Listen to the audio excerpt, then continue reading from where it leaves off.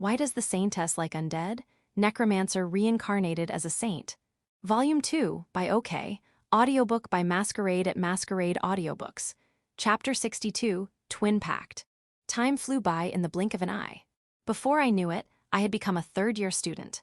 At this point, it is no exaggeration to say that I was enjoying my youth, no, my life, to the fullest. After all, by my side was Uriai, so this is where you were. A tall, black-haired girl came running toward me with a bright smile.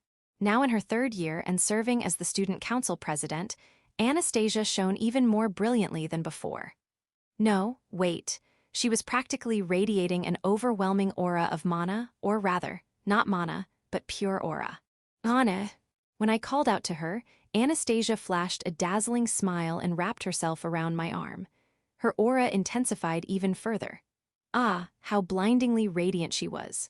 Last year, Anastasia had been caught up in a major incident where she was nearly possessed by a demon, but we managed to repel it and avert disaster.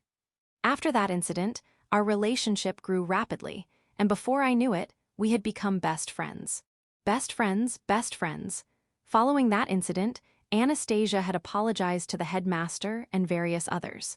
I didn't know the details, but it seemed she had caused quite a bit of trouble in other ways, too. However, everything was smoothed over when Anastasia apologized, saying, "It was all my misunderstanding. I deeply apologize." That's right, the real culprit was the demon. The demon was the one at fault. That said, the demon in question was now a member of my undead army, reigning as the boss of the academy's hidden dungeon. Once someone joined my ranks, they became family. Hate the sin, not the undead, as they say, so I chose to overlook everything. After all, everyone makes mistakes.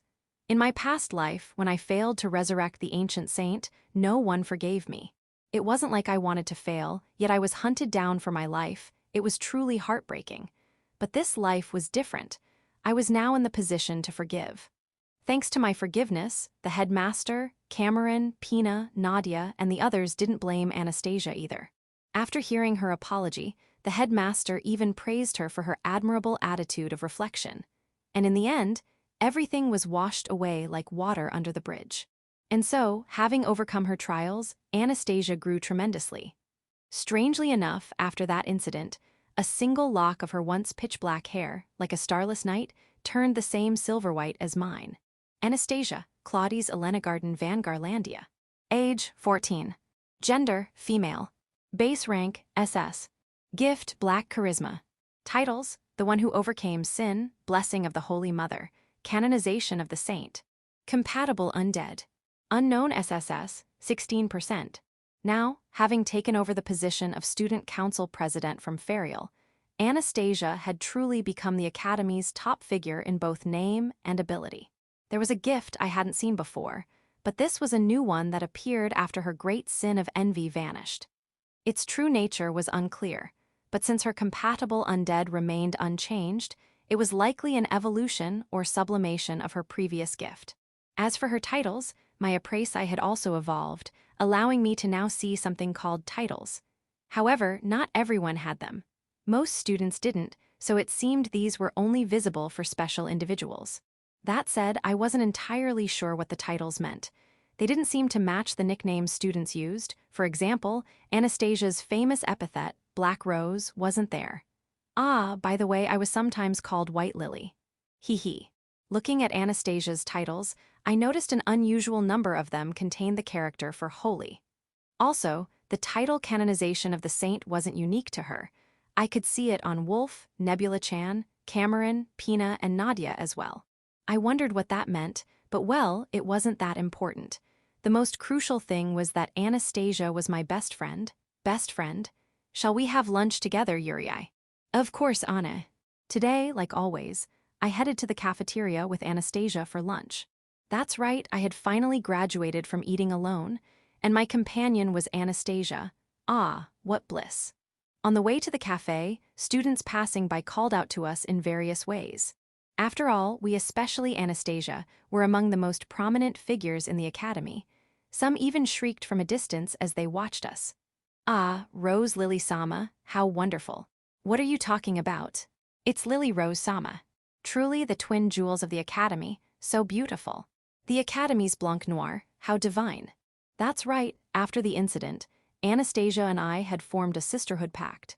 Though technically, classmates couldn't become sisters, so Anastasia proposed creating a new special bond instead.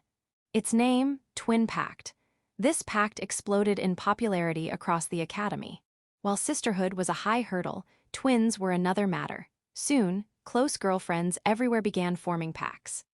The Academy and Student Council, alarmed by the trend, considered regulating the twin pacts, but since the two who started it were student council members themselves, the discussion went nowhere, and in the end, it was quietly tolerated as an unofficial bond. Thanks to that, the two of us came to be called things like the first two, Blanc Noir, Lily Rose, and Rose Lily. Being called whatever was fine, but the attention was a bit much. Especially since, unlike me, Anastasia thrived in the spotlight. For a socially awkward person like me, it was tough. But well, they were just the gazes of girls. In the past, I had only ever been glared at or despised, never looked upon with favor, so this was a refreshing change. Ah, that was delicious. Lunch with you is always special, Uriai. Anastasia said such heartwarming things. I felt the same. But even without words, our eyes conveyed everything. This was what best friends were, best friends. But Uriai, even though you have such incredible healing powers, why do you hide them? It's nothing that impressive. I answered vaguely while chewing, but Anastasia wasn't convinced. That's such a waste. With power like that, you could even become a Saintess. That's impossible. I don't have the qualifications for that. My Uriai, you're so humble. It wasn't humility. Being a saint was simply out of the question for me. Besides, I was about to turn 15 soon. Yes, the long-awaited age of adulthood. Once I became an adult, I'd be able to do many things on my own. Of course, that would be after graduating from this blissful academy life. Looking back, I couldn't thank Flora enough for sending me here. I could even forgive her for killing my past self, but my happiness wouldn't last forever. Listen, Yurisha-senpai. I won gold in the piano competition the other day, and I received the Saint Loire Award in the art contest. Pina and Nadia happily reported their achievements to me. These two had also formed a twin pact. Apparently, it was an alliance to spread Eurasiaism to everyone, but what is Eurasiaism? I performed an original piece at the competition. Its name, Beloved Lily. Of course, I composed it just for you, Yurisha-senpai. And I won with a painting of you, senior. Its name, Lily Smiling by the Window. The judges were mesmerized by your beauty. They offered me $1 million for it, but I refused. I'm giving it to you. Oh, and I included Lady Black Rose in the background too. Oh my, Nadia, that was just to highlight Yurisha-senpai, right? Of course. Though they spoke like this, the two had long since reconciled and no longer held any grudge against Anastasia. In fact, speak of the devil, it's Anastasia-senpai, senpai. Now they spoke to her normally. But despite Pina's loud voice, Anastasia didn't respond. Did she not hear? Even from a distance, her expression seemed troubled. She looked distracted, worried. I hurried over. Anna, what's wrong? Uriai. Noticing me, Anastasia forced a faint smile. That alone made me happy, but her expression remained clouded. Something was definitely bothering her. Actually, it seems there's unrest brewing in the Empire. Unrest? Yes, a civil war might break out. A civil war? Now this was exciting. After all, civil wars and conflicts were the perfect opportunities to gather undead materials. In the past, I had secretly slipped into battlefields to collect bodies. Especially when heroes or generals fell, those were prime targets for high-ranking undead. Though in my past life, I overdid it and got caught, earning me quite a bit of wariness and hatred. This is concerning. Yes, I don't have all the details yet, but I hope my family is safe. Come to think of it, Anastasia was an imperial princess. Her family would be the emperor and the imperial heirs then. The empire had always pursued policies that made enemies easily, so it was infamous for having not only external foes, but also internal tensions. Still, I hoped nothing would happen that would sadden my dear friend Anastasia. But unfortunately, my wish wouldn't be granted. The empire was about to experience a decisive event. Milady, I have a report. One evening, shortly before this year's first-year debutante ball, Nebula-chan came to my room with an unusually solemn expression. What is it, Nebula-chan? News just came in. A major political upheaval has occurred in the Garlandia Empire. Political upheaval? Don't be cryptic, can you explain more clearly? Understood, then I shall report. Crown Prince Dulles has staged a coup. The coup succeeded. Crown Prince Dulles slaughtered the former emperor and all imperial successors. Then, he proclaimed the founding of the Holy Garlandia Empire and announced his coronation as its first emperor to the world. Chapter 63, Coup d'etat. Coup d'etat, that is, overthrowing the government. But why would the crown prince go out of his way to stage a coup? He would have become emperor eventually without doing anything, wouldn't he? Why would he deliberately take such a risky action? Why did Crown Prince Dulles stage a coup d'etat? The details are unclear, but originally Dulles already held considerable power. He effectively controlled the military, so if he had staged a coup, there would have been no resisting it. As usual, Nebula Chan has detailed information about other countries. Where in the world does she gather it all from? I personally don't have much interest in information, so someone like Nebula Chan is truly invaluable. Still, it's ultimately another country's affair. It doesn't seem to concern me. Well, that's not quite the case, milady. There is one matter of concern. One matter of concern. Yes, it's likely that Lady Anastasia will have to leave the academy. What? At Nebula Chan's unexpected words, I froze in shock. Indeed, just as Nebula Chan had said, Anastasia stopped coming to the academy the very next day. Apparently, it was a protective measure. Since the new Emperor Dulles had slaughtered all the imperial family, Anastasia had become the last surviving member. And then, before much time had passed, it was decided that she would be transported to the royal capital for her protection. Yes, Anastasia and I were forced to part ways. On the day I heard about Anastasia's departure for the royal capital, I was overcome with sorrow and ate alone in the academy cemetery, just like before. Nebula Chan and Wolf kept me company, but what I wanted was to eat while laughing and chatting with a girl. I had no use for handsome men. Far from lifting my spirits, their presence only made me more irritated. How empty I feel. There's nothing to be done, milady. Lady Anastasia's life is in grave danger. After all, the newly ascended emperor is the kind of man who would slaughter the entire imperial family. There's no telling when his evil hand might reach Anastasia, so she'll be safer in the royal capital than here. An evil hand reaching Anna, I won't allow that. Yes, of course not. But right now, Lady Anastasia's safety has become a matter of state. Even for someone of your standing, milady, it would be difficult to intervene. Wolf's attempt at comforting me was anything but comforting. Honestly, this is why handsome men are useless. Still, there's no point in taking my frustration out on the ones nearby.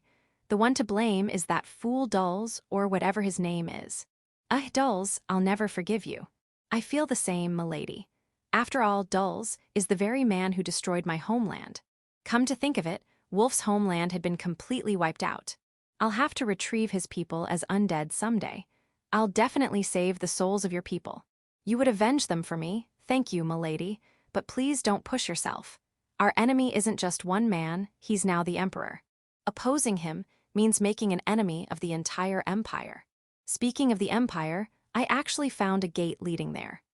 About half a year ago, I had Wolf investigate a gate discovered within the academy, and it turned out to connect to a remote mountainous region of the empire. So, if it came to it, I could invade the empire from there. Lady Eurisha, so this is where you were. Oh, if it isn't Lady Charlotte. Eeks, Lady Nebula. The one who arrived was Charlotte, a second-year student whom Anastasia adored. It seemed she had been looking for me. Did she have some business with me? Charlotte, what is it? Lady Anastasia is calling for you, Lady Eurisha. She says she must speak with you before she leaves the academy. I'll go. Of course, I answered immediately. Pushing Nebula Chan aside, I took Charlotte with me and headed straight to Anastasia. When I entered the room, Anastasia, already prepared for her journey, rushed into my arms, tears in her eyes. Uri, I'm so sad and frustrated that we have to part. Anna, I feel the same. Sniff, sniff, Anastasia really does smell wonderful. The thought that I might never get to enjoy this privilege again fills me with such loneliness and regret. Hey, Uri, can I show weakness just to you? Of course you can. I still can't believe it, that my family, that they're all gone. Tears spilled from Anastasia's eyes. A maiden's tears are truly precious. I wanted to lick them right then and there. My youngest sister, Lieselot, was only 6. She was so adorable, and yet, to think they were all killed, poor Anna. If she's this heartbroken, I should definitely retrieve the imperial family's remains and make them part of my retinue. That way, we can meet again someday, and Anastasia won't have to be lonely. Don't worry, I'll do something about it. Your kindness alone makes me happy. Thank you, Uri. I'm so glad we became best friends. I'm glad we became best friends too. Ah, how soft, warm, and sweet a 14-year-old girl smells. If only I could hold her like this forever. But Anastasia wiped her tears and quickly pulled away from me. Ah, the scent I love is fading. Right now, I'm the only one left with a claim to the throne. So my brother, no, I can't even call him that man Dulles will surely come for my life. Well, I won't allow that. Thank you, Uri. But I won't let him take my life so easily either. That's why I've decided to go to the royal capital for now. His Majesty the King and Prince Julius have promised to protect me. Ah, I'll miss you so much, Anna. Yes, I feel the same. Being apart from you, it hurts so much. But as long as we're alive, we'll meet again. Until then, stay strong, okay? Anna. Uri. Anastasia hugged me tightly again. They say that once a beast tastes human flesh, it will attack people again. Now I understand that feeling all too well. Because once you've known this warmth, being apart from it feels unbearable. About a week had passed since Anastasia left. My life had become as empty as a painting stripped of its colors. Ah, how wonderful those days spent with Anastasia had been. These dull, lifeless days held no joy. Pina and Nadia kept me company sometimes, but it wasn't enough to fill the void in my chest left by the loss of my best friend. Ah, what should I do? Ah, I've got an idea. Maybe I should just go to the royal capital with Anastasia. Milady, that would make you no different from a night stalker. Nebula Chan, who had suddenly entered the room, mercilessly shot down my muttering. And to compare me to a night stalker, an undead that relentlessly stalks its prey from behind, truly, Nebula Chan never fails to impress. It seems she needs some punishment. Ow, ow, ow, stop. Please stop, Milady. HMPH, so what did you come here for? Haya, that was a bit too harsh, a hum actually. I have urgent information you should hear. Oh, what is it? It seems the Holy Garlandia Empire has acquired something outrageous as a weapon. An outrageous weapon? Now that I think about it, Lancelot had a mandala organ engraving, and Anastasia was nearly tainted by a demon. The Empire seems to employ methods as gruesome as necromancers, without hesitation. You see, what they've obtained is something like a bioweapon. No, perhaps it can't even be called a living thing. Her cryptic explanation made me tilt my head in confusion. A weapon that can't be called alive? How roundabout. Just tell me the answer already.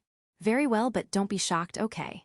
And what came out of Nebula Chan's mouth next was truly, utterly shocking. Apparently, the Holy Garlandia Empire has turned an SSS rank undead, one of the 4 of the end, that which must not be named into their pawn. That which must not be named as their pawn. That's... No way. Yes, that's right.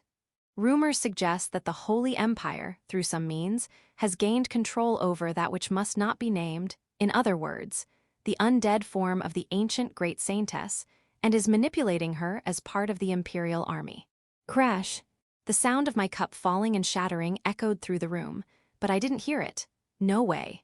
That person, the one who would never be bound by anything, that person. This can't be. The news of Crown Prince Dulles Warren Heights Skygarden Van Garlandia's coup, the assassination of the Emperor, the proclamation of the Holy Garlandia Empire, and his coronation as its first emperor, sent shockwaves across the world. People scrambled to gather information. Some tried to establish connections with the new empire. Others fortified their defenses to prevent invasion, and some sought to attack the empire in this chaos. Amidst all this, a quiet incident occurred at St. Antimarage Academy. Eurisha Albert and her entourage had vanished from the academy. The staff searched everywhere, but there was no trace of them even leaving the campus. The only clue was the neatly arranged state of their rooms, suggesting a prepared disappearance. Where had Eurisha Albert gone? The world would only learn of her whereabouts several months later. Chapter 64, Disturbance in the Empire. the Holy Garlandia Empire, born from a coup d'etat. However, perhaps due to its cursed origins, the Holy Empire was immediately subjected to numerous pressures from both within and without after its establishment. Approximately 350 years had passed since the old empire was founded by the hero Kuragain. During that time, the emperor, who had ruled the empire with overwhelming power, was assassinated in the coup. Regional lords who had long harbored ambitions, as well as neighboring nations seeking territorial expansion, saw this as the perfect opportunity and rose in rebellion all at once. Under normal circumstances, the Holy Garlandia Empire would have found itself in a crisis almost immediately after its founding. But that did not happen, because Dulz, who became the first emperor of the Holy Garlandia Empire, had once been feared as the demon king during his time as crown prince. Here, in the mountainous region of the empire's northeast, Margrave Jasquim, who had seized the moment to rebel, stood speechless at the sight before him. What? How could my private army be crushed so easily? Margrave Jasquim's forces numbered over 1,200. In contrast, the imperial army had only 150. It should have been an overwhelming victory for his side. His dream had been to force the empire to recognize his autonomy, but that dream was shattered in an instant. He had been defeated, and not just defeated, his 1,200 soldiers had been scattered by just 5 knights clad in black. Rah! A single strike from one of the Black Knights bisected 3 surrounding soldiers simultaneously. The sheer brutality of it, something no human could achieve, left Margrave Jasquim speechless. What in the world are they? Kukuku before us, the enhanced knights, hubris, your rabble of soldiers are nothing. Why? A Black Knight had appeared before him, without warning. The movements of these self-proclaimed enhanced knights were far beyond human capability. Enhanced knights, you say? Indeed, and I am Desmond, the leader of the enhanced knights, the Death Knight. Foolish Margrave Jasquim, perish while reflecting on your crime of defying his majesty, the demon emperor Dulz. The next instant, the sword Desmond drew severed Margrave Jasquim's head from his body. Meanwhile, in the western part of the empire, in the port city of Irene, the wealthy merchant family Petrezia, which monopolized maritime trade, was thrown into chaos. The reason? A sudden swarm of demonic beasts emerging from the sea. We're in trouble, that ship over there just sank. Over here, the port is on fire. From his mansion atop a hill, Tribo, the head of the Petrezia family, stared blankly as his fleet was annihilated. True, he had skillfully evaded taxes under the old empire and amassed enormous wealth. But now, a catastrophe that could wipe it all away was unfolding before his eyes. Unable to comprehend the situation, Tribo clutched his head. Why is this happening? Because you were part of the Antidulz faction, Tribo. Why? Startled by the voice from behind, Tribo spun around. There stood a dark-skinned man astride a massive tiger. At his feet lay Tribo's private guards, slaughtered and drenched in blood. Who are you? I am Weigel, the beast tamer, known to some as the Beast King Weigel. Fool who dared oppose his majesty, the demon emperor Dulz, perish beneath the fangs of my monsters. With a snap of Weigel's fingers, a swarm of black insects descended upon Tribo. Helpless against the tiny creatures, Tribo was devoured alive, his body consumed entirely before he perished. That day, the Petrezia family and their merchant empire, which had dominated Irene, were completely wiped out. And then, near the western border, the barbarian nation of Bazak had invaded the empire with an army of 500, seeking to reclaim land lost 20 years prior. But standing in their way were beings, if they could even be called human. Some bore rotting flesh, others were mere skeletons, and some had translucent bodies. Yes, they were an army of the dead. At their center stood a saint clad in vestments, her entire body radiating dark magic. But her face, her expression, was obscured by the swirling dark energy, impossible to see clearly. And no way is that the ancient great Saintess. Without uttering a word, the dark saint slowly raised her right hand. And with that single motion, nearly 100 Bazak soldiers collapsed at once. But they had not merely fainted. Every single one of them was dead. It really is the ancient great Saintess. So the rumors were true. The empire has the ancient great Saintess under its control. Did someone call her true name? There's no way she'd appear here otherwise. Gah. And no, the legends say the ancient great Saintess, resurrected by the king of the abyss, appears when her name is called and slaughters everyone. Could it be the Empire, really? Ah. Faced with the sudden carnage, the Bazak soldiers turned to flee. But escape was impossible. With every raise of the ancient great Saintess's hand, they dropped like flies, lifeless before they hit the ground. A one-sided massacre, a nightmare where lives were reaped like wheat. None could resist, none could even move before they were snuffed out. And so, by the end of that day, the Bazak army was annihilated. Utterly annihilated. Not a single survivor remained. Amid the gruesome scene, only one living being still moved. An old man, draped in black robes with a white beard covering his face, stood beside the ancient great Saintess and laughed uproariously. Phew ha ha ha ha. As expected of the ancient great Saintess, truly magnificent. Ugh. Let this be a lesson. I, Crops, am the greatest necromancer in history, the one who succeeded in controlling an SSS-class undead.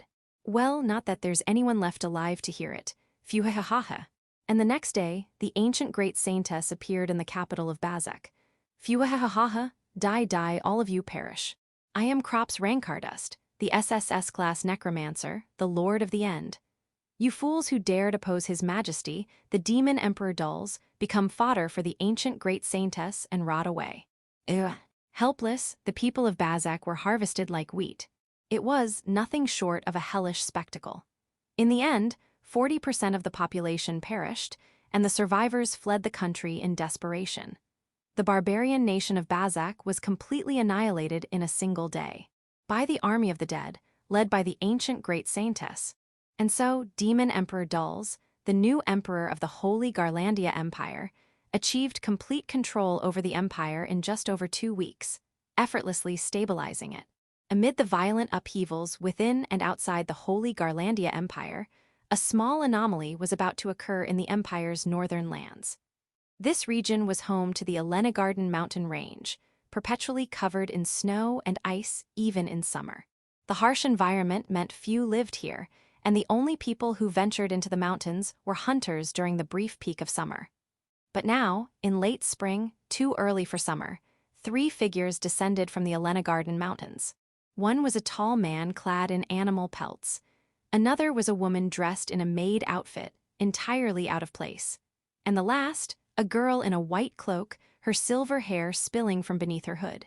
That girl was, "Aren't you cold, Lady Eurisha?" The girl exhaled a white breath and smiled at the tall man's question. "I'm quite all right, Wolf. Let us hurry onward instead." Eurisha Albert.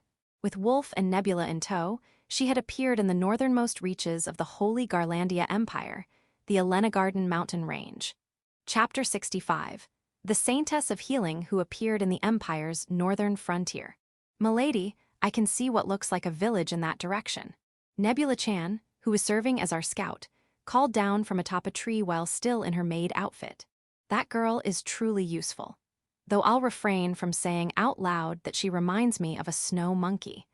It had already been about 7 days since we entered Imperial territory using the gate we previously discovered within the Academy. Our travel companions included Nebula Chan, the maid scout, and Wolf, who handled the heavy labor. And then, Kisha. We also ended up bringing along the 7 holy maidens, since we couldn't just leave them behind. If any students found that dungeon and wandered in, it would be a disaster. That said, unfortunately, Wolf, who lacks spiritual sensitivity, can't see the 7 holy maidens. On top of that, since they have no sense of self and only say Kisha, their presence is rather ambiguous. Well, for someone as socially awkward as me, that distance is just right. Undead should be like this, after all. As for why we're trekking through such a remote mountain area, Wolf said the gate led to the mountains on the outskirts of the Empire. But I never expected the exit to be inside a limestone cave halfway up the 4,000-meter-high Alenagarden mountain range. Thanks to that, it took us a whole week just to descend. I'm exhausted, stupid Wolf. "Milady, is the journey too much for you? Are you pushing yourself too hard?" My irritation grows as Wolf speaks up with that smug look of his. I underestimated the fact that this guy bases everything on his own stamina. I shouldn't have believed Wolf when he claimed we'd reach a village at the base in just 2 or 3 days. Damn pretty boys. Not at all. There's no issue. That said, there was no reason for me to stay at that academy any longer. After all, an academy without Anastasia has no meaning to me, so I left before graduation. Still, I chose to come to the Empire for a reason, 3 main ones, in fact. First, to seize opportunities for healing and obtaining high-quality vessels amidst the war. War is the perfect chance for a necromancer. Second, to kick Dull's teeth in if possible, figuratively, not literally. After all, he's the one who tore Anastasia and me apart. I don't plan to actively confront him, but I wouldn't mind making his life difficult. And third, Milady, are you curious about the ancient great Saintess? Yes, that person is special. Special, I see, as expected of you, Milady. I'm not sure what's so expected, but it's true that I'm curious about the person Wolf calls the ancient great Saintess. After all, that's the person I summoned, only to lose control of and let go. That said, I doubt even the Empire could control someone even my past self couldn't handle. I don't fully trust the Empire's information, since they'd only interpret things in their favor, but hearing news about that person, after so long, made me want to check for myself. But if it's you, Milady, even the ancient great Saintess could be laid to rest, couldn't she? That's impossible. Someone like me now could never reach that person. And that's also the truth. Even if I went all out in my dark Yuri form, I'd stand no chance against that person. One encounter would make it clear that person would never be bound by anyone. But if I could make contact, perhaps. To think even you can't handle her. Are the 4 of the end truly that terrifying? There are beings in this world beyond my reach.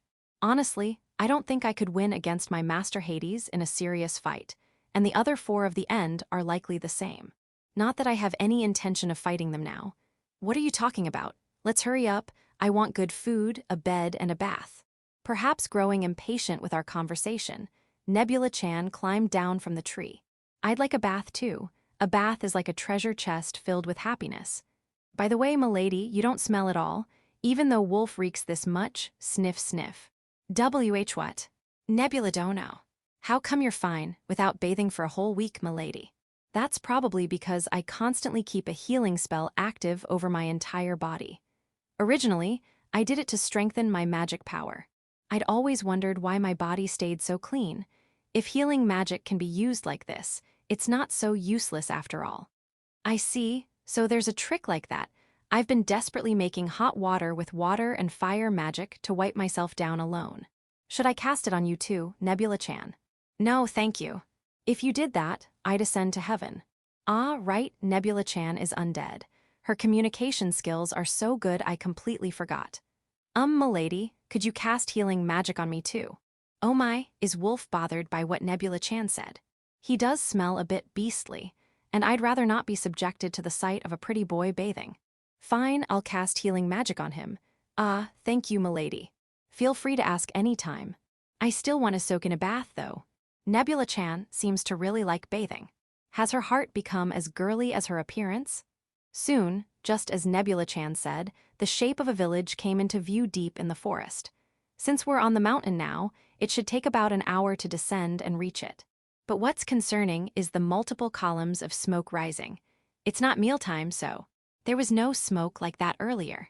This ominous smell, could it be Wolf's body odor? And no, Milady, it's the smell of burning houses. That village is probably under attack. No sooner had he spoken than Wolf drew his twin swords. Nebula-chan also pulled out a whip from the shadows. She's been obsessed with it lately, practicing her whip cracks alone. Is she planning to class change from maid to dominatrix? This smells like blood. Blood, does that mean there are injured people? All right, let's hurry. Yes. It seems the first village we've seen in a while will provide the perfect healing opportunity. A good omen, let's rush in and treat the wounded. When we stormed into the village, the one-sided battle was already nearing its end. You dare oppose the new emperor? You're a million years too early. And no, that's not our intention. This is a false accusation. HMPH, no need for talk. Stop, please stop. Soldiers bearing the Empire's crest were setting fire to the village and running amok. This won't do. If they die, it'll be too late. I can't heal the dead. Before they're all slaughtered, I'd better heal them quickly. Stop this pointless slaughter. Ideally, I'd prefer to heal them and then make them sign vessel contracts. Without hesitation, I rush in and begin healing en masse, enemies and allies alike. The long-range healing magic I honed against adventurers in Reunir's dungeon finally gets its time to shine. I scatter area heals in 4 directions at once, each covering a 5-meter radius, fully restoring everyone indiscriminately. Wah! My wounds, they're healing. What is this? At this rate, 4 or 5 more volleys should heal everyone in the village. Fewer people than I expected, but just as I'm about to cast more healing magic, someone steps in my way. Who dares to interfere? Do you not know who I am? I am Swain Steffart, the cutting-edge, strongest enhanced knight, hubris, of the Holy Garlandia Empire's army. The one shouting must be their leader, clad head to toe in black armor. Likely an imperial knight, and a special one at that. I try using my appraisal eye to check his identity, and the result is surprising. Ho, I see. Very well. Wolf, kill that leader. Kill him, are you sure? Just do it quickly. Why yes. What are you? I am the chosen strongest knight of the Empire, the enhanced knight. Starving Wolf slash. Guardia. Before he can finish, Wolf closes the distance at an astonishing speed and cuts him down in a single stroke. The leader, cut down mid-boast, lets out a pained scream. Wolf has grown quite strong. That Black Knight was no pushover, yet he ended him in one strike without even allowing a counter. That speed might even rival Kane's when he killed my past self. For a pretty boy to be this strong, utterly unacceptable. As I'm thinking this, a black, mist-like substance begins seeping from the leader's body. It seems the fatal wound forced whatever was possessing him out. M'lady, what is that? A demon. A demon. Soon, the demon begins taking shape, a grotesque, bat-like form. Ignoring Wolf's panic, I swiftly punch the manifested demon with my purifying left hand. Unlike the demon that infested Anastasia's body, this one seems far weaker, easily separating from the knight with a single strike. You all finish it. Kisha. The final blow belongs to the 7 holy maidens. Striking a prayer-like pose, I give them their orders. Now at S rank, the 7 holy maidens have gained a new power, the demon vanquishing dance. By encircling the demon and dancing, they can annihilate it without any substitutions. Until now, demons could only be repelled, not destroyed. But the 7 holy maidens upgraded made it possible. Thanks to them, the demon rapidly dissipates into black mist. Truly magnificent. The moment the demon vanished, I felt my magic power surge. As I noticed with Anastasia, it seems destroying demons also boosts my magic. What a wonderful discovery. As expected of you, milady, to think you could even annihilate a demon.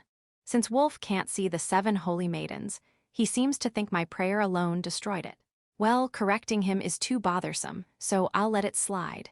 With the demon gone, the remaining soldiers' bloodlust fades as if a curse has been lifted. They drop their weapons one after another. Likely, the demon had been influencing them, though I wouldn't have minded if they'd put up a bit more of a fight. The black-armored leader, freed from the demon, was on the verge of death from his fatal wound. Sadly, those whose souls have been fully overtaken by demons can't even be used as undead. Normally, disposal is the only option. But just to be sure, I check if he's salvageable. Wait, could this be? Touching him with my purifying left hand, oh my, he's been perfectly purified. And when I cast healing magic, he even regains consciousness. Against all odds, he's been saved from the demon's corruption. Though I might have overdone the purification, the Black Knight has been completely sanctified, rendering him unusable as an undead vessel in another sense. What a mess, something to work on in the future. Truly worthy of you, milady, to bestow holy mercy and salvation even upon a demon-possessed knight. Wolf seems to have misunderstood again, but as usual I'll ignore it. Gah-ha. What was I? The former Black Knight wakes up. Seems he has no memory of being controlled by the demon. Explaining would be a hassle, so I'll leave it to Wolf. You were being controlled by a demon and attacking this village. What? How could I? But fear not. The lady here expelled the demon from you and healed all the villagers. Your crimes were prevented before they happened. Oh. The ex-Black Knight begins to tear up. A man's tears are just gross and annoying. But now, the villagers who overheard start saying something strange. A Saintess. A saintess drove out the demon and saved our village. And she healed us. She truly is a saintess. That's right, she must be the saintess of healing, sent by the Holy Mother Goddess to save this corrupted empire. All hail the saintess of healing. Huh, things have taken a weird turn. This is troublesome, best to leave immediately. You've committed sins. To atone, you will devote yourself to this village from now on. Why yes, thank you saintess. Woo-oh saintess Sama. Wait, did I just make it worse? Chapter 66. A chance meeting of Laster and the Saintess of Healing. This is the port city of Irene, located in the west. The new lord who replaced the great merchant Petrezia family, which once ruled this city, is Barash gen Hwan, an enhanced knight hubris of the empire. He was entrusted with governing this land by one of the 4 demon generals, the beast tamer Weigel, a close aide of the demon emperor Dulz. Barash was, in a word, a vulgar lord. He gathered beautiful women from all over the city, surrounding himself with them.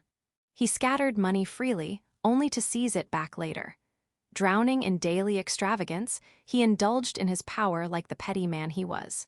And today, Barash once again gathered a large number of beautiful women, dressed them in near-naked attire, made them dance, and reveled in fine wine and food while enjoying the spectacle. However, amid the banquet filled with human desires, there was one grotesque sight. Before Barash lay a bloodied boy, collapsed on the ground. The boy's name was Laster van Valentine. He was the son of a lord who ruled a small nearby village, a village Barash had destroyed for amusement, slaughtering the boy's family. Laster, who happened to be away from the village at the time, learned of the massacre and came to Irene for revenge. But Barash turned the tables, brutally beating him to the point where he could no longer move. HMPH, a weakling like you daring to oppose me, an enhanced knight? You're 100 years too early. Hey, bring more women here. I'll make him watch before I kill him. Haha, Lord Barash, forgive the delay. We've brought tonight's new candidates for your pleasure. Oh, are they worthy of my gaze? Bring them in at once. Glancing at the bloodied Laster, the subordinate led in a stunning beauty. A woman with long golden hair, her face faintly obscured by a thin veil.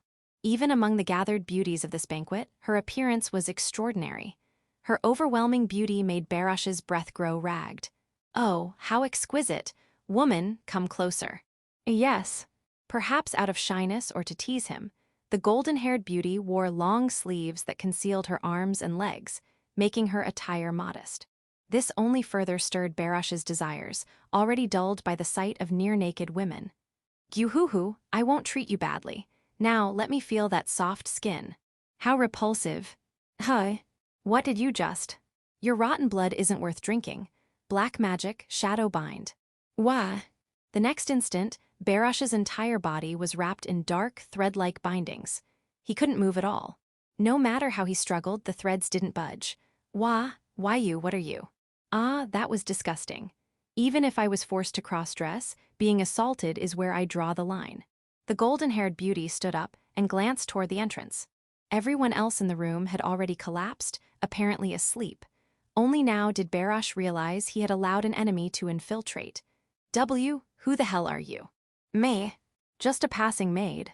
Why? With a swift motion, the golden-haired beauty shed her outer clothes, revealing a black maid outfit underneath. As Barash stared in shock, 2 unfamiliar figures entered from deeper inside. One was a tall, beastman man with fiery red hair. The other, a beautiful girl in white robes, her silver hair flowing. The maid-clad woman and the wolf beastman knelt to greet the girl. Barash had heard rumors. Rumors of a girl accompanied by a red-haired beastman and a black-clad maid. If so, then this girl must be. A red-haired beastman and a maid? No way. Are you the Saintess of Healing and her entourage? I am no Saintess. Then the red-haired one is the Crimson Holy Sword, and the maid is the Saintly Handmaid. Excuse me, are you even listening? I said I'm not a Saintess. Grrrr, to think the ones hunting enhanced knights would come here, but this ends now. I, Barash, will. I said, listen when someone's talking to you. A flick from the girl, known as the Saintess of Healing, exploded against Barash's forehead, sending a plume of black smoke-like substance bursting from his body. As the girl assumed a prayer-like stance, the black smoke slowly dissipated. Barash collapsed as if all strength had left him. Laster could only stare blankly at the scene. Who were these girls who had so effortlessly defeated the man he couldn't even touch? Phew, another case closed. My flick had exploded, and with the dance of the 7 holy maidens, the demon possessing the enhanced knight vanished. As usual, despite the lack of resistance, the amount of magic power gained was substantial. Demons are such cost-efficient prey. Young lady, splendid as always. Thank you, wolves. I took the towel Wolf handed me and wiped my face. Ah, another job well done. By the way, Nebula, your courtesan disguise was quite something. Maybe you should consider a career change. Please spare me. I am perfectly content being your maid. Now, why were we in the port city of Irene? Well, it wasn't for leisure or to tease Nebula. We had been wandering the Empire for about 3 months. Of course, we weren't traveling aimlessly. Our main goal was to search for the ancient great Saintess. Unfortunately, there had been little progress on that front. We even visited the northern barbarian nation, said to have been destroyed by that Saintess. But while we gathered some information, there was nothing conclusive. Instead, though not as a replacement, we hunted demons wherever we went, treating them as mere side quests. Honestly, they're like cockroaches, popping up everywhere. Thanks to that, the number of demons I've hunted within the Empire, including the one just now, totals 12. While hunting demons, I interfered with the Imperial Army about 10 times, an average of 3 to 4 times a month. Most of those incidents involved humans corrupted by demons, specifically, enhanced knights acting as leaders. What could this mean? Perhaps the Empire, the Holy Garlandia Empire, has developed a method to utilize demons. Yes, that may very well be the case. A high-efficiency magic energy generator. I might just want one. What a horrifying act. The new emperor is unforgivable. Lady Anastasia's near corruption by a demon might also be Dull's doing. Ah, that makes sense. Thanks to devouring so many demons, my magic power has increased by nearly 10,000. I'm quite pleased, but... And today, as you saw, we freed another enhanced knight from a demon. While at it, I also healed the bloodied boy lying nearby. By the way, who is he? Thank you. Are you a Saintess? No, I am no Saintess. But earlier Barash said, the young lady is simply modest. No, I just genuinely dislike that title. Still, why is this boy here? Using my appraisal skill on him, oh my, he has quite a unique power. Laster Van Valentine. Age, 15 male. Gift, Hero's Light Dormant. Titles, one who stands with the hero, pre-awakening. One who carves the era, unmanifested. Base rank, B, developing. Compatible undead, high rank locked, low rank not displayed. This gift, no mistake. It's the same type as the hero-related gifts my brother Alex possesses. The fact that it's detectable pre-awakening is likely because I've witnessed Alex's manifestation. Since then, my appraisal skill can identify potential hero gift bearers. While I was observing, Wolf had already struck up a conversation with him. This handsome guy has strangely high social skills. I see, you came to avenge your village. Yes, but I was defeated, I understand your pain, boy. I too lost my beloved family and clan to the Empire. You also suffered. But do not weep. The root of evil, the demon, has already been purified by the young lady. The knight here was merely controlled. So hold no grudge against them. Laster and Wolf were deep in conversation, but unfortunately his gift remains dormant. To help him reach his potential, we'll need to awaken his gift. How did Alex's awakening happen again? Ah, right, pushing him to the brink worked. All right, let's give it a try. Damn it, if only I were stronger, I could have protected everyone. That's just an excuse. Have you truly put in the effort? To push him, verbal attacks should work. Alex awakened after being berated too. Without effort, you'll never win. That's just a dog's death. Gah. Even Imperial Knights endure the pain of mandala organ engraving.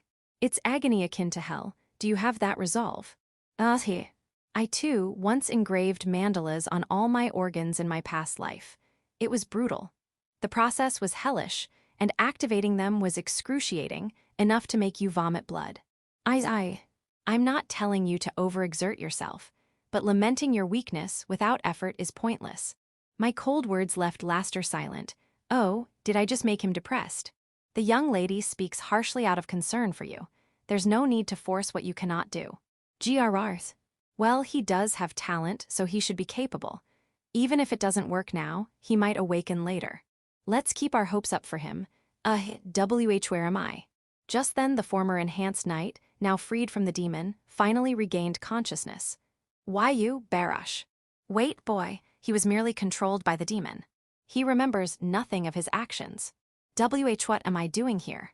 Barash, you were manipulated by a demon into committing atrocities. The young lady here has saved you. What have I? The young lady is merciful. She may forgive your sins. Oh. As usual, Wolf handled the explanation, though his embellishments are occasionally problematic. Leaving it to him risks complications, so I cut straight to the point. By the way, I'm searching for the ancient great Saintess. Do you know anything? The ancient great Saintess. My apologies, Saintess, I know nothing of her, but I do know of another legendary figure. Another legendary figure? Yes, the Sage of Stone. The Sage of Stone. What's that? First I've heard of it. In the Empire's western Great Canyon, there's a sacred land where an ancient sage is said to be trapped within a crystal-like stone. An ancient sage's remains inside a stone. What incredible information. If they're inside stone, it's undoubtedly a corpse, or perhaps a fossil. I'd love to see it. Ideally, I'd recover it as an undead vessel. However, I've heard a fearsome magical beast resides there. A magical beast? Yes, a dragon. A true dragon of the amber dragon species is said to inhabit that sanctuary. At Barash's unexpected words, I exchanged a glance with Wolf. Chapter 67, The Amber Dragon and the Ancient Sage, beginning. The imperial capital of Garland, in the Holy Garlandia Empire. Within the obsidian-black imperial palace, gleaming as if polished, a certain presence reigned supreme. Dul's Warrenheit Skygarden van Garlandia, the first emperor of the Holy Garlandia Empire, the demon emperor Dul's. The black-haired young man seated upon the massive throne possessed breathtaking beauty. His radiance was so renowned that Garlandia artists likened him to the obsidian blossom, the pinnacle of obsidian beauty. By his side stood a woman clad in a form-fitting black priestess robe that accentuated her voluptuous figure. Her name, Dark Priestess Eel. Alongside the Death Knight Desmond, the Beast Tamer King Weigel, and the Lord of the End Crops, she was one of the 4 generals directly under Dul's command, the 4 demon generals. As a soldier knelt before the demon emperor Dul's to deliver his report, he felt Eel's bewitching yet eerie gaze upon him. We have eliminated 60% of the villages in the surrounding slums, enslaved 10%, and secured the remainder as potential fodder. HMPH, decent enough, Eel replied in Dul's stead. No one dared question the oddity of her speaking for him. After all, everyone knew the immense trust Dul's placed in her. And how goes everything else? Well, actually, we've been seeing a surge in cases where the enhanced knights are being released. Excuse me. Released, not killed or self-destructed, released. Eel's voice rose in shock. The enhanced knights were her magnum opus, combat puppets stripped of reason, designed only to slaughter indiscriminately as commanded. Defeating them was one thing, but releasing them. What could that possibly mean? As Eel stood bewildered, the demon emperor Dul's finally spoke.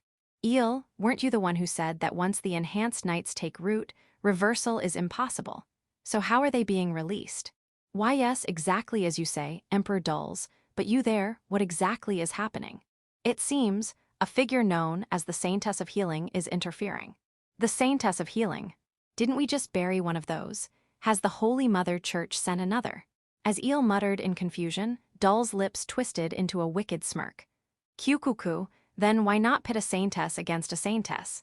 Oh, as expected of Emperor Dul's, what a brilliant idea. You've gathered plenty of fresh fodder, haven't you? Put them to good use. Indeed, then I shall inform crops at once. Good, crush any would-be heroes before they sprout. We must stabilize the empire swiftly and turn our gaze outward. As for this Saintess of Healing, she shall serve as the perfect sacrifice to solidify my reign. Why yes, your majesty. The soldier barked his response before hastily retreating. Lingering any longer would have been far too dangerous. Once alone in the audience chamber, Eel coiled herself around Dul's arm like a serpent. The darkness in her eyes was anything but holy. Emperor Dul's, you truly are insatiable. Indeed, I am the greediest being in this world. After the empire, the kingdom next. Of course, Anastasia may have fled to the kingdom, but I gave her my necklace. Sooner or later, it will germinate. If she becomes a demon king candidate, all the better. If not, the kingdom will still plunge into chaos. And then, crushing them will be child's play. As expected of Emperor Dulles. Only you could accomplish what no one else has. Dulles smirked arrogantly at Eel's flattery. I am greedy. I want everything this world has to offer. Meanwhile, in the Lichtenbaum kingdom, Anastasia, effectively under house arrest, spent her days in restless frustration within her sealed chambers. Rumors swirled about the empire's internal affairs, but discerning truth from lies was impossible.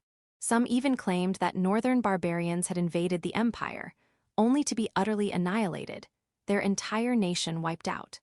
For a war to end in total annihilation was rare enough, but to destroy even a minor country so effortlessly, just how much military power did Dulles and the Holy Garlandia Empire possess?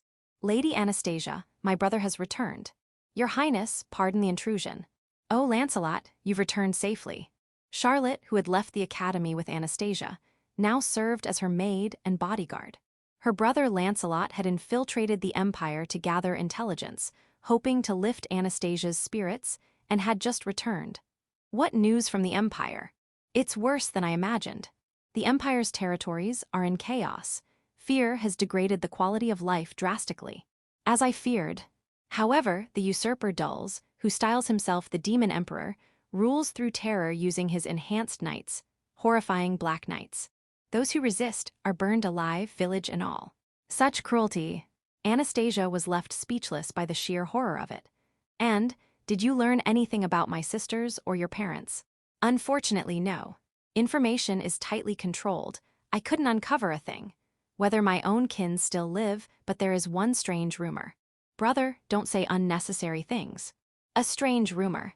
Lancelot, continue. Charlotte, unusually agitated, tried to stop him, but Anastasia pressed for answers. Very well. It seems a figure called the Saintess of Healing has appeared in the Empire. She and her companions are reportedly liberating regions from Dulles' tyranny. The Saintess of Healing? Had the Holy Mother Church dispatched another Saintess? Yet the moment Anastasia heard the name, her mind conjured not a church Saintess, but a single woman, the one she trusted most. Eurycia Albert, but Eurycia should still be at the academy. She should be. Charlotte? Yes. Report, what is Yuri at the academy doing now? WL.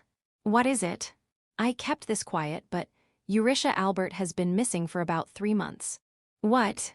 She left with her maid Nebula Dono and her guard Wolf Dono, seemingly on a journey. No.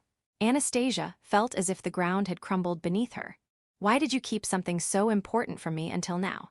Because I feared you would insist on chasing after her. Charlotte's words struck true. In her previous state of mind, Anastasia would have said exactly that. But now she was calm, aware of her position. She was the fiancée of Julius, the kingdom's second prince. Acting recklessly was no longer an option. As royalty, Anastasia understood this better than anyone. But is the Saintess of Healing truly Yuri? From what I heard in the Empire, she's a beautiful girl with silver-white hair, accompanied by a fiery red-haired swordsman and a maid in black. Then it must be her. But Your Highness, we have no proof. The Empire's borders are completely sealed. Entry and exit should be nearly impossible. Yet if it's Yuri and the others, they'd find a way. Neither Lancelot nor Charlotte could argue. After all, both had been thoroughly crushed by Wolf and Nebula in the past. With those two by her side, Eurycia could traverse the Empire unimpeded. But one question lingered.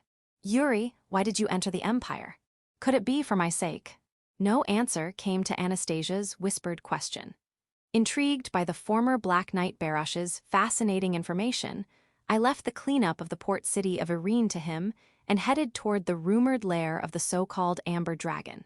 The Empire, that could wait. Curiosity is the true nourishment of growth, after all. A dragon, though, you really do seek challenges, my lady. Worry not, Nebula Dono. Even if it's a dragon, I'll protect Our Lady. Don't be absurd, that's impossible.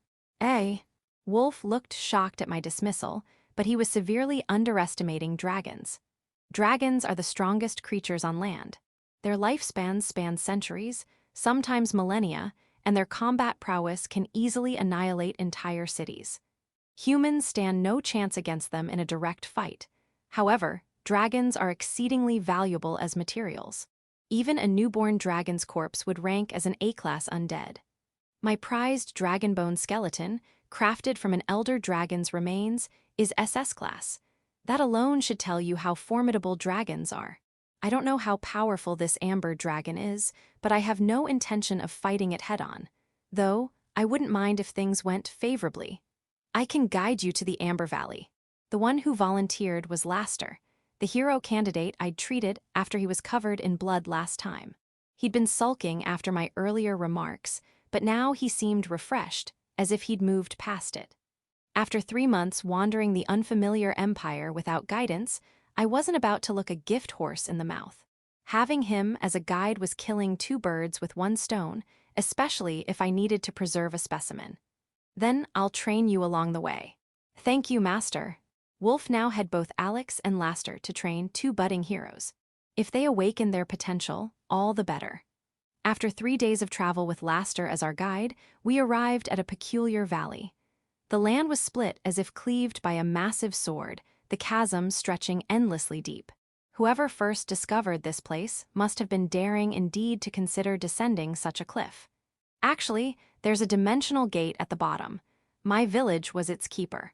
Oh, a convenient shortcut. Bringing Laster along might have been an unexpectedly good decision. We passed through the moss-covered stone gate and were transported straight to the valley's depths, so deep that the cliff's edge was barely visible far above. This is the Amber Valley. My. Before us lay a fantastical landscape, the ground covered in glittering gem-like stones. And these gems were amber, so that's why it's called the Amber Valley. Yes, exactly. The valley was filled with amber. True to its name, it was a place where amber dominated the scenery. What a beautiful, dreamlike sight, a place truly worthy of you, my lady. Quite a mystical location indeed. But our goal wasn't the amber, it was the specimen. Now then, where might the rumored sage within the stone be? Over there, Saintess. I told you, I'm not a Saintess. Following Laster's guidance, we found a massive amber formation. Inside it was, indeed, a human figure. Encased within the gemstone was a man clad in robe-like garments. That was likely the Sage of Stone. Now then, would he make a suitable specimen? Let's appraise him first, huh? This is. My lady. What's wrong? He's alive. This person, he's alive inside the stone. The results of my appraise were Crystal Vangarlandia. Age, 386 male. Gifts, Sage's Wisdom, Sin of Sloth. Titles, The Ancient One sealed in amber. Hero of the Founding. Sage, the Betrayed, Lost to History. Secret Arts User, Demon. Incurable Illness, 3 years left multi-organ failure. Specimen Rank, SS. Compatible Undead.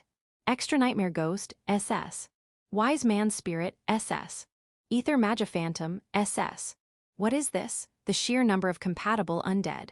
This isn't just a gem, it's a treasure beyond compare. This is an incredible specimen, I want it. I absolutely want it. To think the Sage of Stone is still alive. Your village didn't know. And no, Master. This is only my 2nd time here. The first was for my coming-of-age ceremony. The elders forbade anyone from coming, saying the Amber Dragon would kill us. Speaking of which, where is this rumored dragon? This amber seems artificial. But is the sage himself maintaining it, or is something else at work? To find out, we'd need to extract him. But how? Wolf, can you cut through this amber? I could, but I might end up slicing the person inside too. That's fine, as long as they don't die, I can heal them. It's dangerous to lay hands on the sage.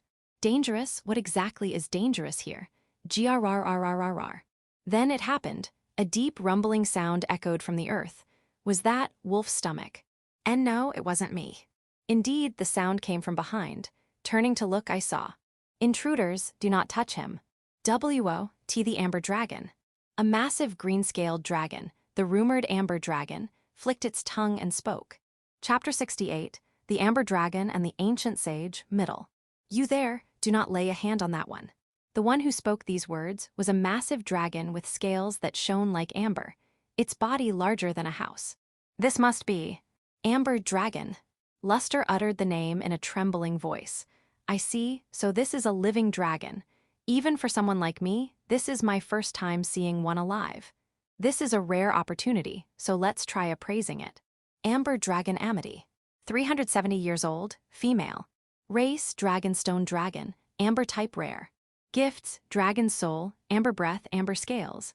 Titles, True Dragon, Lord of Amber, Phantom Dragon, Strongest Terrestrial Species, Guardian of the Sage. Base rank, SS. Wow, what incredible gifts. What incredible titles. It's almost overwhelming. As expected of the strongest species, the dragon, I don't think I could win in a straight fight. Fortunately, however, this individual not only possesses reason but can also speak human language. That means negotiation should be possible. Let's try talking to it right away. My lady, it's dangerous. Stay behind me. Stand down, wolf, leave this to me. Wah, my lady. Pleased to meet you, Lord of Amber. I am Eurycia Albert, a mere daughter of a low-ranking noble family, nothing special. Hi. Wah. Eh. Wolf and the others made strange noises, but I'll ignore them. Thieves, if you do not wish to be encased in amber like them, leave this place at once. As the amber dragon spoke, it gestured with its head toward the remnants of what were once people now trapped in amber. I see. That must be the fate of the thieves who snuck into this place. Given that appraising them only shows aptitudes for zombies and rotten bones, they must have been quite the wicked individuals. What's interesting, though, is that while those thieves are clearly dead, the Sage of Stone is still alive inside the amber. So this amber dragon is protecting the Sage of Stone. It even has a title like Guardian of the Sage. Now, the problem becomes how to free the sage from the amber and how to deal with the dragon guarding it. How can I persuade this guardian dragon to hand over such a premium specimen? I dislike beating around the bush. So I'll cut straight to the heart of the matter. I have something to discuss with you. Amity, the Amber Dragon. Wah, you, how do you know my name? Yes, I know. I also know that you are the guardian of the sage inside this amber crystal Vangarlandia. Ew. You just who are you? Oh, the dragon is flustered. This is interesting. You rarely get to see a dragon so unsettled. Let's keep pushing. Allow me to reintroduce myself. I am Eurycia Albert. I have come to rescue the sage trapped in this stone. Rescue? My lady, provoking the dragon is dangerous. It's fine.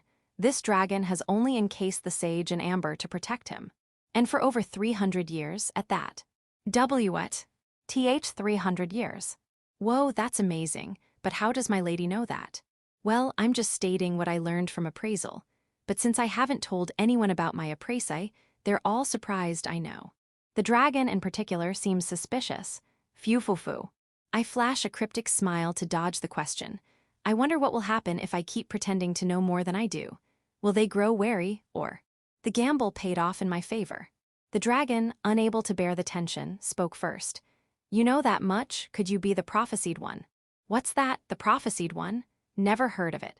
But in situations like this, I've learned from experience that maintaining an ambiguous smile helps things move along smoothly. See, even now. I see. If that is the case, then I understand. The time of the promise has come. Then, I shall release the seal on the Sage of Amber in accordance with our covenant. The Amber Dragon, having conveniently interpreted things on its own, suddenly began to glow a bright green. When the light faded, the massive dragon's body had vanished, replaced by a young girl of about 8 years old, with amber hair and an emerald-colored gem embedded in her forehead. Who is this kid? Ryu. Allow me to reintroduce myself. Amity is the Amber Dragon Ryu. In accordance with the covenant with Chris, Amity has been protecting him in amber for 350 years. Ryu. A dragon turned human. A dragon turned into a girl's. A dragon turned into a little girl's. How shocking. This child is the human form of the Amber Dragon. I'd heard tales of magical beasts taking human form, but for a dragon to turn into a little girl. So, you can take human form. Amity is a dragon Ryu. This is child's play Ryu. But why a little girl's? Amity is still young among true dragons Ryu. In human terms, Amity is about this age Ryu. What happened to your solemn tone from earlier? That was Amity's character as a true dragon Ryu. Character. There's so much to unpack there, but I'll swallow my questions for now. there are more pressing matters. The priority is, of course, obtaining the Sage of Stone. To do that, I must convince this dragon girl. Is the Sage of Stone someone important to you? Chris is Amity's friend Ryu. He taught Amity many things when Amity was still young Ryu. Then why did you encase Crystal in amber? Chris had an incurable illness Ryu. So Amity encased him in amber to protect him Ryu. I see, since he would have died from the incurable illness anyway, encasing him in amber stopped time for him. Chris said Ryu, only the great Saintess could cure him. Are you the great Saintess Ryu? No, I am not, but if that's the case, I shall heal him. I immediately use a praise on the sage inside the amber and sure enough, this is a troublesome illness. His internal organs are especially bad, rotting and falling apart. How does someone even get a disease like this? He even has a dangerous-sounding title like incurable illness, 3 days, left multiple organ failure. But in his case, it seems less like an illness and more like a curse. Though even if it were a curse, my left hand would make short work of it. Can you really heal him, Ryu? Of course. If you heal Chris, Amity will do anything Ryu. Oh, did you hear that? I got her to say it. Now the amber dragon's body is as good as mine. Then let's begin the treatment immediately. Amity, could you release the amber? Yes, Ryu. Amity will undo the amber Ryu. As Amity dispels the amber, Crystal collapses. I quickly catch him and press lip of blessing to his forehead. That completes the blessing charge. Next, I visualize Tree of Life, reconstructing and restoring his internal organs. With that, all preparations are complete. Healing magic activate treat. I pour all my mana into a full-powered healing spell. It's been a while since I've gone all out with healing magic. I even added purification to it. I release nearly 50,000 units of mana at once, boosting the healing energy to its limit and pouring it into the former Sage of Stone. For his rotting organs, I practically replace them entirely, recreating them from scratch. The result is spectacular. Crystal's near-death body visibly recovers. At the same time, an indescribable pleasure shoots up my spine. This is ecstasy. It seems an SS rank specimen also provides SS rank rewards when healed. Before I knew it, my consciousness was sent flying by pleasure for the first time in a while. Chapter 69, The Amber Dragon and the Ancient Sage, last. M'lady, are you all right? Saintess, please stay with us. Shaken awake by Wolf and Laster, I opened my eyes. It seemed I had passed out from sheer ecstasy. It had been a while, so I must have been utterly lost in pleasure.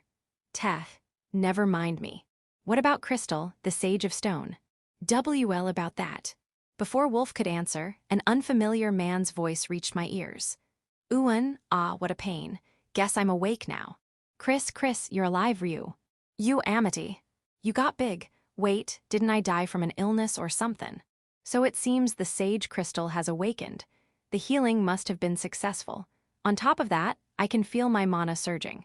As both a healing target and a vessel, the Sage of Stone was an incredibly rewarding catch. The Saintess over there healed you, Ryu. Chris was saved, Ryu. What a pain. Would have been better if I just stayed dead. Could have slept forever. Oh my, it seems he actually wanted to remain in eternal slumber. If you'd like, I can grant that wish for you. Huh? Oh, you're the Saintess who healed me, huh? Then yeah, do me a solid. Good, the contract is sealed. Once you're in your eternal rest, I'll make sure my legion takes very good care of you. Anyway, enough jokes. Amity, how long's it been since then? About 350 years, Ryu. What? I was asleep for that long. Then what about that guy? What happened to Dihile? He didn't get devoured by a demon or something. Dihile. That sounds like a person's name, but who? I feel like I've heard it somewhere before. Surprisingly, it was Laster who answered before I could recall. Dihile, could that be the name of the Empire's founding emperor? Right. I remember now from academy lessons. The first emperor of the Garlandia Empire, the founding emperor, was indeed named Dihile. So he actually went and built a country. Why, yes, but the founding emperor Dihile passed away from illness just a few years after his coronation. I see, he pushed himself too damn hard. Told him to stop, but well, whatever. Should've just half-assed it like me. Dumbass. As Crystal muttered to himself, Laster hesitantly spoke up. Sage Crystal, were you acquainted with the founding Emperor Dihile? Yeah, Dihile was my little brother. Well, color me surprised. He was the founding emperor's actual older brother. But not only had I never heard the name Crystal before, history lessons never mentioned Dihyle having an elder brother.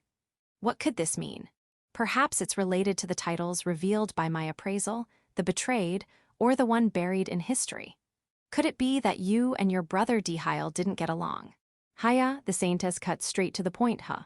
Well, yeah, me and him weren't exactly best buds. He was always raggin' on me for being lazy. But you know who gave him the secret arts and made him a hero? Yours truly.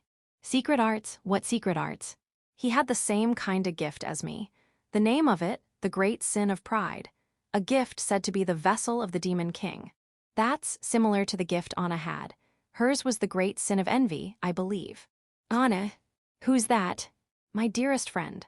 Ah, come to think of it, Anastasia is the Empire's princess, so she'd be Dihyle's descendant, I suppose. I see, figures Bane our bloodline and all. That girl must have had the makings of a demon king too. Maybe the Garlandian bloodline's just prone to great sin gifts. But the demon king is the king of demons, meaning a demon themselves, no. Nah, wrong. The demon king refers to a human who, despite housing a demon, possesses a soul strong enough to endure it, even succeeding in dominating it. Huh, I never knew that. Too lazy to explain in detail, but demons are basically clumps of human malice. That just makes it harder to understand. Really? Damn, comment from the lazy me, that's a blow. All right, simpler then. Think of it like malice turned undead. Malice turned undead? Now that's an answer I can appreciate. Demons are like spiritual undead, born purely from human malice. Normal souls can't handle something that terrifying. They just thrash around till they burn out. But there are exceptions. Those with malice so strong it becomes undead, spirits surpassing even demons. In other words, bearers of great sin gifts. But you have a great sin gift too, don't you? Damn right, Saintess. With this gift, you can use a demon's energy without bane, controlled by it. Basically, lets you transcend humanity. Oh ho, so you can use demons as an energy source. That's new to me. But to do so, you need a mind strong enough to endure them, a great sin gift. The conditions are stricter than I thought. And more importantly, is efficiently capturing demons even possible in the first place? That's where my other gift, Sage, comes in. The Sage gift grants wisdom beyond human intellect. With that knowledge, I obtained the secret arts. Namely, Demon King arts. Demon King arts? Never heard of them. It's a secret art that lets you fully control demons, normally impossible for humans, and harness their power. With this, me and Dihyle gained inhuman abilities. Though I didn't use it much myself. Why not? Too damn lazy. As long as I was comfortable, I didn't care about the rest. Power? Meh. Plus, the arts come with risks. Well, Crystal was on the verge of death. Nah, that was just from drinkin', too much, and not takin' care of myself. Thud. Laster and Wolf, who had been listening intently, nearly fell over. These two are more alike than they think. Thanks to that, my guts were wrecked, almost kicked the bucket. Gehahaha. That's why I sealed you here, Ryu. The now childlike Amity clung tightly to Crystal's leg. I don't think that's the point you should be emphasizing. Amity here, I picked her up as a baby dragon and raised her. Sorta like her dad, I guess. So I believed Chris's prophecy and turned him into amber when he was dyin', then protected him till someone could heal him, Ryu. Prophecy. Did I say something like that? You did, Ryu, you said. Someone who knows everything will come someday, so let me sleep till then. Ah, that? I just said that 'cause you were annoying me. Wanted to sleep in peace. Eh. Seems there's some discrepancy between their stories, but let's not pry. So all this time, for 350 years, what was I even? Now. At least his illness is cured now. I patted the deflated Amity on the head. Thanks to this, my magic's grown, and I've obtained 2 excellent vessels. Couldn't be happier. I'll comfort her all she wants. Putting together what the sage just told us. Could it be that Emperor Dulls is using his secret arts, these Demon King arts, to harness demonic power? Laster, you're sharp. It could be. Those enhanced knights were all demon-possessed. Maybe Dulls forcibly implanted demons in them. Laster and Wolf were passionately discussing something, but the truth is likely along those lines. Dulls is a descendant of the founding Emperor Dihyle, after all. It wouldn't be strange if he knew the Demon King arts. But honestly, I couldn't care less about Dulls now. I've got the sage crystal and the true dragon amity, two incredible vessels. Even the ancient great Saintess the Empire wields, the original reason I came here, is practically a non-issue for me now. Because the one they're using is most likely an imposter. In fact, I was already certain of this when I checked the ruins of the northern barbarian kingdom we recently destroyed. That woman would never let herself be controlled by anyone. I always figured it was a fake. So really, I have almost no reason or business left in the Empire. I've done plenty to spite dulls, so Anastasia will surely praise me. Maybe even invite me to bathe together, mufufu. And just as I was lost in my delusions, GUOONNNN, a sudden, overwhelming, sinister presence surged from behind. This nostalgic sensation, it's the aura of a wraith itself. And this death energy, it's undoubtedly high tier. S rank? No, possibly even SS rank. Whirling around in shock, I saw a black-robed saintess radiating murky magic, accompanied by an elderly man. Behind them, an army of nostalgic undead, zombies, skeletons, ghosts stood in formation. Guahaha, found you at last, Saintess of Healing. What a bothersome bunch. Undead are fine, but noisy old men. I've had my fill with just my master Hades. W, who are you? Me, well asked. While I stood silent, the ever-sociable wolf took the initiative. The old man puffed out his chest and declared, I am the Lord of the End, Crops. The greatest necromancer in history, the one who even controlled the ancient great Saintess. Saintess of Healing, die here, and join my undead collection. Chapter 70, The Black Holy Maiden First Half Goo Poison, Kishashasha. I am the greatest necromancer in history, the first man to ever control an SSS class undead, Lord of the End, Crops. A rather uncouth old man is shouting loudly at me. Who is this guy? That said, I can't help but be bothered by the black holy maiden floating beside him, her face unseen. With her horrifying aura of darkness, she is undoubtedly a high-ranking undead. Meeting you here marks a century, Saintess of Healing. This old man will bury you and turn you into a new undead. I am not a saintess, though I don't mind you turning me into an undead. Why you don't mind? W8 no. Aren't you supposed to fear me? Do you not know who I am? I am one of the 4 demon generals, Lord of the End, Crops. I chased you all the way down to this godforsaken underground realm. He chased me. How creepy. You just thought I was creepy, didn't you? It's written all over your face. Well, chasing someone like that is just perverted. That's not it. I tracked you down using a night stalker. With Crops' shriek, an undead shaped like a black shadow appears. Ah, how nostalgic. Isn't that a B-class undead, the Night Stalker? Night Stalkers have almost no combat ability, but their tracking skills are unmatched among undead. I made great use of them in my past life, too. And so, what business do you have with me? Do you even realize what you've done? You've been nothing but a thorn in Emperor Dull's side. Well, I suppose I can see why he'd think that. Which is why I, one of the 4 demon generals, Lord of the End, Crops, have come to personally eliminate you. What? So you're one of the Empire's lackeys after all. Don't you dare lay a hand on the Saintess. Shut up, you annoying little flies. Deal with these pests for me. With that shout, Crops thrusts out a ring adorned with a brown gemstone. That ring, could it be a dimensional ring with the function of a dimensional box? It's a magical tool that creates a small pocket dimension, extremely useful for carrying luggage. He's got quite the rare item, but what is Crops planning to pull out of it? Gyubu. Clatter, clatter, clatter. Huo. To my surprise, what emerges from within are low-ranking undead like zombies and skeletons. They immediately block Wolf and the others, getting in their way. Meanwhile, Crops approaches me. That should keep the nuisances busy. Now then, Saintess of Healing, you shall meet your end at the hands of the ancient great Saintess under my control. And after that, I'll add you to my collection and lavish you with plenty of affection. Now go forth, ancient great Saintess. Snap! With a flick of Crops' fingers, a new figure emerges from the ring's space, a living human, dragged along by skeletons and zombies. Is that a beastman? A man with bear-like ears on his head. Eek, please stop. W, what are you trying to do?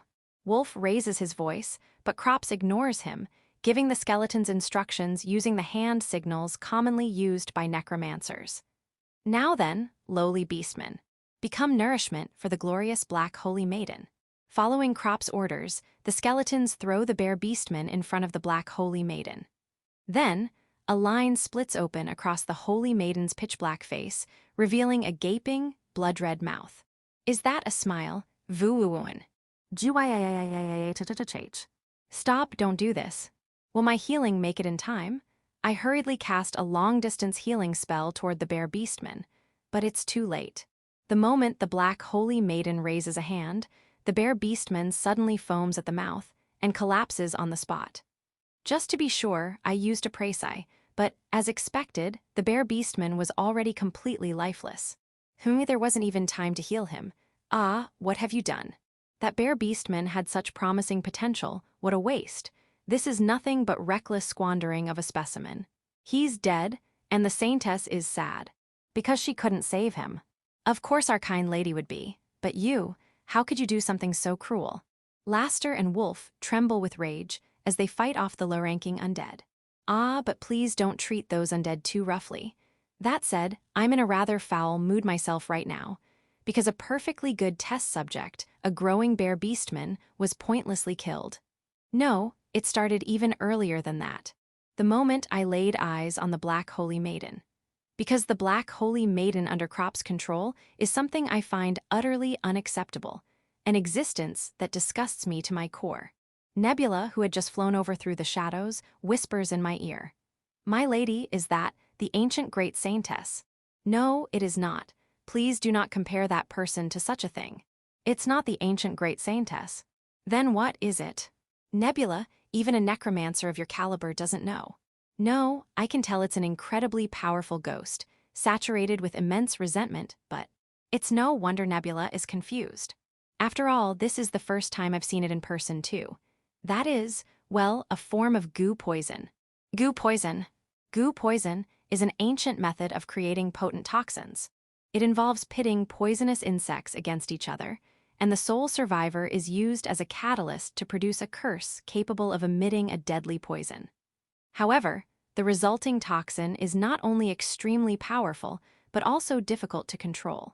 Combined with the abhorrent nature of its creation, it has since been classified as a forbidden curse, rarely used anymore. And that Black Holy Maiden was created through a similar principle, an undead infused with intense resentment. That man likely subjected a sacrificial girl to horrific torment before killing her. The girl, consumed by overwhelming hatred, became a vengeful spirit. That is the true nature of that undead. My right eye reveals the Black Holy Maiden's true form. Cursed grudge-bound spirit of goo poison, unique species. Black Holy Maiden. Undead rank, SS. A grudge-bound spirit of unparalleled resentment, created using a Saintess of the Holy Mother Church as its base. Emits a highly toxic miasma, potent enough to kill a human merely by inhaling it. Its poison is so potent that it has already claimed over 5,000 lives.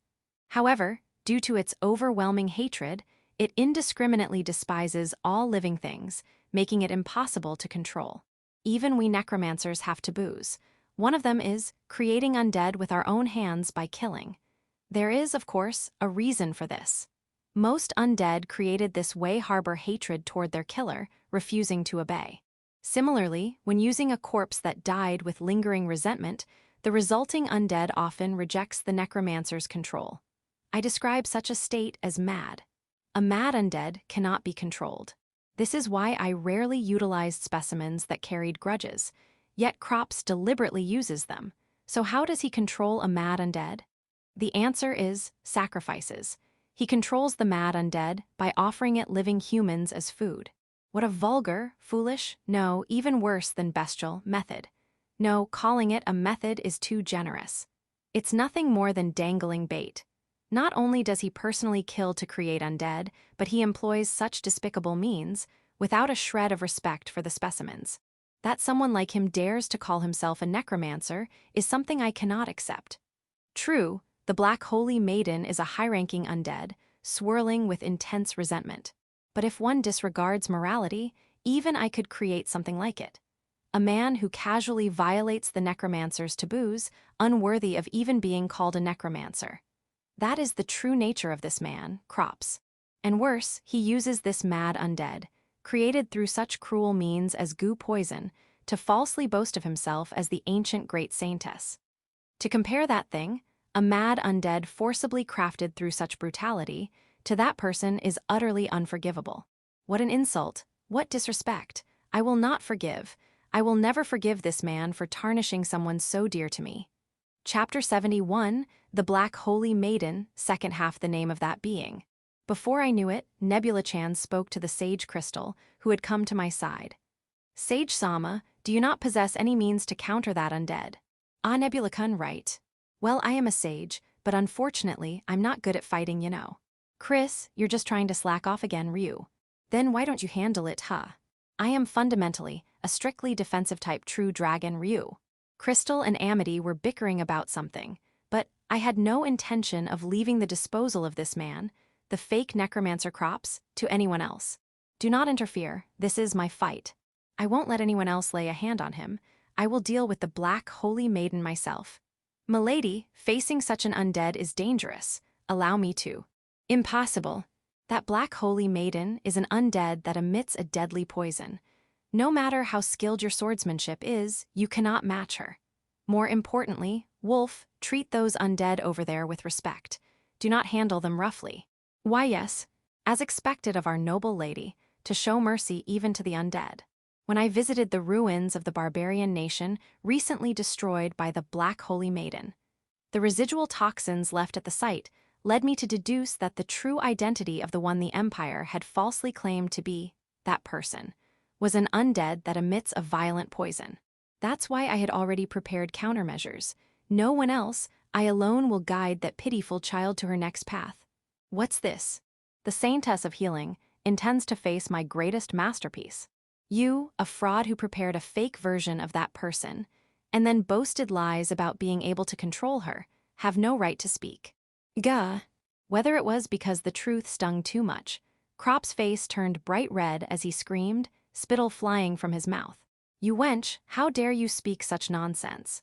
The Black Holy Maiden I prepared is a masterpiece. If I can control an undead of this caliber, then even the ancient great Saintess should be easily within my grasp. No, you could never. To begin with, you haven't even managed to control the Black Holy Maiden. You're merely guiding her by offering sacrifices. GRRR, then I'll prove it to you. I'll make you regret this for eternity by turning you into an undead to serve beneath me. Ancient Great Saintess, fake do it. Uwuhand. Following Crop's command, the Black Holy Maiden raised her right hand. From it, an invisible miasma-like substance billowed forth. That was her spewing deadly poison. If one didn't know any better, inhaling it would mean instant death. But, area heal. Thanks to the years of poison potion punishment I had inflicted on Wolf, it had already been confirmed that my healing power could neutralize poison. Thus, the Black Holy Maiden toxic mist was nothing to fear. Wah! Ignoring Crops, who was stunned that I remained unharmed despite the poisonous fog, I approached the Black Holy Maiden. But I did not touch her. If I did, I would surely purify her. So instead, I decided to use a new technique I had recently mastered. Command Heal. The new healing magic I had devised, Command Heal, allowed me to freely alter the shape of my healing spells. This time, I stretched it into long, cord-like tendrils, wrapping them around the Black Holy Maiden to restrain her movements. The effect was immediate. As an undead that abhorred holy power, the Black Holy Maiden was now completely immobilized. Wow, what is this? From here on, she was entirely at my mercy. Now, how should I handle this? I could add her to the 7 Holy Maidens, but that would be a waste of an SS rank undead. Ideally, I'd prefer to keep her separate, but restoring a deranged undead is difficult. Perhaps adding her to the 7 Holy Maidens really is the best option. What's wrong? What are you doing? Ah, could it be you need more sacrifices? Fine, I'll provide them, now fight seriously. Growing impatient with the helpless, Black Holy Maiden, Crops retrieved a dimensional box using his dimensional ring. From within emerged beastmen, their limbs bound in chains and gagged, about 10 of them. Here, fresh sacrifices for you. With these, you'll power up. Yuun. MMMPH. MMMPH. The Black Holy Maiden spewed poisonous mist toward the bound beastmen, but I wouldn't allow that. Area Heal. My healing magic enveloped the beastmen, nullifying the lethal poison. Guh, you damn brat. I won't let you harm anyone else. I will protect everything here. After all, they're all precious potential specimens for me. As expected of Our Lady. Truly, she is a saintess. I'll refrain from commenting. That girl's amazing. She's even saving slaves. As expected of the Saintess who saved Chris, Ryu. The others were making a fuss, but I ignored them. I left the rescues entirely to Wolf. More importantly, how should I deal with this disgusting old man, Crops? As I cracked my knuckles and stepped closer, Crops' face twisted in terror as he scrambled backward. Why you? What are you? I am Eurisha Albert, a mere daughter of a low-ranking noble. Impossible, why, how could I? This disgusting old man's eyes began to lose focus. Gross. What is this? Did he just? The sheer vileness made me reflexively step back. And that was a grave mistake. No, this can't be. For me, Crops, the Lord of the End, to lose, if it's me, even the ancient great Saintess, Saintess of Salvation Almeria Lightjudas. What have you done? I was left speechless by the sheer absurdity of it. Unbelievably, this man summoned her.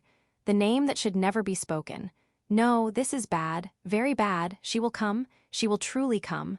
That person. Gagagagogo, gagagagagogo, gagogo. I hear it. The sound I never wanted to hear again. There's no mistake. This sound is the sound of that person opening a dimensional gate to arrive. It's already too late. That person is coming. From nowhere in particular, the sound of a hymn echoed. I've always wondered who exactly is singing this. What is this? What's happening? Does this disgusting old man not realize what an idiotic thing he has just done? At this point, even I can do nothing. Before our eyes, a radiant, temple-like gate materialized. As it slowly opened, particles of light burst forth, transforming into wings. Amid the shower of countless luminous feathers, making her grand entrance, was a beautiful woman clad in a white dress-like garment, with angelic wings sprouting from her back. Almeria. There was no mistake. She was the real one. The being I had resurrected but could not control, left unchecked. The one whose true name, if spoken, would summon her with absolute certainty, one of only 4 SSS rank undead in the world. The ancient great Saintess. Almeria Lightjudas. Her alias in life, Almeria the Smiling. Almeria, her eyes gently closed and her smile unchanged, spoke to us. Little lamb who called my name in search of salvation, where are you? Fear not, this Almeria shall grant you, through samsara reincarnation, eternal release from suffering. Chapter 72, Saint Salvation. Wearing pure white clothes and radiating a pure white holy aura, Almeria was truly a beautiful woman, even after all this time. Her ample sacred peaks were still intact. I couldn't help but stare. As expected of my first. But no, now is not the time for such sentimentality. After all, our lives are in danger. Everyone run away. I hurriedly gave the order, but no one obeyed my voice. Or rather, they were so overwhelmed by Almeria's holy pressure that they couldn't even move. And of course they would be. An overwhelming holy aura. An overwhelming presence. An overwhelming sense of peace. Faced with something like this, ordinary humans can't even resist. No good. At this rate, we'll be wiped out. I have to act now. Otherwise, this will be nothing but a repeat of the tragedy from my past life. Oh ho, so you're Saintess of Salvation Almeria Lightjudas. So calling your true name really does summon you. The only one completely oblivious to the situation, Crops, spoke to Almeria with overfamiliarity. That disgusting old man is beyond saving. I didn't really want his body as material anyway, so let's just give up on him. You will be controlled by this. Poor little lamb. Come, return to the cycle of reincarnation within my embrace. Almeria, with her bountiful chest, smiled as she embraced Crops. And then, slowly, she opened her closed eyes. No good, I have to make it in time. Everyone, don't look at her eyes, avoid her gaze. FWA. White feathers suddenly danced all around us. Saint Salvation. Did my warning make it in time? Thud. The only sound that reached my ears was something like clothing falling. Is it over already? I cautiously opened my eyes, only to see Crops had vanished, leaving only his clothes behind. I checked for other casualties. Thank goodness, all of my companions were unharmed. In exchange, however, the undead army crops had brought with him had completely disappeared, save for the Black Holy Maiden. Literally, annihilated.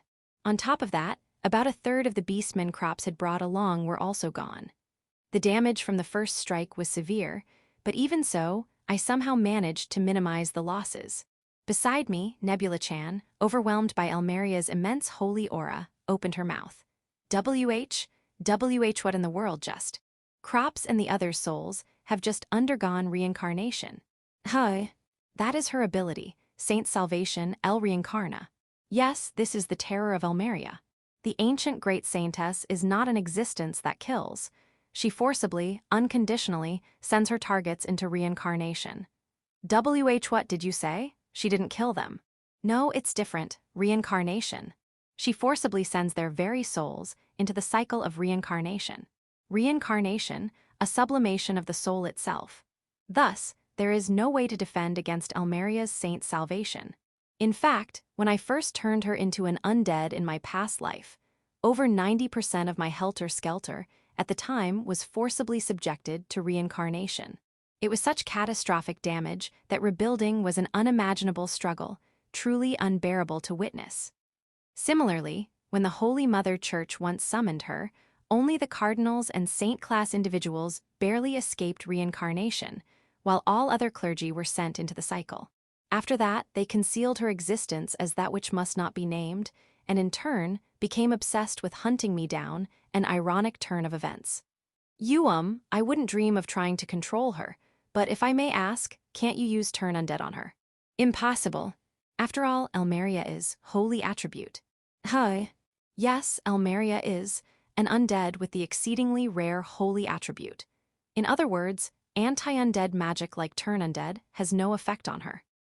Then, the only way is for a necromancer to control her. That's also impossible. Fundamentally, to control an undead through necromancy, you need skill far surpassing the target's. For example, magical power. If the difference is about 3 to 4 times, or at least within 10 times, you might stand a chance. But my Apresi, evolved through reincarnation, showed a terrifying result. The ultimate undead, Almeria Lichudas. Undead rank, SSS. Gifts, indiscernible. Titles, Ancient Great Saintess, one of the 4 of the end, that which must not be named, Almeria the Smiling, Lord of Reincarnation, Infinite Mercy and Benevolence. Estimated magical power, 3,621,092. Estimated magical power, over 3.6 million. My current magical power is probably around 60,000. Almeria stands at heights far beyond me. No wonder I couldn't handle her in my past life. Something like this, even my past self couldn't manage, let alone my current self. Call her name, and she will surely appear. No magic can oppose her. She forcibly subjects her targets to reincarnation, without question. The ultimate existence of mercy and salvation. That is, the ancient great Saintess Almeria. Why, young lady, my dark magic won't activate. Almeria automatically generates a sanctuary around her that nullifies magic activation. Not just dark magic, almost no magic can be cast within it. That's. Nebula-chan trembled violently in terror. I understand how she feels. But we can't just stand by. After all, at this rate, we'll be wiped out. Nebula-chan, Wolf, get everyone else to the gate. When I shouted with all my might, the 2 of them finally snapped out of their daze, their bodies jerking in response. Meanwhile, Almeria had already set her sights on the next lamb. The Black Holy Maiden, and lost little lamb, you too shall be sent into the cycle of reincarnation. Ah, what a shame. I really wanted her for my army. But it's too late now. As Almeria embraced her, the pitch-black Black Holy Maiden was gradually purified, turning white. Eventually, the black miasma faded, and the Black Holy Maiden transformed into the soul of a young girl. Lady Almeria, you saved my tainted soul. Your soul shall be held within my embrace and welcomed into reincarnation with blessings. May your soul find eternal peace. Ah, thank you. With a tearful smile, the girl's soul was sublimated by Almeria into the cycle of reincarnation. Not even a fragment of her soul remained. As you can see, those subjected to reincarnation by Almeria are completely unusable as necromantic material. After all, their bodies are entirely purified, and their souls are all reincarnated. Facing such a terrifying fate is unbearable. At this rate, every last one of my precious collected materials will be sent into reincarnation. That outcome is absolutely unacceptable. I stand before the still floating, eyes closed ancient great Saintess Almeria. After all, I'm the only one here who might be able to block her forced reincarnation, Saint's salvation. Yes, just as the cardinals of the Holy Mother Church did, the only way to escape is to cancel reincarnation with holy magic. But Saint's salvation, basic heal full power. I poured everything into a healing spell, creating a holy barrier to try and block Almeria's reincarnation. But there were too many to protect everyone. How? Nearly half of the beastmen I'd been trying to save were now subjected to reincarnation. Kisha. Even worse, 2 of the 7 holy maidens I'd brought with me vanished into reincarnation. Still, I somehow endured, but I might not survive another round. Because, between Crystal's treatment and the continuous maximum output healing spells, even I was running low on magic power. I have to, somehow at the very least, get my treasures to safety. Hurry, move it.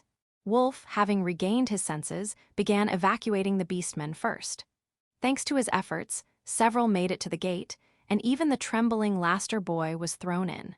But, are you the next one seeking salvation? Somehow Almeria, who had been right in front of me moments ago, now stood before Wolf, blocking his path. Lost little lamb. Let me grant you eternal peace. Almeria's eyes slowly began to open. At this distance, my healing barrier won't reach. WLFE. All I could do was scream his name. Chapter 73, Embracing a Saintess Chest. Wolf considered himself someone who had died twice. The first time was when his hometown village was ravaged by the Empire's knights, and he lost his right arm. The second time was when, as a gladiator slave, he defied his master and had his limbs severed. But in both instances, he survived. No, it would be more accurate to say he was kept alive by the healing of a single girl.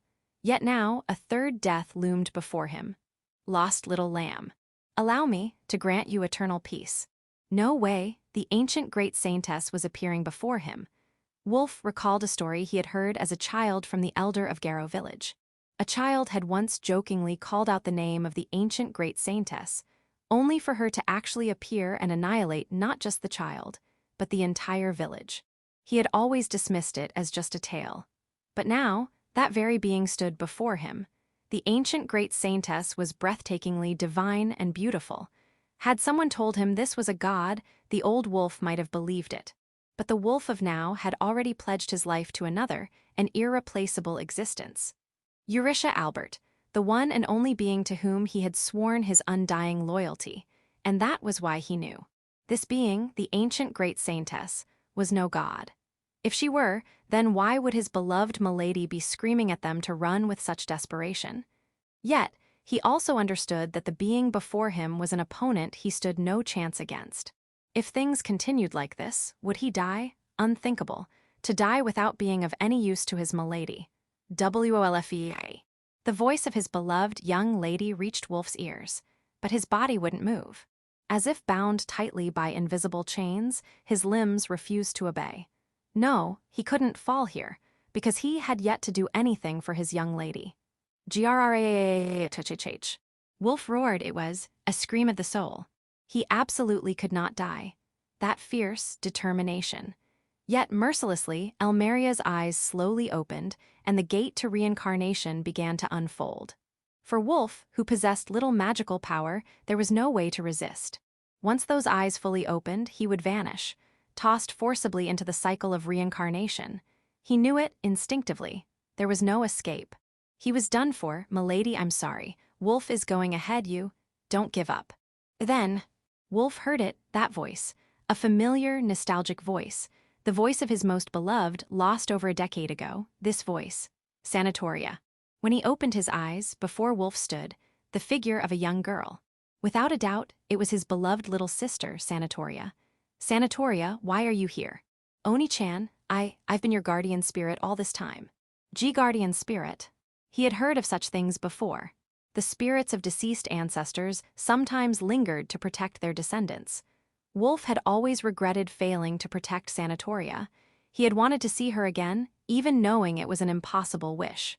But now, Sanatoria, I finally get to see you again. Now I have no more. What are you saying, dummy? You haven't done anything yet, have you? Huh. His long-lost sister's sharp rebuke left Wolf speechless. You swore to devote your life to that woman, didn't you? Then, don't you dare give up here. Go be, but we'll handle things here, so run. We. But his confusion was short-lived. Because around Sanatoria, countless familiar figures began to appear. They were the Garrow tribe. We'll buy you time as your shield. So, go and live for that woman, the Saintess of Healing. But I couldn't save any of you last time. It's fine. We're just being reincarnated. In a way, that Saintess is giving us salvation too. Salvation. Yes, so leave this to us, hurry. Thud, then a powerful impact struck Wolf's chest. A mass of dark magic. But the force sent him flying straight into the gate. The last thing Wolf saw, Sanatoria and the Garrow tribe smiling and waving as they were reincarnated. Nebula-chan, panting heavily, extended her right hand. Against all odds, she had shattered Elmeria's sanctuary and unleashed a dark magic spell, successfully blasting Wolf deep into the gate. I did it. I poured every last drop of my magic into that dark spell. Nebula-chan, you were amazing. I praised her unreservedly as she slumped, exhausted but satisfied. At the very last moment, we had managed to save Wolf from salvation. This was nothing short of a miracle. Magnificent, I shall entrust you with overseeing a portion of my precious forces. What an honor, assuming we survive this without being reincarnated, that is. Don't worry. I'll protect you, no matter what. Boom, then a deafening crash echoed through the air. Gah. Sent flying with terrifying force was the sage crystal. Coughing up blood, he soared straight into the gate. Amity, in her dragon form, had swatted him away with her tail. Did it, Ryu? Got rid of Chris, Ryu. Amity, well done. But the next instant, CRACKKKKKKK, with a dull sound the gate shattered. Unable to withstand the sanctuary emanating from Elmeria's holy energy, the gate had collapsed. How dreadful, our escape route was completely severed. Now, there was no way out. EX. Ryu. Trembling violently, Nebula-chan and Amity collapsed beside me. Well, considering they'd been exposed to that holy energy, it was impressive they'd lasted this long. They deserved praise. Thanks to them, we had managed to save everyone else. Now, all that remained. It's all right. You too, I will protect you with everything I have. I couldn't allow the precious vessels I had gathered, staking my life on them, to be so easily reincarnated. Even if this was a hopeless battle, I would not run. Are you the next one seeking salvation? I seek no salvation. I doubted my words would reach her, but I answered with all my heart and soul. In response to my call, Elmeria appeared before me. Her presence was just as vivid and overwhelming as when I had first seen her statue. Beautiful, simply beautiful, a truly divine sight. Never had I seen a woman so breathtaking. But for some reason she reminded me of someone. Who could it be? Suddenly, Elmeria tilted her head slightly. Saint Salvation. Gah. Her eyes snapped open without warning, and I strained with all my might to resist her reincarnation. But the sheer force of it sent us flying. The three of us crashed into amber walls in different directions, buried under a rain of shattered fragments. Kisha. I managed to shield Nebula-chan and Amity, but regrettably, 3 more of the 7 holy maidens were reincarnated. Only 2 remained now, us. I immediately cast healing magic on myself and tried to rise, but Elmeria gave me no time to recover. She reappeared before me, still half buried in amber. My mana was nearly depleted. There was nothing left to do. Elmeria. To the lost lamb, I shall grant eternal peace and salvation. Elmeria's closed eyes slowly began to open. Well, at this point, there's no helping it. If my end must come at the hands of none other than you, then I suppose I must accept it. After all, she is someone special to me. My first love. No, but if I'm to be reincarnated no matter what, then at the very least, let me be embraced by Elmeria's holy bosom. With the last of my strength, I will touch those dreamlike holy peaks in the flesh. I spread my arms wide, as if to embrace Elmeria. Elmeria, here I come. And with that, I lunged headfirst into Elmeria's ample chest. "Milady." After sage crystal was flung out, the gate dissolved into particles of light and vanished. Wolf rushed forward in a panic, but the collapsed gate would not open again. Sage, are you all right? Amity really went all out with that tail swing. Pretty sure a few ribs are broken, but I'll live. More importantly, the gate's gone. Never seen that happen before. Sage Crystal groaned as he sat up, muttering, Amity, that damn idiot. The Saintess, she sacrificed herself to save us. At Laster's strained voice, Wolf gritted his teeth and nodded. She's always like that, sacrificing herself. Master, will the Saintess be? I don't know, but there's no way Milady's dead. She is humanity's hope.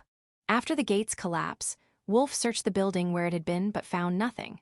His frustration grew, but he couldn't abandon the wounded here. Protecting them was the last wish of his master, Eurisha. After escorting the injured Sage Crystal and the rescued beastmen to safety, Wolf and Laster descended the cliff on their own. But despite their desperate search, all they found in the Amber Valley were collapsed amber structures. No trace of her remained. From that moment on, all rumors of the Saintess of Healing within the Garlandia Empire abruptly vanished. Chapter 74 Side, Anastasia, Determination. Princess Anastasia, I have a report. Please steel yourself and listen. Hi.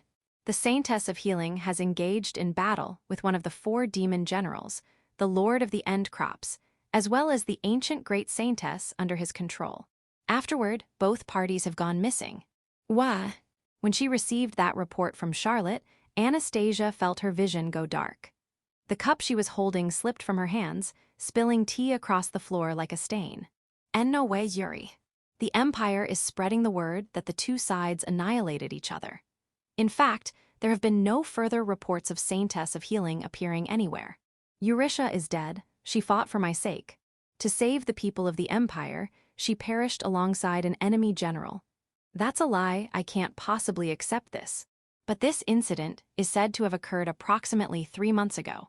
And since then, there have been no sightings of Saintess of Healing. The one silver lining is that with Saintess of Healing gone, along with the ancient Great Saintess, one of the pillars of terror in the Holy Garlandia Empire has vanished. This has greatly diminished their military strength. That doesn't matter to me at all. Anastasia raised her voice without thinking. Noticing Charlotte flinch, Anastasia felt a pang of guilt and averted her eyes as if fleeing. I'm sorry, could I be alone for a while? Yes. Understood. Left alone in the room after the two departed, Anastasia buried her face in the sofa. Yuri. Her tears overflowed uncontrollably. She had lost something irreplaceable. The loss was far too great. But, is this what my dear friend would have wanted for me? Would she have wanted me to grieve, to mourn, to wallow in sorrow? No, that couldn't be. Yuri charged into the Empire for my sake. If that's the case, then what I must do is... Anastasia slowly picked up a knife left on the table. After staring at it for a while, she brought the blade closer to her own face. Slash. In this moment, a single thread of history began to shift dramatically. Several days later, Prince Julius, summoned by Anastasia, made his way to her room. When he opened the door, he was met by a beautiful woman who had chopped off her long black hair, her eyes burning with resolve. Hey, Anastasia, quite the change in look. So, what did you call me here for today? Actually, I have a request for you, Prince Julius. A request? Yes, could you annul our engagement? A shocking declaration. But Julius showed no surprise. Instead, he posed a question to Anastasia. May I ask the reason? Would I've grown tired of you be unacceptable? Phew, I doubt that would fly, especially for an engagement between royals. Then, what if I said I've fallen for someone else? Even less likely. That only happens in fairy tales. The two laughed while locking eyes, but both of them understood. You're going, aren't you? Yes, I am returning to the Empire. Julius' words were not a question, but a confirmation. Anastasia nodded without surprise. She had known that this prince, this brilliant man, would see through her immediately. Just for reference, what will you do once you return to the Empire? I will reclaim the Empire that was once mine. I see. So you will rise as the Empress. Yes, if that is what it takes. I will gladly become a banner, a puppet, whatever is needed. There are still formidable enemies, you know. Emperor Dulles is one thing, but 3 of the 4 demon generals remain. Do you stand a chance? This isn't about winning or losing. I have decided to run no longer. For the sake of the nation, for the people, I will offer my life. That is the fate of those born into royalty. You'll die. I do not fear death. What truly terrifies me is turning away from what is precious and running. The two stared intently at each other, but Julius was the first to look away. Recognizing Anastasia's resolve, he couldn't help but smile. This makes the second time I've been dumped. Second time? Yep, but you know what's funny? Every woman who dumps me has this radiant look in her eyes. The more wonderful the woman, the faster she leaves me. Julius understood. If Anastasia was returning to the Empire, their engagement could not continue. If she returned still engaged, she would only be seen as a pawn of the kingdom, unable to gain the people's support. And if Anastasia failed, the responsibility would extend to the kingdom as well. It was no longer a burden one person could bear. All right, I accept the annulment of our engagement. Thank you. I have nothing but gratitude for you, Prince Julius, for agreeing to be engaged to someone like me. Anastasia's eyes welled up with emotion, but she would not shed tears. She had sworn to her dear friend she would never cry again. Carolina Nisan will be sad, you know. After Dulles turned out like that, the marriage talks naturally fell through. Could you deliver my apology to Carolina Onisama? Of course, so is that all you wanted to say? Yes, but... Then, can we turn to my topic? Julius' topic. Caught off guard by the unexpected shift, Anastasia tilted her head in confusion. As your former fiancé, there is something I, Julius, as an individual, must tell you. His suddenly solemn tone made Anastasia tense, sensing something significant. With a charming smile, Julius uttered something utterly shocking. To the rightful princess of the Garland Empire, Anastasia, I declare. I, Julius Seymour, the second prince of the Lichtenbaum kingdom, hereby announce the formation of a volunteer army to support you in full. Why? An offer of military aid, completely unforeseen. Of course, Anastasia wanted nothing more. But, that's impossible. I cannot possibly impose on the Lichtenbaum kingdom. Don't worry, I have renounced my right to the throne. Besides, this army is strictly voluntary. Even if we fail, the kingdom can simply disavow us. Julius grinned mischievously, but Anastasia fully grasped the weight of his words. Julius was abandoning his entire standing to support her. And no, you can't. You have a glorious future ahead. As the kingdom's second prince, that's just a figurehead, worthless, and I know that better than anyone. But for my sake, don't misunderstand. Listen, Eurydia's friends aren't limited to just you, right? So I have no hesitation in fulfilling her wish and helping her dear friend. So Eurydia comes up here too.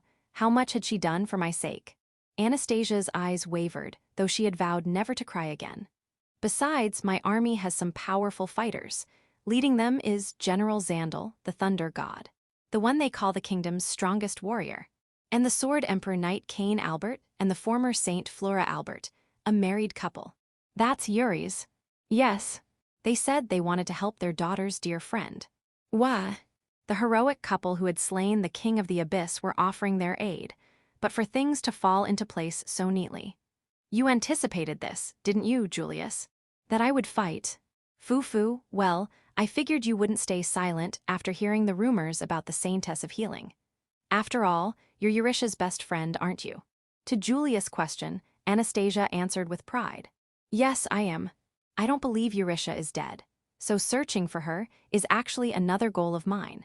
My, what a philandering ex-fiancé. The moment our engagement ends, you're already after another woman.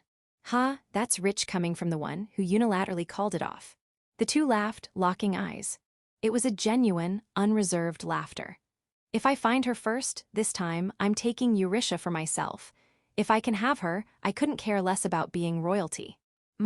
Mentioning another woman in front of a lady. You're no gentleman. Well, I'm no longer a prince with any claim to the throne. But you are the finest man I have ever met. I'm flattered, my lady. Still, I will absolutely find Yuri first. Because Yuri belongs to me. The finest of the opposite sex were also the finest of rivals. And now, those two joined hands. Oh, right, the reinforcements don't end there. There's also a hero. A hero. A hero. Anastasia had heard the rumors. In times of world-spanning crisis, they appeared from nowhere, blessed by the gods, bearers of the unique gift of heroism. Yep, strictly speaking, he's still a hero in training. His name is Hero of Light Alexei Albert, Eurysh's little brother. Yuri's brother. Julius wore the most mischievous smile imaginable. Yeah, he said he absolutely has to find his sister. That he'd never hand her over to someone like me, grabbed me by the collar and threatened me, even. With that, Julius shrugged in an exaggerated manner. Chapter 75, A Swift Advance. Anastasia, leading her ally Julius Seymour and his army of about 500, had advanced near the border of the empire. However, here, Anastasia made a decision. Surprisingly, she decided to leave Julius's volunteer army behind in the kingdom and return with only her own forces. The reason was clear. With just 500 soldiers, fighting the current Holy Empire would only result in a crushing defeat. To Anastasia, the army led by Julius Seymour was her last remaining fighting force. She couldn't afford to lose it so easily. So, she decided to first infiltrate the empire alone and gather allies, more troops. At this time, the only imperial soldiers by her side were just two, Lancelot and Charlotte. Her return, later referred to in history as the Lonely Homecoming, was carried out under extremely harsh conditions, slipping past border guards under the cover of darkness. Usurper Dul's Holy Garlandia Empire has an army of about 100,000. Meanwhile, our forces consist of just 2 people. That means we only need to defeat 50,000 each. Simple, isn't it? Ha. Brother, stop saying such nonsense. More importantly, Your Highness, we must first gather an army. Indeed, first, we must unite the forces across the land that oppose the puppet empire. However, sending just the 3 of them back into the empire was far too dangerous. So Julius Seymour assigned trusted individuals to accompany Anastasia. These were Cain, Flora, and Alexei. With these 3 extraordinarily powerful fighters joining her, Anastasia's journey would become much safer. Pleased to meet you, Princess Anastasia. I am Cain Albert. I am Flora Albert. Perhaps for you it's better to say we are Eurysh's parents. Thank you for being such a good friend to Eurycia at the academy. Lord Cain's Lady Flora. Stifling the tears welling up in her eyes, Anastasia bowed deeply to the 2. Thank you for indulging my selfishness, truly, and Yuri. That's all right. That girl acted on her own. Looking back, she was always a strange child, so please don't blame yourself. After meeting Eurycia's parents, Anastasia turned her gaze to the scowling boy standing behind Cain and Flora, deliberately looking away. The boy, who bore traces of her dear friend in his features, was Eurycia's younger brother, Alexei. Anastasia had heard of him even during her time at the academy. A 13-year-old boy who had skipped grades to enter the Knight Academy and, due to his talent, had already become its strongest student, one who possessed the qualities of a hero. His intense gaze, inherited from Cain, and his charming lips from Flora, and his face, so much like Eurycia's. Unable to restrain herself, Anastasia suddenly hugged Alexei. Ah, you really do resemble Yuri so much. Let go of me, my sister, because of you. Yes, that's right. Because of me, Yuri, that's why I'm going to find her. Caught off guard by Anastasia's unexpected words, Alexei froze, forgetting even to resist. You don't believe Yuri is really dead, do you? Alexei, you feel the same, don't you? I guess. Then let's make it a competition, who will find her first. Julius is after her too, so if we don't hurry, he might get to her first. Wah, that Julius guy, even going so far as to tell Your Highness. Calling me Your Highness feels so lonely. Would you call me Anna instead? In return, may I call you Alex? That's a bit. Yuri used to call me Anna too, so please. Faced with such a request from the princess, even the perpetually scowling Alexei couldn't refuse. Reluctantly, he nodded, and this time Anastasia broke into a radiant smile. Then it's settled. Nice to meet you, Alex. Why yes, Lady Anna. Oh my, but fine, I'll allow it for now. Seeing Anastasia's mischievous grin, Alexei sensed the same aura as his sister, and quickly realized he was outmatched. He raised both hands in surrender. Having successfully infiltrated imperial territory, Anastasia and her group headed for the western coastal territory of Irene. It was relatively far from the imperial capital, and they believed many there would oppose Emperor Dul's. However, what awaited Anastasia was an unexpected situation. On their way to the port town of Irene, they encountered a marching column of nearly 1,000 cavalry approaching from ahead. Trouble, Princess Anna hide. No, wait. That is. Breaking free of Lancelot's restraint, Anastasia rushed forward toward the knight at the front. It seemed he was one of the spies Lancelot had scattered across the land. The flag they're carrying, it's the old imperial flag. After founding the Holy Garlandia Empire, Emperor Dulles had changed the imperial flag. But the flag they carried was, as Charlotte noticed, the old empire's flag. Soon, the knight leading the army approached on horseback, dismounted, and knelt before Anastasia. I have come from the northern territories. I am Swain Steffart. Please allow me to join Princess Anastasia's forces. The man leading the army was Swain, once known as an enhanced knight of the Holy Empire. However, after a certain incident, he had been freed from that title. Now, he was a proud member of the anti-Holy Empire faction. Oh, of course, but why would you join my forces? I was saved. Saved? Yes, by the Saintess of Healing. What Swain spoke of was a time when he had been possessed by a demon in the northern territories, driven to commit terrible acts in his madness, only to be saved by a beautiful girl known as the Saintess of Healing. My body was taken by a demon, and my soul was next to be devoured. The one who saved me was the Saintess of Healing. Yuri performed an exorcism. At that time, the Saintess of Healing said, I am here in this land for Princess Anastasia's sake. Which is why, now that your highness has returned, it is time for me to repay my debt to the Saintess of Healing. I, Swain, pledge my life to serve you, princess. Incredibly, even here, Eurytia had left her mark. But the influence Eurytia left behind did not stop there. The miracle extended even to the port town of Irene. There, the lord of the territory, Barosh gen Hwan, knelt to welcome Anastasia. His gesture was as if he were greeting an emperor, leaving Anastasia unable to hide her surprise. We have been waiting for you, Princess Anastasia. Why such a welcome? Because you are the dear friend of the Saintess of Healing. Truth be told, like Swain, I too was once controlled by a demon. At the brink of death, the Saintess of Healing saved me. Amazingly, even Barosh, the Lord of Irene, had been saved by Eurytia. For me, now is the time to repay that debt. Myself and the 5,000 soldiers under me gladly pledge ourselves to Princess Anastasia's cause. Thus, having secured the port town of Irene as a base, Anastasia began preparing for the decisive battle against Emperor Dulles. About a month had passed since Anastasia's return to the Empire. By now, Julius and the kingdom's volunteer army had also joined forces in Irene, swelling Anastasia's army to tens of thousands. They had seized nearly 30% of the Holy Empire's military strength. During this month, they had already clashed once with an army of about 10,000 led by 3 enhanced knights. But in that battle, Julius Seymour employed brilliant tactics using ambushes to repel the Holy Empire's forces. Moreover, Cain Albert and Alexei Albert, father and son, achieved a magnificent feat by slaying all 3 enhanced knights. Even so, they were still outnumbered by Dulles' forces. Worse, the enemy still had over 20 enhanced knights, each capable of defeating multiple knights single-handedly. Though they had Cain and Alexei as supercombatants, they couldn't entrust the Empire's fate entirely to them. They still needed to strengthen their forces. But soon, Emperor Dulles would likely mobilize in full force to crush Anastasia. Time was running out. It was then that Lancelot brought Anastasia an interesting rumor. Princess Anastasia, there's a tale of a certain hero I'd like to share. A hero? Indeed. A boy calling himself Laster has been liberating villages from the Holy Empire's oppression in the neighboring regions.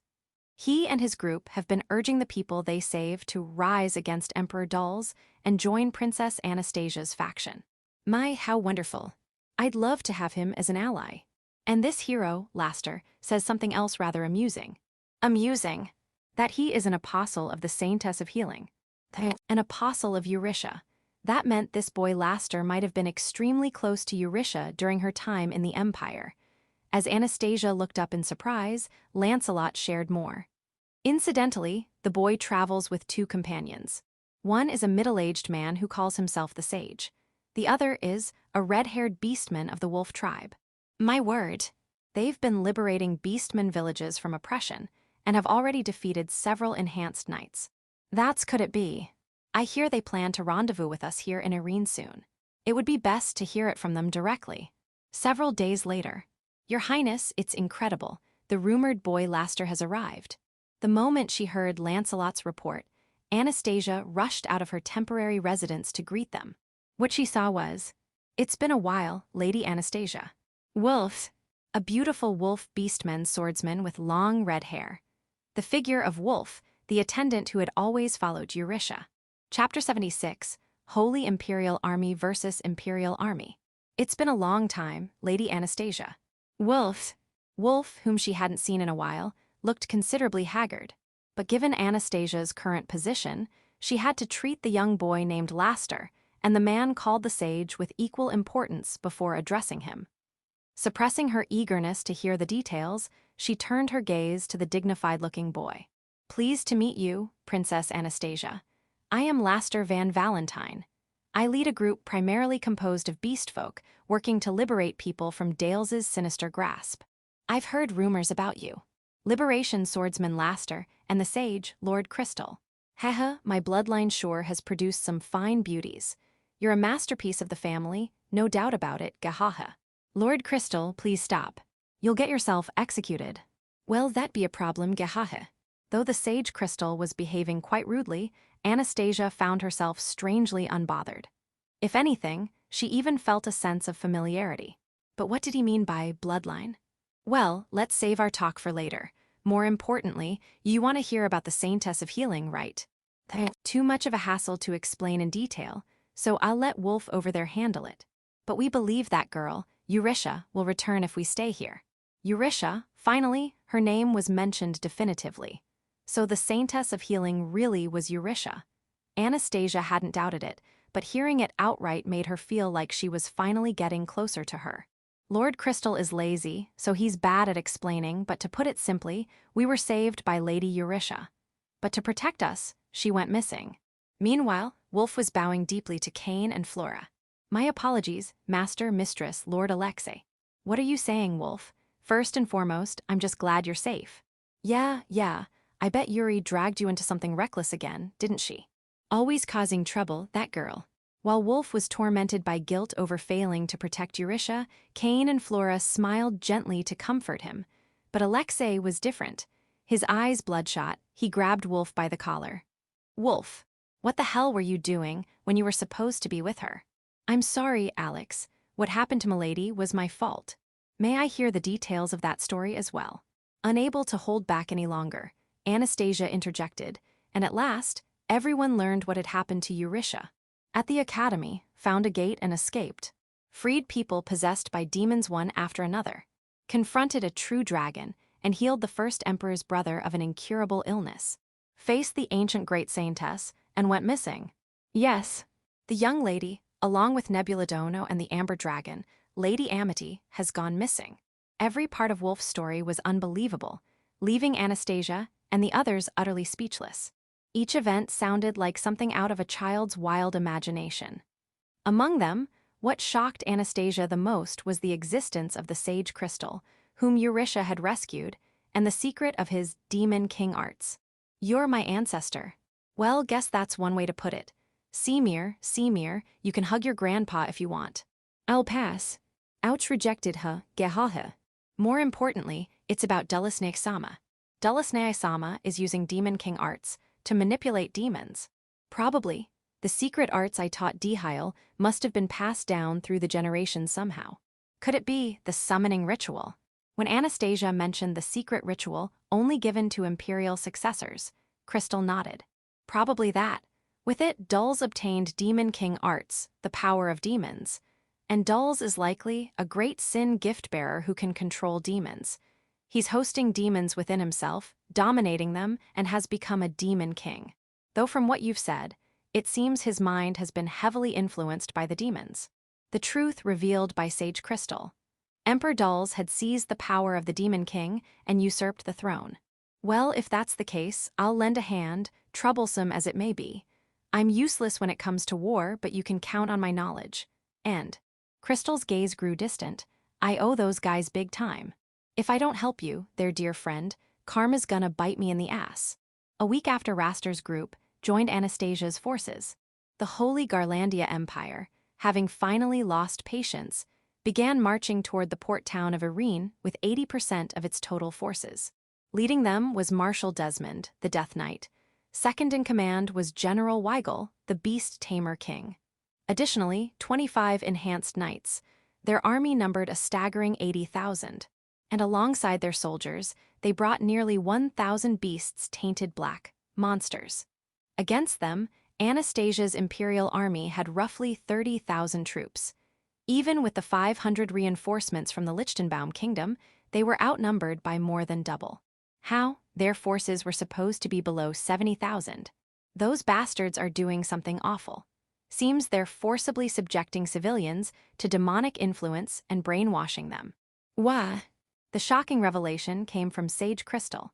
The Holy Empire was using Demon King arts to turn ordinary people into enhanced soldiers, brainwashing them before sending them to the battlefield. How horrible! Does Dulles intend to slaughter all Imperial citizens? Unforgivable, I can't forgive this. Seeing Anastasia's outrage, Crystal grinned. You really are his descendant. You resemble Dihile a lot. But according to you, he was someone who fell to demons, right? Yeah, but you overcame the demons. In that regard, you've already surpassed Dihile.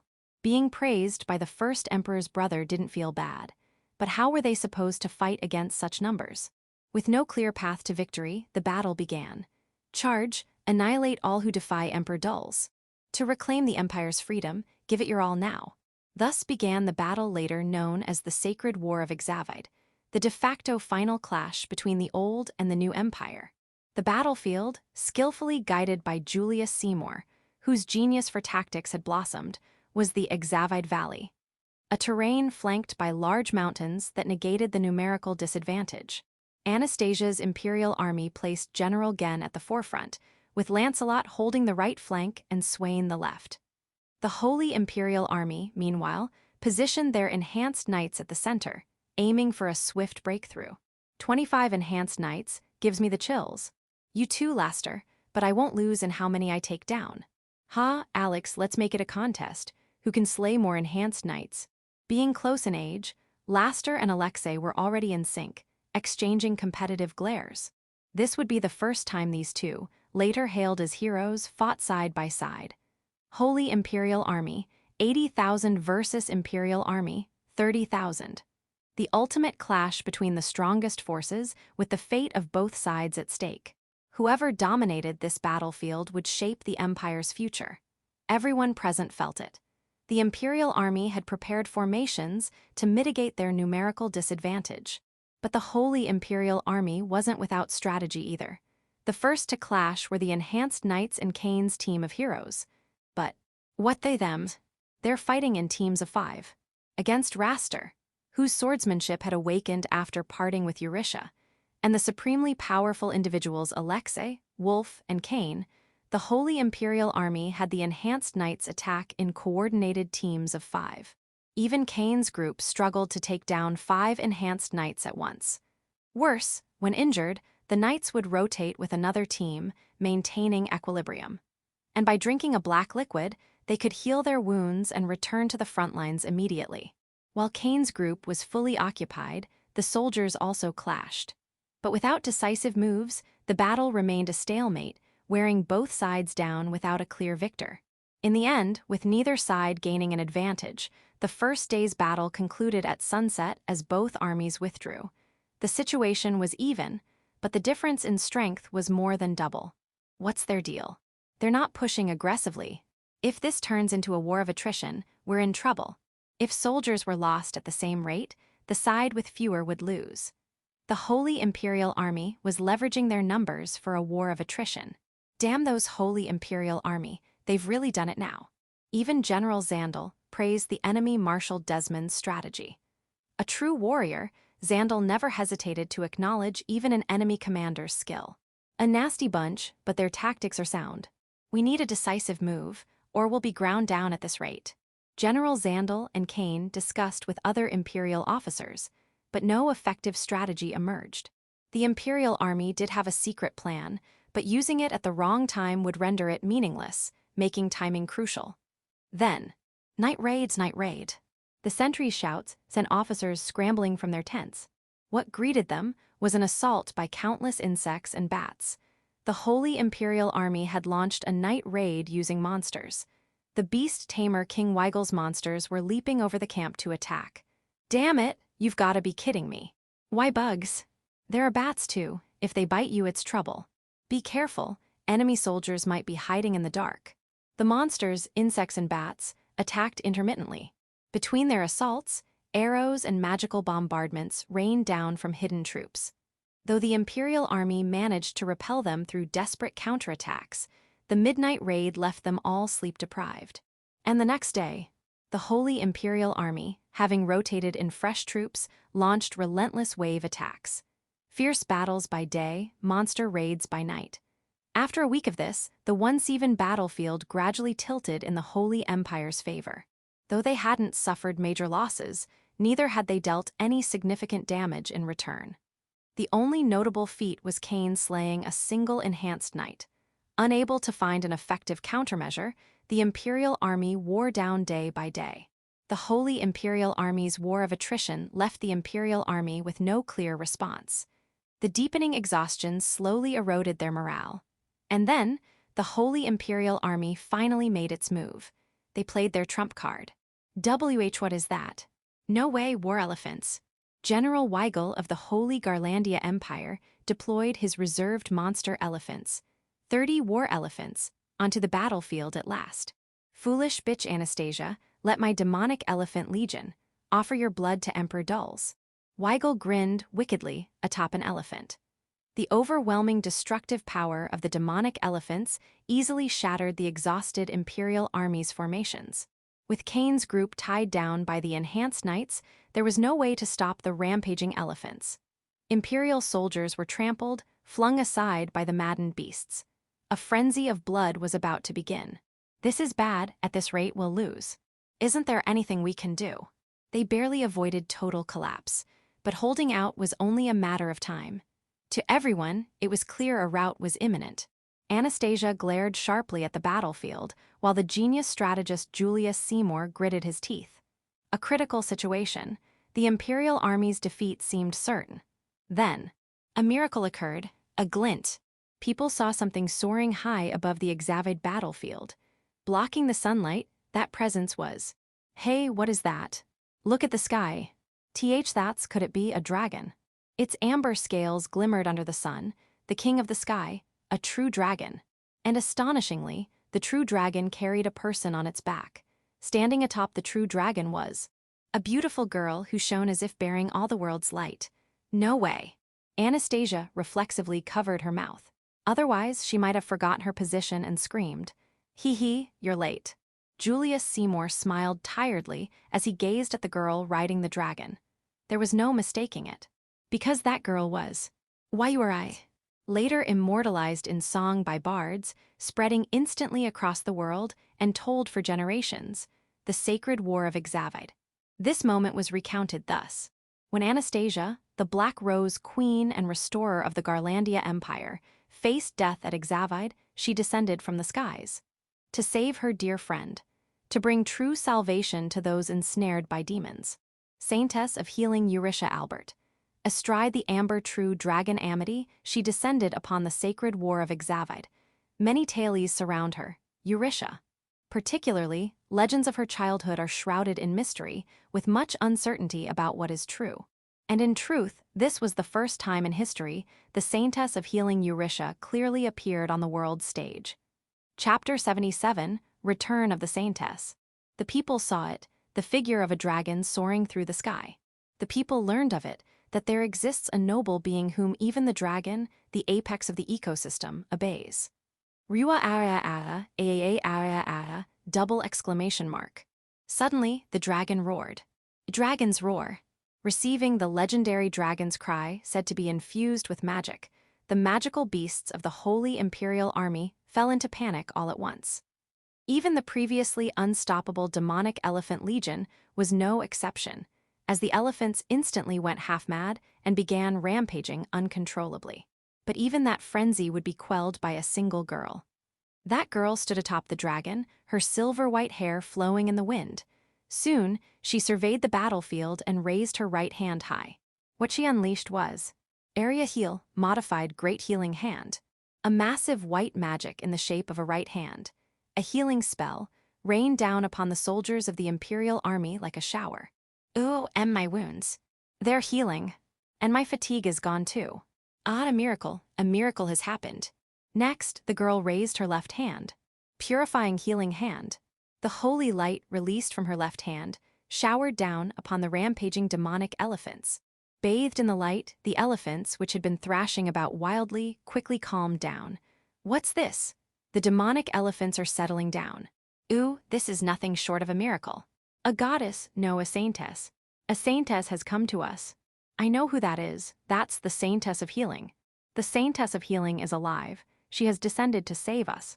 Amid the whirlwind of joy among the Imperial soldiers, an amber-colored dragon slowly descended near the center of the battlefield. From the dragon's back, a black shadow, Nebula, stepped down first. Then, guided by the hand, a beautiful girl with silver-white hair descended to the ground. She was none other than the Saintess of Healing, Eurisha Albert. Woo-woo-woo-wow. The Saintess had appeared. At that moment, the Imperial soldiers erupted in cheers. Nisan. Milady. Saintess. At Eurisha's arrival, Alexei, Wolf, and Laster, who had been fighting nearby, immediately rushed to her side. Wolf, in particular, burst into tears, saying, "Milady, thank goodness you're safe, ooh." Eurisha frowned slightly at them for just a moment before stepping back slightly, though she returned their enthusiasm with a gentle smile. Wolf shed tears again at the sight of her smile. Yuri. Eurisha, where have you been? Gah, mother. The moment Eurisha caught sight of Cain and Flora, her face stiffened. Wolf, Alex, Laster. Let's annihilate those demon apostles right away. Wait, Eurisha, hold on, I'm not done talking yet. I'm busy right now, mother, we'll talk later. Now everyone charge, I'll heal all your wounds. Heroes, follow me. As if fleeing, Eurisha averted her eyes from Flora, picked up a fallen Imperial Army flag nearby, and boldly marched forward, leading the soldiers without hesitation. The people saw it. The figure of the Saintess of Healing, standing at the forefront of the Imperial Army. Clutching the Imperial Army flag, Eurisha plunged straight into the heart of the Holy Empire's forces, completely unarmed. Yet, overwhelmed by her sheer holy presence, the Holy Empire's soldiers retreated as if parting before her. What are you doing? Attack, attack. At Marshal Desmond's command, the Holy Empire's soldiers surged forward as if freed from a curse. But the Imperial Army was not silent either. Protect the Saintess. She is the true goddess of victory. Our victory lies with the Saintess of Healing. Once again, the two armies clashed in full force. But the momentum had completely reversed from before. A white magic, a holy aura, spread around Eurisha. Those touched by this light were healed, regardless of allegiance. But while the Imperial soldiers grew increasingly energized, the Holy Empire soldiers, though healed, collapsed to their knees on the spot. What have I been doing here? Why are we fighting our own allies? As if freed from brainwashing, the Holy Empire soldiers lost their will to fight. Meanwhile, the refreshed Imperial soldiers surged past them. At the forefront was a fiery-haired man who wielded a sword that protected the Saintess, the crimson holy sword, Wolf. Woo-woo-woo. Having regained the Saintess Eurisha and his vigor, Wolf's momentum was overwhelming. He sent 5 enhanced knights, who had previously been his equals, flying in an instant. Witnessing Wolf's demonic prowess, the Imperial soldiers engraved the name Crimson Holy Sword into their hearts. I won't lose to Wolf. Woo-woo. Spurred on by Wolf, Alexei and Laster also began defeating the enhanced knights. As the knights collapsed, Eurisha's purifying healing hand rained down upon them.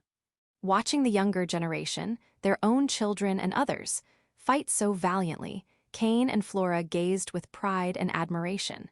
They're incredible, those kids. But now they'll leave us behind. The Saintess of Healing Eurisha pressed forward through the heart of the battlefield. Her eyes were fixed straight on the enemy commander. Having finished off most of the enhanced knights, Wolf stood by Eurisha's side. Milady, what shall we do about Desmond and Weigel? Those commanders over there, I'm afraid it's too late for them. Their souls have already been devoured by demons. Once that happens, Wolf. Understood, I will slay those demons without fail.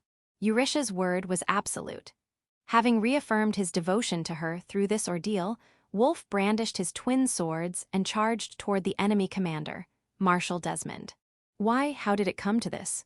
The Holy Empire's vice commander, General Weigel, muttered in disbelief at his situation. After the chaos caused by the dragon's roar, the elephants, having regained their senses from Eurisha's purification magic, no longer obeyed the Holy Empire's orders and simply retreated. Furthermore, the other magical beasts that had been surrounding them also began fleeing, their numbers dwindling rapidly. This meant Weigel's control over them had been completely severed. Impossible, why has my magic? That's simple. We finally broke your spell. Why? A sudden voice made Weigel turn. Before him stood a true dragon with amber scales. On its back was a middle-aged man, the sage Crystal, grinning through his sweat. Unbeknownst to Weigel, Crystal had been analyzing his magic since the battle began and had finally succeeded in dispelling it at this very moment. As a result, the magical beasts, the insects, small animals, and elephants possessed by demons were freed from Weigel's control and scattered. This was Crystal's pride as the originator of demonic magic. He could never allow anyone outside his brother's bloodline to wield it. Who are you? How did you break my magic? Welp, my job ends here. The rest is up to the youngsters. Amity, fall back. As Crystal gave the order to retreat, someone else leaped forward in his place. Laster. Woo-woo, die, villain. I, Laster Van Valentine, shall judge you. You damn brat. Laster's sword flashed. In a single exchange, Weigel's chest was diagonally slashed open. Gah! I, General Weigel, defeated by a nobody like you. This nobody is taking back this country's peace. Feel the pain of the people. Thud! Laster's sword pierced Weigel's chest. The enemy vice commander Weigel has been slain by I, Laster. With the Holy Empire's vice commander Weigel dead, Julius Seymour, stationed at the headquarters, seized the moment to deploy his final trump card. Now's the time, General Zandel, go. Leave it to me. What he sent in was a reserve force, 500 soldiers of the Lichtenbaum Volunteer Army. This was the last force Anastasia had held back, ensuring Julius and the others could escape if necessary. Judging this the decisive moment, he committed them all at once. Woo-oh, men of Lichtenbaum, show your spirit here and now. Woo-oh. Led by the fresh and well-rested 500 troops, General Zandel, known as the Thunder God, charged forward. With this powerful reinforcement, the Holy Empire's battle lines finally collapsed completely, their formation torn to shreds. What is this? Marshal Desmond groaned as he watched his forces retreat in defeat. They had an overwhelming numerical advantage and a flawless strategy. So why were they losing? Desmond's gaze turned to the center of the battlefield. There, the Saintess of Healing Eurisha Albert strode boldly through the chaos, untouched by anyone. And she was smiling. Damn you, Saintess of Healing. For Emperor Dull's sake, you must die, or else you will surely change this world. Oh, I'm sure she will, Desmond. A voice spoke suddenly from right beside him. Desmond turned. There stood a red-haired wolf beastman, twin swords in hand. Milady has descended to change this world. She is the true savior. Crimson Holy Sword, huh? So you've fallen for that whore's lies too. You bastard. Don't you dare insult Milady. Wolf's roar shook the very air, stunning Desmond into silence. Milady is a sacred being, the most noble and beautiful in this world. I won't tolerate you defiling her name. This is like a cult, Crimson Holy Sword. Even I'm creeped out by your fanaticism. Watch your tongue, Desmond. Milady is noble. Don't compare her to the demon-possessed fools you serve. Seems talking is pointless. Don't think I'm like those other enhanced knights. Doesn't matter, I exist to protect Milady. I am her sword. In the next instant, their blades clashed. The duel between Desmond and Wolf had begun. Their fierce exchanges kept everyone else at bay.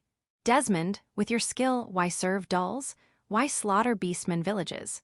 Beastmen? Oh, so this is about revenge? Pathetic. How pathetic, Crimson Holy Sword. Revenge? Yeah, that's pathetic, I agree. Why?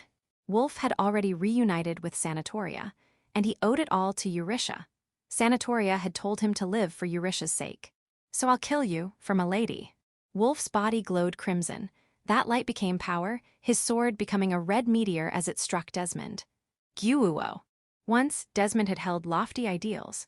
But after his wife and child were killed by beastmen criminals, he grew to hate all beastmen unconditionally.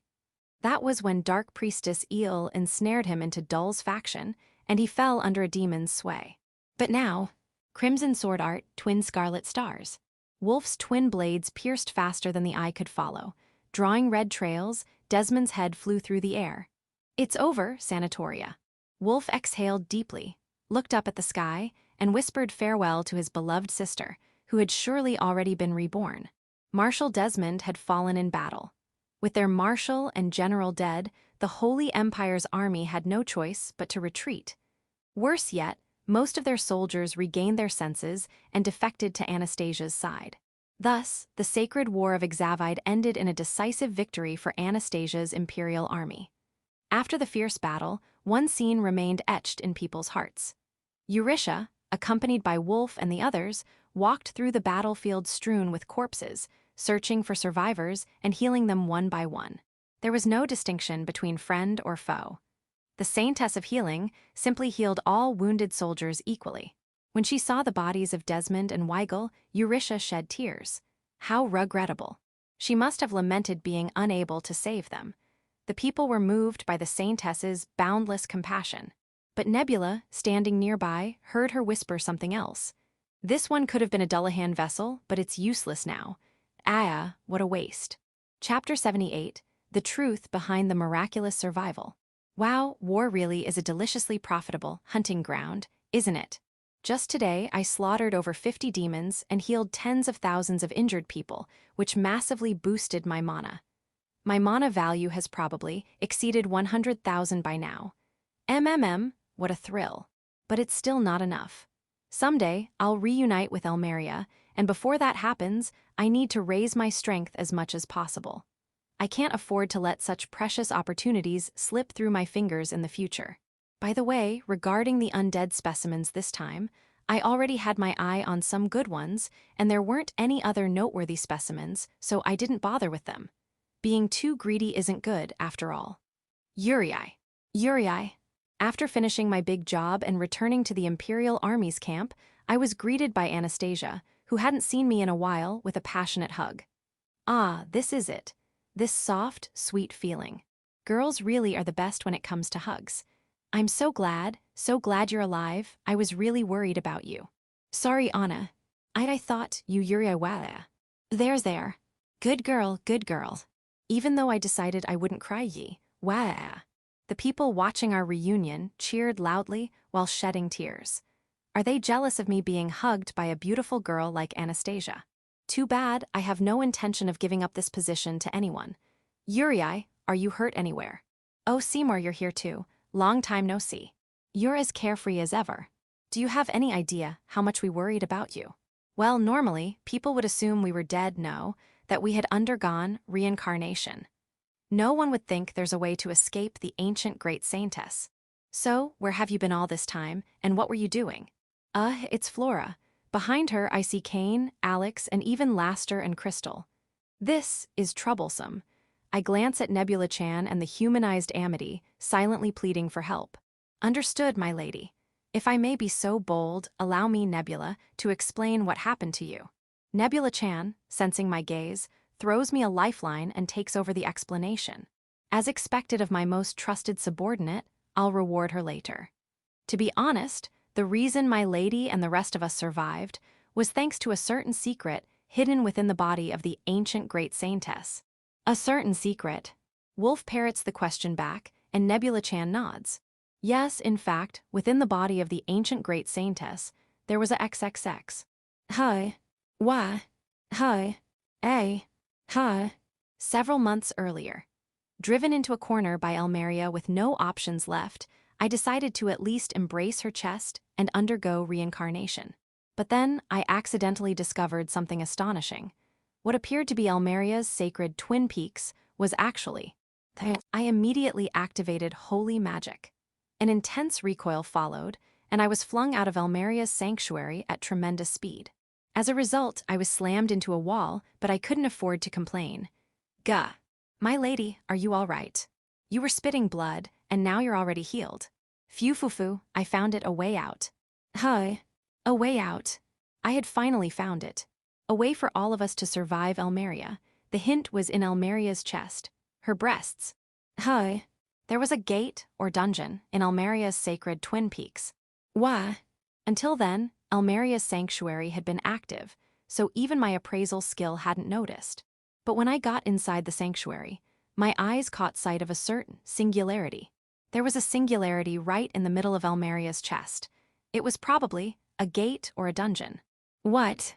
A gate or dungeon in a place like that? Theoretically, it's possible.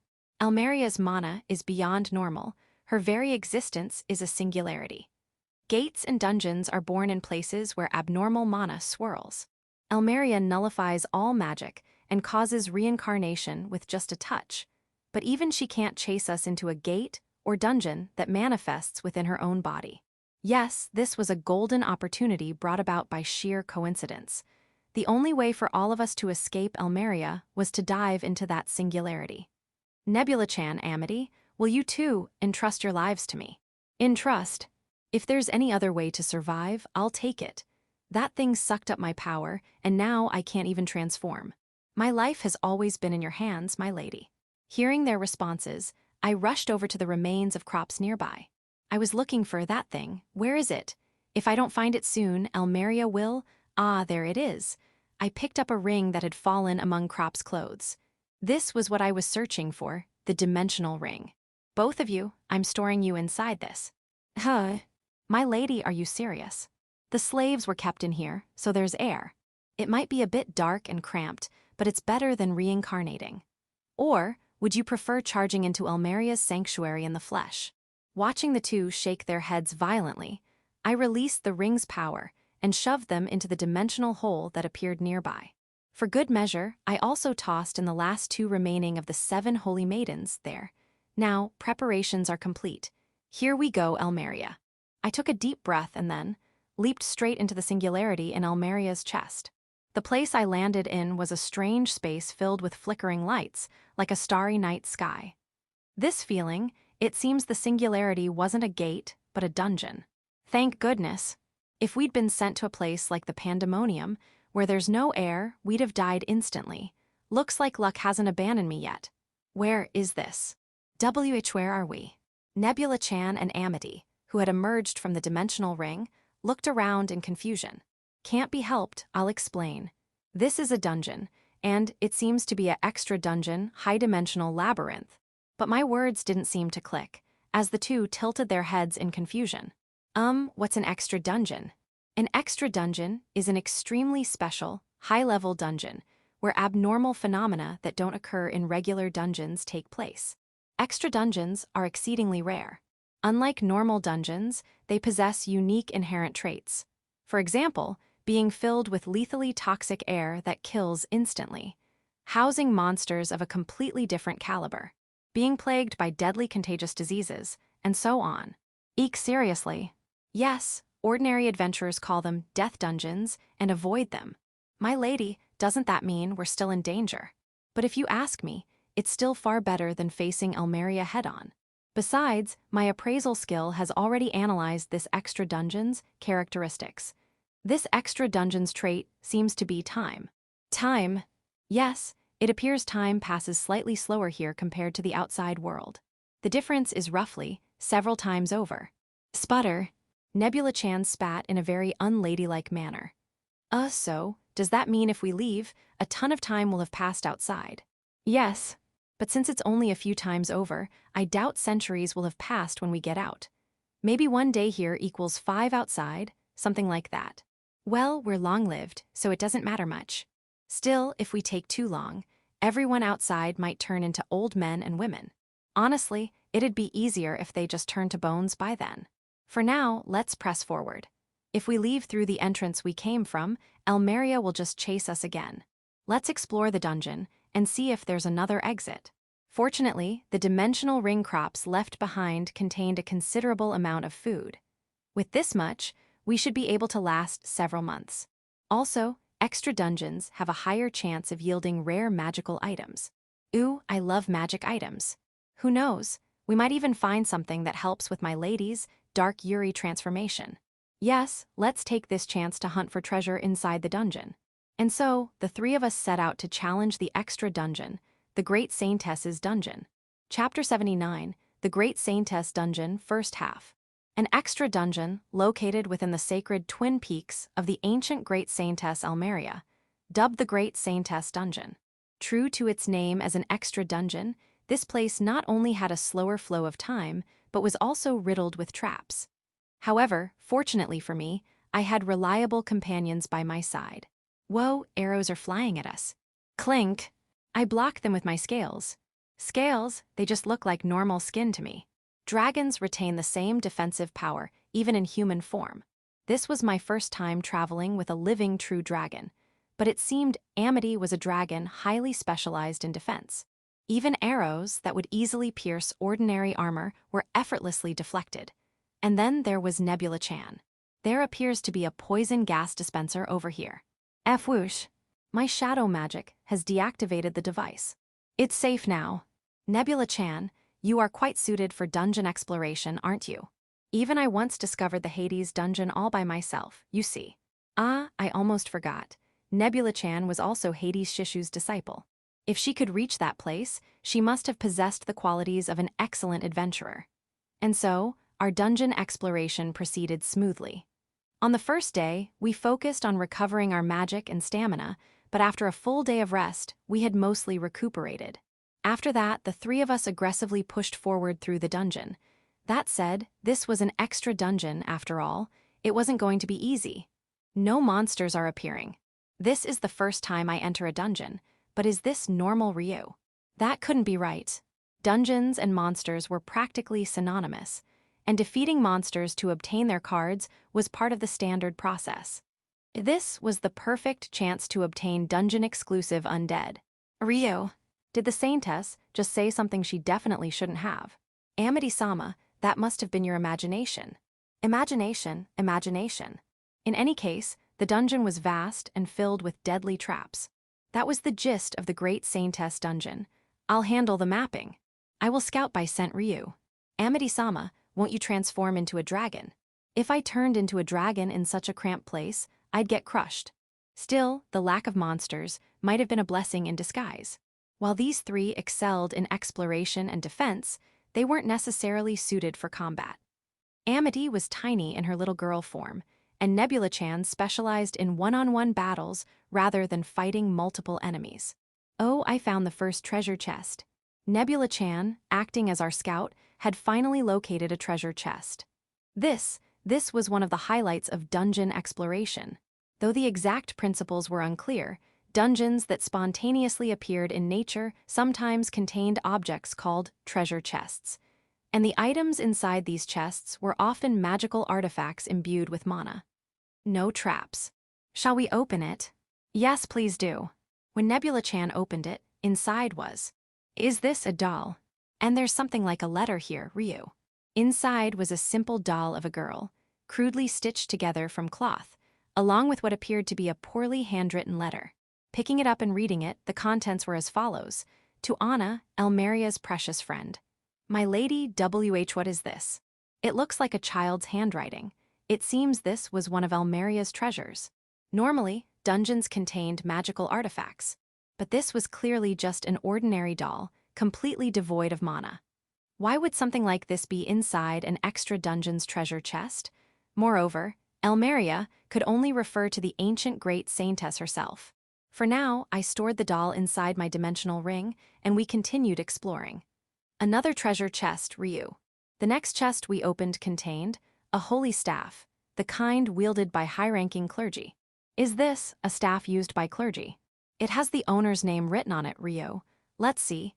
Ipquentius XIV is written here. That's a familiar name. If I recalled correctly, he was one of the previous Holy Mother Church's cardinals. Ah, yes. Now I remember. During my past life, when the Holy Mother Church summoned Almeria, he was one of the cardinals subjected to forced reincarnation. But why would his belongings, items belonging to someone forcibly reincarnated by Almeria in the past, be inside a treasure chest? It seems this dungeon has some kind of story behind it. And so, we continued exploring the dungeon while taking breaks. About 3 days in by my estimation, we finally found the third treasure chest. What lay inside would prove to be a turning point for me. Inside the chest was a book. Is this a diary? It says Elmeria on the name part, Ryu. Maybe it's the great Saintess's diary or something, Ryu. It seemed to be something Elmeria had written during her lifetime. When I opened it, only a few pages remained due to damage, but what was written inside was less of a diary and more of a research journal. Meticulous records of various experiments and results related to holy magic. And oh my, there were many things even I didn't know. Truly worthy of being called the great Saintess, Elmeria possessed remarkable insight and knowledge. Reading this book might allow me to power up a little. I see, by visualizing the shape of a hand, you can cast healing magic in parallel. Truthfully, I wasn't very skilled at activating magic. In my past life, I could only use necromancy, and in this life, Flora only taught me basic healing spells. Since I couldn't use other magic, I had no way of learning efficient methods. My current approach was the result of trial and error, but Elmeria's writings contained descriptions of effective ways to use healing magic. Until now, I had visualized circles or spheres when casting healing magic, but Elmeria claimed that deliberately shaping it like a hand enhanced both quality and quantity. When I tried casting it while visualizing a right hand, whoa, what is this? Hands are raining down, Ryu. To my astonishment, healing magic poured down like rain in massive quantities. This was incredibly useful. The activation was smooth, and the effect didn't diminish even at a distance. A revolutionary discovery. Wawa, this feels amazing, Ryu. My body feels so clean, Ryu. Eek, I'm being purified, ugh. My lady, please stoop. Watching Nebula-chan scramble away in panic was so amusing that I couldn't help but switch to sniper mode. Ha, I seriously thought I was going to vanish. Phew, this is quite handy. We continued exploring after that, but we hadn't even finished the first floor yet. This extra dungeon was vast, and we hadn't even found a staircase leading to other floors. Then, we stumbled upon a strange treasure chest. This is. It looks ominous, Ryu. A ghastly chest, swirling with poisonous shades of red and black, clearly different from the others. There's a trap, but I can't disarm it. It seems to be a high-difficulty one, and most likely, the trap is lethal. I see. Then Amity, could you open it for us? Ryu. Here our strategy was to use Amity, with her supreme defensive power, as a shield. She was sturdy enough that she wouldn't die anyway. What if it explodes or something, Ryu? With your defenses, it shouldn't be a problem, and as long as you don't die, I can heal you. Or would you rather wander this dungeon until we shrivel up? Our food isn't infinite, you know. Okay, Ryu, but Eurisha is a demon, Ryu. Grumbling, Amity opened the chest. A cloud of deadly poison burst out, but I quickly neutralized it with healing magic. The only consequence was Amity coughing up a bit of blood from her eyes and mouth, nothing serious. Gaga, that was awful, Ryu. Lick, true dragon blood, Yuawa. Now then, what's inside? Oh. Leaving Nebula-chan to writhe in agony, I opened the chest, and out floated a faint, translucent human figure. Jaya. A ghost, Ryu Aya. An undead has appeared. Surprisingly, what emerged from the chest was an undead, a rare type known as a wraith. This might have been the first monster we encountered in this dungeon, but this wraith was unusual. It possessed a holy attribute. An undead with a holy attribute, other than Elmeria, I want this. You want an undead, Ryu. Amity, you're a true dragon. Are you scared of undead?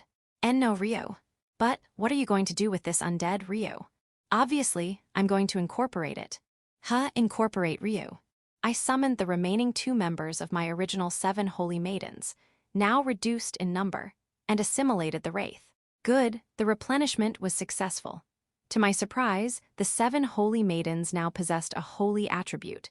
The birth of an undead with a holy attribute, second only to Elmeria. Just now, what did you do, Ryu? I welcomed it into my army. I don't understand what Eurisha is saying, Ryu. My lady. While Amity clutched her head in confusion, Nebula-chan, wearing a strangely complicated expression, spoke up. For some reason, she seemed to be glowing. Had she finally awakened as a girl? That's not it. It seems I've undergone an awakening. An awakening, so you've become a girl. I said that's not it. It seems I drank Amity Sama's, a true dragon's blood, and my rank has increased.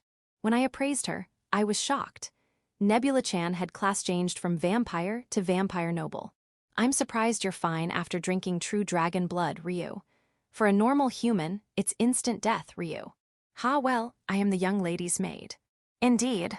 Such a simple reason is hard to accept, Ryu. Incidentally, perhaps due to the class change, Nebula-chan had gained slight resistance to holy magic. Ah, but please don't use healing meteor shower on me. It hurts. Ow ow ow ow. An undead with a sense of self is the enemy of social skills. Nebula-chan, take it, and let go of your ego. Nuo stoop. Don't take out your personal grudges on me. I think I just heard something I shouldn't have. Ryu, must be my imagination, Ryu, must be my imagination. Chapter 80, The Great Saintess Dungeon, Second Half. The dungeon exploration with Nebula-chan and the true dragon Amity continues. By any chance? Eurisha is no, never mind, Ryu. For now, until we escape from here, we're in this together, Ryu. Oh my, what is Amity saying with such lukewarm words? What are you talking about? We've always been in this together. FYB, but I am with Chris. That much doesn't matter. But when you said you'd save Crystal, you promised to do anything I asked, didn't you? GHK. Maybe I did say that, Ryu. Too bad for you, our contract was already established at that point. Very well, as long as Crystal is alive, do as you please. And don't worry, there's no need for concern. Even if he dies, we'll still be together forever. After all the trouble I went through to obtain an SS rank vessel and the rare true dragon vessel, I can't just let them go so easily. I won't bind them while they're alive, but after death, Mufufu. Wawa, are all the so-called Saintess just a bunch of scary people, Ryu? I think the ancient great Saintess and the young lady are special cases, but who knows? It's true that Edel-sama was also a strange one. See, can I run away, Ryu? Congratulations on joining the entourage of the Saintess of Healing, Lady Amity. Please stop, Ryu. Chris, help me, Ryu. These people are scarier than any monster, Ryu. Day 7 of our exploration. Finally, we found a staircase leading to the lower floor. However, we couldn't celebrate just yet, because right in front of the staircase was what appeared to be a gatekeeper monster. Milady, that is. A cyclops, isn't it? Cyclopes are among the higher-ranking monsters that appear in dungeons, and they possess a very troublesome trait. Magic doesn't work on cyclopes. Cyclopes are monsters that can only be damaged by physical attacks. Physical-based, single-minded monsters are the ones I struggle with the most. Especially opponents like cyclopes that also have magic-nullifying traits. Honestly, I'd rather not fight them. If I dragonify, I might be able to handle it, Ryu, but my attack power isn't that high, Ryu. Let's hold off for now. Ryu. Our goal is to escape through a different exit in this dungeon, not to conquer it. Besides, we haven't even finished exploring the first floor yet, so it's not too late to come back after finishing this floor's exploration. In that case, there's no need to force a fight now. Let's avoid unnecessary battles and resume our exploration. Eurisha is surprisingly calm, Ryu. The young lady calls herself an efficiency fanatic, so she dislikes pointless things. That's right. I prioritize efficiency above all else. Escape over exploration. The outside world over treasure. Well then, shall we return to exploring the first floor of the dungeon? If we still can't find anything after searching everywhere, we can always come back here. Several days after leaving the area with the staircase and venturing deeper, we found another treasure chest. And this time, there was what appeared to be a guardian lurking in front of the ominous chest. Fortunately, the third monster we encountered in this dungeon was an undead. Is that another wraith? An amber breath to petrify it, Ryu. No, let's capture it. Actually, this wraith, upon appraisal, was also found to possess holy attributes. What's going on with the undead in this dungeon? Though their undead rank isn't particularly high, they're valuable, so we'll capture it. With this, the 7 holy maidens will have their 4th replacement complete. It disappeared again, Ryu. What exactly is the Saintess doing, Ryu? If you think about it too much, you'll lose Lady Amity. More importantly, the treasure chest likely has an instant death trap again, and I can't disarm it. This time too. I already know, Ryu. I just have to be the shield again, right, Ryu? BOOM. This time, it was a directional explosive trap, but Amity, with her dragon scales, was only charred black and otherwise unharmed. Cough cough, is the content still intact, Ryu? It seems the explosion was directional, so the contents are fine. But this is a ring, perhaps. Given past trends, was this another ring with strange ties to fate? Thinking that, I checked and was utterly shocked. Inside were 2 misshapen rings. This is, why are these in a place like this? With trembling hands, I carefully lifted the 2 rings. The nostalgic design, the familiar touch. I've been searching for them all this time, my precious treasures that went missing after my previous life's death. What's wrong, young lady? You're unusually excited. This is the key to pandemonium. Huh? You don't mean? Yes, these are rings that can serve as keys to create temporary gates leading to pandemonium. In my previous life, I always carried 5 of these magical artifacts, keys to pandemonium. 2 of them, the skeleton's middle finger and the wraith's little finger, were inside this treasure chest. So these are one of the keys countless necromancers have been searching for, Frankel's keys. That's quite the treasure, isn't it? Indeed. Though we can't use them in this space, we'll have to check once we're outside. Why were my rings in Almeria's dungeon? Just what is this dungeon? Even I'm starting to grow curious. But escaping still takes priority. Once we're out, we can take our time thinking about this dungeon. After searching for a new gate to escape the dungeon, about 15 days had passed. Though we found no new treasure chests after Frankel's rings, as a result of wandering the vast, great Saintess dungeon, we finally discovered another singularity separate from the entrance in Almeria's chest. A distorted space, emitting a rainbow-colored glow at the dungeon's far end. Is this a gate? Yes, and a rather special one at that. How is it special, Ryu? Its destination changes every second. WH, what does that mean, Ryu? To put it simply, there's no telling where we'll end up. This is an extremely rare type known as a roulette gate. This is only the 3rd time I've seen one in person. Roulette gates are named for how their destinations change at fixed intervals. Since there's no telling where you'll end up, jumping in is considered a gamble due to how dangerous it is. The most well-known roulette gate is the Forest's Roulette Gate in the southern woods of the Federation. But even that one only changes destinations every few hours. The one I personally own only changes every 3 to 4 days, but the one before us now shifts destinations every second, an exceptionally rare case. Where will we end up? How thrilling. Isn't this seriously bad? This gate, we could really die, couldn't we? But it's the gate we've been searching for. Let's stop dawdling and jump in already. And no, let's not. I'd rather live a long life here than jump into such a terrifying gate, wah. Stop being selfish, Nebula-chan. Come on, let's go. GHK. Grabbing the noisy Nebula-chan by the scruff of her neck, I activated a curse to silence her. Perhaps seeing Nebula-chan silenced, Amity nodded with a resigned expression. I know without being told, Ryu, I'll jump into Ryu. I'm glad you're so understanding. Well then, let's go. MMGHH. Taking both their hands, I leaped into the gate with full force. This is W8 could it be? W where in the sky, Ryu? The destination after jumping through the roulette gate was a place with no footing whatsoever. Looking down, clouds were visible far below. It seems we've been transported to the sky. Quite the unlucky gate, it seems. The moment we realized, the 3 of us began free-falling. Kaya, we're falling. We're gonna die.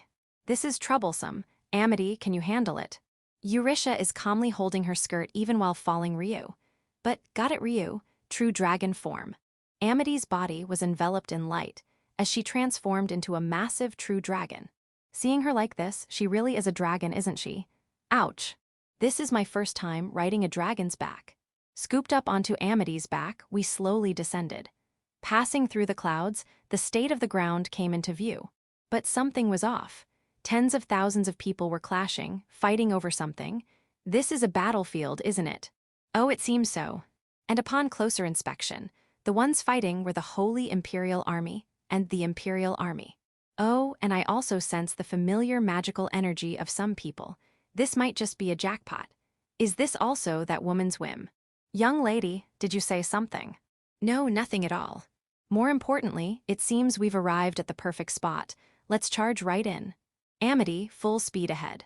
Got it, Ryu. Our target, the very center of the battlefield. Delicious prey awaits. Licking my lips, I stood up on Amity's back to get a better look at the world below. Chapter 81, Demon King. That's how it is. When Nebula-chan finished her explanation, I looked around at everyone's faces, only to find them all gaping in shock. Was it really that strange? So coming here was just a coincidence. That's right. But perhaps this was also fate guiding me and Yuri together. As she said that, Anastasia clung tightly to me. I couldn't help but grin a little. I've never seen Yuri make that face before. Even I, as the guy who got rejected, feel a little jealous. Nisama, look, I've gotten stronger too. Saintess, thank goodness you're safe. Hey now, the young lady is exhausted. Don't bother her too much, I'll go first. Wolf, that's cheating. Yeah. I should go first. Whoa, the guys are swarming in. Shoo, handsome men scram. Chris, that Saintess is bad news, Ryu. We gotta get out of here fast, Ryu. Well, about that, not really an option anymore. Amity, you might have had your own struggles, but she did help you out, right? WL, I mean. Then stick around a little longer, yeah. GRRs. While Crystal and Amity were talking, Kane and Flora quietly stepped forward. Oh no, hey Eurisha, do you even realize what's happening? Everything's ruined now, you know? After all the trouble I went through to cover for you with Mother, now the Holy Mother Church will find out about everything. Gah. I'll get an earful from Mother. Mother will lose her position as Cardinal, and you'll probably get snatched up by the Church to be officially recognized as a Saintess. All my hard work and concern, gone to waste. GRRRs. Eurisha's getting talked down, Ryu. Lady Flora is the strongest, after all. If things get bad, we can always ask that person for help, Ryu. Nebula-chan and Amity, who'd gotten pretty close in the dungeon, were whispering among themselves, so I shot them a glare. But Flora was right. I couldn't help but go wild when I saw my prey dangling right in front of me, but now the Holy Mother Church would definitely take notice. In that case, what I had to do was, more importantly, let's head to Dull's castle first. One last big score. Slay the demon boss, boost my magic power, and then make my escape. We don't have much time left. Yuri, does that mean? At my words, Anastasia's voice trembled. You understand too, don't you? That's right, time is running out. Before Viola comes storming in, we have to get away fast. The next day, Anastasia's army began its march. Apparently, the current Imperial forces under Dull's numbered around 20,000. Meanwhile, Anastasia's side had over 50,000. The balance of power had completely shifted, so it seemed they intended to settle things in one decisive strike. I decided to join the march as well. It seemed like the most efficient way to rack up gains. Since I'd already been exposed anyway, I might as well go all out before making my escape. Woo-a. It's the Saintess of Healing. How beautiful. To have a dragon following her, it's like witnessing a legend. Justice is truly on our side. The Demon King Dulls must fall. As Anastasia and I walked, the soldiers cheered. As expected, Anastasia was popular. What are you talking about? Yuri, this is your popularity. Mine. I'm popular, what are you saying? I'm just the child of a low-ranking noble. And to the imperial citizens, I'm a foreigner. No matter how you look at it, Anastasia should be the popular one. My, Yuri, you really don't get it at all. Don't get it? I do. Anastasia is my close friend. Well, never mind. That's just like you, Yuri. But I do worry you might end up falling for some weirdo someday. A weirdo? Well, with Wolf and Nebula around, I suppose there's no need to worry. From my perspective, they're the ones to worry about. But as long as they end up as mine in the end, it doesn't matter. But I'll be honest, since it's you, Yuri, I'm really not sure what to do. Dulls has a demon inside him, doesn't he? Demon or not, I'll turn him into fuel for my magic with a full-powered left straight. Hey there, ladies. Instead of standing around all pretty and chatting alone, how about letting me join in? Floating lightly through the air was the sage crystal. He always moved around by levitating with magic. Just how lazy could he be? Ancestor, what brings you here? Anastasia, as sharp-tongued as ever. It's okay to hug your grandpa, you know. I'll pass. Shame. Anyway, you two were talking about demons, right? Come to think of it, he was a master of Demon King arts, the magic used to command demons. Yes, we were discussing how to deal with Dulls. Dulls, that guy's dangerous. See, an upper-tier demon that's fully merged with its host, I'd say it rivals an SSS rank. SSS rank? You've seen the ancient great Saintess, haven't you? Are you saying it's on that level? Nah, I doubt it's as strong as the ancient great Saintess, but that doesn't mean you guys can win. That's not true. We have heroes like Cain, Alex, and Laster, not to mention Amity, a true dragon. If you're that confident, wanna see a little of the Demon King's power? Huh. Just a tiny bit, as a favor for you beauties. It cost me my lifespan, here goes. As he said that, Crystal focused power throughout his body. Vuum, black mana surged, and an unbelievable dark energy erupted from Crystal's body. His right side, covered in demonic energy like black armor, an overwhelming amount of magic power, and an intense demonic presence. This was definitely no ordinary being. No, this was strong. If Crystal went all out, he might be the strongest person here. The sheer force he radiated was that intense. That's incredible magic power, he could easily wipe out an entire army. I see. This won't be easy. Yep, get it now, cough. Mid-sentence, Crystal coughed up blood. Immediately, his mana dispersed and vanished. It seemed he'd burned his lifespan to show us that. I quickly cast healing magic, but while the bleeding stopped, he didn't seem to be recovering much. Sorry about that, Eurisha, but unfortunately, this damage can't be healed. Demon King power eats away at the soul. Healing magic won't fix that. So that's why Sage Crystal, despite having that much power, never intervened directly until now. Well, part of it's just me being lazy. But if I use Demon King arts a few more times, my soul's probably done for. Why? I see, to wield Demon King arts, that's the price. Ah, keep it from Amity, yeah? She'll cry if she finds out. Besides, I don't plan on using Demon King arts anymore. But I can't just sit back and watch Dulls, my little brother's descendant, stray down this path. Wiping the blood from his lips, Crystal looked at me. Not my place to say, but, Saintess of Healing Eurisha, can you save Dulls? I'm no Saintess. Whatever, just do your best, that's all I ask. Can I count on you? Of course. Thanks. With that, Crystal floated away unsteadily. His retreating figure looked oddly lonely, or was that just my imagination? This was the imperial capital of the Holy Garlandia Empire, Garland. In the obsidian-black imperial palace, Dulls sat upon his throne, listening to a soldier's report. Great Emperor Dulls, I bring news. The rebel army led by Anastasia is closing in on the capital. Their numbers, 60,000, and reinforcements arrive daily, swelling their ranks. At this rate, in a few days, they'll reach the capital, Ga. HMPH, spare me your pointless reports. Dull's right arm morphed into a black, leg-like appendage, piercing the soldier's chest. A hole opened in the center of the soldier's torso, and he collapsed, blood gushing from his mouth. As other soldiers trembled while retrieving the corpse, the dark priestess Eel, standing nearby, spoke up. Great Emperor Dulls, it seems it's just the two of us now. HMPH, the weak perish, that is the way of the world. In the end, I alone am enough. There is no issue. Yes, we shall build the next era together. Indeed. I who have mastered the demons am the Demon Emperor, no, the Demon King. This Demon King Dulls will crush Anastasia's rabble and that so-called Saintess of Healing all at once. Eel sensually licked her lips. When that time comes, I shall accompany you, Demon King Dulls. Good, then you shall witness it, the new empire that I, Demon King Dulls, shall create. Chapter 82, The Decisive Battle. On the plains near the imperial capital Garland, the two armies clashed with fierce momentum. The 60,000-strong Anastasia army, having finally advanced to the imperial capital, was now facing off against the roughly 20,000-strong Holy Empire's forces. However, the momentum seemed to be on Anastasia's side. They were driving back the Holy Empire's army with overwhelming force. I, along with Wolf and Nebula-chan, dashed freely across the battlefield, healing everyone indiscriminately, friend and foe alike. I had expected our allies might find it annoying, but surprisingly, no one complained. So, I got carried away and healed everyone in sight. Every little bit adds up.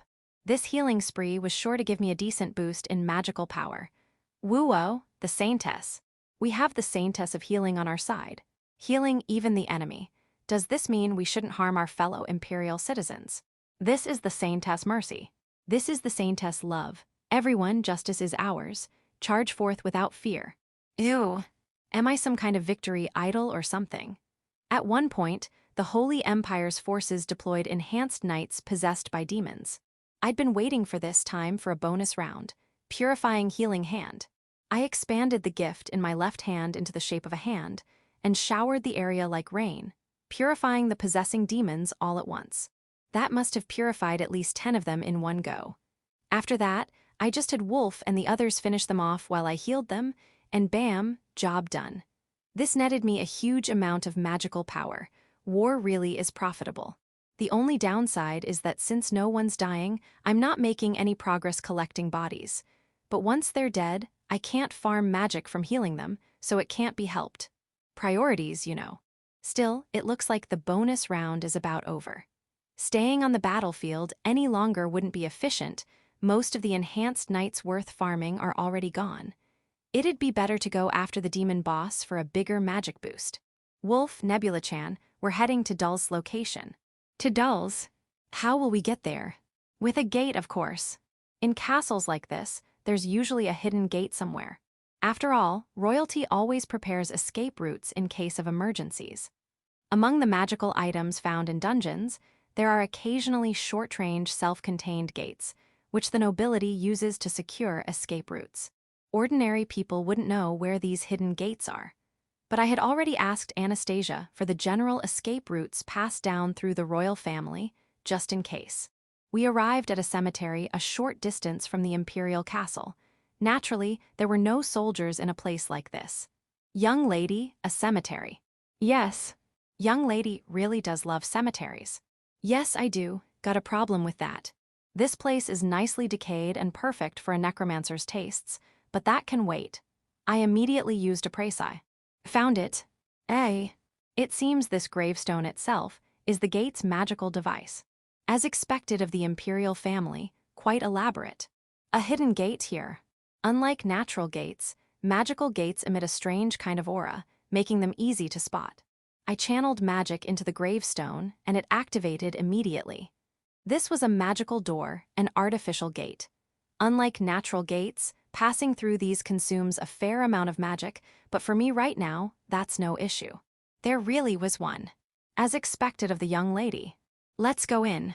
Now, let's make one last big haul before the imperial capital falls. Beyond the artificial gate was a dark room. Searching for a door, we stepped outside. Oh my, jackpot. We seemed to be on one of the higher floors of the imperial castle. Looking out the window, I could see the distant battle between the Imperial Army and the Holy Imperial Army. We really made it to the Imperial Castle, as expected of the young lady. But there's no sign of anyone. Indeed, as Nebula-chan said, there was hardly any presence of people. The corridors were vast and empty. What was going on? Eventually, we reached an ornate door at the end of the corridor. Opening, it revealed a grand hall with a deep crimson velvet carpet and a high ceiling. Directly ahead was an extravagant throne. This seemed to be the audience chamber. You've come at last, so you're the Saintess of healing. A voice like the depths of the earth echoed as I faced forward. A black shadow sat upon the throne, with a dark-clad woman standing beside it. Quite the alluring figure, that woman. Dulls. And that female priestess, she feels dangerous. Probably not human. The last of the rumored 4 demon generals, Dark Priestess Eel. The 4 demon generals. I feel like I've heard that somewhere, but whatever. Time to purify them and make them my fuel. That said, Dulls isn't someone to let your guard down around. The results from my précis were less than ideal. Demon Emperor Dulls Warrenheit Skygarden Van Garlandia. Titles: Demon King, Ruler of Greed. Master of Demons, Holy Emperor, Kinslayer. Gift, the Sin of Greed. Status, Demonized Complete. Body rank, NA. Suitable Undead, NA. Dark Priestess Eel Saculus. Titles: Demon Priestess, Demon King's Aid, one enthralled by demons, practitioner of dark magic. Gift, Charm. Status, Demonized Complete. Body rank, NA. Suitable Undead, NA. As I thought, both of them have fully demonized. At this point, they're completely useless as undead vessels. What a waste, they probably would have made decent material otherwise. Brat. His Majesty, the Demon King Dulls, is addressing you. Answer properly. While I was absorbed in appraising them, the alluring woman beside him, Eel, snapped at me harshly. Truth be told, in my past life, I had a hard time with strong-willed women. Namely, the saintesses and cardinals of the Holy Mother Church, who berated me endlessly. Women are supposed to be goddesses, but getting yelled at any more would be rough, so I decided to answer the question. I am not the saintess of healing, just a young lady from a minor noble family. Why? Oh, she's seriously pissed now. Between Viola and Flora, angry women terrify me. I don't know how Dulls handles someone this scary. Cuckoo, you're an interesting one. Hey, you, what's your name? Dulls threw me a lifeline. Thank goodness, I didn't want to talk to that scary woman any longer, so I eagerly answered his question. Eurisha Albert. I see, how about becoming my concubine? Concubine. Young lady, a concubine is an unofficial wife. Oh, that kind of concubine. Nice save, Nebula-chan. Well, being the Emperor's concubine isn't a bad deal. I'll even make you my favored concubine above Eel here. Why? Emperor Dulls. A beautiful woman deserves a higher place, no? Or do you think yourself above Eurisha, Eel?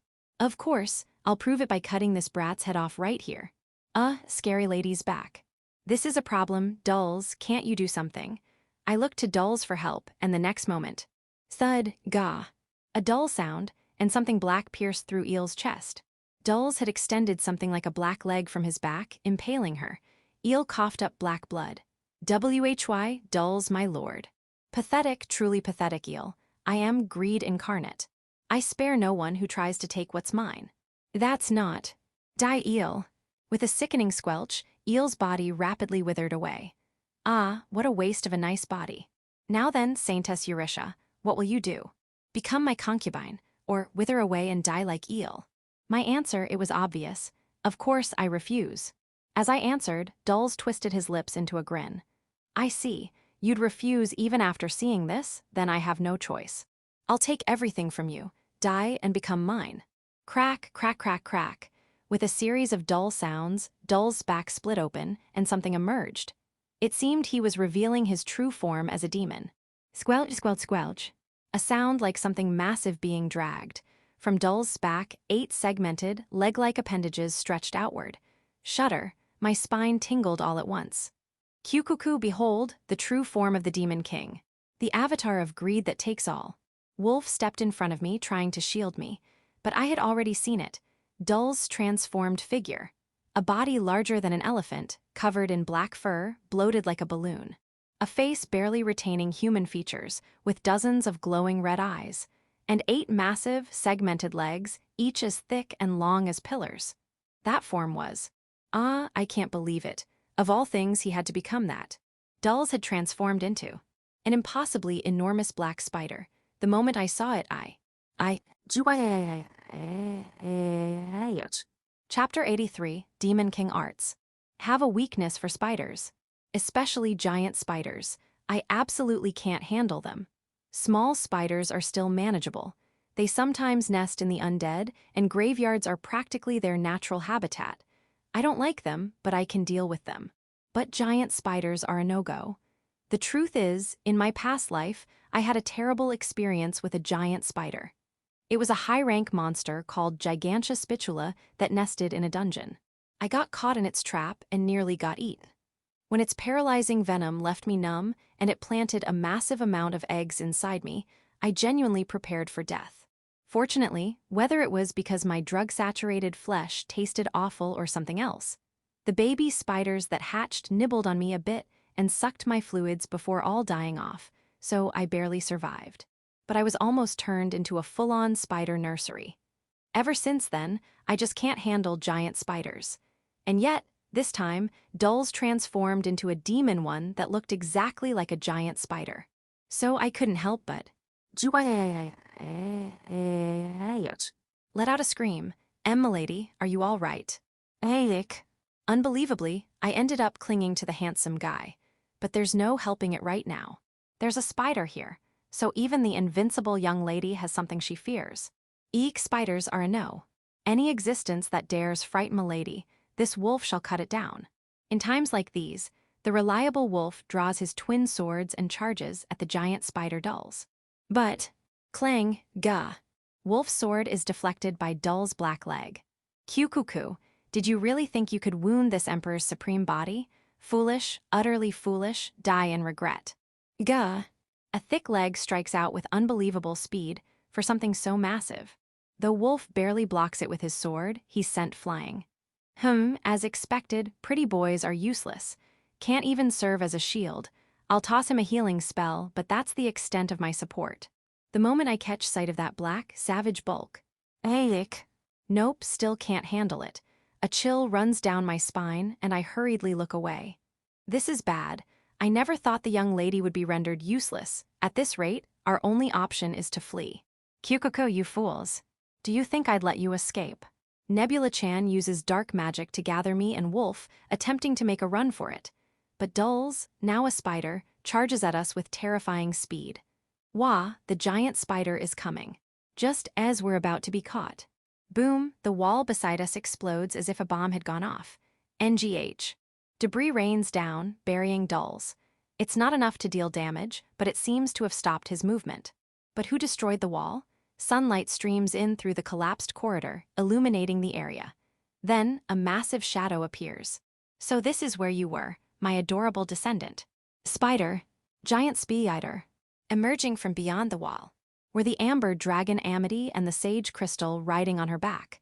Appearing before us were Amity and Crystal. Thank goodness. If I recall correctly, lizards eat spiders. Amity, could you eat that spider for me? You? No way. I eat the same things as regular humans. Ho, a true dragon, not a bad opponent. But do you really think you can defeat me? Sorry, but your opponent is me. Saying that, Crystal jumps down from Amity's back. What's that lazy guy planning to do? Guess I'll have to resort to my last option. Hey, Amity, mind protecting the Saintess for me? But Crystal, you. Don't worry. It's a relative's duty to discipline a rebellious descendant. You, who are you? You're no ordinary human. Nice to meet you, Emperor Dulls. I'm Crystal, your distant ancestor's older brother. What nonsense are you spouting? It's the truth. I'm the elder brother of Dehyle, your ancestor. To put it simply, I'm the founder of Demon King Arts. While the two of them talk, Amity, now in human form, approaches us. I was hoping to use her dragon form as a shield. What a shame. I don't know how you know of Demon King Arts, but I see. So it was your doing that my enhanced knights were wiped out. That wasn't me. Well, doesn't matter. More importantly, Emperor Dulls, you've already gone past the point of no return, haven't you? Didn't Dehyle leave you a warning not to overuse it? HMPH. I ignored the dying words of the founding emperor, who was too cowardly to master Demon King Arts.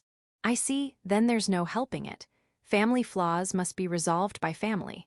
What a pains, but fine. Crack. Crystal bites his finger, drawing blood, then begins drawing a magic circle in midair. That intricate formula must be an incredibly powerful spell. Phew fun.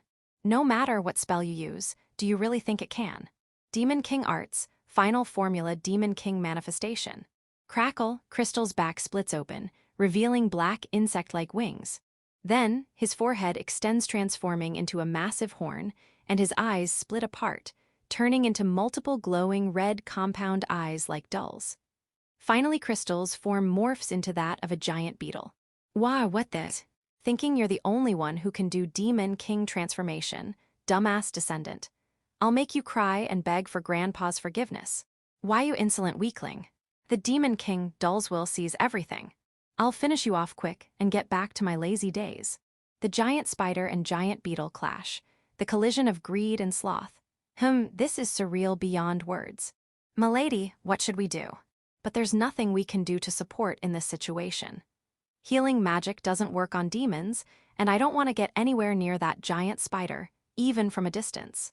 All we can do now is watch. At first, Crystal pushes Dulls back in their clash, but soon, the movements of Crystal's beetle form begin to slow. Age, perhaps? Crack! Finally, one of Crystal's arms is shattered by Dulls and sent flying. What's wrong, old man? Did you really think you could oppose me with just this? If so, I'll make you regret it immediately. Nah, I didn't think I could suppress you like this either. Crystal glances at Amity. Hey, Amity, I have a favor to ask. What is it? Take my place and serve the Saintess for me, will you? What are you saying? Crystal, you're... R-A-G-H. With a roar, Crystal charges at Demon King Dulls, but Dulls was waiting for this moment. HMPH, a suicidal attack? How pathetic. Die. Dull's spider leg extends, piercing Crystal's chest. Black blood spills from Crystal's mouth.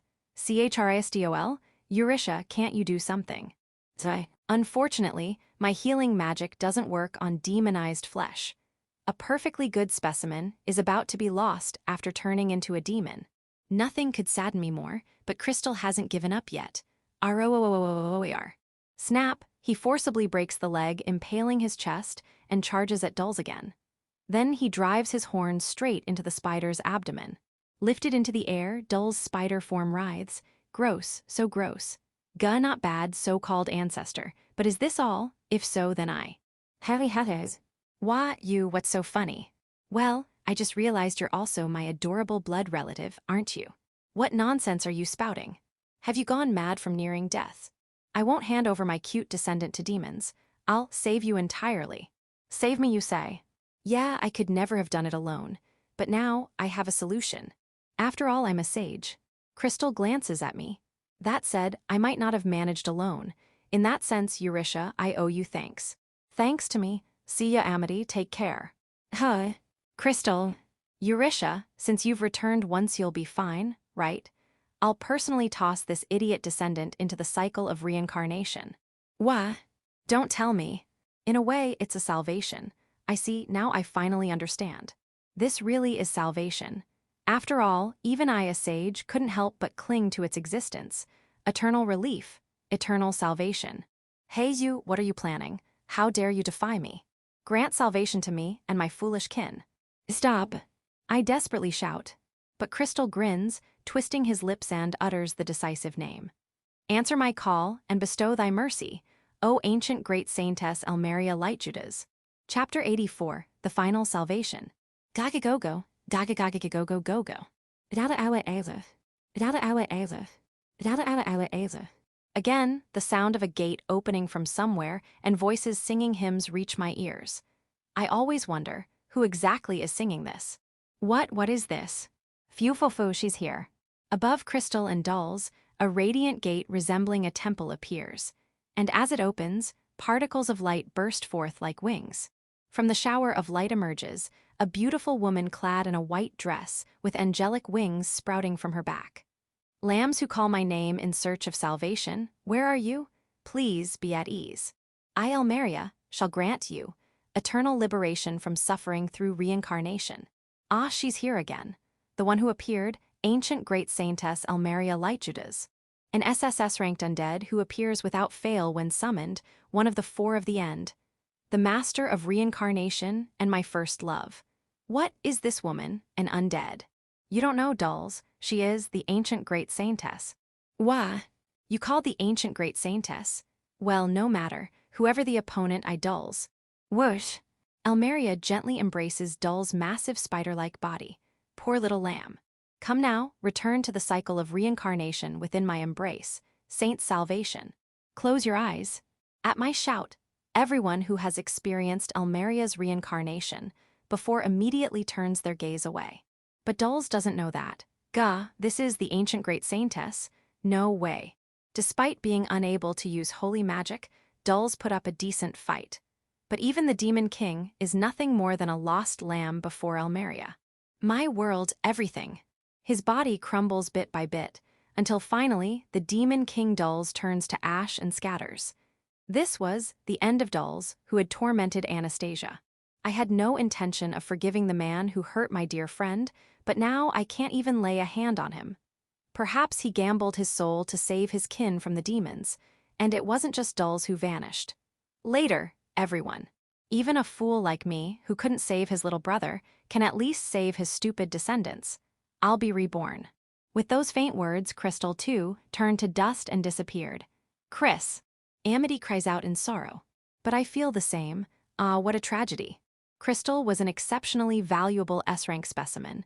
And yet, once again, Almeria took him from me. Tears spill from my eyes before I realize it. Amity notices. You're sad too, Eurisha. Of course. Because yet another incredibly rare specimen was ruined by Almeria. A specimen like Crystal doesn't come around often. An irreplaceable loss.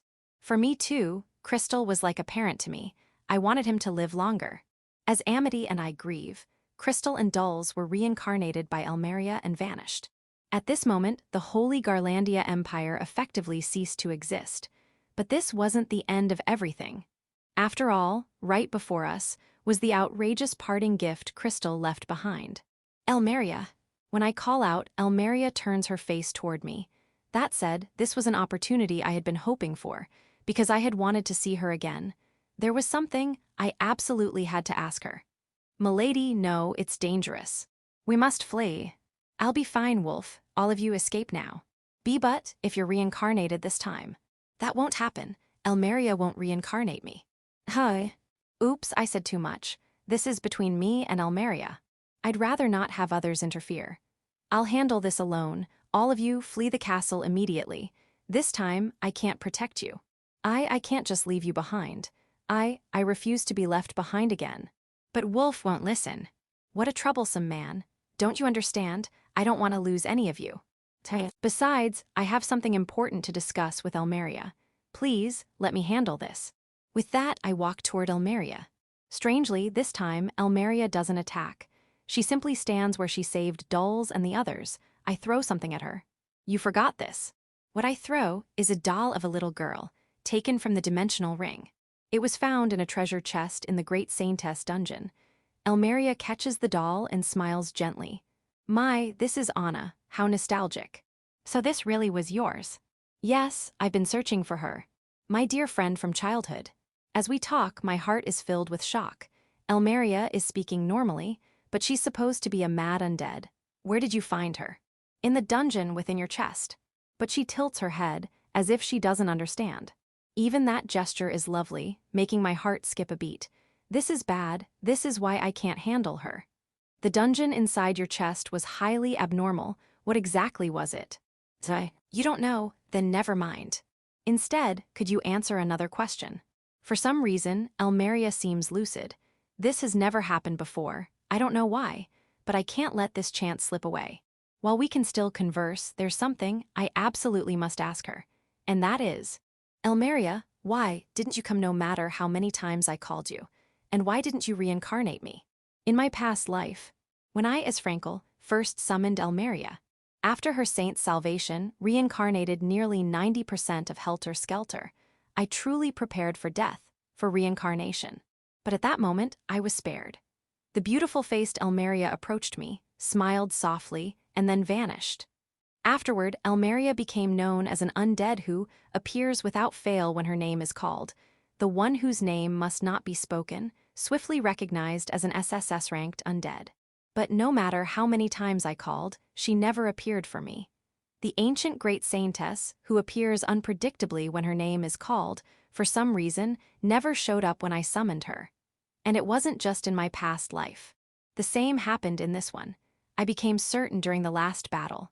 True, I blocked Elmeria's saint's salvation multiple times, but not a single one of those was ever aimed at me. Yes, Elmeria never intended to reincarnate me from the very beginning. Why? At my question, Elmeria opens her eyes and smiles for the first time. But there's no reincarnation magic in that gaze.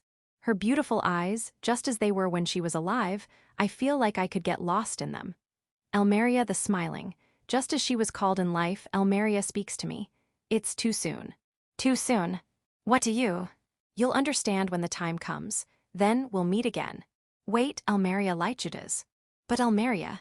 With the same smile as when I first fell in love, she gently touches my cheek and says, "Then, until we meet again, Frankel." With those words, Elmeria dissolves into the wind and disappears. Emperor Dulls, who killed his father, the Emperor, and founded the Holy Garlandia Empire. Aiming to build an unshakable empire through force, he ruled with tyranny, but his ambitions were short-lived. The people, suffering under his oppression, rose against him. From among them, many heroes emerged. Anastasia, the Black Rose Empress, who broke off her engagement with the prince of the Lichtenbaum kingdom, risked her life to return to the empire, and later ascended the throne. Julius Seymour, the Hawk-Eyed King, who, despite only her former fiancé, abandoned his claim to the throne to support her, unleashing his genius for military strategy. Lancelot, the Golden Knight, and his sister Charlotte, the Black Pearl, who steadfastly served and supported Anastasia. Laster, the Liberation Swordsman, a young hope born from the common people, who freed numerous beastmen villages from the Holy Empire and was knighted by Anastasia. Alexei Albert, the hero of light, who rose to prominence during this war. Xandal, the Thunder General, who became the Empire's military advisor. The heroic couple Cain, the Sword Emperor Knight, and Flora, the former saint. Thanks to their efforts, the imperial army led by Anastasia emerged victorious. The defeated Holy Empire fell in just half a year, and Dulles met his short-lived end. But there were those who left behind legends greater than even theirs. Eurycia Albert, the Saintess of Healing. With her 2 attendants, Wolf, the Crimson Holy Sword, and Nebula, the Jet Black Maid. She saved countless villages, healed tens of thousands of wounded, and even tamed the legendary Amber Dragon, guiding Anastasia and the others to victory. There are also unverified accounts of a man known as the Sage Crystal serving under her. But since Crystal never appeared in later records, some believe he was a fictional figure. Regardless, it's said that Empress Anastasia's victory in this war was largely due to the Saintess of Healing, Eurycia. Because she was Anastasia's dear friend, she helped her, and in doing so, saved the Empire. But by the time Anastasia won the final battle and stormed the imperial castle, everything was already over. Emperor Dulles had vanished, and his fate was never confirmed. Only a letter left at the scene declared his death, bringing the war to a close. The truth is known only to Eurycia, the Saintess of Healing, and her companions. But Eurycia herself left Anastasia with just a single letter. Dulles and Crystal perished together, before disappearing without a trace. Holy Undead character introduction, Eurycia Albert, the protagonist of the story. A 14-year-old girl as of now. She is a beautiful girl with striking features, including large eyes, long eyelashes, slightly drooping eyebrows, a well-shaped nose, and rounded lips. Her right eye is blue, while her left eye is green, a so-called heterochromia.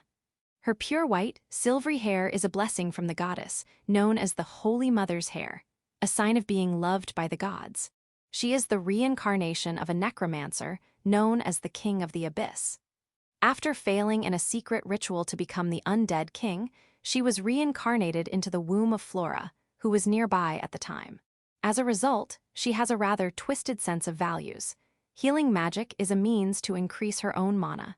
She evaluates people based on their undead compatibility. She believes handsome men should die. Casting grand magic gives her ecstasy.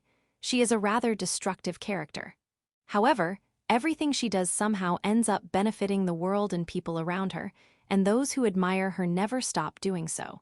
As a result, she is called names like Light of Indecide, Angel of Reunion, and Saintess of Healing.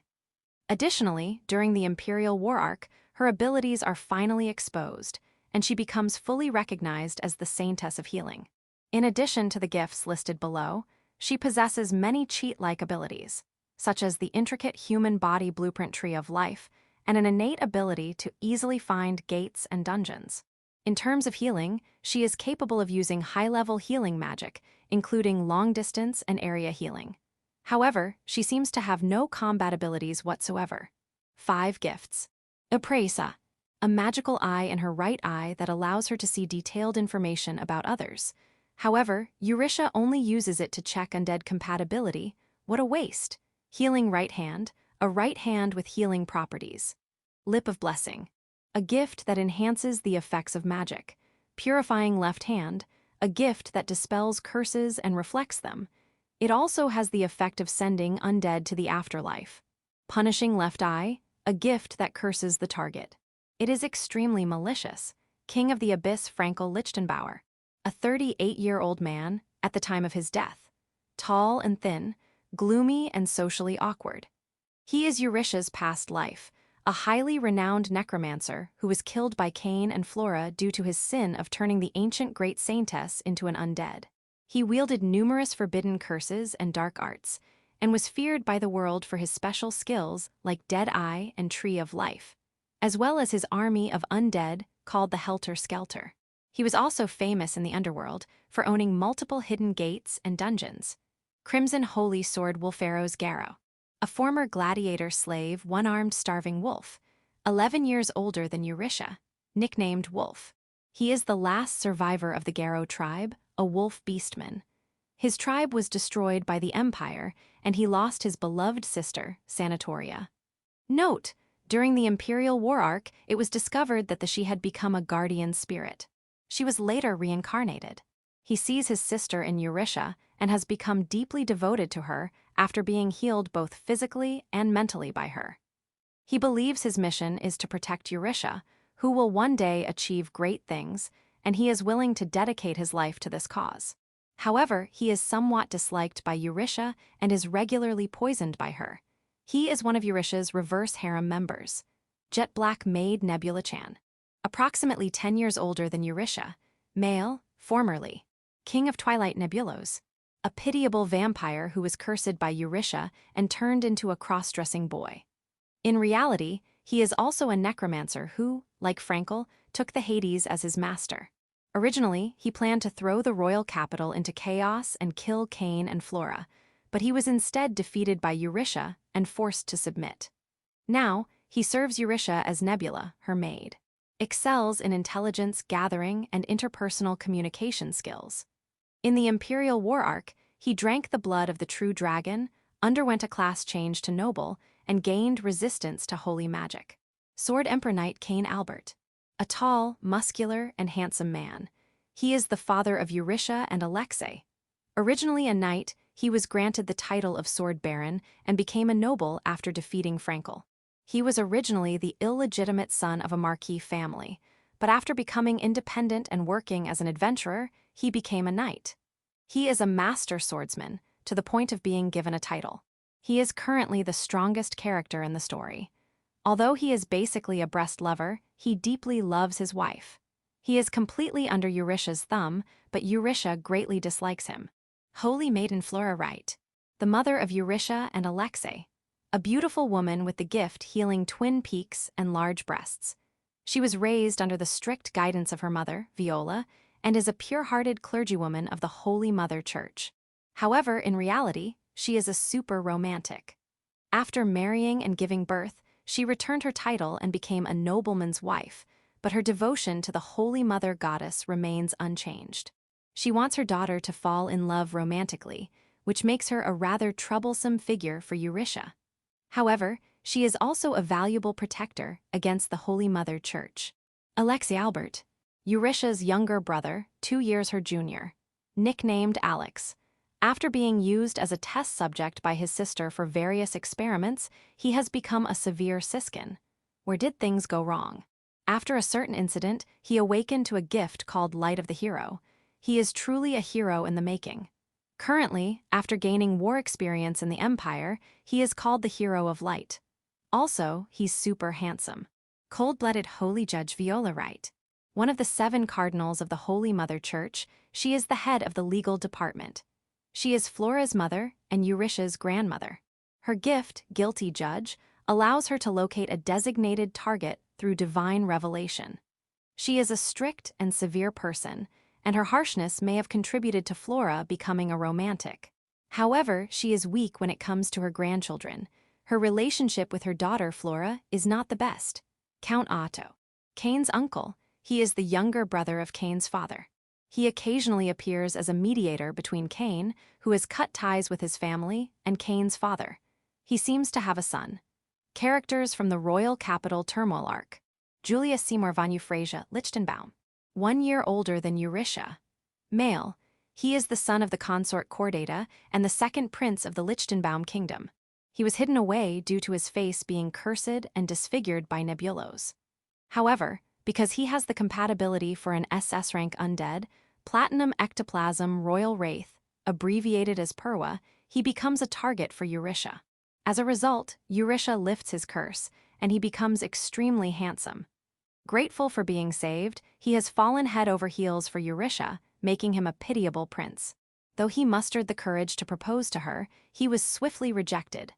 Later, during the Imperial War arc, his engagement with Anastasia was broken off, his second heartbreak. but he joined her faction and unlocked his latent talent.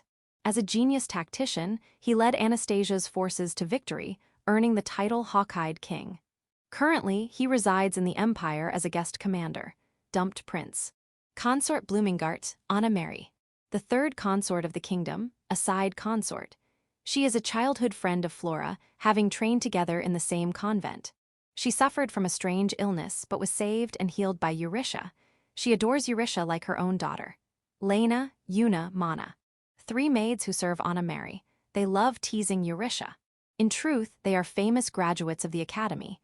Consort Chordata, Jusanna. The mother of Prince Julius and the second consort, hailing from the Euphrasia ducal family. She was heartbroken over her son's curse, but after Eurytia lifted the curse, she became a completely different, kinder person. Characters from the Saint Academy arc. Anastasia Claudius Elena Garden van Garlandia. A. 14. Gender, female. The third princess of the Garlandia Empire and Eurytia's classmate. Though outwardly friendly and immensely popular, she is in fact a highly calculating and sharp individual. Her resentment toward Eurytia led her to awaken the sin of envy, a skill befitting a vessel for the Demon King, nearly causing her to be possessed by a demon. She was saved by Eurytia. Since then, she has completely fallen for Eurytia, lol. In the Imperial War arc, she raises a rebellion against Dulles, gathers forces under the banner of the old Imperial Army, forms her own military, and defeats the Holy Imperial Army. Later, she ascends to the throne and becomes known as the Black Rose Empress. Hortense Celestine Barbarossa. Eurytia's classmate and the daughter of Marquis Barbarossa. Initially bullied Eurytia, but was instead toyed with by the unfazed Eurytia. After learning of Eurytia's formidable backers, she capitulated. Mimosa, Triss, Katie. Hortense's followers, generally good people, Carolina, 2 years older than Eurytia, the kingdom's first princess, Anastasia's Onisama. Edel Rosemary Southampton, 2 years older than Eurytia. As the Saintess Maiden of Power, she once came to search for Eurytia in the Reunier dungeon. Attempted to make Eurytia her younger sister under the Holy Mother Church's orders, but was rejected. Continued observing Eurytia afterward, but graduated without finding definitive evidence. Cameron Brune, 1 year older than Eurytia. Eurytia's Onisama. Originally quiet, overweight, and on the verge of failing, her potential was recognized by Eurytia. After intensive training, her talents blossomed, making her an exceptional mage. Undead compatibility, extra wizard spirit, SS. Pina Cruz, 1 year younger than Eurytia, a girl with musical talent, Believer 1. Inwardly withdrawn due to a large birthmark on her face, she was healed by Eurytia and became cheerful. Her talents also flourished, turning her into a fervent Eurytia believer. Nadia Cardi Pantagram, 1 year younger than Eurytia. A girl with artistic talent, Believer 2, possessed a cursed eye that interfered with her drawing but was saved by Eurytia. Gained control over her cursed eye and, like Pina, became a passionate believer of Eurytia. Charlotte Lourdes Alastair, 1 year younger than Eurytia. Enrolled in the academy to protect Anastasia. Though talented in both academics and martial arts, she was utterly defeated by Nebula in an incident and now serves as Anastasia's loyal subordinate. Lancelot Trevi Alastair, Charlotte's much older brother. A knight of the Empire who came to the academy as Anastasia's guard. Had various dark imperial arts implanted in him, but was defeated by Wolf. After Eurytia healed him, he became friendly with her group. Talk with Gazaru.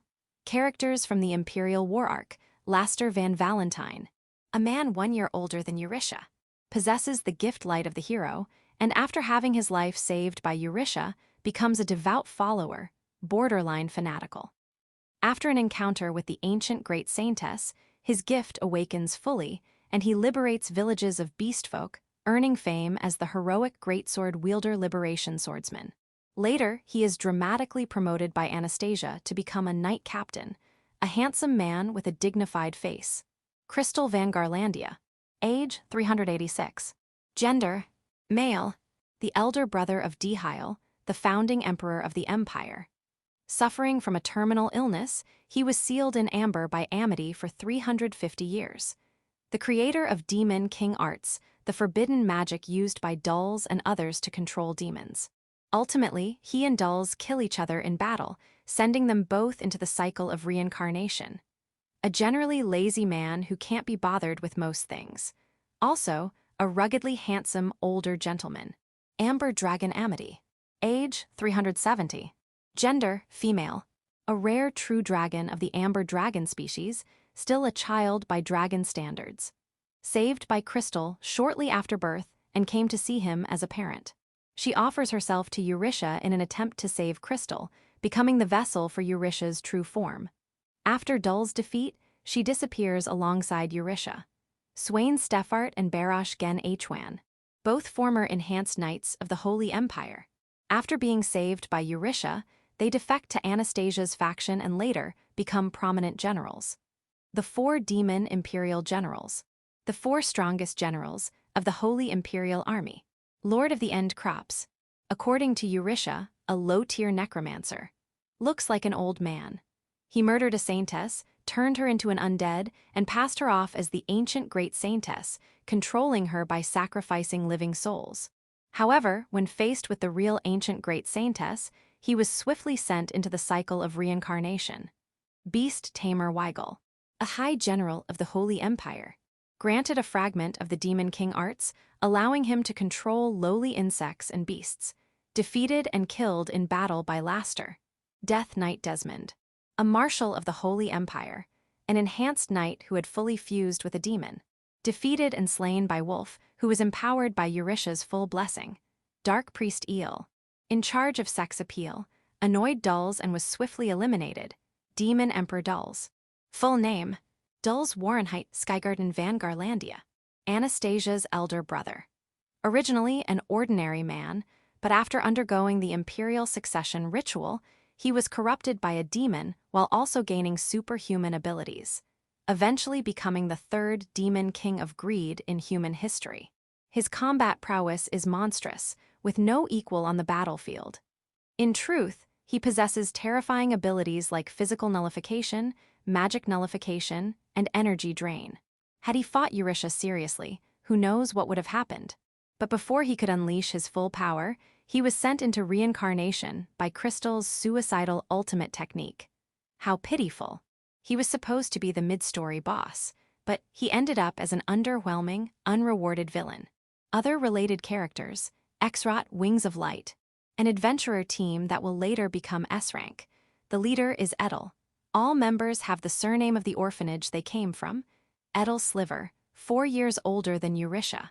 A warrior with exceptional sword skills. Sly Sliver, 4 years older than Eurytia, a dexterous explorer. Esmeralda Sliver, 4 years older than Eurytia, a strong-willed girl of noble descent. Fida Sliver, 3 years older than Eurytia. Edel's younger sister, she possesses the Angel Eye, General Xandal. Kane's superior, he has a scary face and a loud voice. After the Imperial War Arc, became a military advisor to the Imperial Army. Shapley, a villain who was Nebulo's subordinate. He kidnapped Alex and was turned into a lesser vampire, eventually becoming one of Eurytia's collections. Sephir, Kane's subordinate. The name was provided by a reader. The 7 Holy Maidens. Joined Eurytia's ranks from the Academy's 7 Wonders. Currently, there are only 4 of them, but in the Great Saintess dungeon, they obtained an extremely rare holy attribute. In truth, they are a rare existence with the ability to vanquish demons. Terms, types of gods. Holy Justice God, the god of law, employs holy knights. Holy Mother Goddess, the goddess of love and healing, employs Saintess. Sword Wolf God. The god of war, employs holy banners. Star Wisdom God, the god of knowledge and wisdom, employs holy scriptures. Merchant Luck God, the god of luck and commerce, employs holy coins. These are known as the 5 great gods. In addition to these, there are also evil gods and demon god. Holy Mother Church. A church that worships the Holy Mother Goddess who governs healing, employs Saintess. Cardinals, they hold power second only to the Pope. There are 7 of them. Viola is one of them. Cold-blooded Holy Judge Viola Wright. Sage of Holy Wisdom Cordes Boffman. Golden Eminence Elmire Londium Southampton. Model of Discipline Emeraldus Soler. Equentius XIV. A former cardinal who was reincarnated by the ancient great Saintess. Saintess. a title given to teenage girls with healing powers, as recognized by the Holy Mother Church. They lose the title if they marry. There are currently about 10 Saintess. Etel, the Maiden of Power, is one of them, light of the hero, a special gift said to be chosen by the gods. When this gift awakens, overall abilities and all combat-related skills improve.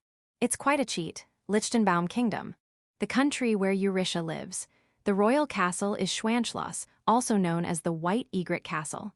End Forest, a forest that spreads to the east of the kingdom. It is not very large and has few dangers.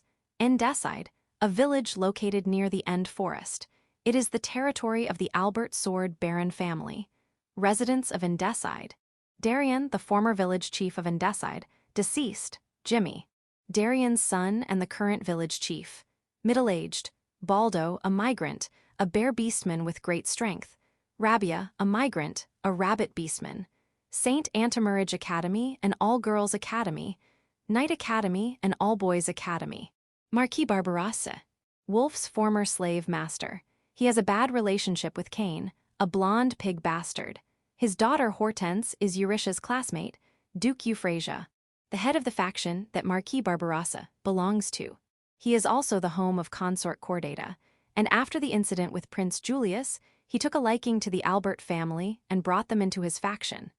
Divine Nation of Saint Mater, a country where the headquarters of the 5 great gods are located.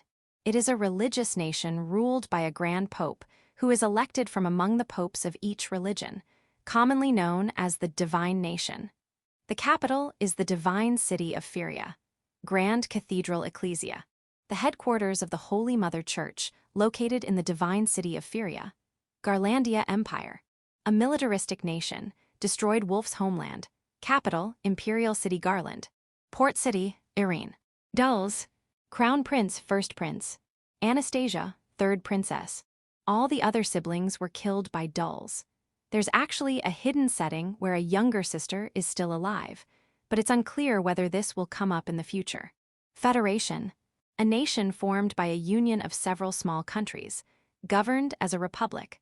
Otherworldly space, a distortion in space caused by the rampage of natural magical energy. The exact mechanism is unknown. If there is an exit, it becomes a gate. If there is no exit, it becomes a dungeon. Gate, a warp path that naturally occurs due to spatial distortion. You won't know where it leads until you enter. Famous gates are usually managed by the state or corporations and require a fee to use. Occasionally, unknown gates are discovered.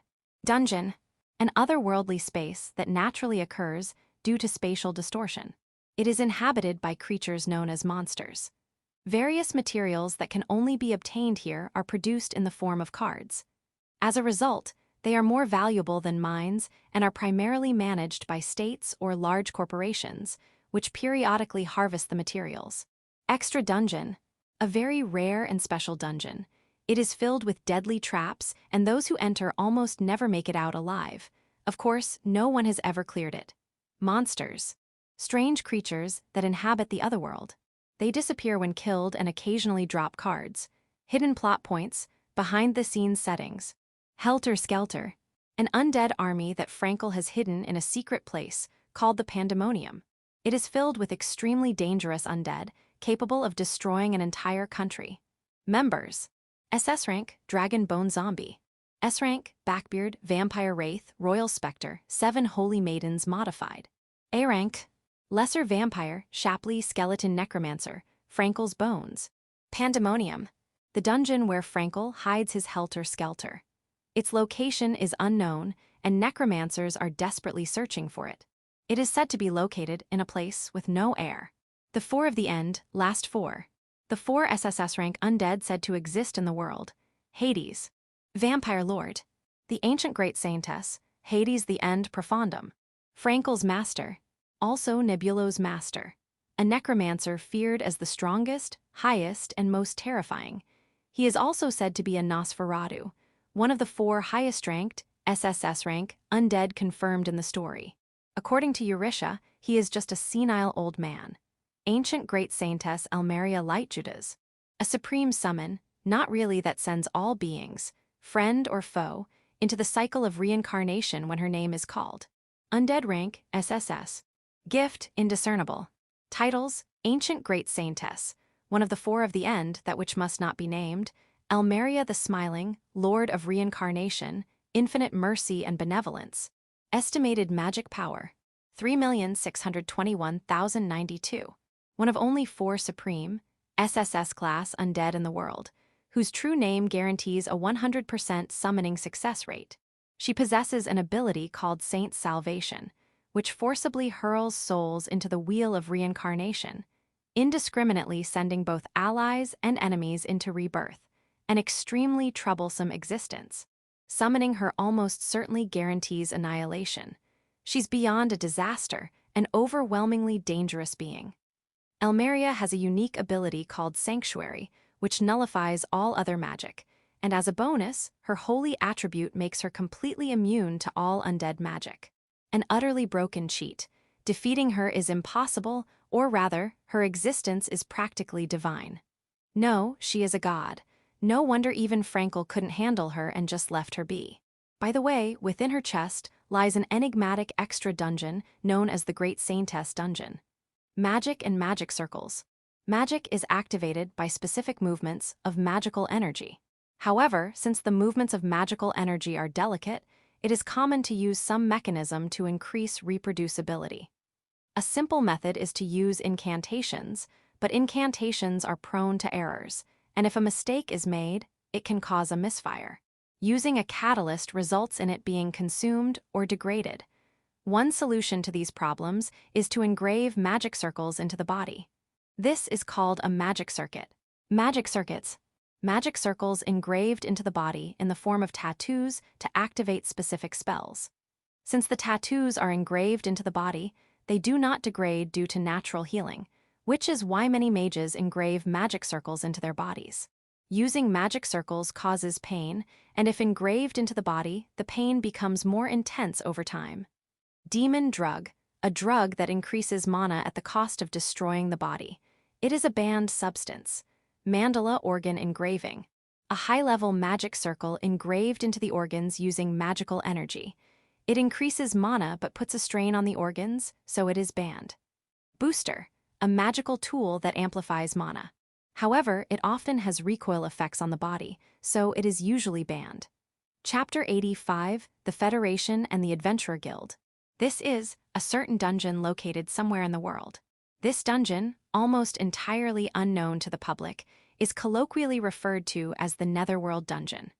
The reason for this lies in the presence of a single undead said to rule over this dungeon. Hey, leader, isn't this way too dangerous? This place, it's where one of the 4 of the end, Hades, is supposed to be, right? If we're aiming for S rank, we can't afford to be scared now. Besides, we've taken down undead up to A rank before. We can't just keep rotting away in unregistered dungeons forever. If we don't go for a big turnaround here, we'll never escape being unregistered adventurers. They are a 5-man team called the Golden Right Arm. Unregistered dungeon explorers, commonly known as adventurers. The 5 members of the Golden Right Arm were adventurers with decent skill, but unable to secure proper employment with any nation or corporation, they had decided to take a gamble. That was why they had risked their lives to challenge the Netherworld Dungeon, home to Hades. Eventually, they arrived at a place resembling a palace, with numerous pillars and a red carpet laid out. This was undoubtedly Hades' throne room. The 5 members of the Golden Right Arm swallowed hard, tense with anticipation. Eek! At that moment, one of them spotted something. At the far end of the palace hall stood a throne, and seated upon it was a single skeleton. But they quickly realized something was off. The figure on the throne wasn't moving at all. Is that dead? Idiot, undead are already dead from the start. But that thing, yeah, no matter how you look at it, it seems like it's completely inactive. The figure on the throne was covered in cobwebs, and even from a distance, it was clear it hadn't moved in a long time. Probably years, maybe even over a decade. Could it be Hades has been destroyed? No way, the legendary SSS rank undead that's existed for centuries, just gone. But if that were true, it would be a monumental discovery. Summoning their courage, they cautiously approached the motionless skeleton. I heard Hades wears the crown of the Yanni kingdom, which it destroyed 600 years ago. Maybe this is it. Should we take it? What if touching it makes it wake up? We'd be dead on the spot.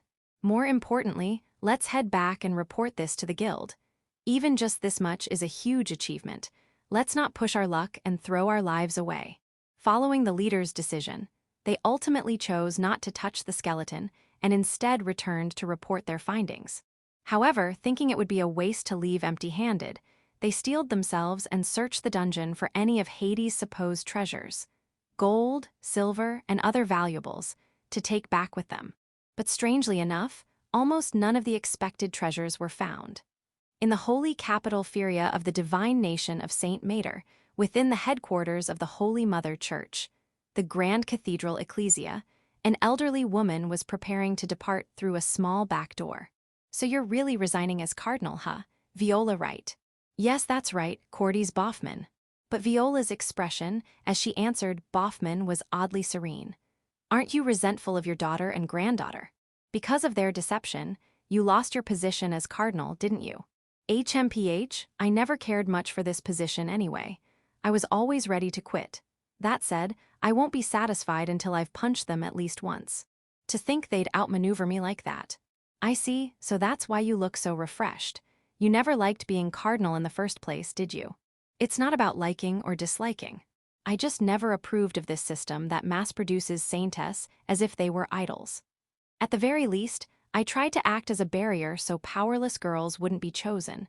But even then, one still died in the recent imperial conflict. Things like that, they shouldn't happen. And yet, why are you so content with resigning now?" "Ha, it's simple. Because the real thing has been found." "The real thing?" "Yeah. So now, I'm going to confirm whether she's the genuine article or not." Swish. With the sound of fabric fluttering, Viola donned her cloak, waved lightly at Boffman, and left the Grand Cathedral with surprising agility. Her steps were far too lively for someone over 60. "Now then, where has that granddaughter of mine who tricked me and slipped past my guilty judge gone off to? Flora said she ran away, but phew-phew-phew, it's been so long since my heart's raced like this." With those words, Viola flashed a smile more cheerful than any she had shown before. The Leonidas Federation.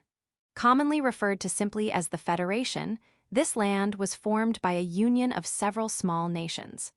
Located in the northern regions with harsh natural conditions, each country possessed its own unique culture and strengths, coexisting while respecting one another.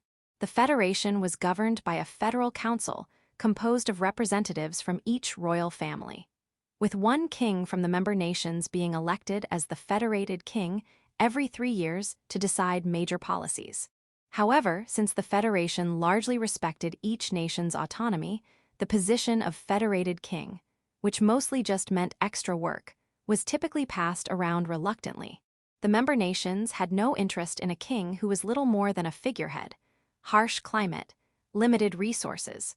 And yet, the reason these nations had survived in this land was simple.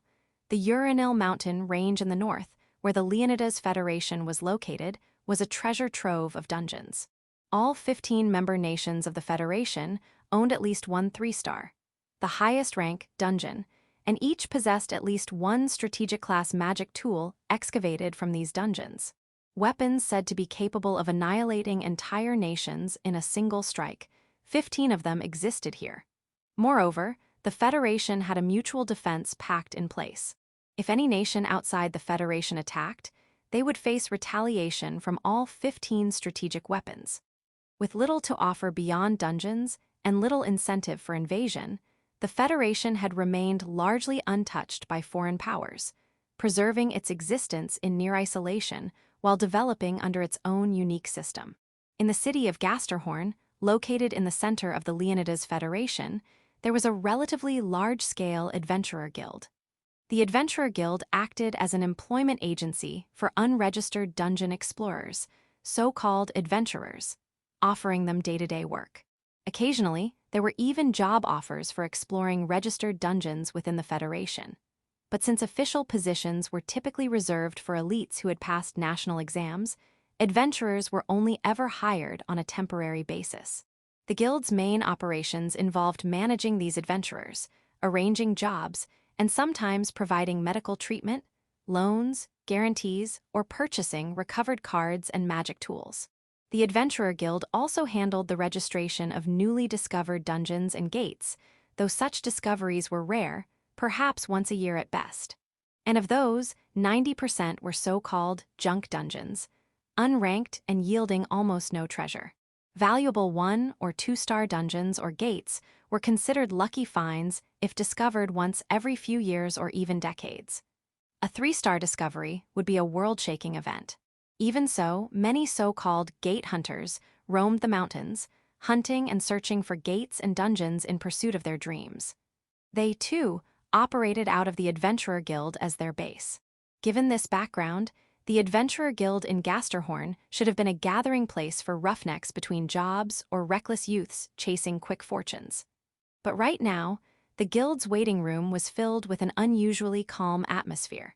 The men who usually brawled and shouted were oddly quiet and well-behaved. Their attention was fixed on a single point, or more accurately, they were sneaking glances while trying not to be noticed. Tappy-tap. The person at the center of their attention seemed completely unaware of their gazes as she carefully arranged bottles on a table, retrieved from her bag. CIA-chan, she's so cute. How is her skin so fair?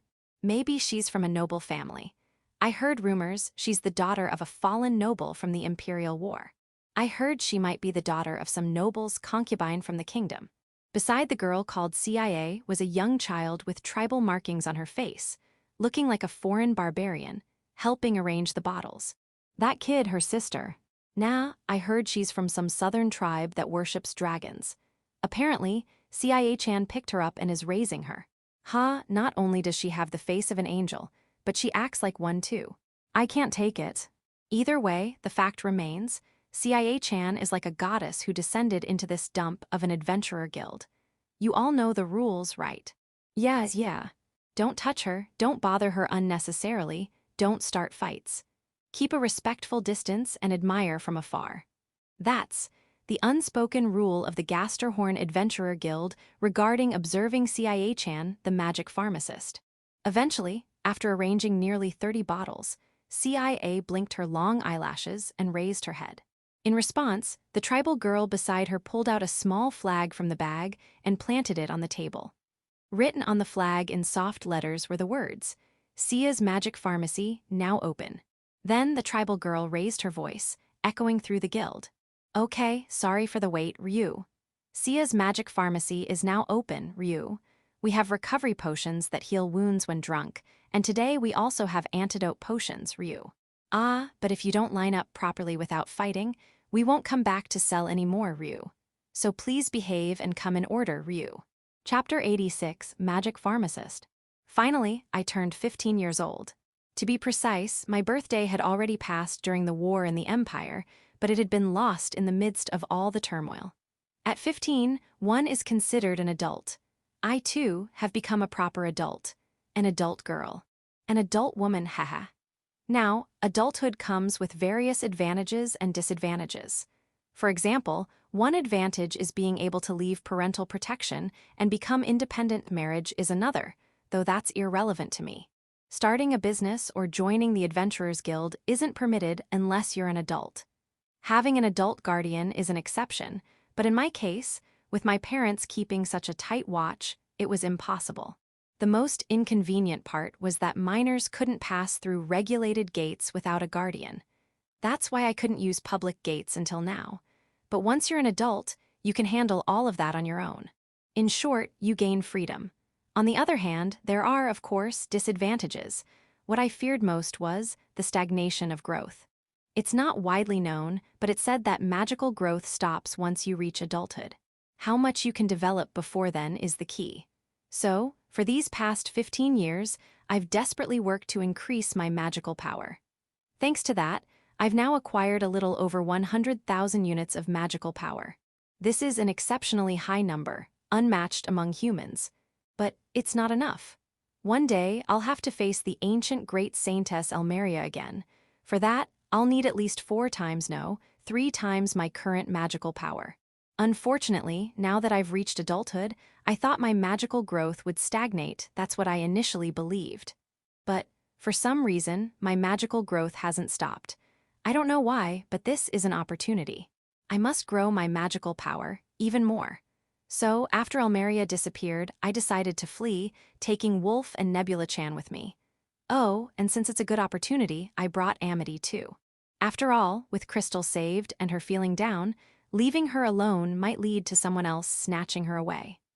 The four of us slipped out of the castle, through the hidden gate we used to infiltrate it, then quietly left the imperial capital under the cover of night. Why didn't I say goodbye to Anastasia and the others? Well, of course, it's because Flora would, because goodbyes are painful. Is that really the reason, or are you just afraid of Flora-sama scolding you? Nebula-chan seems to be misunderstanding a few things. Do you need punishment? Ow, WW8. Please stop, young lady, stoop, Jaya. Nebula's making sounds she shouldn't, Ryu. By the way, I convinced Amity to join us on the journey along the way. Amity, you're coming with me, right? Crystal's last words said so. Ryu, what are you planning to do now, Eurisha? What am I planning to do? That's quite a deep question. In the past, I aimed to become the ultimate necromancer. But after being reborn, my way of thinking has changed a bit. Honestly, I want to do girly things too. I want to giggle and laugh with girls. But more than that, I've grown curious about how far I can go. Young lady is traveling to save the people of this world. She is the true savior of this world. W8 seriously, Rio. That's a lie, but denying it would be troublesome, so I'll let it slide. I want to meet that person again someday. That person? You don't mean that terrifying great Saintess, Ryu? Yes, that's right. Given what she just went through, Amity must find Almeria frightening. But to me, Almeria is my first love. A special, original woman.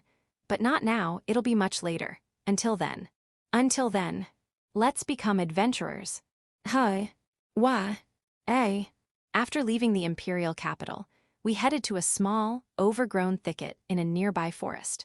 It turns out there was a hidden gate here that I owned during my Frankel days. I was worried since it hadn't been used in nearly 20 years, but the gate was still there. Seems luck hasn't abandoned me yet. Passing through the unregulated gate, we arrived in a distant northern land, the Leonidas Federation. We had traveled there in an instant. And so, we made our way to a city called Gasterhorn within the Federation, where we visited the Adventurers Guild. Eurisha, why Adventurers, Ryu? To explore dungeons, of course. Exploring dungeons for what, Ryu? To acquire magic tools. Magic tools are a general term for enchanted items found in dungeon treasure chests. Among them, there are a few I want. First, something to assist in Dark Yuri transformation. Though, thanks to recent research with Nebula-chan, we've developed a potion that allows for very brief Dark Yuri transformation, so a bare minimum substitute is possible. Next, a key or equivalent to reach the Pandemonium. I already have 2 out of the 5 from Almeria's dungeon, but with these, I can only summon about 1 A-rank undead. To function as an army, I'll need a more powerful key, and a method to amplify magical power. There are forbidden arts like mandala organ engravings or demonic potions, but those are last resorts. My current body automatically heals even if injured, so I can't carve magic circles or mandalas into it. So instead, I need to acquire powerful magical tools like boosters. Of course, as a side benefit of dungeon diving, obtaining high-tier undead unique to dungeons would be ideal. For these reasons, I want to explore dungeons. Naturally, my targets are star-rated dungeons. And to qualify for dungeon diving, we came to the Adventurers Guild to register as adventurers. In my past life, I discovered and hoarded many dungeons, but most were junk dungeons. I only had 1 single-star dungeon in the kingdom, but it was discovered over a decade ago and is now the kingdom's property. So, upon arriving at Gasterhorn's Adventurers Guild, we decided to register under false names. I went as CIA, Nebula-chan as Nebai, Wolf as Wall, and Amity as Ami. Proudly, we submitted our registration forms, but dungeon exploration starts at E rank. Why? Huh? NGH. No. As it turns out, adventurers have ranks, and they can only take jobs corresponding to their rank. Newly registered adventurers start at F rank, and dungeon diving is only permitted from E rank onward. Meaning, we'd have to rank up before we could explore dungeons. We stumbled right out of the gate. In my past life, I just sneaked into dungeons I found, so I never imagined such rules existed. F-rank jobs are around here. If you want to apply for dungeon attacks, you'll need at least a month of groundwork first. Leaving the receptionist Mary's explanations to Nebula-chan, I checked the F-rank job listings. Cleaning, organizing, carrying loads, gathering herbs, laundry, none of these really suit me. Using healing magic would probably make ranking up easy. There's even a category called healing practice aimed at healers. But I can't repeat past mistakes. If I overuse healing magic and my identity spreads, fleeing, wandering all the way up here would be pointless. Then, what professions should I register for all of you? Professions. I was too focused on adventurer ranks, but apparently, we needed to decide on job classes too. Some job listings are profession-specific, so registering a profession is mandatory. Receptionist Mary handed us a list of professions. From mainstream ones like swordsman, scout, and mage, to niche jobs like herbalist and porter. Then let's go with this. From the list, I chose magic pharmacist. Even though I can only use healing magic, I can actually make magic potions. Technically, they're completely different from the potions circulating in the world, but as long as they work, that's enough. Magic pharmacist, huh? That's quite a niche pick. Nebula-chan Nebai, what about you? I'll go with maid. I'm not sure how maid fits as an adventurer profession, but it suits Nebula-chan, so why not? While in Ami, I'll be a swordsman. I'll be a spirit mage, Ryu, from a dragon-worshipping tribe, Ryu. Amity seems to be making up her own backstory, but I'll ignore that. Finally, we set Wolf as the leader and registered under the team name Amber Lily, derived from Amity and Yuri. Wolf vehemently opposed being leader, but I refused to stand out as one. When I explained that, he enthusiastically accepted, saying, "Ah, so you wish to save people without drawing attention. As expected of the young lady, this wolf shall gladly be your cover." And so, we made Gasterhorn our base. Amity and I would focus on potion making and sales, Nebula-chan on herb gathering, and Wolf on city cleanup, all to aim for E-rank promotion. TL note: friendly reminder that the Japanese for Lily is Yuri. Chapter 87 Adventurer's Jobs, Eurisha and Amity. Now then, with that settled, first comes potion making. To rise to E-rank, it seems you need to make over 200 potions in a month. But I don't intend to waste this precious opportunity on just ordinary potion making.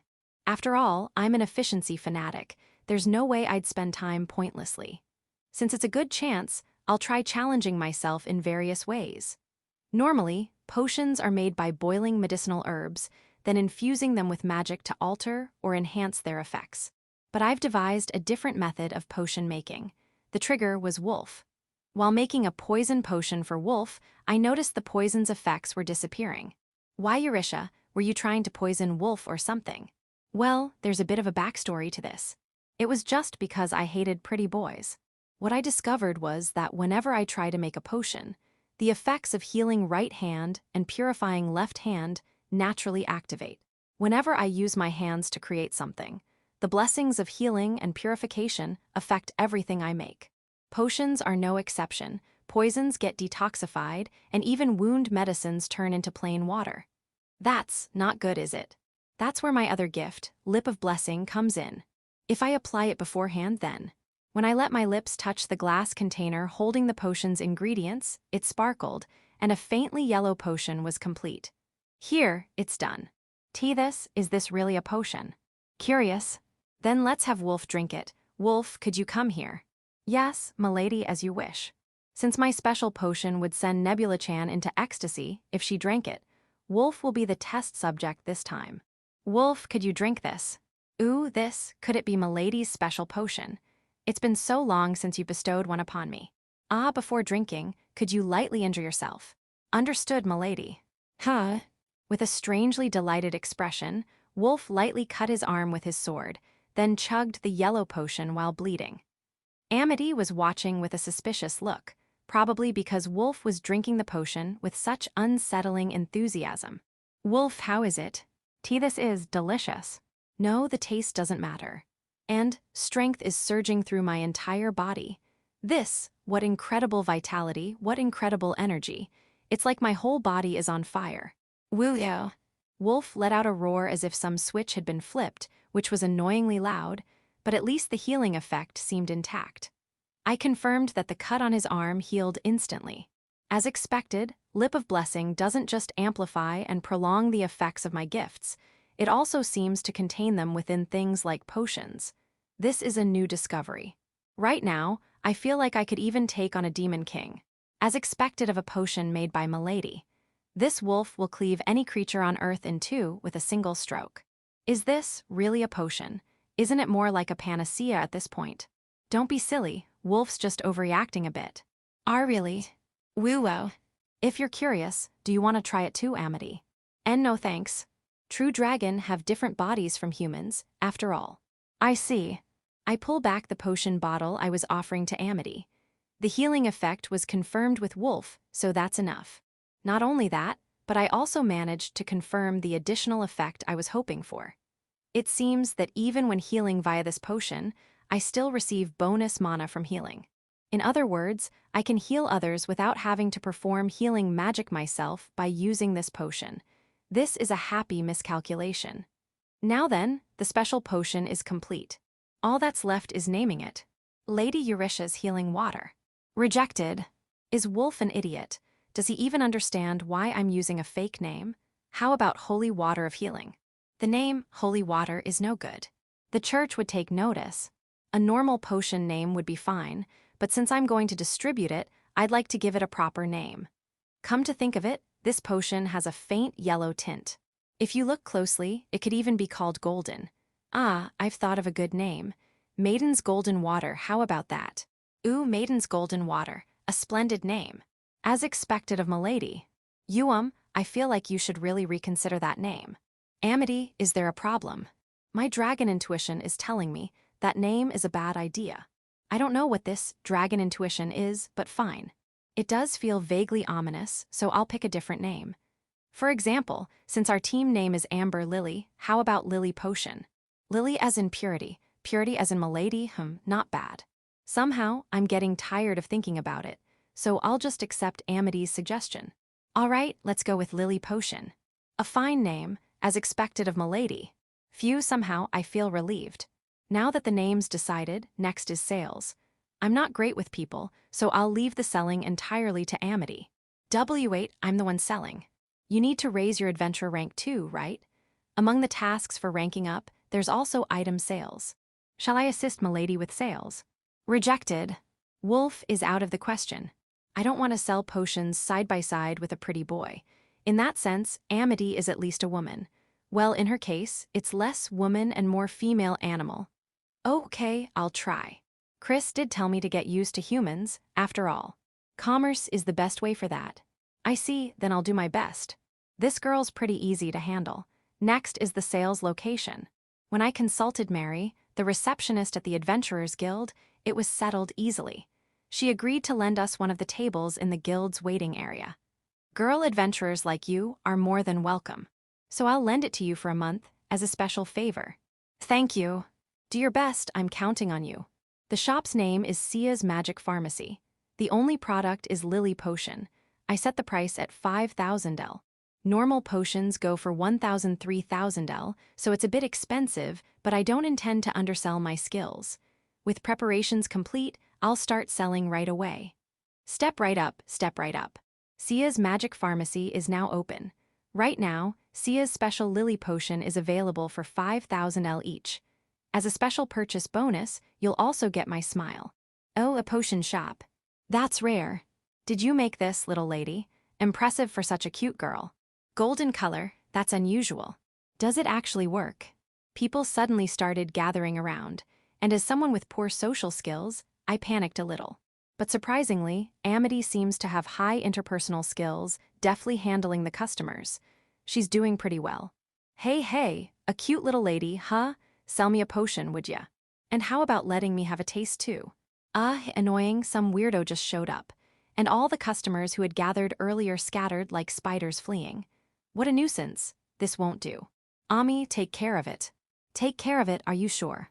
You're a shaman from a dragon-worshipping tribe, right? Then just summon your dragon's power. Hey, ladies, what are you whispering about? Come over here and entertain. Ah, fine, I get it. If it's come to this, I don't care anymore. Oh, great true dragon, lend me your strength. Amity chants an overly dramatic line. Couldn't she have come up with something better? What's with this girl? She's giving off a terrifying aura. Here goes Dragon's Claw. Gah. After taking Amity's strike, the man's forehead split open, spraying blood as he was sent flying. As expected of a true dragon, even a light swipe is stronger than an average human. That girl's amazing. She sent Bang flying in one hit. Bang's behavior is awful, but he's a B-rank adventurer, a ruffian no one could handle. Is she a dragon-worshipping shaman? That's incredible. The surroundings are getting noisy, but my attention is on the man twitching and spasming as he's embedded in the wall. I have Amity pull him out, then dump potion all over him. Then his wounds heal instantly, and he regains consciousness. As expected of my potion, the effect is perfect. Ha, what just? That'll be 5,000 L for the potion. Pay up. EX. The man left his entire wallet behind as he fled. Thank you for your purchase. We look forward to your next visit. Phew, selling even one potion is tough. Does this count as a sale? But if it's like this every time, it'll be a hassle. Maybe we should stop selling potions. W8 please. As I start packing up the potions, tired of the trouble, Mary, the receptionist who heard the commotion, hurriedly calls out. Please don't stop selling potions. I've never seen a potion that heals such severe injuries in an instant. So, I'm not good with trouble or conflicts. Don't worry. The Adventurers Guild will do everything in its power to prevent another incident like today. Well, if that's the case, I suppose it's fine. The Adventurers Guild is surprisingly kind.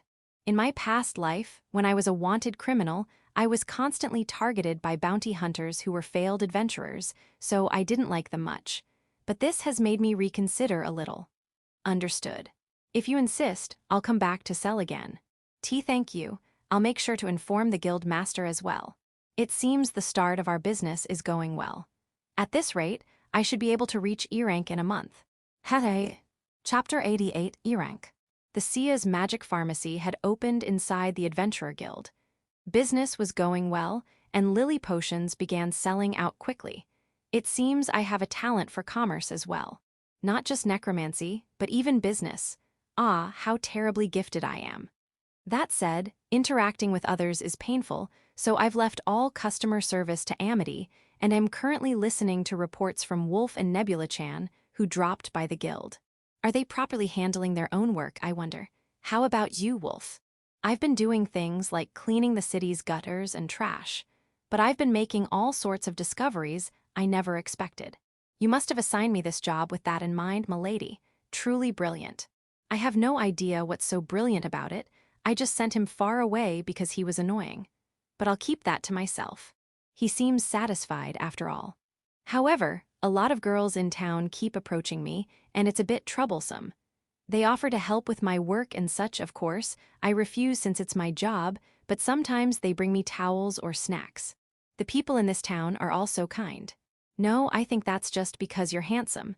Even while cleaning gutters, you're popular. This is why I hate pretty boys. Let's keep him on this job for a while longer. Understood. Then, Wolf, please continue working hard as you are. Yes, as you command, milady.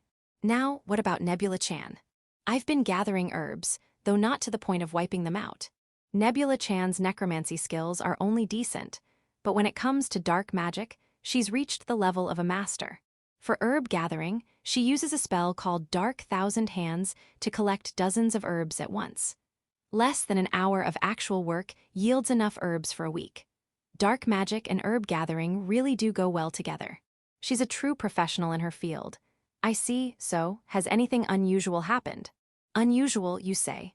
Well, yesterday, another adventurer gathering nearby tried to flirt with me. I couldn't help but burst out laughing. Nebula-chan getting hit on, that's truly amusing. I wish I could have been there to see it. And then, what happened? What do you mean? I turned them down, of course. Why? Why reject them? That would have been even funnier. Milady, you're definitely enjoying this, aren't you? Could it be that the milady is at that age, where she's interested in such things? I just love entertaining situations, that's all. Sorry to interrupt, but CIA, you have a customer, Ryu. While I was having this delightful conversation with Wolf and the others, Amity, who had been handling potion sales, approached with a slightly awkward expression. A customer for me. Yeah, they asked for you specifically, Ryu. Who could it be? Amity wouldn't tell me who it was, so I reluctantly headed to the sales booth. There, waiting for me, was a handsome man with smooth, light brown hair. A pretty boy, my most hated existence. Hey, CIA, you're as lovely as ever. Do I even know a pretty boy like this? I don't recall. Aha. You forgot me. I'm Eric, the guy who bought a potion from you yesterday. Eric Mandela. Ah, yesterday. I think there might have been someone like that. Interacting with so many people daily has left me with no memory of him. Or maybe I'm just bad at remembering faces. Though if he had an A rank or higher undead aptitude, that'd be a different story. So, what do you need from me? I'd like to buy all the potions you've made. Preferably along with your entire life. Ooh, the crowd around us erupted. I suppose it's surprising if someone tries to buy out all my potions. After all, buying 100 potions at 5,000 L each would total 500,000 L. But for me, his offer is out of the question, because my potions only have meaning when they're used. When used, their healing effects activate, and my mana increases. That cycle is the true essence of my potions. I refuse. First of all, my potions are limited to one per person. You still have one of mine, don't you? Ah, well, yeah, but it feels like a waste to use it. Wait, how do you know I haven't used it? I can tell. Because it's my potion. Why? If you want a new potion, use up the one you have first, then come back to buy another. Oh, and if you use it without being injured, I won't sell to you again, just so you know. Just the other day, someone who used a potion while uninjured came to repurchase, and I turned them away. After all, if it doesn't heal anything, there's no point in selling it. Lily potion, one per person. No reselling, no misuse. If used without injury, no further sales. That's the rule. Trying to cheat in secret is pointless. My potion information network, woven like a spider's web, will reveal everything. After hearing my explanation, the pretty boy gaped for a moment before walking away. Seems he understood. Around us, other adventurers were making a fuss. Woohoo. Damn, Lady Killer Eric just got wrecked. You're awesome, sis. Pretty boy serves you right. What is wrong with these people? Milady, you got hit on too, huh? Nebula-chan was snickering in the background, and it's kind of irritating. I'll have to punish her later. As I was thinking that. Hey, you're amazing. That was satisfying. We've been having trouble with Eric too. He's B rank, so we couldn't just deal with him carelessly. But now he'll probably quiet down a bit. This time, a bearded old man who had emerged from the back of the guild spoke to me. Today's really the day for strangers to approach me, huh? Are you here to buy potions? Nah, I'm Rosalind Barlander, the guild master of the Gasterhorn Adventure Guild. Guild master. In other words, I'm the top guy here. Ah, so you're the president. Thank you for your patronage. So, what does the president of the Gasterhorn Adventurer Guild want with me? Your potions are incredible, from what I hear. Some even claim their fatal wounds healed instantly, though I thought that was probably an exaggeration. Incidentally, when a lily potion is used, the healing results flow back to me as mana, so I immediately know who used it and roughly how severe their injuries were. So I'm aware that someone with near-fatal wounds was completely healed by a potion, but explaining that would be a hassle, so I won't. Well, our guild welcomes talented magic pharmacists, especially rare ones like healers. There aren't many in a backwater like this. So healers really are scarce. I'm glad I registered as a magic pharmacist. If I'd tried to operate as a healer, I'd have drawn attention immediately. You've been a big help. Keep up the good work. Yes, I'll do my best. Though only until I reach E rank. A month has passed since we became adventurers. In that time, I've sold about 500 potions. I've easily cleared the quota, but apparently, even the lowest F rank requires at least 30 days of groundwork, so I had to work for a full month no matter what. But those days end today. Because today, I'm finally being promoted to E rank. Now we can finally dive into dungeons. In high spirits, we marched into the guild and successfully achieved our promotion to E rank. But the receptionist, Mary, delivered a cruel truth. The members of Amber Lily are now E rank. The dungeons you can enter at this rank are Goblin Dungeon, Mud Dungeon, and Insect Dungeon, 3 in total. The dungeons Mary listed as available were all no-star junk dungeons, places not even worth diving into. What's the meaning of this? I heard Gasterhorn has a 1-star dungeon managed by the guild.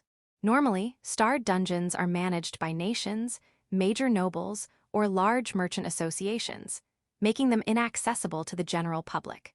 But Gasterhorn is home to a rare 1-star dungeon managed by an adventurer guild. I chose Gasterhorn as my base, specifically, to dive into this 1-star dungeon.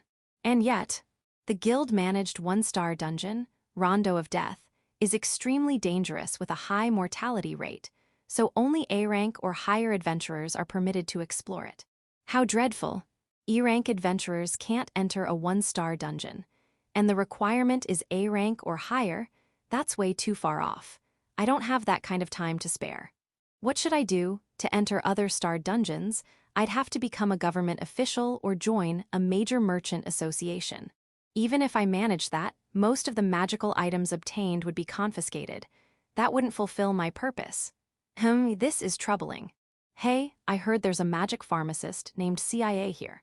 While I was lost in thought at the table where I run my potion shop, having left negotiations with Mary to Wolf and the others, a pretty boy I didn't recognize called out to me. Being approached by strangers has increased significantly since becoming a magic pharmacist, but this one is exceptionally handsome, and refreshingly so. I'm CIA, but who might you be? Assuming he was just another potion customer, I asked for his name. The refreshingly handsome boy smiled brightly and replied, "Great, you're really here. Nice to meet you, I'm Edel Sliver, leader of the adventurer team Exrot, Wings of Light.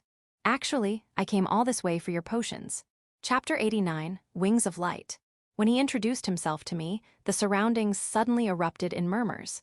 Exrot, you say? No way. Exrot, you mean that up-and-coming adventurer team that just got promoted to S-rank the other day? What are they doing in a place like this? Weren't they commissioned by the federal government to explore a 2-star dungeon? It seems he's quite a famous figure. And if he's S-rank, that means he's incredibly skilled. Well then, let me check with my appraisai. Edel, so this is where you were. Honestly, Edel, don't just run off on your own like that. And here you are, Oni-chan, talking to a girl. Whoa, she's cute. Are you hitting on her? But before I could inspect him, 3 people, 2 girls, and a guy barged in, instantly increasing the population density. Could they be Edel's companions? Oh, Sly, Esmeralda, Fida, over here, over here. This girl is the one from the rumors. Which one? The magic pharmacist, or the angel of Reunier that Oni-chan's always talking about. Reunier, that's the place where I used to make a killing before. Could they be from Reunier? Now that I think about it, they do look somewhat familiar. No, the magic pharmacist. Besides, the angel of Reunier had silver-white hair, didn't she? This girl's hair is golden. Well, I couldn't see back then, so I wouldn't know. What about you, Sly and Esmeralda? We were unconscious too, so we didn't see anything. Yeah, that's right. I have a bad feeling about this. The truth is, right now, I'm not just using a fake name, I'm also disguised. Though all I did was ask Nebula-chan to magically dye my hair golden. But they know about my original silver-white hair. Could they be connected to my time in Reunier? Just to be sure, I'll check with my appraise. The results are: Name, Edel Sliver. Titles, S-rank adventurer, King of Steel, 1-star dungeon depths reacher, Divine Strike Mobile Soldier. Gifts, Divine Physique. Base rank, S. Compatible Undead. Datorbachi SS, 32%.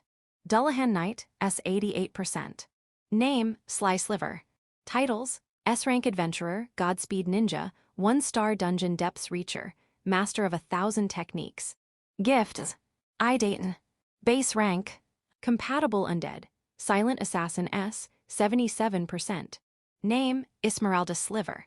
Titles, S-rank adventurer, Dancer of the Wind, 1-star dungeon depths reacher, Wind Sorceress. Gifts, Child of the Wind Spirit. Base rank, compatible undead, Lich S, 52%. Name, Fida Sliver. Titles, S-rank adventurer, Master of Support Magic, 1-star dungeon depths reacher, Maiden of the Mystic Eyes. Gifts, Majesty of the Grand Sorcerer, Sorcerer's Eye. Base rank, S. Compatible undead, No Life Queen SS, 71%. Lich S, 93%. Now I remember, Aren't they the young adventurers I healed when they were on the verge of death in Reunier about 7 years ago? Still, these stats, impressive. I don't think they had this much potential back then.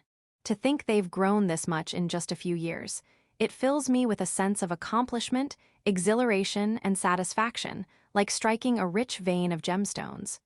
But this is bad. They know about me. If my true identity gets exposed, word of my existence could spread in an instant. If that happens, there'd be no point in coming all the way here in disguise. Unfortunately, I'll have to pretend I don't know them. S-rank adventurers, huh? It seems you're quite famous. Nah, not really. We just finished our last job, and since we're on break, we came here after hearing rumors about a skilled magic pharmacist. I see. Well, actually, I was planning to close up shop today, but since you've come all this way, I'll sell you what I have left. Whoa, that's lucky. Must be the Silver Angel's blessing. Silver Angel, what's that? Some new religion? Is this guy dangerous or something? Oh, Edel, so this is where you were. Master Rosalind, long time no see. You've got an S-rank request waiting for you, didn't you know? An S-rank request? If Rosalind, the guild master, is saying so, it must be something important. Wow, an S-rank request? That's rare. What's it about? One of the world's most fearsome undead, the Four of the End, Hades, may have ceased activity. We need you to go confirm it. What did you say? Master Hades, that senile old man has stopped functioning? No way. Whoa, seriously. But the route to the Netherworld dungeon is top secret, right? The guild knows a route. Some rookie adventurers stumbled upon a gate by chance and barely escaped to record it. It seems the Adventurers Guild knows a different route to the Netherworld dungeon than the one I'm aware of. Well, the dungeon itself is located deep in the Uranil Mountains within the Leonidas Federation, so it's not surprising there might be alternate paths. Anyway, the B-rank team, Golden Right Arms, sweet-talked the receptionist at the Saloon Guild to get that gate info. Then they recklessly went for it, apparently. That's insane. But they came back alive. Yeah, and with the unbelievable info that Hades had stopped functioning. So, we'd like you to go confirm it. This is an S-rank request from the united will of the Federation's adventurer guilds. Rosalind explained this to Edel. Hearing that, I hesitated. If Master really has stopped functioning, I'd want to go check immediately, preferably before anyone else. But to reach the Netherworld dungeon where Master resides, I'd have to use a different route, one I personally owned in the past. However, getting to that gate would take over 10 days. Meanwhile, Rosalind says the guild's known route would take about 3 to 4 days. I'd have to get there before them, or at least around the same time. But still, the Netherworld dungeon is too risky, unless we had a really good healer. The healers we have on hand can only use basic heal. If that's enough, I can lend you one, but ideally, we'd want a more advanced healer. Like the Angel of Reunier. They need a healer, but I can't reveal my true identity to them. What should I do? This is a problem. There you go again, Edel, going on about angels. A healer of that level isn't just lying around, you know. Exactly. She's probably a Saintess by now. Maybe even that Saintess of healing who supposedly appeared in the Empire. Oni-chan, you're always like this. Right now, I'm a magic pharmacist. If I use this potion... What is it, miss? When Sly called out to me, I steeled myself and voiced the thought in my head. Could you take me with you? The moment I said that, Edel and the others all widened their eyes and stared at me intently. This is the southern metropolis of Sanami, one of the Federation's largest cities. With 3 long-distance gates connecting it to various parts of the world, it thrives as both the Federation's gateway and a central hub of commerce.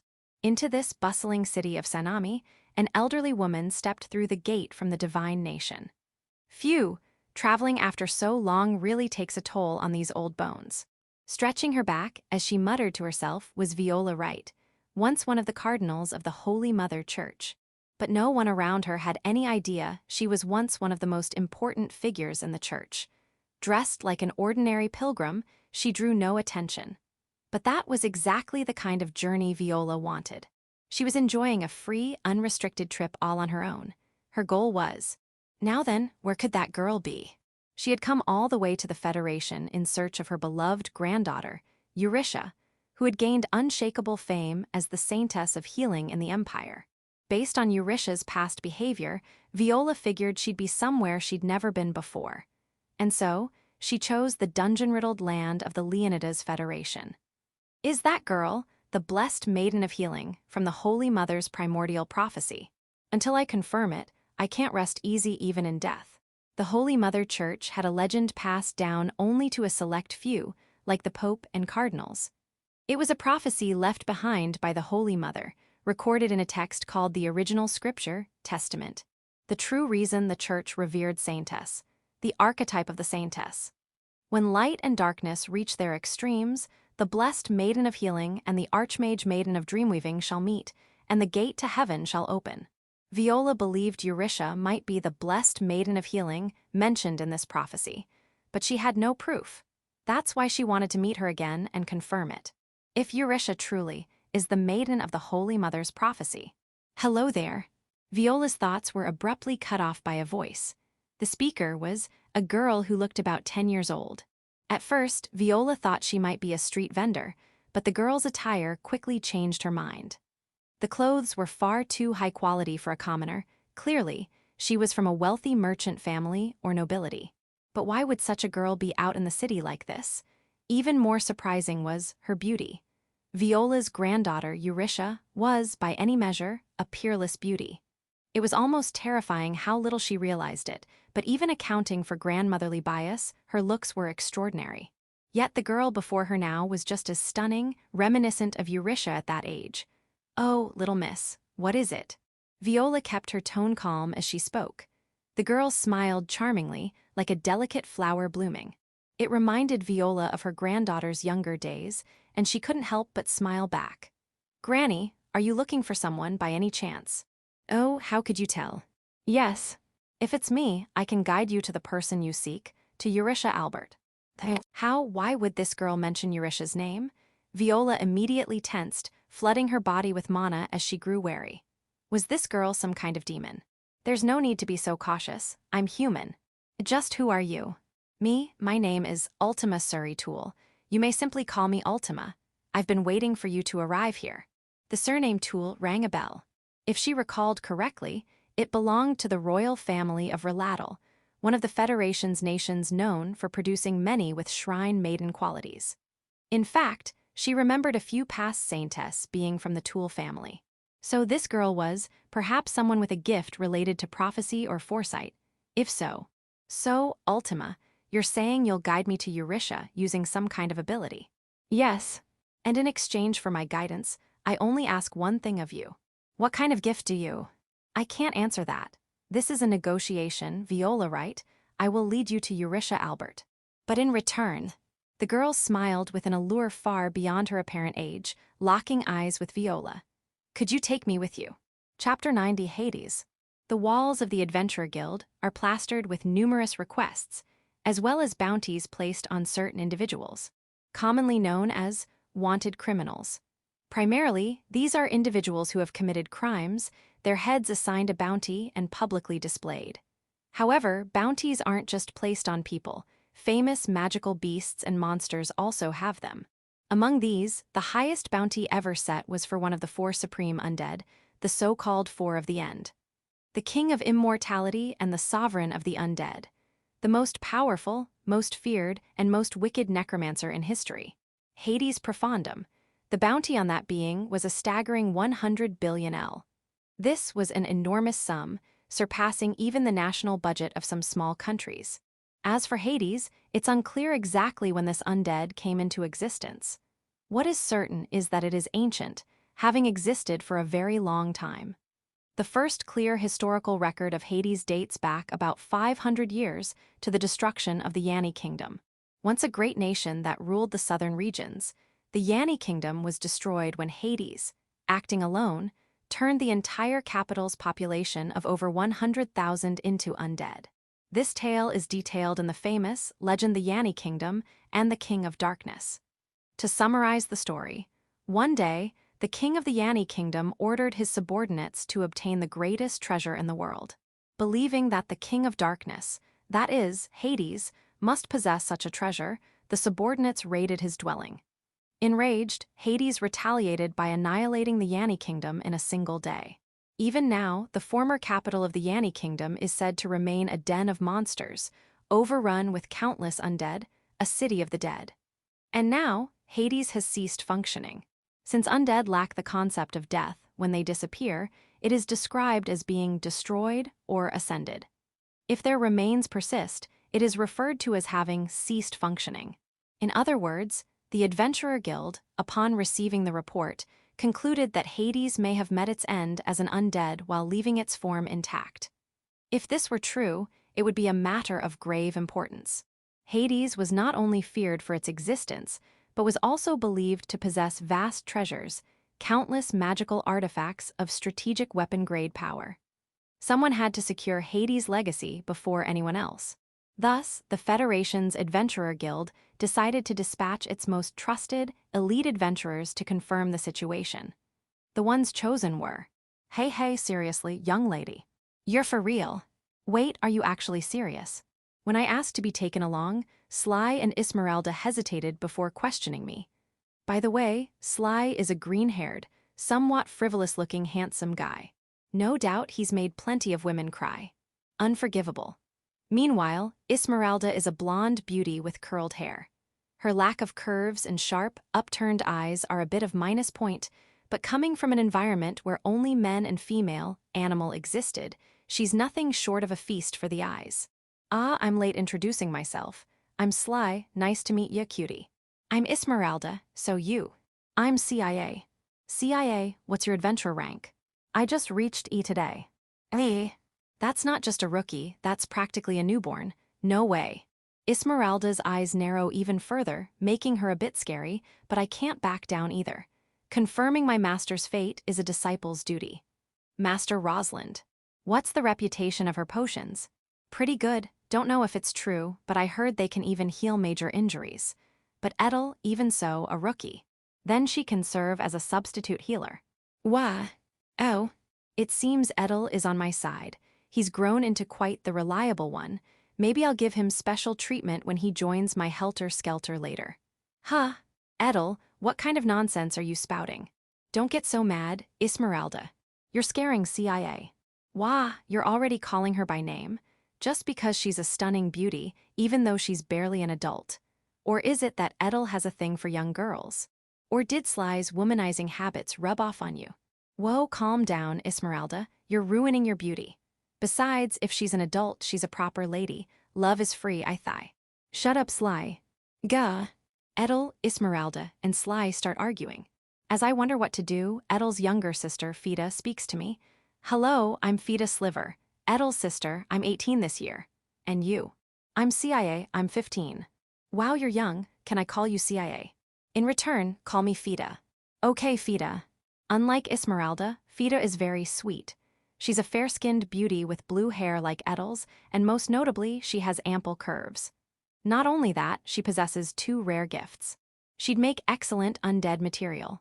Preferably something that preserves those curves. Skeletons are out of the question. Something with substance would be ideal. By the way, CIA, why do you want to come along?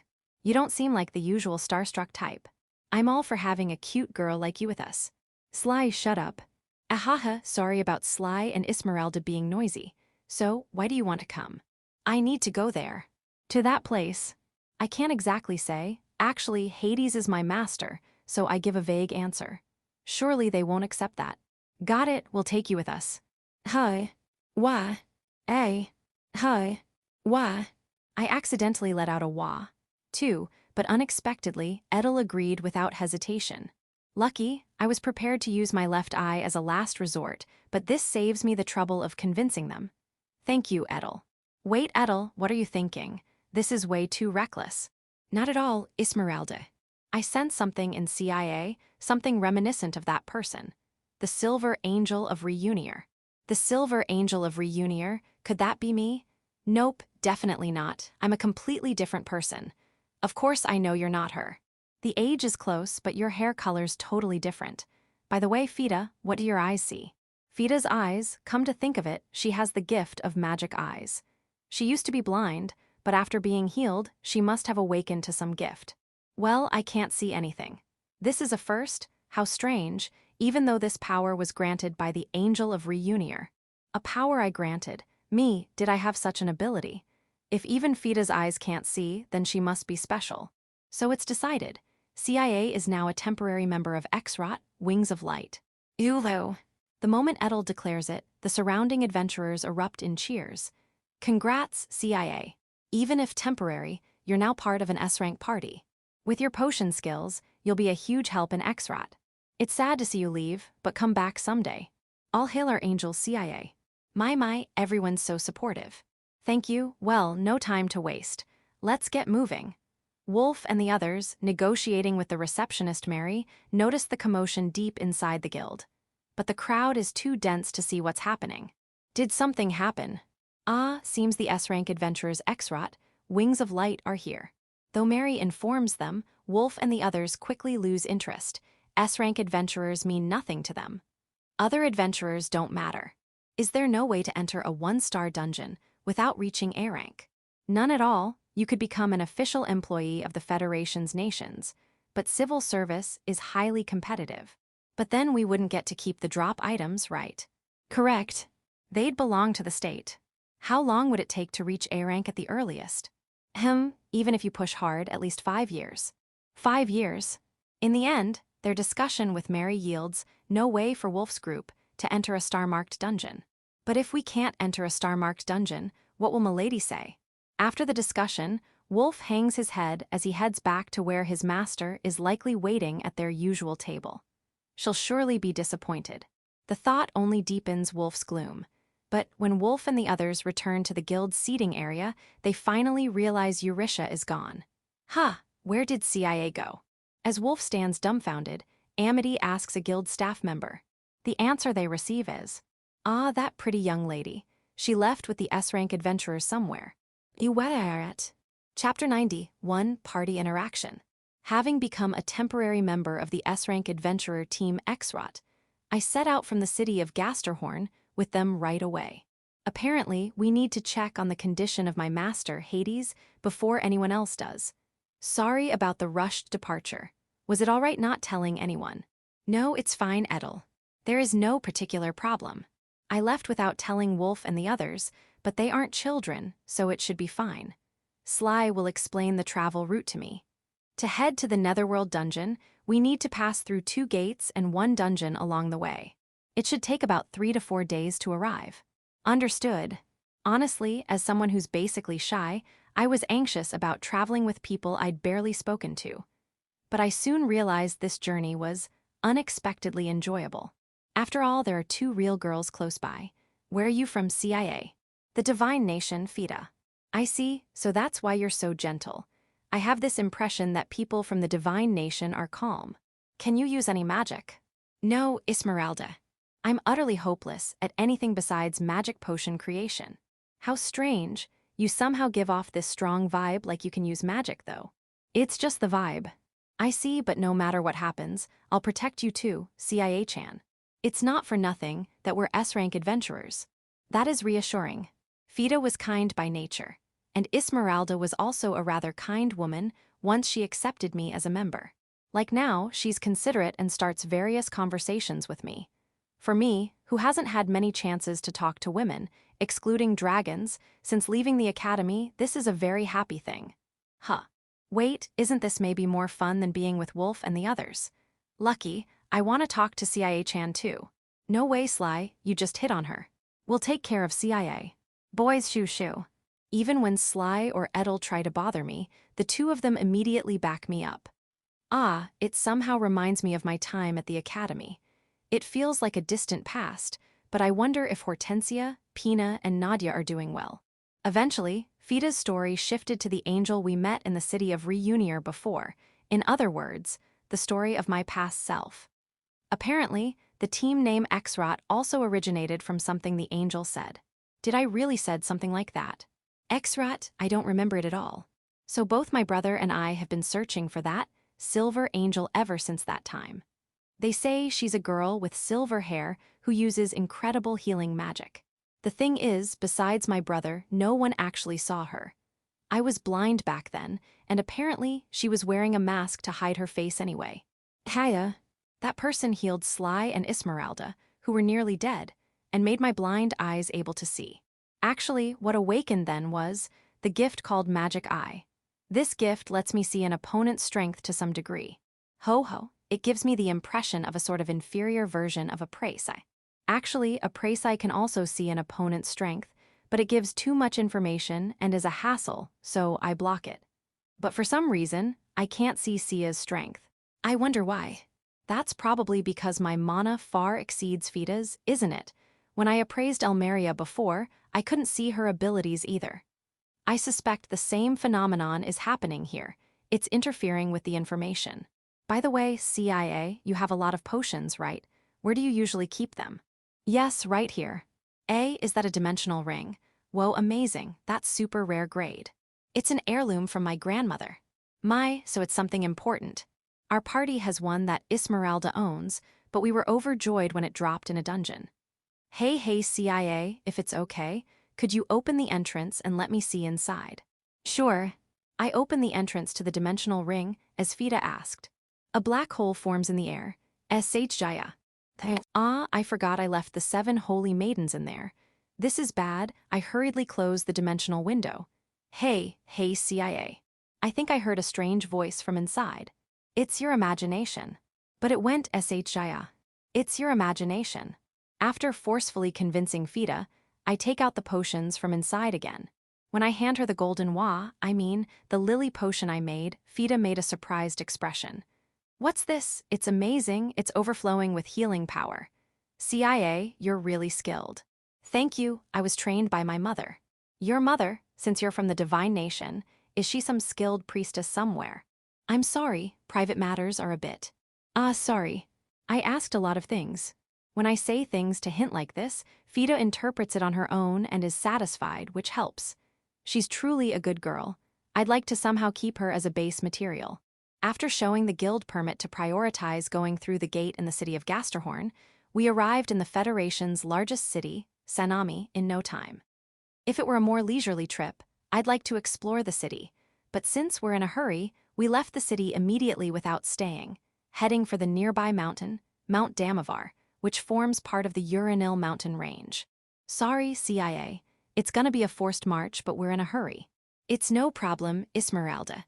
After all, I was the one who wanted to accompany you. You're a better kid than I thought. I said some harsh things when we met, but that was because I thought it would lead to protecting you, and, well, I didn't mean any harm. Esmeralda, with a red face, turned away and made a flustered excuse. Seeing her, who is usually blunt, get embarrassed makes her look endlessly cute. Could this be that thing I've heard rumors about called Tsundir? If so, what destructive power? The always kind Fida isn't bad either, but at this rate, I might need to reconsider my evaluation standards. Man, it's ironic that we have to climb a mountain to dive into a dungeon. Can't be helped. There's a gate ahead in the Needle Mountain Hell that leads near the Netherworld dungeon. As Sly and Edel said, we are heading for the extra dungeon Needle Mountain Hell located on the slopes of Mount Damavar. Like the extra dungeon on Almeria's chest, it seems extra dungeons often have gates. I should make a note of that. A gate inside a dungeon, but gates are strange things, aren't they? Indeed, I wonder what criteria make them appear. It said they appear in places where magical energy stagnates and pools, particularly here in the Uranil mountain range. A huge amount of magical energy swirls underground, so they probably appear especially easily. Hi.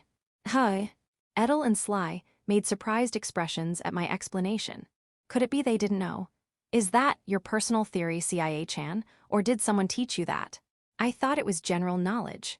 No, I've never heard of it. Maybe they teach that at the Sages Academy in the Divine Nation or something. Oh my, it seems they really didn't know. I believe I gained this knowledge, come to think of it, from my master. Back then, my master was still sane for longer periods, so he sometimes taught me useful information.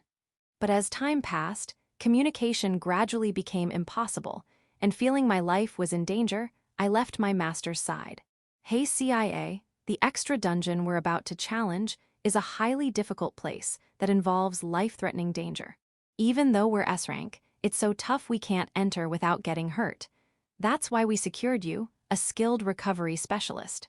According to Edel's explanation, Needle Mountain Hell, true to its name as an extra dungeon, has a large number of deadly traps, and the monsters that appear are all ones whose entire bodies are like pincushions, making it a dungeon with a very high injury rate. Apparently, deep within the first layer of that dungeon, there is a gate connected to a place near the Netherworld dungeon, the dwelling of Hades. So, we're counting on your magic potions. Leave the fighting to us, but please provide support when we're injured. Yes, leave it to me. Don't worry, I have plenty of potions prepared. And even if they run out, I have a secret technique, Fufufu. Chapter 92, The Needle Mountain Hell. Now, we had arrived at the extra dungeon Needle Mountain Hell, a place that lived up to its name with numerous and varied mechanisms. Deadly traps triggered with every step, needles and iron balls assailed from all directions, and explosions occurred everywhere. Taking advantage of the chaos, monsters like rats, bears, and tigers, all covered in needles, attacked. If I were alone, I would create a large number of skeletons to form a wall and force my way through, but that wasn't an option with living humans. However, they were being met by S-rank adventurers. All right, everyone, here we go. Burst forth energy, all stats up. First, Fida used a rare, stat-boosting type of magic to enhance the party members' abilities. According to my appraisal, it seemed to roughly double their physical capabilities. Quite effective, I see. Their ability to reach S-rank was likely greatly due to Fida's presence. HMPH. Next, Sly bewildered the enemies with swift movements while firing his magic gun in rapid succession. Occasionally winking at me, was that some kind of signal? Magic guns, this is often misunderstood, can be used even without magic power by charging them with magic in advance. The one Sly uses seems to be the type that requires magic replenishment. But since the magic circle engraved on his arm activates each time he uses it, he probably adds his own magic to enhance its power. In fact, a magic gun that normally would only have the power of a child's toy was punching holes through the monsters one after another. This is quite destructive power. Ha! In the center, the leader, Edel, was wildly cutting down monsters with his greatsword. He truly is the team's core. Monsters swarmed him, but his enhanced, robust physique, and likely due to an excellent magical artifact. The fierce sword strikes unleashed from his greatsword were tremendous, the wind pressure even tousling my hair. No matter how many come, they're no match for me. Rend Wind Cutter Blade. And the finishing blow was Esmeralda's wind magic. According to her, she can use wind sorcery too, but it's inefficient, so I don't use it on small fry. But the power was considerable.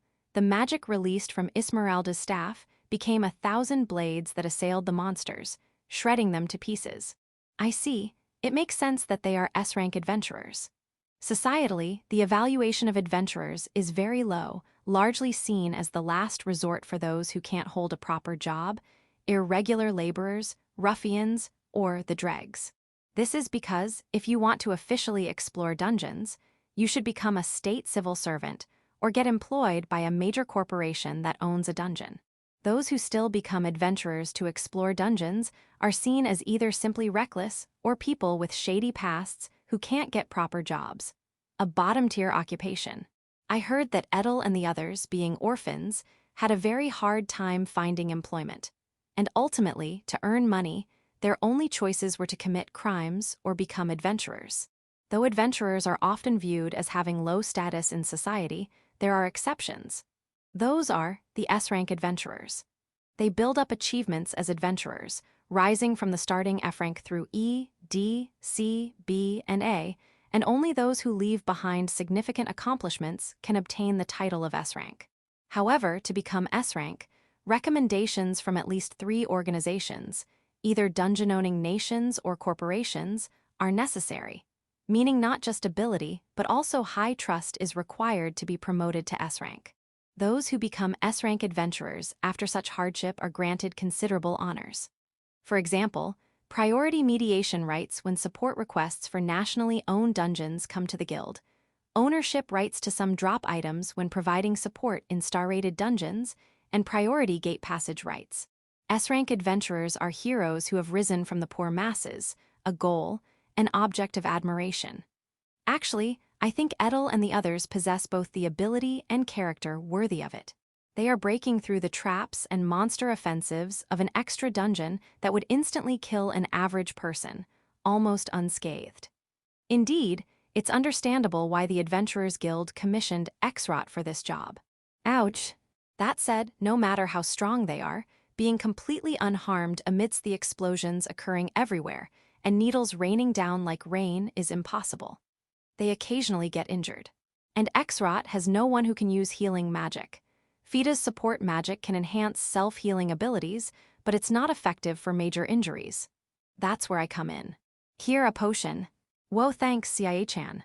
I go around applying potions to injuries as they happen. It feels like watering flowers. Amazing healing power. It healed instantly, thank you. You're welcome. But CIA-chan, aren't you scared? Scared? Of what? I'm a bit wary of Sly, because he keeps making advances. I'm indeed a bit wary of men. No, that's not what I meant by that question. Hey Sly, you come here. Esmeralda, stop, it's not that. I just ow. While sustaining minor injuries, the party proceeded to explore the dungeons smoothly. Unfortunately, we didn't obtain any significant drop items, but we reached today's objective point ahead of schedule without any major problems. All right, we're early, but since Sia's here, we shouldn't push it. Let's set up camp here tonight. Got it, easy camp. After tidying up a dead-end area nicely, Esmeralda erects a barrier.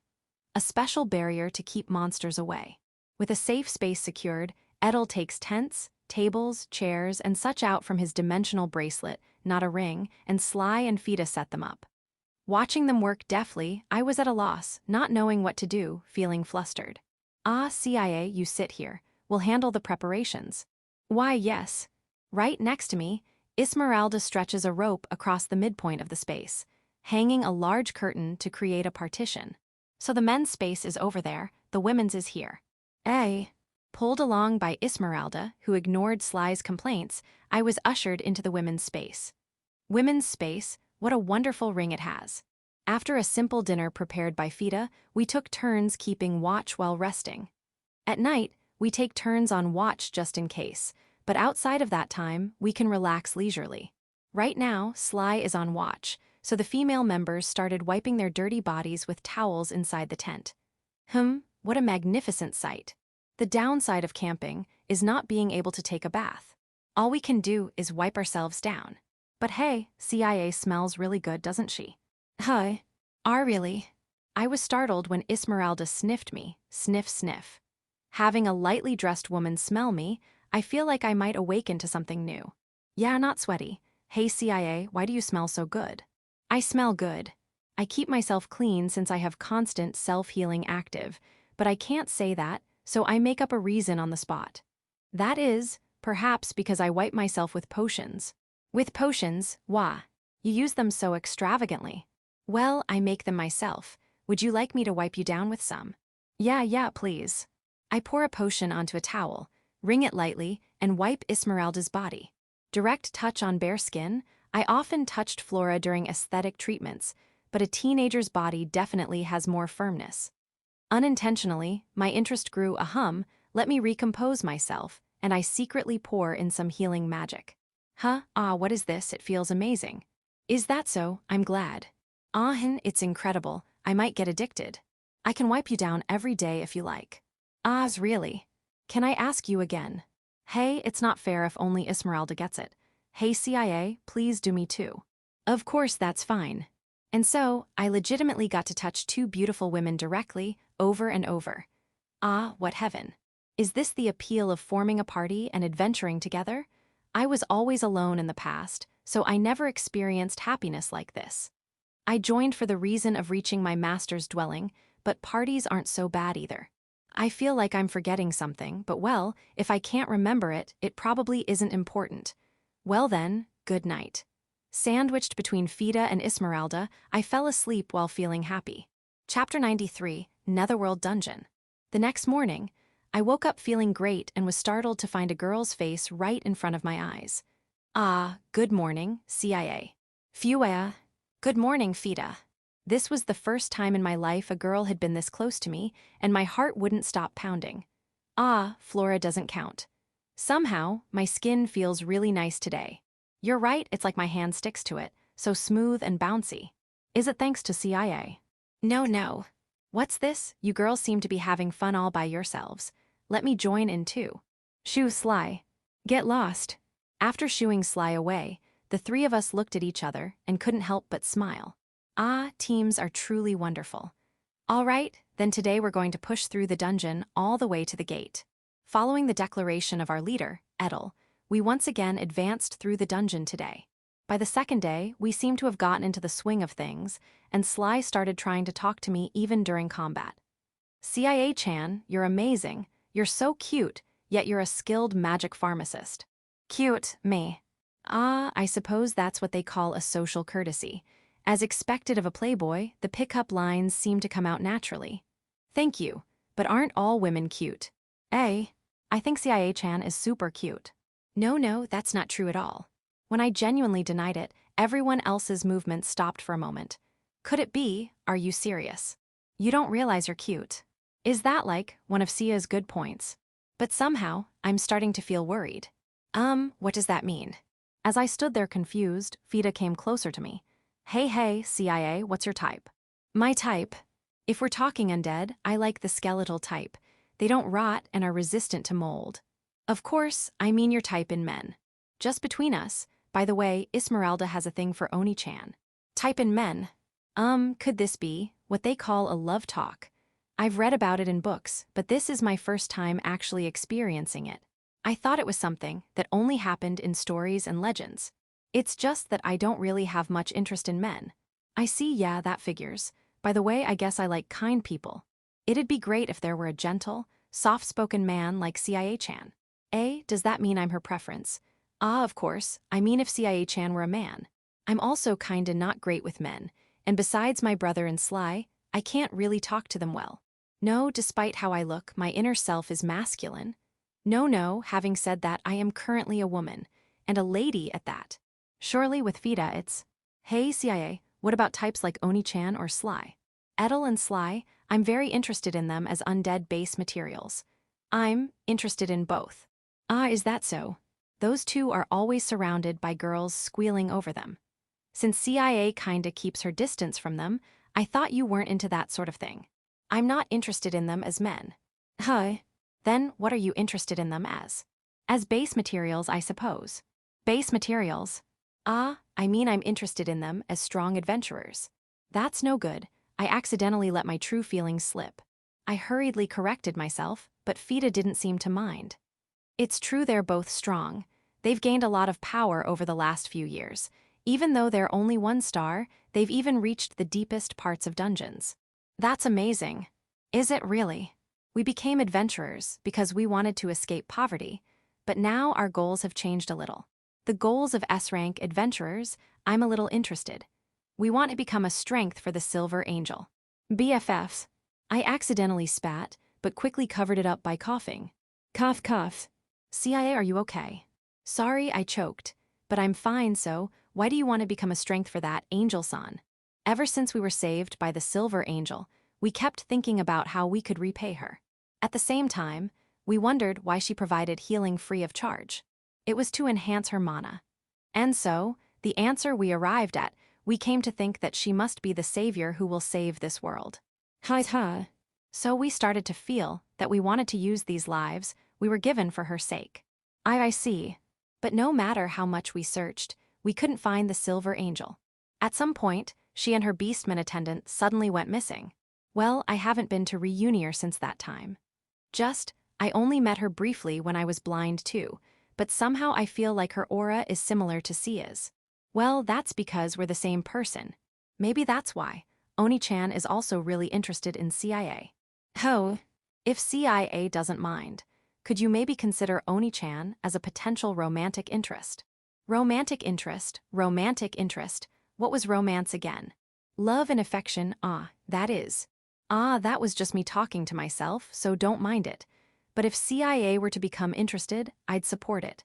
Oni-chan is a bit dense, but I want him to be happy. If you do become interested, let me know then. If you prefer Sly, that's fine too. I wouldn't recommend it, but he's not a bad guy. Well then, please. Well, I'm very sorry, but I don't think I'll ever see either of them as romantic interests. Even so, Fida's words gave me a little something to think about. Romance, that thing I had always pursued but could never reach, and since being reborn, I had hardly been conscious of it. My first love was Elmaria. Even if I reincarnated, I feel like I haven't essentially changed at all since then.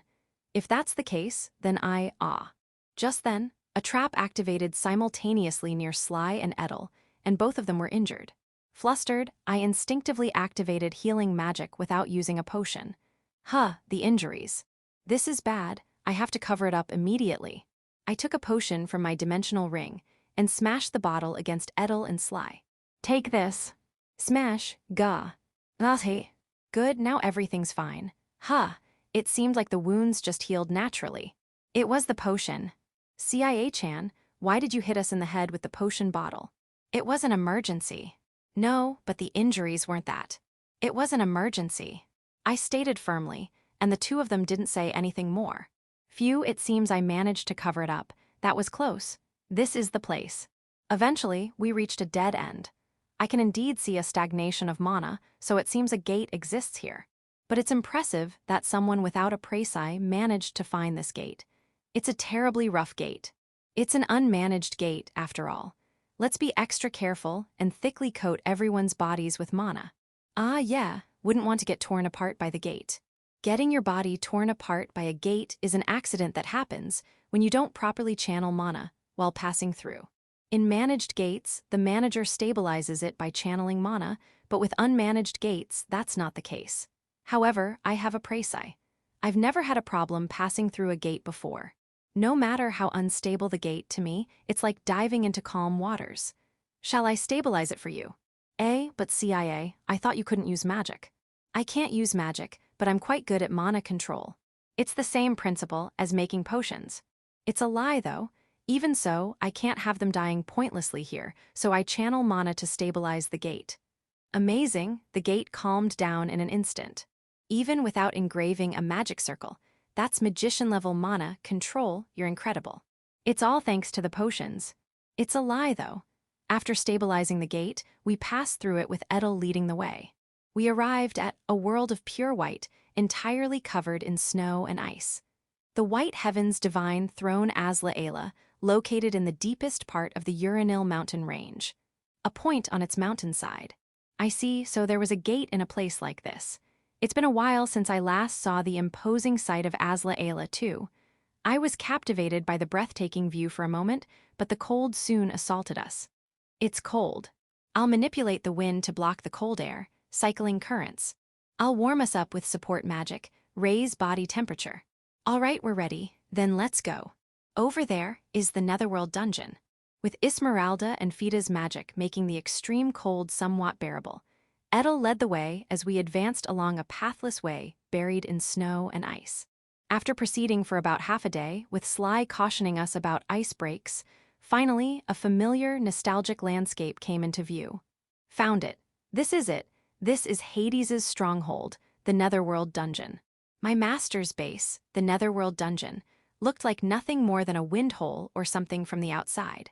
But the moment you step inside, a giant gate stands imposingly, making you immediately aware that a dungeon exists there.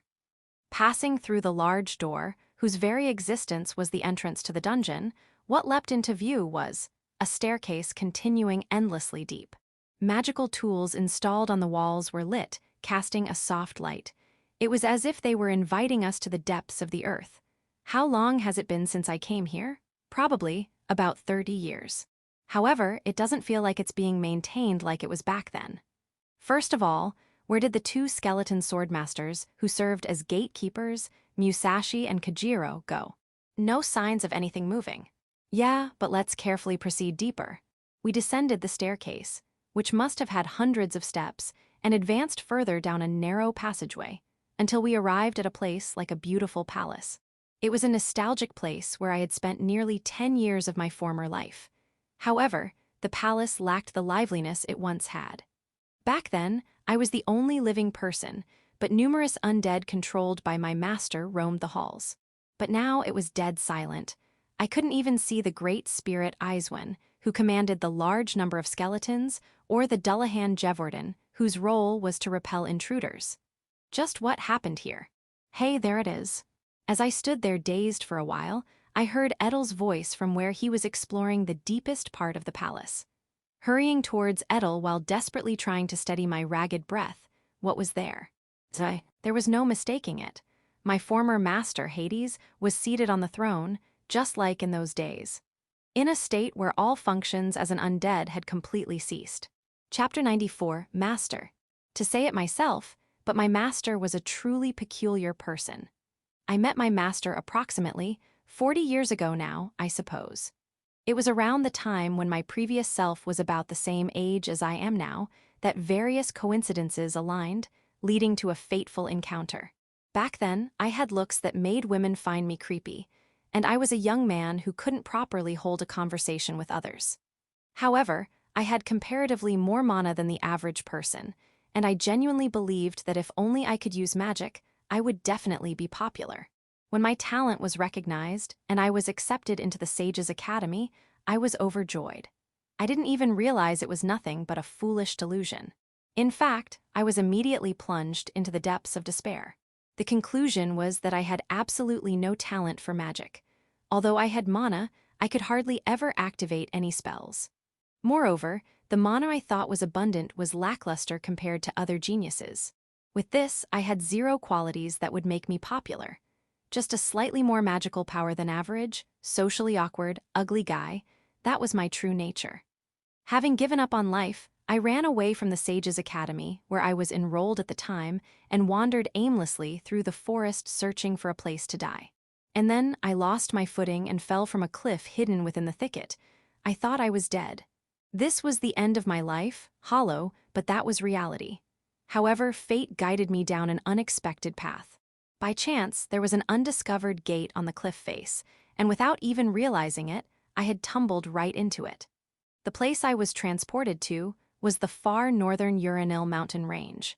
Having traveled an astonishingly long distance, I was dumped all alone at the foot of the white heaven's divine throne Asla Ayla, a land of death covered in snow and ice. Even though my life was miraculously saved, if things continued like this, I would freeze to death. Shivering uncontrollably and half-frozen, I desperately reached a certain cave, the Netherworld dungeon. Ho, this is yet another strange visitor who has lost their way, I see. Seeing me, who had been dragged in by the Dullahan Jevwarden guarding the gate at the time and thrown before him, my master spoke those words. I realized it at a single glance.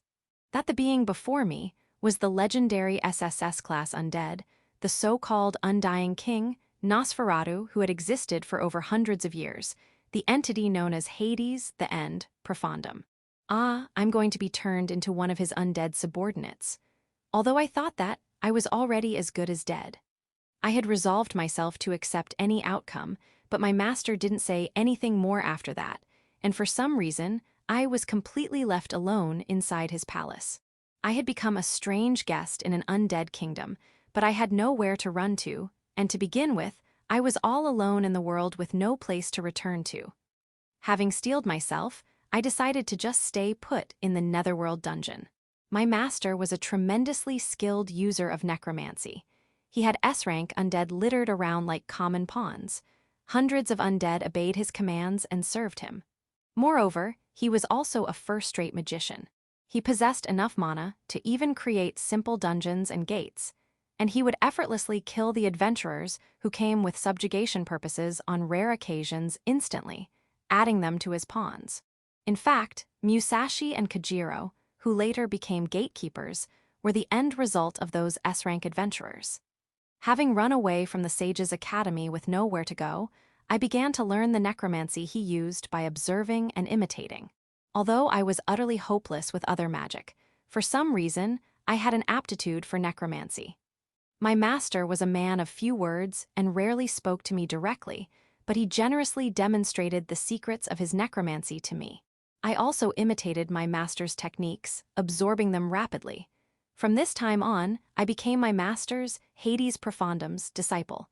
After training under him for about 10 years, I realized I had become a necromancer of considerable skill. I made up for my lacking mana by utilizing the magical tools and forbidden arts that my master had stockpiled. It took quite a toll on my body, but since I originally thought of myself as already dead, I could endure anything. However, around that time, something strange began to happen to my master as well. Incredibly, mold started growing on his brain. The reason I became unable to accept zombies lies here. Even the strongest undying king, Nosferatu, could not defeat mold. As expected, the root of mold should be severed. With his brain infected by mold and occasionally going mad, my master began to attack both friend and foe alike. Finally feeling truly endangered, I made up my mind to leave the Netherworld dungeon. And so I slipped through the same gate I had come through and became the entity known as the King of the Abyss. Hey Edel, is this thing dead? Dead or not, it's originally an undead, so doesn't the concept of death not apply? More importantly, Fida, can you see anything? It doesn't look functional to my eyes either. What about you, Esmeralda? I don't sense any movement of mana. That's only natural, because Master is no longer here, he isn't sleeping. Touching it might be dangerous, but shall we check? Then I'll give it a try. It's not moving. Even when Edel touched it, it didn't make a sound or move. As expected, Master's soul probably no longer remains here. Did Master truly ascend? Did he end his hundreds of years of undead life, taking all those undead with him? The crown of the Yanni Kingdom, which was Master's trademark, placed on his head, is undoubtedly genuine. This means it serves as proof that this object is Master's remains. Ah, Master. If you were going to disappear anyway, I wish you'd at least passed on the S-rank undeads to me. While I was immersed in sentiment, Edel and the others continued their investigation. It seems there are no particular traps set, and it appears to be properly silent. To think we'd encounter the remains of the legendary SSS rank, undead that even became subject for fables. We might be in a scene that will become legend ourselves. Hey Edel, the guild master told you to take pictures, right? Hurry up and take them. Ah, that's right. I want to finish this quickly and check the treasure vault. Master's treasure vault. I had forgotten. That place should contain numerous magical tools that Master had stockpiled over the years. However, it shouldn't open without Master's key. No matter how moldy his brain was, I can't imagine Master, who even neatly disposed of his undead subordinates, leaving the treasure vault key behind carelessly. Now, where did he hide it? I approach Master's body. Ah, it certainly smells moldy. It seems even the inside of his head is completely moldy. This is why I kept telling him to wash his body properly. He'd say things like, "An old man like me has no need for baths," and ended up never taking one, which is why things turned out like this. Well, it can't be helped. I'll give you a proper burial. Just as I thought that and reached out, that's when it happened. Guan, suddenly a black hole opened in Master's chest. This is. Don't tell me, a dimensional gate. Just like with Elmeria, it seems that SSS rank undead bodies are prone to generating dungeons and gates. But this time, the situation is a little different. Until just now, when Edel and the others were touching it, this gate didn't activate. But the moment I tried to touch it, it suddenly started up. This is CIA. I see Edel running towards me with a desperate expression. But it's no good. This is probably an artificially created trap-type magical gate. The activation condition is me touching it. If that's the case, then the transfer target is me alone. If I reach out, Edel's hand will get torn off. That could be healed, but since my identity must not be revealed, I mustn't push it.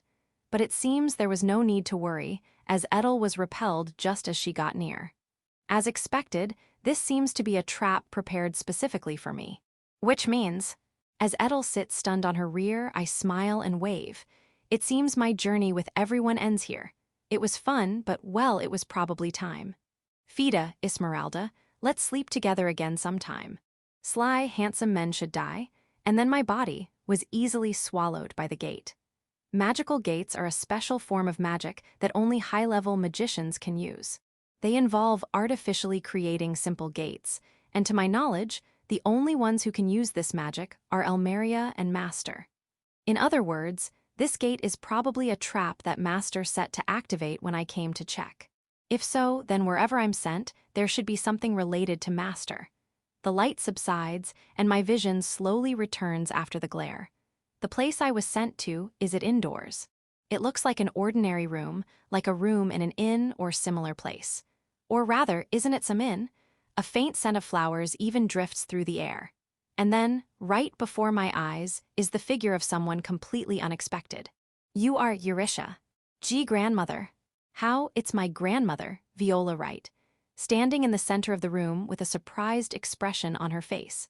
Chapter 95, The Archetype of the Saintess.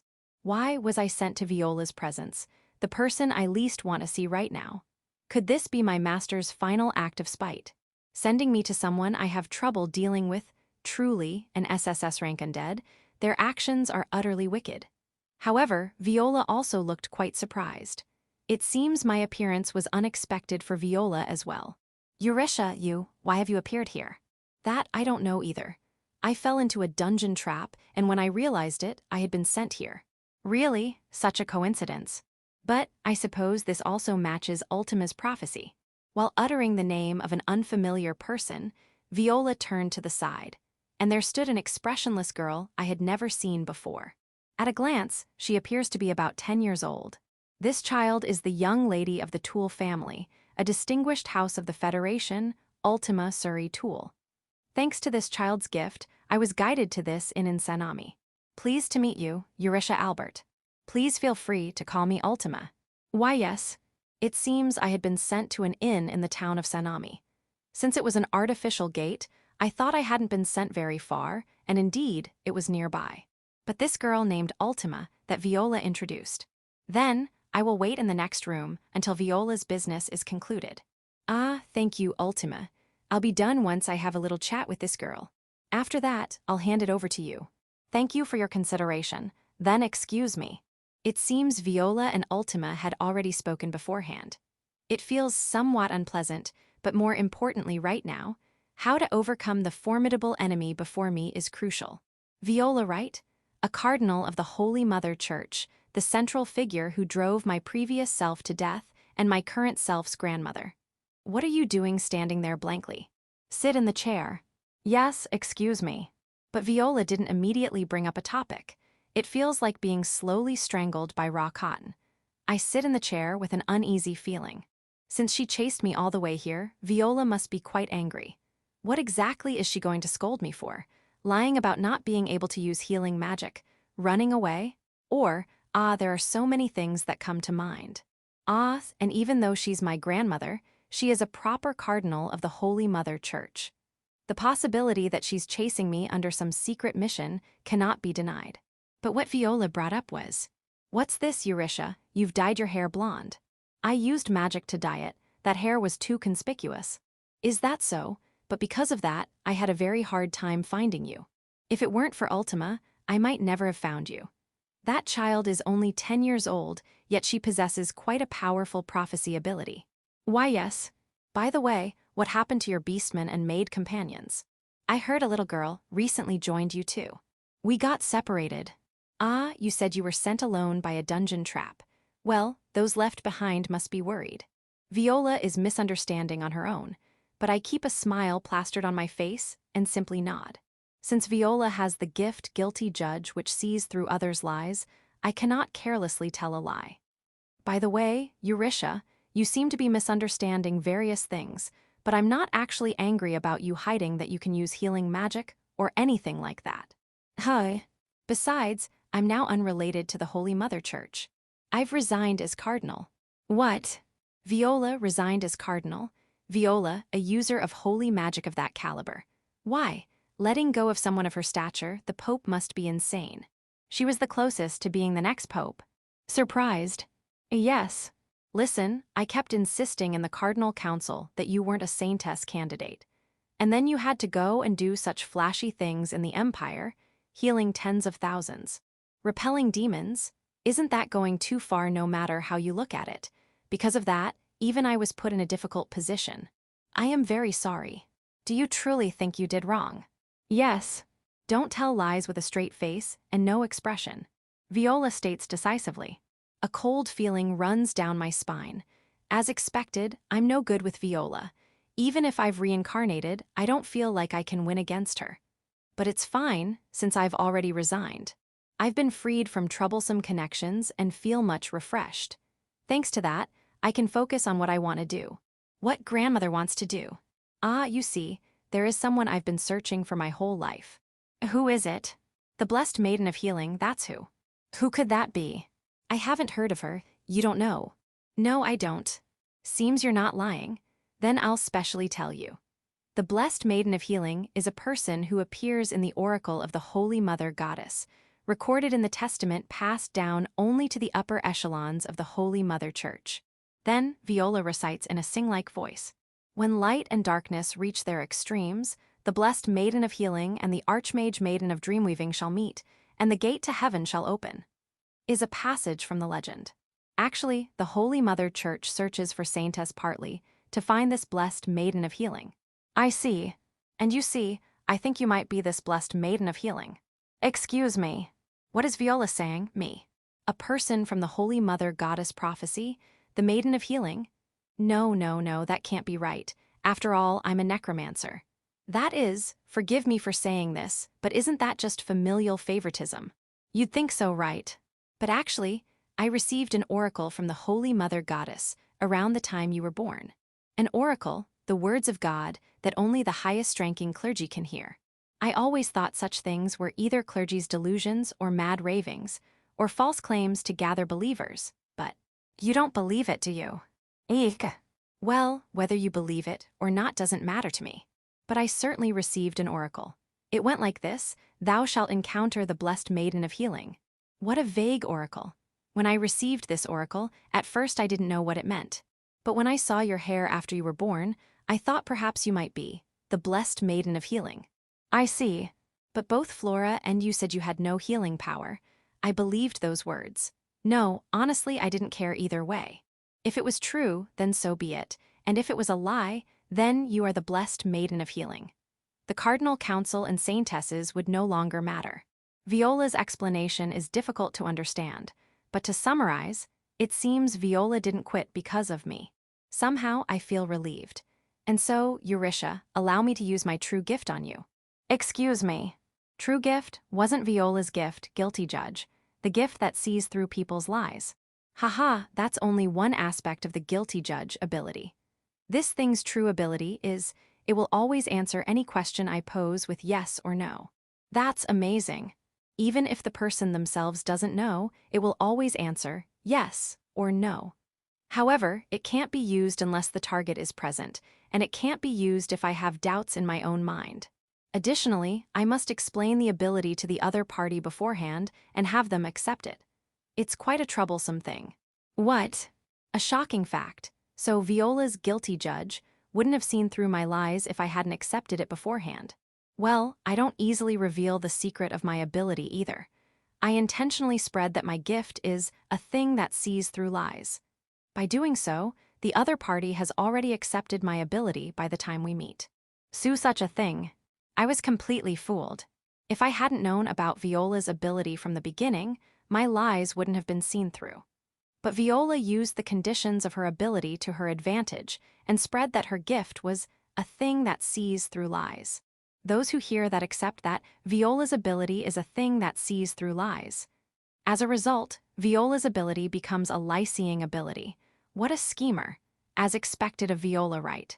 That's why I'm now going out of my way to explain my gift to you, to have you fully accept my gift. Until now, I had also hidden my true ability, so I couldn't confirm it with you, but now is different. Now then, Eurisha, will you answer me? Having come this far, I have no choice but to prepare myself. Very well, I will accept. I silently nod.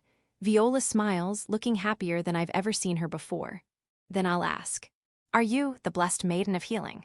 After a brief silence, I answered, no. Viola stares intently into my eyes.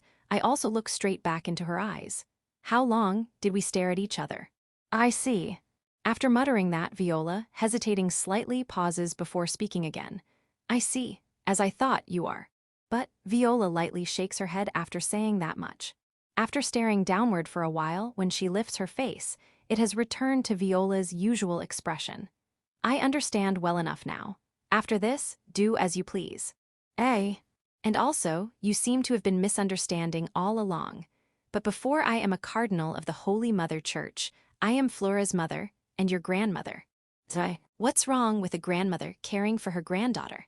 You are my precious granddaughter. Before I realized it, I was being gently hugged by Viola. What is this warm feeling spreading in the depths of my heart? Something I've never felt before. Could this be the true power of Viola Wright, the former cardinal and former saintess? Knock, knock, knock. How much time had passed? Ending a strange moment that felt both brief and eternal was the sound of a gentle knock. Is everything all right? Ah, it's fine, Ultima. I'm in your debt. I thought you might be the other one, though. I apologize for not meeting your expectations. The other one probably refers to the Archmage Maiden of Dreamweaving. It seems Viola holds Ultima in high regard. And that's only natural, after all she is. Now then, my business is finished. You have something to discuss too, don't you? Yes, thank you. Eurisha, well then, take care. You should proceed straight down the path you believe in. Does this mean I can interpret it as having Viola's official approval to proceed down the necromancer path? I did it. With this, I've eliminated one worry from behind. The Holy Mother Church without Viola is nothing to fear. Then I'll be off to see Flora or something, but if you're ever in trouble, I'll come running anytime. Thank you, take care, grandmother. Leaving behind a refreshing smile at the end, Viola left the room. Phew. With the formidable enemy gone, I unintentionally let out a big sigh. That's how much she was someone who made me nervous. But it's not all over yet. Before me stands a girl who calls herself Ultima. Viola seemed to think that she is the existence that forms a pair with me. I can understand that feeling. After all, Ultima is. My appraisai reflects her terrifying abilities. Ultima Suri Tool. 10 years old female. Gift. Unappraisable. Ability values. Unappraisable. Base rank. SSS. Titles. Young Lady of the Tool House, Prodigy, Retainer of Past Life Memories, Limit Breaker. One who transcends reincarnation, Observer, XXX, one who XXXX. Estimated mana value, unappraisable. Mostly unappraisable, and a host of unprecedented titles.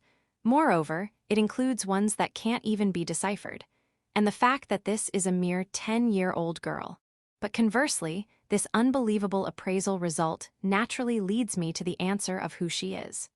Although, even before that, just by sensing her magic power, I immediately understood who this girl was. It has been too long, Frankel. In contrast to when Viola was here, Ultima speaks to me in a tone like an old man's. But that feels more natural for me to accept. I gently bend my knee and kneel before Ultima. Yes, it has been a long time, Master. Chapter 96, Ultima. The girl standing before me, Ultima Suri Tool. She was the reincarnated form of my master, Hades. I had thought there was no way that master would die so easily, but to think. I never imagined you would reincarnate as a young girl like this, Master. I am no longer your master. You may call me Ultima. I shall call you Eurisha. Ha, understood, I mean Ultima. My master, after so long, it must have been about 30 years. The magical power emanating from her still radiates the same fierce majesty as before, yet the one before my eyes is a young girl. It feels utterly bizarre. However, being female is quite a fresh experience. Humans who previously only saw me as a monster now approach me with undisguised affection. That I can understand somewhat. After all, even I, who was once an outcast, have made a close friend. I wonder how Anastasia is doing. Cuckoo, you are about the only one in this wide world with whom I can share this feeling, Frankel. No, it is Eurisha now, was it not? Why, yes. That's right. But still, was Master always this talkative? I had an image of him being much more taciturn. Fo-ho-ho-ho, that was merely because the body of Hades was reaching its limits, and I became quiet. Even that vessel would show its age, after existing for hundreds of years. I see, wait, you read my mind. Nay, it was written upon your face. I was confident in not letting my feelings show on my face, but as expected of Master.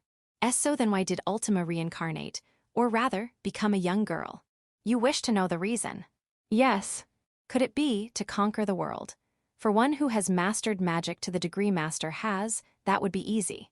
But to conquer the world now of all times, if she had really wanted to, she could have easily built a kingdom of the dead in her previous life.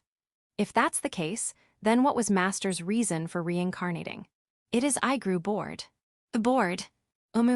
I had grown completely and utterly bored with life as an undead.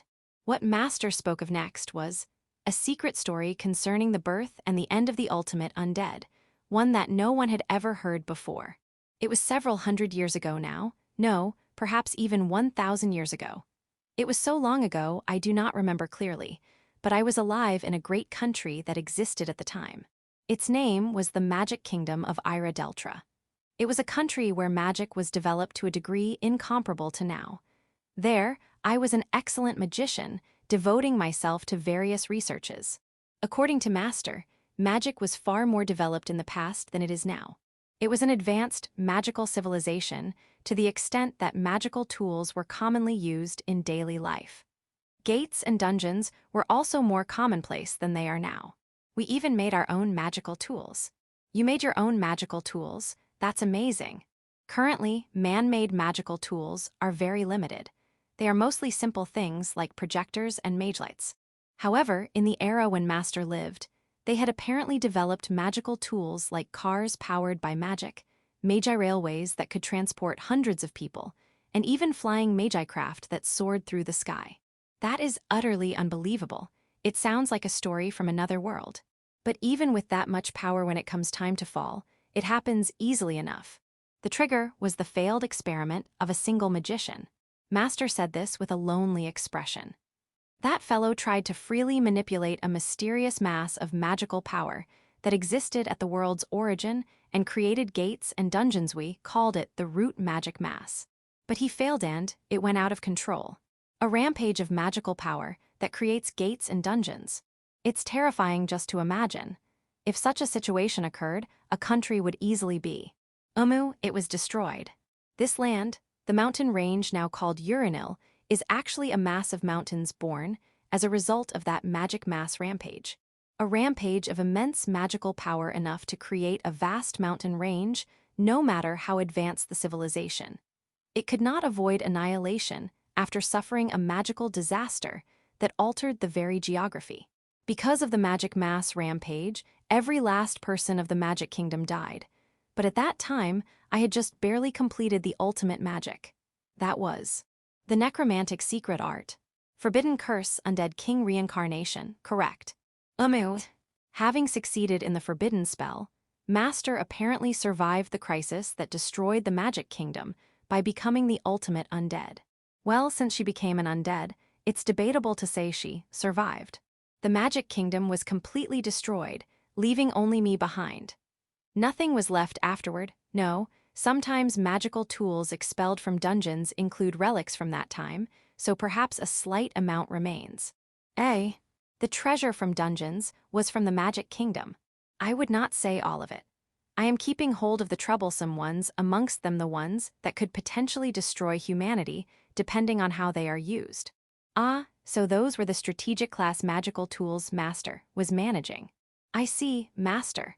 As a survivor of the Magic Kingdom, you were managing the relics that were too much for human hands. It was merely a whim, though one might call it the responsibility of one who remained. Thus, I once punished those who foolishly attempted to recreate the Magic Kingdom. I know of this, the case of the Yanni Kingdom. That was a country destroyed by Master, so I see, it seems they incurred Master's wrath by trying to revive the Magic Kingdom. To make an enemy of Master, it seems fools exist in every era. Incidentally, the site of the Yanni Kingdom is still swarming with undead, and I stayed there for quite a while during my initial necromancy training. I had no idea it had such a history. After that, I gathered rare undead, attempted to master the secrets of magic, and so on.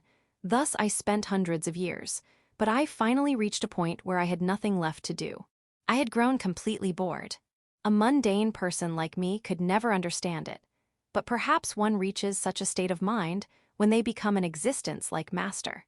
In my later years, I even took on disciples to kill time. To tell the truth, you are one of them. What? I was just a way to kill time. Indeed, got a problem with that. And no, even if it was just to kill time, the fact is that I was saved, so I have no complaints. But could you not have phrased it a little better? By the way, Master, do you remember Nebula-chan Nebulos? The vampire you turned into a trap maid? That was quite good taste. It greatly stimulated my inspiration. Why, how does Master know about that? More importantly, did Master properly teach Nebula-chan necromancy? When I met her, she was a very low-level necromancer. As for that, I do not remember. At that time, my memory was fuzzy due to the mold growing on my brain. I remember nothing clearly from my final period. Then the one who taught Nebula-chan was. Perhaps I taught her out of unconscious habit, as expected of me, a genius. How irresponsible, Nebula-chan, it's a wonder you survived. Well, she is an undead too, though. And so, I had grown bored with life, no, with undead life. Moreover, my brain was being invaded by mold, and I was on the verge of losing my rationality. That's why I told you to please take baths. You smelled moldy, Master. Shut up. A moldy-smelling undead king, it's really not a good look. But well, thanks to that, I've become fond of baths in this life. That's nothing to boast about. Everyone, please make sure to take baths. Otherwise, your brain might get moldy. I have digressed, and so I pondered what to do. If things continued, I would become a crazed undead with a brain rotted by mold. That would not be so bad either, but it is truly dull. It was then that the one who made me realize the next path to take was none other than you. Me, why is my name coming up here? To tell the truth, I have been observing you all this time. I have been watching your reincarnated form with my magic, to kill time. Ho-ho-ho. What? Who do you think I am? I am the ultimate undead and the world's strongest magician, profundum. There is nothing impossible for me. No, that's not something to boast about. And more importantly, please stop peeking into your disciples' private life. HMPH, you have no right to refuse my methods of killing time. What is this? She's getting defensive. How unreasonable. That's terrible, to think everything I did was completely exposed. Nay, it was truly entertaining. Healing over and over to increase your magic power, enslaving a handsome pretty boy, turning one into a trap maid, getting all kaya hayufufu with the empire's princess. Kyukuku. Ew. But this explains how Master knew about Nebula-chan. This Master is truly the worst. Still, where did she pick up a weird word like trap maid? Fine. I understand that you were peeping on me, Master. Fumo. However, that does not explain why you reincarnated as such a young girl. Mew. Why did you reincarnate, Master? For what purpose, with what goal? Why would she abandon her status and life as the supreme, immortal, ultimate undead to reincarnate as an ordinary human and a female, no less? It is Frankel. Yes. I had a great ambition. Master's ambition. Having destroyed a kingdom of hundreds of thousands, obtained the status of the greatest and strongest magician, and possessing absolute power as an immortal being reigning at the apex of this world. What was the ambition held by that Master the SSS rank, Undead Hades Profundum? You are involved in it as well. Me too. That is why I purposely left a trigger on my remains to summon you here. So that trap really was Master's doing. But for someone of Master's caliber to call for me, just what immense thing is she planning to do? Eurisha, my ambition is.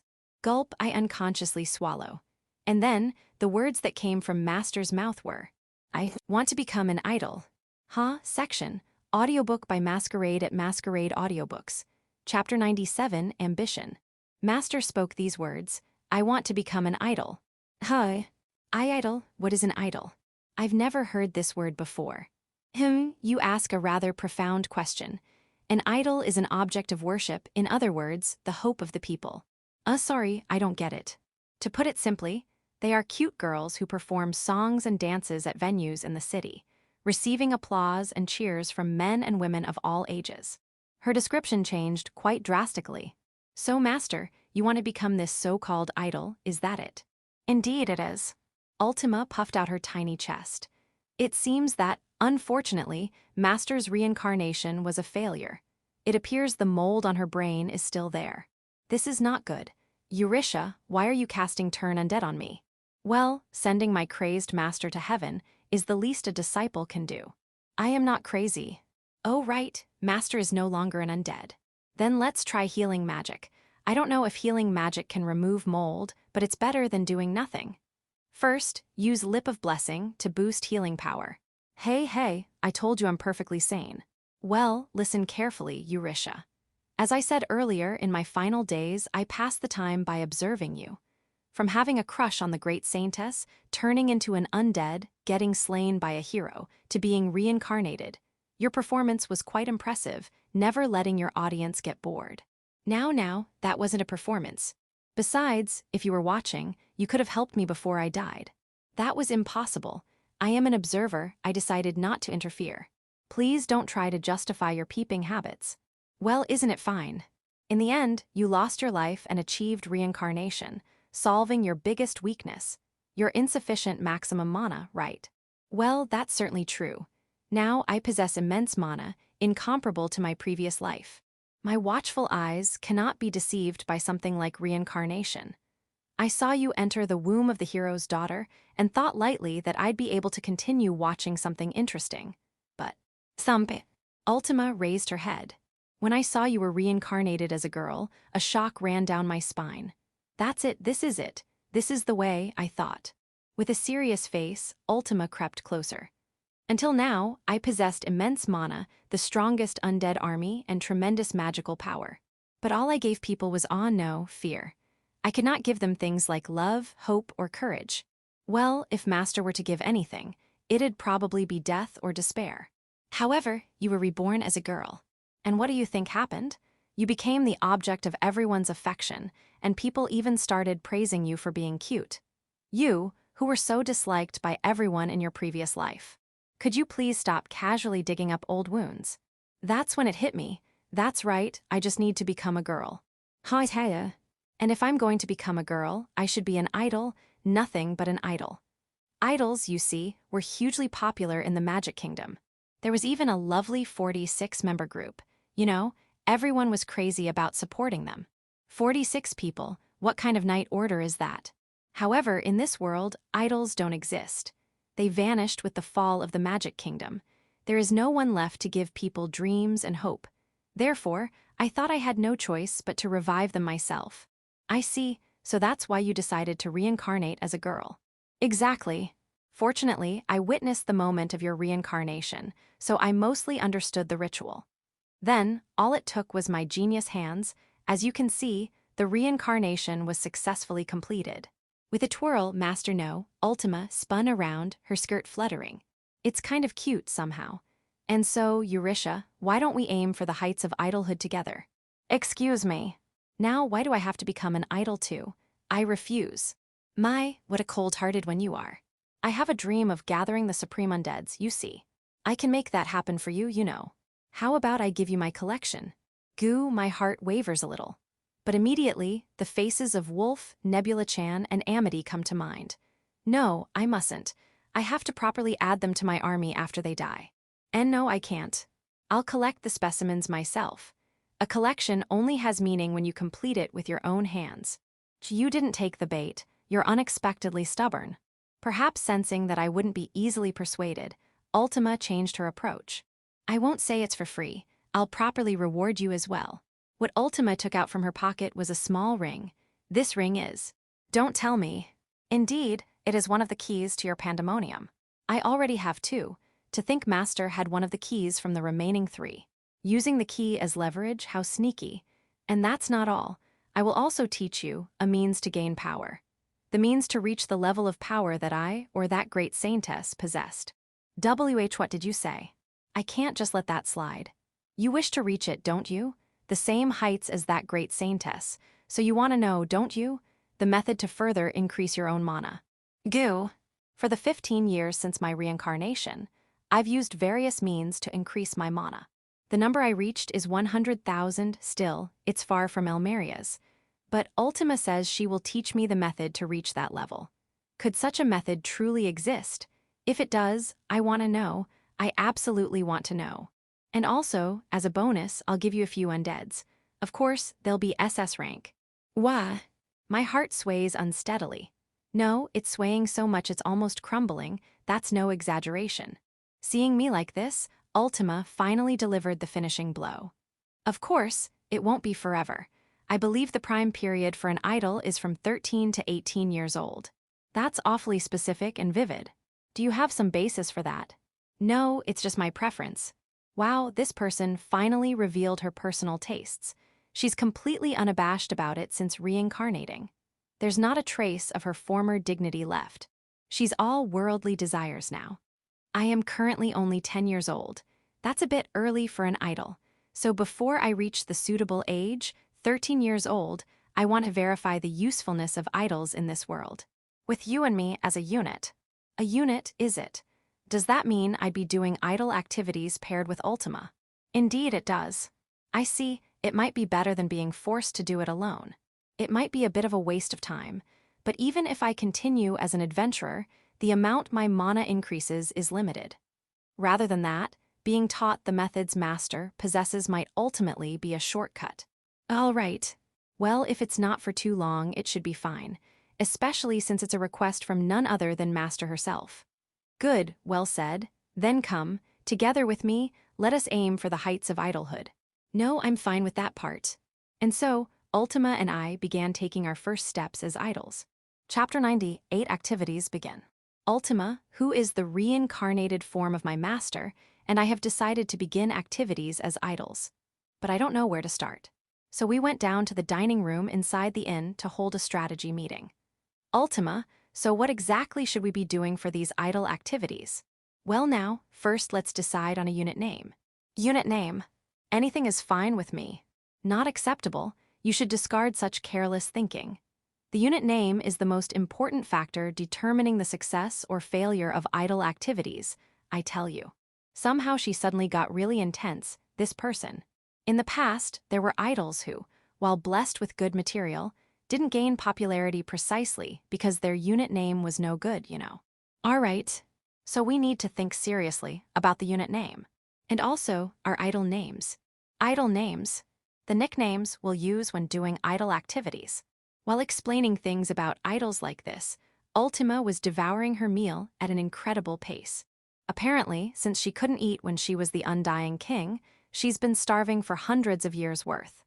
You'd think eating that much would make her gain weight, but even though Ultima is technically 10 years old, she has a wonderful figure. It's truly mysterious. So then, don't you have any good ideas for unit names or idol names? Well then, how about undead? Or maybe necromancers? Too literal. Rejected. Then what about skeletons? Out of the question. You have no sense. Goo, I got rejected. Don't you have anything good?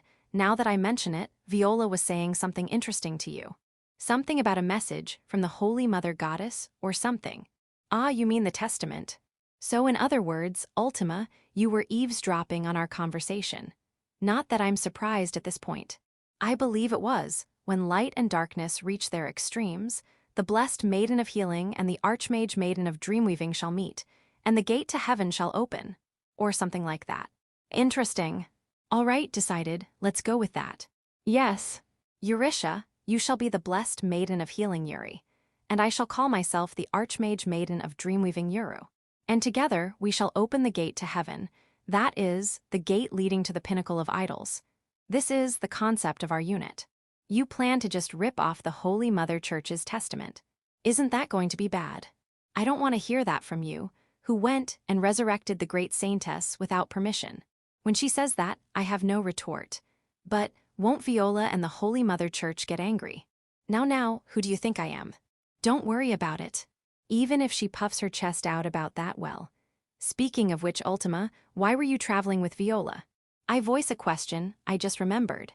When I was sent flying by a trap set by my master, Viola was there before my eyes. That means Ultima deliberately guided me to Viola. She could have just left Viola alone, so why go to that trouble? That's simple. I didn't want her to get in the way of our idol activities, so I just settled things with her beforehand. But that woman is persistent, right? So rather than getting entangled later, isn't it more reassuring to deal with it first? Why you involved Viola for just that reason? As expected of my master. Well, in the end, it's good that we won't be pursued anymore. Then the idol names are decided as Yuru and Yuri. Any objections? No, none. Then what about the unit name? Honestly, anything is fine with me. Fool, what good is that lack of motivation? Well, I think Ultima is the only one with motivation. Can't be helped, I suppose. Then taking our previous life's names, how about Frandom from Frankel and Profondum? Yes, I think that's very wonderful. Is that so? Even though I answered half-heartedly, Ultima nodded with a very satisfied expression. It seems she liked that naming. And so, our unit name was decided as Frandom. So then, what exactly do we do for these idle activities? Well now, the main thing is singing songs. Singing, is it? It's not a boast, but I've hardly ever sung songs. For now you try singing. Right here, please have mercy. What's this? You're more of a shy one than I expected, aren't you? I really didn't want to sing in the dining room, so we changed locations and moved to a nearby forest with few people. Originally, this is a dangerous place where magical beasts roam and such, but of course, nothing came near. Probably they instinctively know we're not ones to approach. Now try singing. Before that, am I going to be doing these idle activities in this form? My hair is blonde now, but I'm already known among adventurers as Magic Pharmacist CIA. That said, even if I revert to my original silver-white hair, it would still be conspicuous. If I'm unlucky, I might meet someone who knows the Saintess of healing. Since we're doing this unclear thing called idle activities, I'd like to avoid having my identity exposed. Is that so? Understood. Then let's change your hair color. Since it's a good opportunity, how about a darkish hair color? Here Hohoi and Hoyt. Ultima touched my head and channeled some kind of magical power into me. Soon, something big deep inside me clicked and switched. And then, what do you know, my hair color rapidly changed to black. It's not completely black, it's more like a dark gray color, but still. OOT this is. Since completely jet black hair would also be conspicuous, I made it a bit lighter. When I try channeling magical power, black magical power wells up. Incredibly, thanks to Ultima, my necromancy power had been restored. I can use necromancy. Couldn't you use necromancy until now? And no, I could use it when my emotions were heightened, or when I drank a special medicine, but sounds like you were doing something troublesome. More importantly, hurry up and sing a song. Understood, then I'll try singing the Soren song. I'm really curious about the black magical power being restored, but I can't defy my former master. Incidentally, the Soren song is a song that any child would know. Here I go. Uwan the sky ye, the suwan is, shining. Stop, stuhohop, stop. But I was immediately stopped by Ultima. What's wrong? Eurisha, you're a terrible singer. I told you so, didn't I? Can't be helped, how about dancing?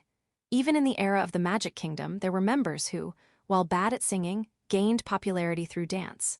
I try dancing as I'm told for now. Stiffly. What are you imagining while dancing? Bar dancers, perhaps. I see, I honestly thought you were imitating a zombie struggling right before ascending. I'm dancing as hard as I can, isn't that comparison a bit harsh? But you're bad at both dancing and singing. Even though you're this cute, what a waste. Cute, me. Yes, didn't you notice? People often say that as a social courtesy, but when I say that, Ultima lets out a big sigh. Don't tell me you aren't aware that you're an incredibly beautiful girl. Now, what are you saying, Ultima? Let me ask you one thing. Who is cuter, me or the girls walking around over there? Aren't they both equally girls? When I answered that honestly, she let out an even bigger sigh. It seems the concept of cute is warped inside you. This won't do. It feels somewhat unsatisfactory to be told I'm warped by Ultima, but you, take a good look at your own face in this mirror. I look at the mirror Ultima, produced from somewhere. My usual face is reflected there. It's my face, but there are numbers next to it, right? Standard score, is it? It says 78. Yes, that is a magical tool that measures the beauty of what is reflected in the mirror. It is an evaluation of your looks when the standard value is 50. Is this high? High doesn't even begin to describe it. It's top class among humanity. So I was cute. I'm learning this for the first time. What is this? I can't believe it. How should I take this? Ignoring my confusion, Ultima continues the explanation. Incidentally, my standard score is 80. I have reached the pinnacle of beauty among humanity, ho ho ho ho. I'm cute. Yes, wouldn't you like to make that cuteness shine even more? Ultima makes an attractive proposal. Becoming even cuter, somehow my heart is pounding. Since I was born female, it would be a lie to say I'm not interested. Good, then before our debut, let's work on powering you up a bit. Before improving your mana, let's up your cuteness. Up my cuteness, is that possible? Of course, and I shall even provide some of my prized idle goods from my collection. Ho ho ho ho, I'm brimming with motivation. Idle goods. Is that the name of a magical tool? Chapter 99 Debut. Master decided to lend me her treasured magical tool. Right now, she's rummaging around inside some black window that appeared from her dimensional bracelet. Well now. Eurisha is more of the pretty type with a good figure, so perhaps a skirt type would be best. May I ask one thing? Can I actually use necromancy? How would I use dark mana? Huh? What's this about dark mana? When I showed Ultima my mana, her face twisted slightly. This here. You can use it if you want, but that maximum mana you've been carefully building up will decrease, you know. More importantly, fitting your outfit comes first. You try wearing this and this. It seems that using necromancy in my current state will decrease my maximum mana for some reason I don't understand. Ultima, why would my maximum mana? What, you don't even understand that? Listen well, Eurisha, the true answer isn't something you ask others for, it's something you find yourself. Now hurry up and change. Why yes. It didn't seem like she'd tell me no matter how much I pressed, so I gave up and tried to change into the outfit Ultima gave me, taking a tent out from my dimensional ring. Hey Eurisha, why are you taking out a tent? Because if I change, I'll be in my underwear. Fool, I need to check if the clothes fit properly, change properly outside. Why yes. Reluctantly putting away the tent, I changed outside. I felt like Ultima was staring intently at me. Was it just my imagination? You've reincarnated into quite an outrageous body, haven't you? Neither too big nor too small. Truly a well-balanced development. Outrageous. But just you wait. In a few years, I'll have transformed into incredible beauty and figure. She seemed to have arbitrarily declared war on me, but Ultima puffing out her chest only made her look like a child stretching to appear taller. Meanwhile, I finished changing. I've changed, how does it look? Not bad, as expected of the debut outfit of the legendary idol, the smiling magician Emily White. The colors haven't faded even now. It was worth working hard to salvage it from that 3-star dungeon. I don't really understand, but it seems to be amazing equipment. I can definitely feel an improvement in the quality related to mana. And doesn't this also have considerable physical defense? Of course. An idol could be attacked by fans at any time, so it comes with the best defense. Is that how it works? Additionally, I'll give you this outfit too. Listen well, an idol mustn't show any weakness even in casual wear. Why yes, thank you. What Ultima additionally gave me was something cute, but usable as casual wear. Since this equipment is a bit embarrassing, getting a normal one is helpful. Alright, next is makeup. Have you ever done makeup before? Makeup, I've seen Flora do it, but unfortunately I haven't tried it yet. I was planning to seriously study it as a research subject eventually. Then I'll have my pawns do your makeup. Appear, dark makeup.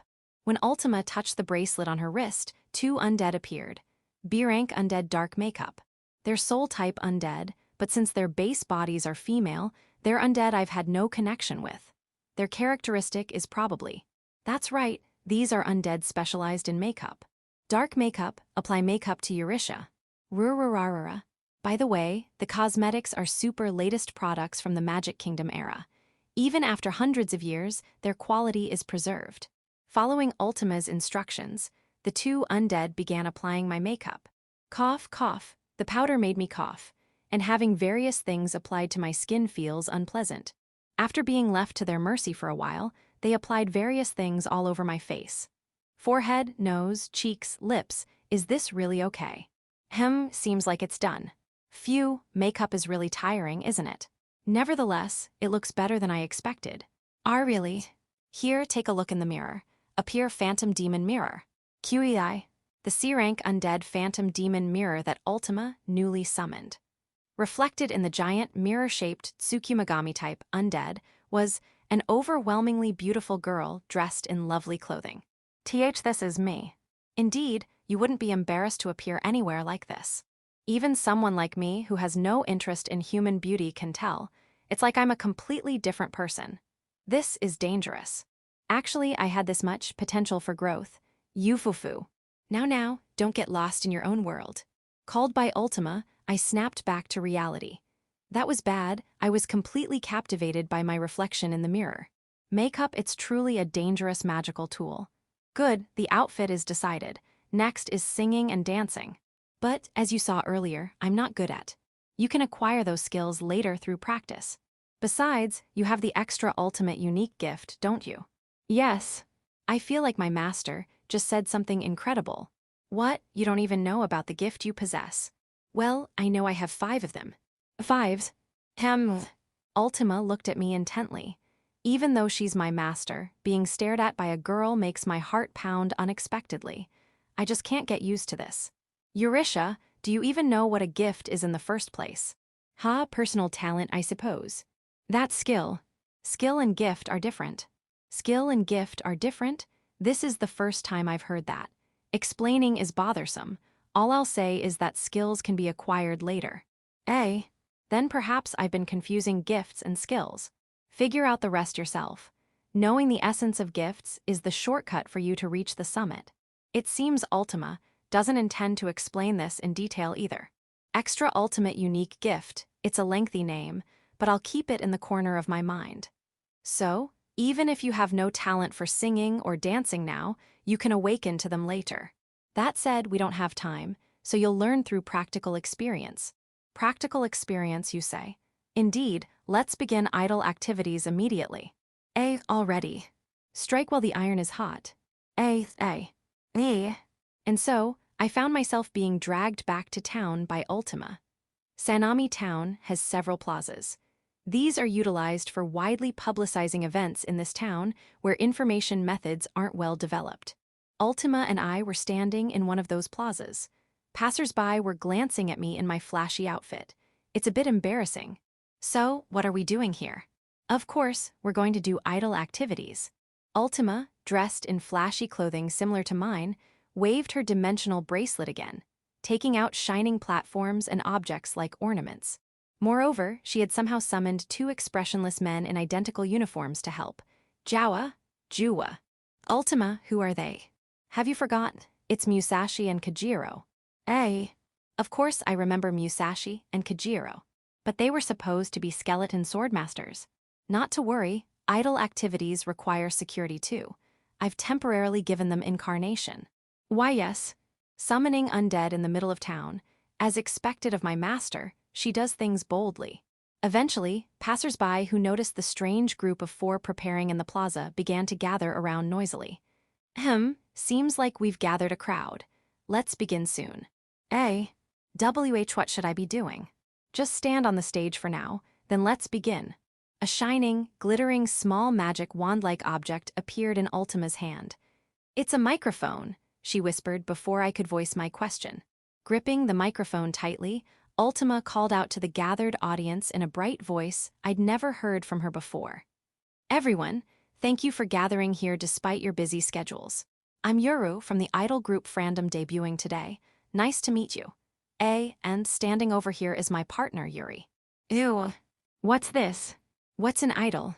Fran dumb. Oh, good job, young ladies, do your best. Various cheers flew around as Ultima waved with a cheerful smile.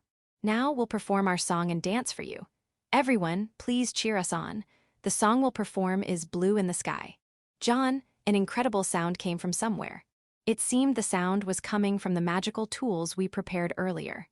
The sudden sound made the surprised audience fall completely silent.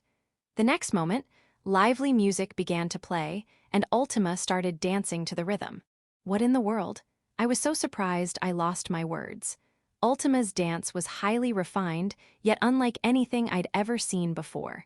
The occasional cute gestures and poses had the audience's eyes glued to her. The sky I look up to awe, shining far away. As if targeting the openings in our hearts, a moving singing voice emerged from Ultima's mouth. She's good, too good. Despite the simple lyrics, her clear singing voice was purer than any I'd ever heard before, and I forgot I was standing on stage myself, completely captivated. That's how wonderful Ultima's dance and singing performance was. The moment the performance ended, the audience showered us with applause and cheers. I found myself clapping too before I realized it. Ultima wiped the sweat from her brow, wearing a shining smile. How divine she looked. This is an idol. This is the new form my reincarnated master is aiming for. How was it? Amazing, I was moved. Indeed, then Yuri. Let's aim for the heights of idolhood together. I placed my right hand over Ultima's small outstretched hand. Yes, Yuru. And so, guided by my master, I took my first step as an idol. Chapter 100, Reunion. The central city of the Leonidas Federation, Sanami. In this city, which possesses multiple star-rated dungeons and has developed various forms of commerce, industry, and culture, a new trend was now emerging. Yuru, Yuru. Yuri, Yuri. Frandom, yes, Frandom. Yeah. A temporary stage set up in the fairly large central square of Sanami. Surrounding it and raising their voices in cheers were primarily men. Their numbers, roughly several hundred. They wore headbands on their foreheads and held glowing stick-like objects in their hands. These were official, limited-edition goods, magical tools that glowed using stored magic. Then, as if answering the cheers, two beautiful girls appeared on the stage. Woo-woo-woo. Yuri, marry me. Yuru-chan, let me hug you. Become my daughter. No, my bride. Stop it. The Frandom are sacred, pure maidens. A roaring wave of cheers erupted. The two beautiful girls waved, responding to the crowd. Their names, the Blessed Maiden of Healing Yuri, and the other, the Archmage Maiden of Dreamweaving Yuru, a new entity that had appeared like a comet in the city of Sanami approximately 15 days ago, idols. Their name, the Idol Unit Frandom. Everyone, thank you for your support. We'll sing for you with all our hearts. After greeting the audience, the two maidens took out magical microphones. Please listen. The song is Opening the Gate of Heaven. Yes, Frandom. As the song began, the audience joined in with calls and responses matching the two's singing. Their breathing was perfectly in sync, and combined with their sharp, crisp dancing, they drove the audience into a frenzy. The spectators moved in unison with the dance, almost eerily. Incidentally, the fans of Frandom were referred to by the townspeople with a mix of awe and reverence as idol worshippers, undead. You will be ascended to heaven. Ascension, expulsion, mortal enemies. Yeti. The idol's performance and the audience moving as one had become an art form. Amid the swirling excitement, the two idols, having finished singing, responded to the cheers while catching their breath. Everyone, thank you for coming to our Frandom live show. Yes, Frandom. Then let's meet again soon. Expressing their gratitude with their entire beings, the two idols left the stage. And so, one live show ended amidst great cheers. The audience showers us with enthusiastic applause under the magical lighting. The moment we finish singing, I am filled with satisfaction. I wipe the sweat from my brow, basking in the shower of cheers, feeling pleasant. That was the best. Yay! On stage, I high-five Ultima. She was also wearing the brightest smile. What incredible satisfaction. What incredible fulfillment. As I step off the stage, I surrender myself to the emotions welling up deep in my heart. These past 15 days or so many things have happened. Starting from being unknown figures, we gradually gained fans, and finally succeeded in holding a live show that gathered hundreds of people. What Ultima said was true. My singing and dancing, which used to be so terrible, improved dramatically in these 15 days. It seems you have acquired the skills, as expected of my disciple. Can a person improve this much if they work hard? Not just anyone. You have the aptitude. It appears you have a talent for captivating people. Through the newly acquired dance and singing skills, I am building my power as an idol. As the quality of the performance rises, naturally the number of fans increases. A sense of exhilaration, similar to when increasing my magic power, drives me further onward. And thus, we reached one goal, namely, the live show. The sight of everyone uniting to energize the venue gave me an indescribable sense of satisfaction. Ah, how happy I am. I will aim for the heights of being an idol just like this.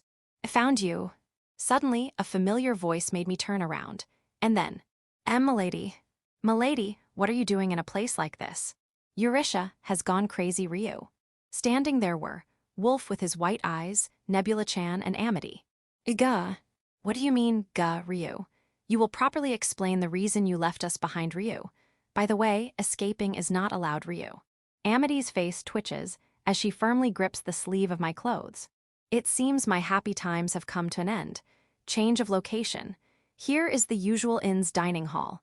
I was being cornered and questioned, surrounded by the three, Wolf, Nebula-chan, and Amity. So, Eurisha abandoned us and was diligently doing idle activities Ryu. Why yes, so while we thought the milady had set out on a journey with an S-rank adventurer, she instead went missing, and then ended up disguised, singing and dancing in the city. How are we supposed to process this fact?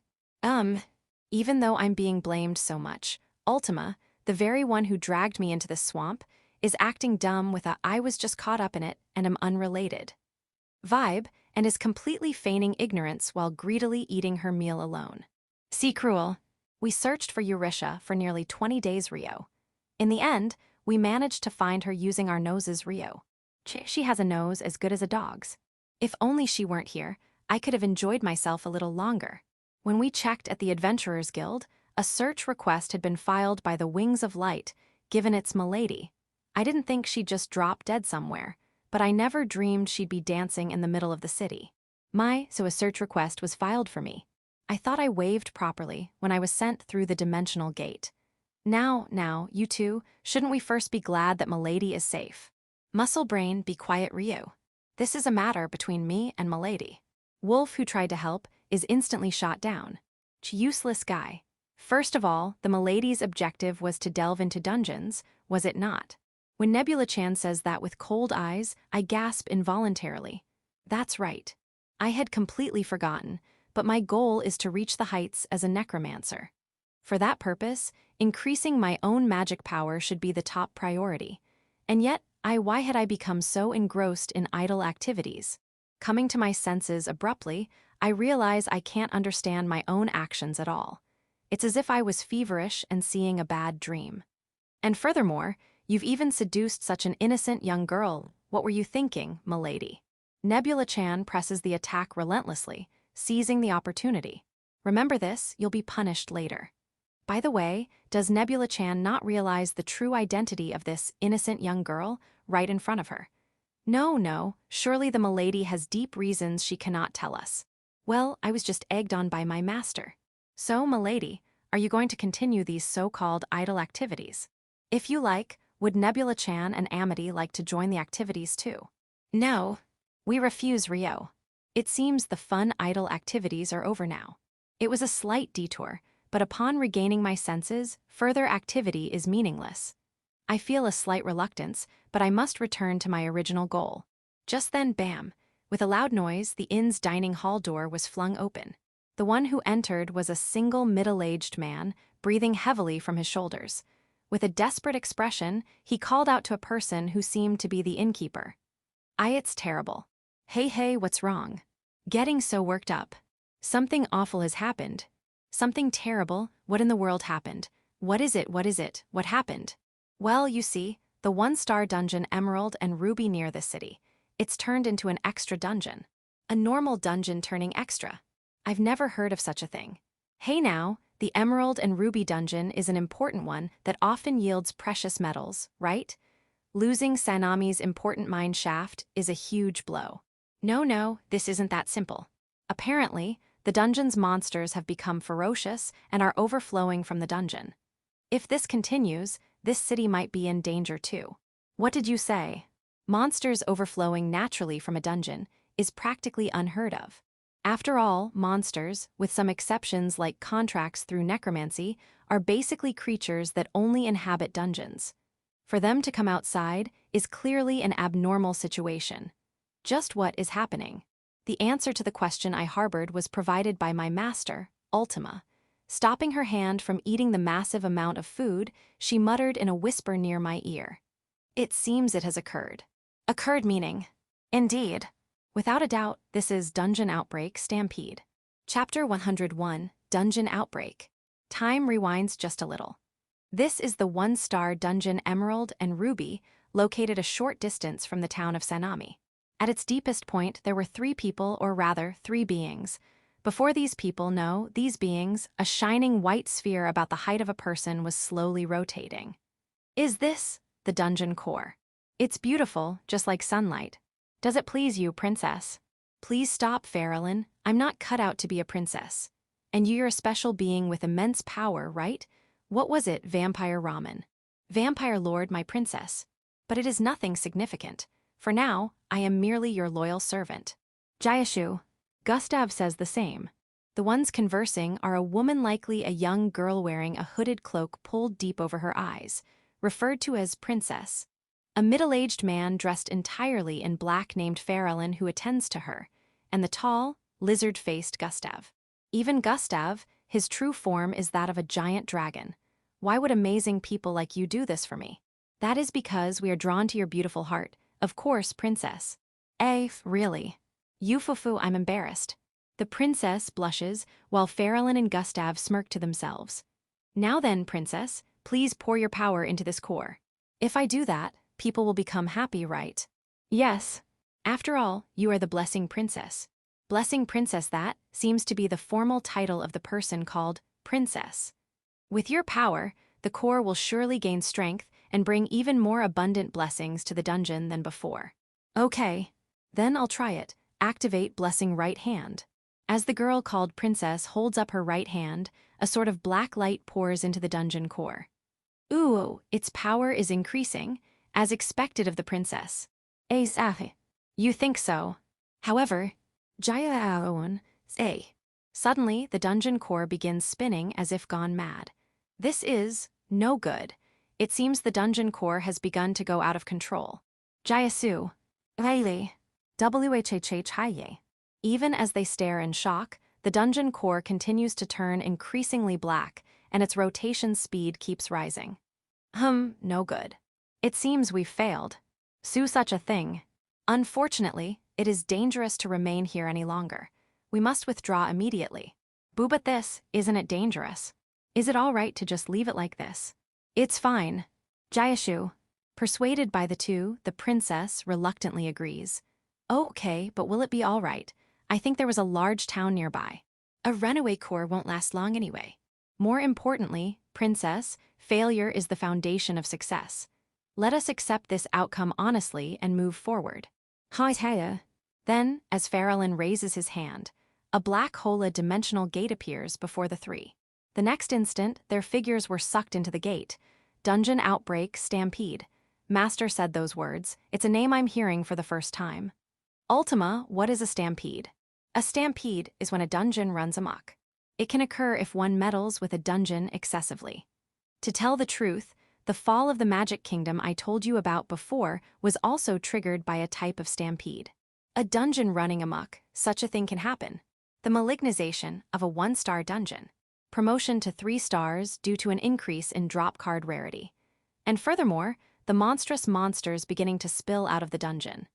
Good and bad things are happening mixed together, leading to numerous inexplicable situations. As far as I know, unstable gates in dungeons have certainly existed until now, but I've never heard of them running amok. Just what happened and how to cause this phenomenon called dungeon outbreak. The Lord of Sanami is mobilizing all public servants to calm the situation. He also issued a special class request to the guild. It seems he's given permission for adventurers rank E and above to enter the dungeon. What did you say? Is that true? Even as Ultima and I speak, information continues to pour into the dining hall. It seems this inn and dining hall is a favorite among adventurers, so a lot of information comes in. Wolf and the others also seem to be listening to their stories. That's quite generous. Special class means we get to keep everything that comes out, right? Yeah, and apparently Emerald and Ruby got ranked up to 3 stars because of this incident. Getting to attack a 3-star dungeon freely. That's amazing. Adventurers must be swarming there, right? But it's a dungeon where monsters are appearing so much they're overflowing, and the danger level has changed to extra class. It's a gamble with your life, right? For now, the S-rank adventurer team Wings of Light is holding them back, but they might not last long. That means a lot of people will get injured. This might be my time to step in. My mind was already made up. Of course to head to the dungeon. When I turn my gaze, Wolf nods, Nebula-chan clicks her tongue in disappointment, and Amity sighs as if giving up. But they immediately head back to the inn rooms to prepare. Those left behind are just me and Ultima. Eurisha, are you going? Yes, my prey awaits me after all. I see. Well, it served as good verification. As she says this, Ultima tosses something over. A ring, the key to Pandemonium. This means 3 of the 5 keys are now back in my possession. And I'll give you the costume and mic as a memento. They're also decent magic equipment. They should protect you. Haya, thank you.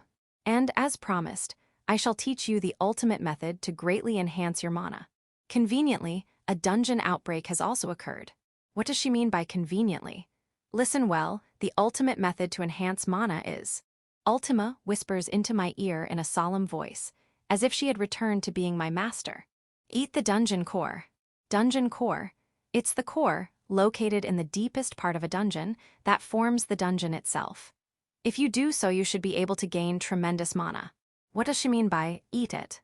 But Ultima doesn't seem willing to teach me anymore. As she starts to get up, as if her business is concluded, I hurriedly call out to her. Master, please tell me one last thing. Why do I possess healing magic, the polar opposite of necromancy? Polar opposite? Ultima's eyes gleam as she stares. That is incorrect, Eurisha. The polar opposite of necromancy is not healing magic. What exists at the polar opposite of necromancy is demons. What does that mean? You don't understand, but you acquired the skill on your own. You should have grasped a clue. Now know thyself, know the essence. A clue. The essence. Also, I sent several of my precious undead into Pandemonium and your dimensional ring. Surprised, I check and find 2 familiar black spirits inside the dimensional ring. This is dark makeup, isn't it? Work hard. I shall focus seriously on my idle activities elsewhere. Well then, if fate allows, we shall meet again, my disciple. Saying this, Ultima quickly polishes off the large amount of food on the table and leaves the inn. The dungeon outbreak of a 1-star dungeon. Due to this abnormal situation, the town of Sanami was thrown into great chaos, a mix of terror, delight, and madness. Moving through such a crowd as if she never bumped into anyone, Ultima slipped through smoothly. Really, what a troublesome girl. Her consciousness wasn't on what was in front of her. She was thinking of her beloved disciple. I hope she realizes with this. I gave her that many hints. If she doesn't get it now, then Frankel is just a fool. Cuckoo. Ultima unintentionally let out a stifled laugh. The magic tools I gave her are basically legendary grade items. If she uses them properly, they should be decent equipment. She hadn't told Eurisha at all. But in truth, all the idle equipment was legendary grade, national strategic level magic tools. If one were to buy them, it would require an exorbitant amount of money, more than a normal person could earn in a lifetime. Those guys are with her on that side. This much assistance should be permitted. Who could it be that appears in Ultima's mind? None but herself know who it is. That said, this is about all I, the observer, can do. It seems my ride is here too. Reflected in Ultima's eyes is the figure of a person running up, out of breath from ahead. My lady. So this is where you were. Sebastian. The person called Sebastian is an elderly man with a white beard. He is dressed in clothes that clearly mark him as a butler from a noble house. I've been searching for about 30 days. I finally found you. Your efforts are noted. I would have returned even if you hadn't chased me. I did leave a note, didn't I? I cannot do that. Welcoming my lady is the role of Sebastian, the butler of the Tool family. How bothersome. Very well, I shall return to Tool then. My lady, that strange way of speaking again. The master will be angry. HMPH, I couldn't care less. Led by Sebastian, Ultima heads towards the prepared luxurious carriage. As she sets foot on the carriage, she slickly sweeps back her hair and mutters to herself. The blessed maiden of healing, do your best, my beloved disciple Eurisha. Chapter 102, The So-Called Dungeon Conquest. After Ultima left, the others, Wolf and company, scattered briefly to prepare themselves and soon returned to the dining hall. Once everyone was seated around the table, our strategy meeting began. We will now conquer the dungeon. Oh, so we're charging straight into the dungeon. Let's go right now. My arms are itching for action. No, we won't be going immediately. I quickly reined in Wolf, who was puffing with excitement. Honestly, that's exactly why muscleheads like him are hopeless without a proper plan. We're not going right away. No, we aren't, because what we're undertaking this time is a full dungeon conquest. Conquest, is that different from mere exploration? It is. To put it simply, conquering a dungeon means reaching its true deepest point. That's where the answer lies.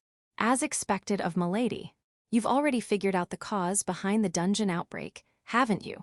Hoo-hoo, so the answer lies at the deepest point, Rio. I couldn't very well say outright that I was going to eat the core, so I phrased it vaguely. But it seems Wolf and the others interpreted it conveniently in my favor. By the way, just to be clear, I have absolutely no idea what's causing the dungeon outbreak or how to fix it. Frankly, I don't even intend to solve it in the first place. Now that we've shared our objective, the next step is sharing knowledge. Before challenging the dungeon, we must first ensure every team member understands the basic mechanics of a managed dungeon. After all, this is our first proper dive into a managed dungeon. Among us, the one most familiar with managed dungeons is Nebula-chan. Nebula-chan, please explain to everyone what you know about managed dungeons. Yes, then I shall explain. To begin with, dungeons appear unpredictably. No one knows when or where they might emerge. However, in today's world, they have become an indispensable presence for humanity. The reason for this lies in the cards produced by dungeons. Nebula-chan produced a single card. On it was written bread, accompanied by an illustration of a loaf of bread. This is a dungeon card, commonly called just a card. These cards are dropped by monsters or found inside treasure chests within dungeons. This particular bread card, for instance, comes from a so-called trash dungeon, a 0-star dungeon. Though its value is low, its long shelf life allows it to trade at roughly 10 times the price of ordinary bread. Adventurers dive into dungeons primarily to obtain these cards. A dungeon's rank is determined by the quality of cards dropped by monsters and the magical items found in treasure chests. The strength of monsters, the dungeon's difficulty, and the rarity of cards it produces don't always align perfectly. However, generally speaking, dungeons that yield valuable cards or magical items tend to have stronger monsters and higher difficulty levels. Thus, dungeons, while dangerous, are a vital source of rare and valuable resources. Therefore, nearly all starred dungeons are owned, managed, and operated by nations or large corporations. These are known as managed dungeons. Nations that own dungeons typically employ their own personnel, civil servants or licensed explorers, to carry out exploration duties, paying them a fixed salary to retrieve cards and magical items. These government or corporate explorers operate within highly organized and efficient systems. It's said that even in high-difficulty 3-star dungeons, their survival rate exceeds 99%. However, this isn't because they're exceptionally strong. It's simply because they play it safe and never push deep into the dungeon. After all, they can gather sufficient resources without taking unnecessary risks. That said, virtually all cards and magical items recovered belong to the dungeon's owner. That is, the nation or corporation. Civil servants and explorers are content with their fixed salaries and occasional bonuses for notable discoveries. Exploring safely, collecting just enough resources, and earning a modest salary, it's a lifestyle I personally find rather incomprehensible. Therefore, managed dungeons, especially starred ones, are typically controlled by nations or large merchant guilds, and ordinary citizens aren't permitted entry. Only elite units, such as knights officially commissioned as civil servants, form teams to explore these dungeons and excavate cards and magical items. Yes. Question Ryu. What is it, Amity? What lies at the deepest point of a dungeon, Ryu? That is unknown. There are certainly individuals who have reached the deepest point. For example, among irregular dungeon explorers, commonly known as adventurers, it's said that one condition for achieving S-rank status is reaching a dungeon's deepest point. Indeed, members of Wings of Light also held the title of Deepest Point Achievers.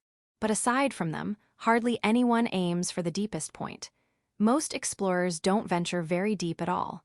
From this, it's likely that there's actually nothing at the dungeon's deepest point.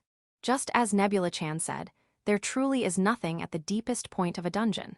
How do I know? Because in my previous life, I once explored my personally owned dungeon all the way to its deepest point. All I found there was a dead end. Ever since then, whenever I entered a dungeon, I only collected the items I needed and never bothered conquering the deepest point.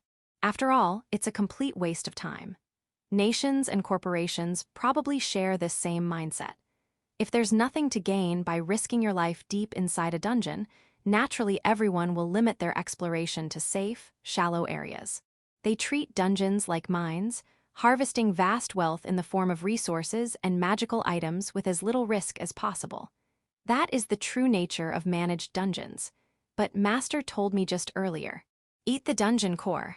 I'm not entirely sure what eat means here, but Master's words clearly imply a fact unknown to anyone else in this world, namely, that dungeons have cores.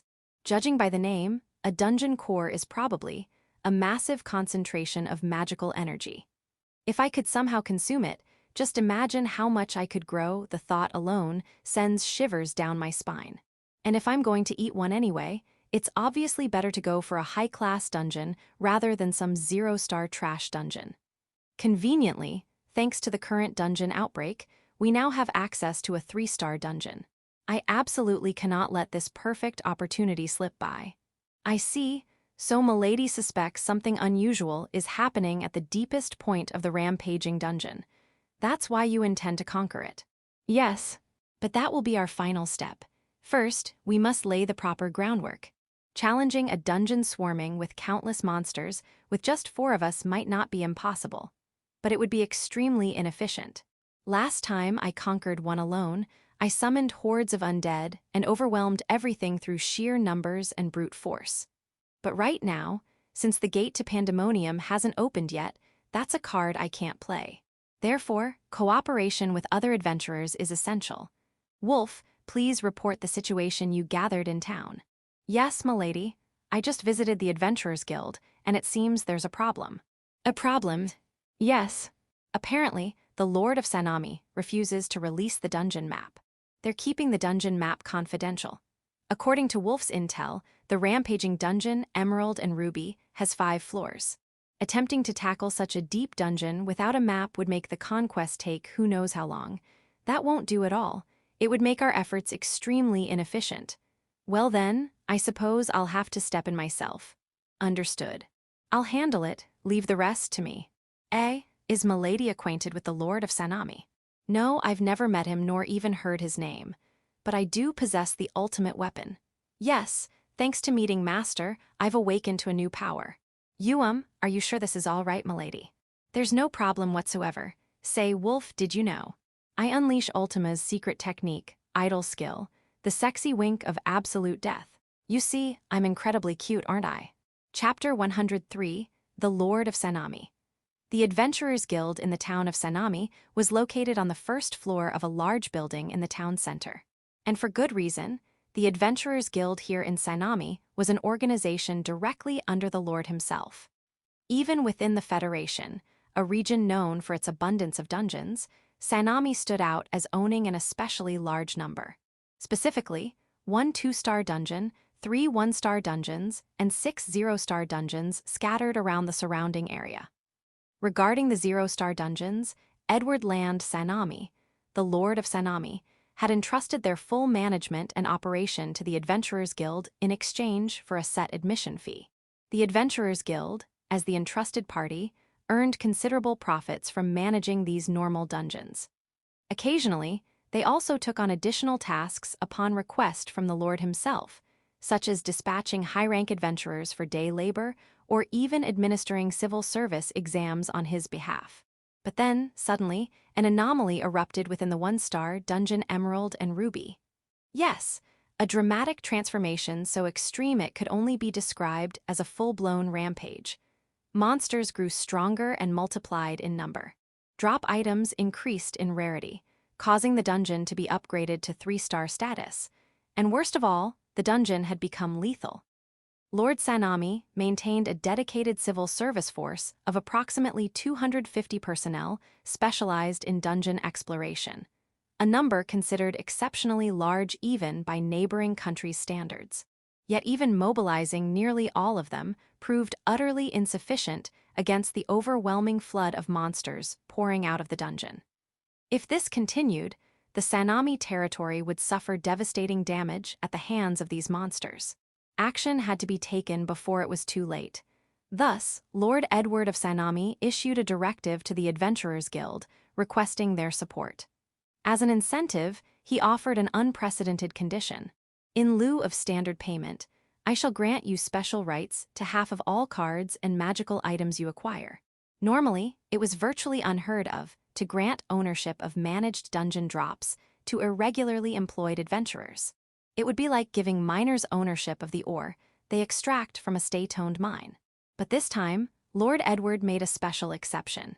He judged that offering a share of the loot would motivate adventurers far more effectively than fixed wages.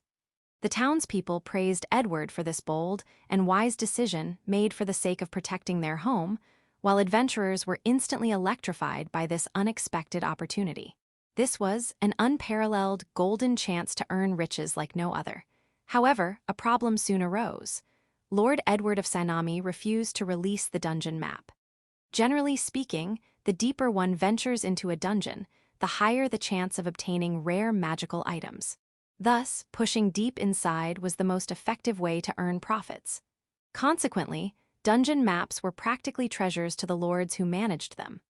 While Lord Edward had granted special permission for adventurers to exterminate monsters, he had absolutely no intention of releasing the map and allowing them to reach the deeper floors. Moreover, a new issue emerged. The monsters overflowing from the dungeon, for some reason, weren't dropping any items at all. Fighting monsters that yielded nothing was a sheer waste of time and effort. And yet, that was precisely what the adventurers were being forced to do. Technically, they couldn't even enter the dungeon due to the sheer number of monsters flooding out, but to the adventurers, that was irrelevant. It didn't take long for their frustration to boil over. Hey, are you seriously making us deal with the trash mobs while your own civil servants take all the good stuff? You probably see us as nothing but disposable pawns anyway. Don't screw with us. Do something about it. Stop making us clean up your dungeon's leftovers. Just release the map and let us in already. Amidst the raging adventurers and the guild staff desperately trying to calm them down. This was the current state of Sanami Town, barely any time having passed since the anomaly began. And right in the middle of this chaos, at the Adventurers Guild, two men sat facing each other in discussion. One was a middle-aged man with a scruffy beard and scars covering his face, looking every bit the hardened rogue. He was the master of Sanami's Adventurers Guild. Opposite him sat a distinguished, silver-haired gentleman with his hair slicked back neatly, dressed impeccably in a sharp suit. This was none other than Lord Edward Land Sanami himself. Edward was famously both brilliant and shrewd, but he was also famous for another reason. He was single. Despite numerous marriage proposals over the years, he had declared that he would pass the family headship to his nephew, the only child of his late younger brother, and had never started a family of his own. He accepted neither bribes nor women, a man of unwavering principle. The lone lord, the silver fox, the Federation's sharpest mind. Such was the public's perception of Lord Edward of Sanami. Facing this formidable man, the guildmaster was understandably tense. After all, Edward's reputation for ruthlessly replacing incompetent guildmasters was well known. One wrong move, and he could be dismissed at any moment. Yet pressure from the field was mounting by the hour. He had to tread carefully, but he also had to gradually press forward with the adventurer's demands. Lord Edward, regarding the dungeon map. No, there is no precedent. But if things continue like this, the answer is no. Faced with such an immovable stance, the guild master clutched his head in despair. But just then, he noticed a commotion coming from downstairs. The noise grew louder and closer. Bam! With a thunderous crash, the door burst open. Startled, both men rose slightly from their seats and turned toward the entrance. Found you at last. Accompanied by a voice as beautiful as an angel's appeared. A breathtakingly gorgeous young girl, unlike any they'd ever seen. When we arrived at the Adventurers Guild, it was already in complete chaos. Apparently, exploration of the now extra-classified dungeon wasn't going well at all. Ugh, how noisy. Silence. I raised my voice just like Viola would, and instantly the adventurers fell quiet. Oh, so this is the effect of the idle skill beautiful voice I gained from my idle activities. Ah, by the way, I've asked Nebula-chan to switch my hair color to CIA mode for now. I've also braided it into 3 strands, so I should be giving off a more gentle impression. What's going on here? As soon as I asked, the adventurers erupted again like a broken dam. The Lord won't release the map. Worse, he's making us deal with all the monsters spilling out of the dungeon. And those monsters don't even drop cards. It's a total waste of time. Monsters attacking the town? Not our problem. We're not running a charity here. Enough already. I stomped my foot sharply, silencing everyone once more. Who's that girl? She's insanely cute. She kinda looks like Yuri-chan from Frandom, but her hair color's different. Dang, I wanna marry her. GRRR, one sharp glare was enough to shut the noisy men up again. Understood. I'll negotiate with the Lord myself. Where is he? I asked a nearby adventurer, and a warrior-like man pointed upward. Lord Edward of Sanami is upstairs right now, having a meeting with the guild master. I see, he's here then. How convenient. I'll go speak with him directly right away. Thank you very much. From here on, leave it to me. With that declaration, I pushed through the throng of adventurers and charged into the depths of the guild. M'lady, isn't barging into the Lord's meeting a bit reckless? You all provide backup. As I climbed the stairs, I confirmed my destination. The meeting between the guild master and Lord Sanami is taking place in the guest reception room at the back of the 3rd floor. Amazing, Nebula-chan. Your intel is always so fast. Did you use dark magic to find out? Upon reaching the 3rd floor, I shoved aside the guards stationed outside the room and flung open the door to the reception chamber where the meeting was underway. Bam! Inside, a gray-haired man in a fine suit and a scruffy, bearded man sat in luxurious chairs, both staring at me in shock. I couldn't tell which was the Lord, but it didn't matter. I strode right in anyway. Fully armed guards were present too, but I paid them no mind. Found you at last. Who the hell are you? Guards, stop this young lady. Hold. The gray-haired man immediately halted the guards who had raised their spears. So this gentleman must be Lord Edward of Sanami. His face seemed vaguely familiar, but right now, delivering my request came first. Release the map. At my words, Edward's cheek twitched slightly. Ah, right. I forgot, I need to use my newly acquired skill. I activated my newly obtained skill Idle Dance, spun gracefully in place, then struck a pose with my index finger pointed toward Edward as I declared. Please. Perfect. Absolutely flawless. On stage, this would be the moment the crowd erupts in cheers. But instead, silence. Everyone stood frozen, jaws hanging open. Did it not work? But then Lord Edward was the first to move. Keeping his head lowered, he reached into his coat and pulled something out. M'lady, it's danger. Stop. This time I held back Wolf, who had stepped forward in alarm, because what he was pulling out was, bam, a small, shimmering wand glowing in 7 colors. Edward then dropped to one knee before me, clutching the wand to his chest as he cried out, As you command, the blessed maiden of healing, Yuri-sama. Now I remember. He was that fan who sat in the front row at Frandom's live concert, cheering us on with all his heart. I didn't recognize him at first. His current stern, bespectacled, headband-wearing, furiously dancing concert persona was so different from his current refined appearance. But seeing that limited edition, 7-colored Illumilight wand, only 10 ever made, finally jogged my memory. Facing Edward, my most devoted Frandom servant, I asked once more, Then, will you release the dungeon map? Edward beamed with a radiant smile and replied, Yes, Frandom. As expected, idle activities never let you down. Chapter 104, Potion Mapping. As a result of negotiations with Edward, the Lord of Sanami, the map of the dungeon currently undergoing dungeon outbreak has been opened to the Adventurers Guild. It was a huge help that Edward happened to be a fan of Frandom. Things moved along very quickly. Truly impressive, m'lady. So you were doing that idle activity precisely in anticipation of a situation like this. Well, actually, I hadn't anticipated it at all. Young lady, you're amazing. Thanks so much. You're the savior of Sanami's adventurers. Your name's Sae-chan, right? Thank you. I received many expressions of gratitude, but since I plan to have them work diligently from now on, there's really no need for them to worry about it.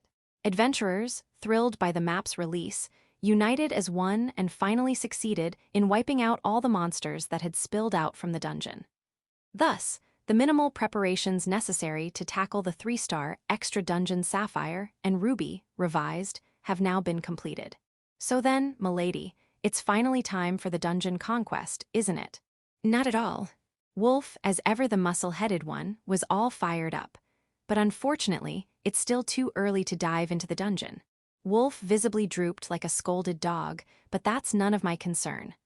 Ha then, if we're not entering the dungeon, what exactly are we going to do? Phew, from now on, I shall demonstrate to you all the Eurytia-style dungeon strategy. That is, specifically, what will you be doing? For me, defeating monsters holds almost no meaning. At best, I might obtain a magic item, but the probability is extremely low and highly inefficient. In the first place, defeating monsters doesn't increase my mana. My mana only grows when I heal people or awaken their talents. Therefore, what I must do is, I shall distribute potions. Potions, you say? My answer seemed so unexpected that even the usually composed Nebula-chan widened her eyes in surprise. The 4 members of the S-rank adventurer team, Wings of Light, Edel, Sly, Esmeralda, and Fida, were among the first to join the expedition into the extra dungeon Emerald and Ruby. Originally, they were a team based in the town of Sanami, so it was only natural for them to want to protect it. However, they also carried a lingering regret. Their companion, the pharmacist CIA, had gone missing during their most recent exploration. Ever since CIA had been flung somewhere by a trap, they had desperately searched the Netherworld dungeon, but found no trace of her and were forced to withdraw when time ran out.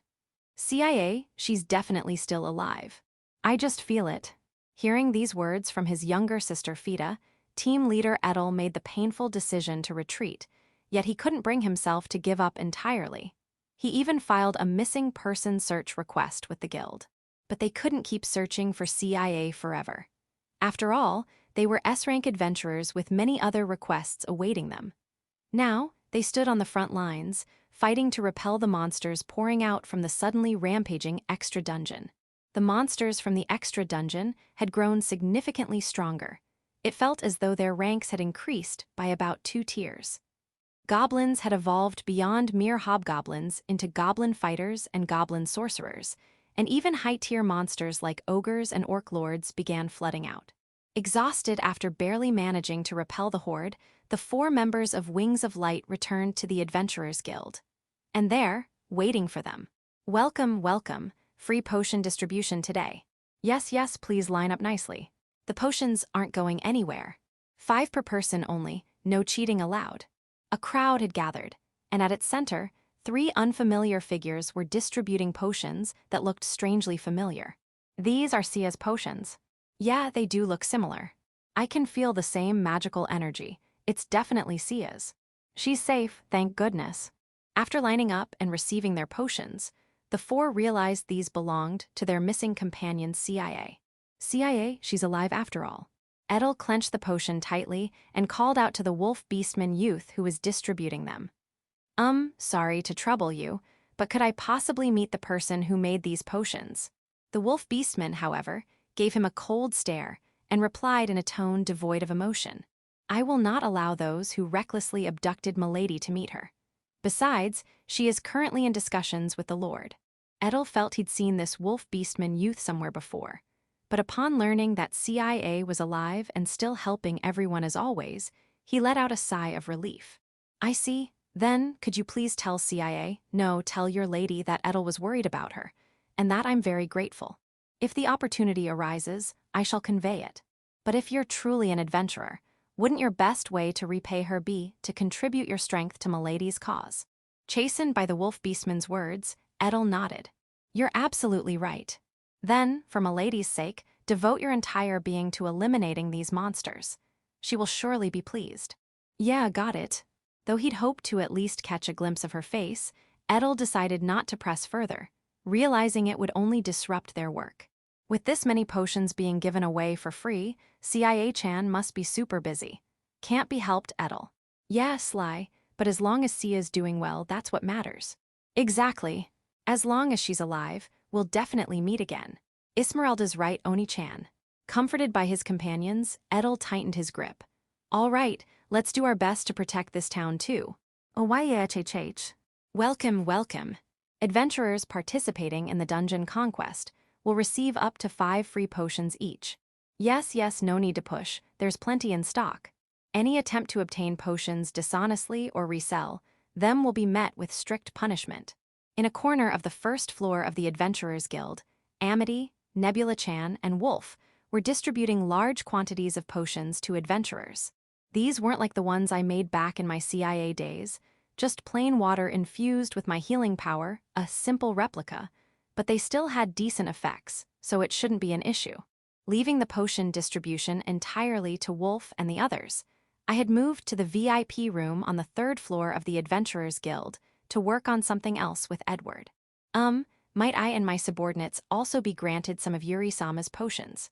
Very well, faithful servant Edward. I shall bestow upon you this special potion, Maiden's Golden Water.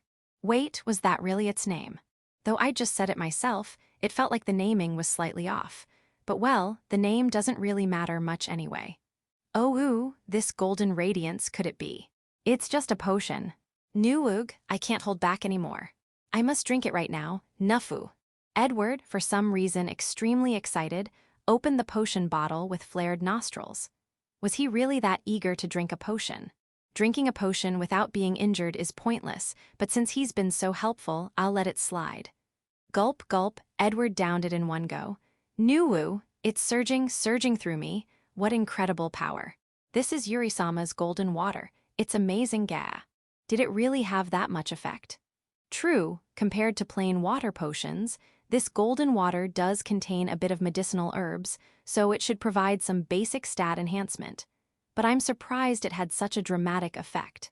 Ignoring Edward's solo excitement for now, I spread out the map of the Emerald and Ruby Dungeon onto the large table. Now, channeling my mana into it.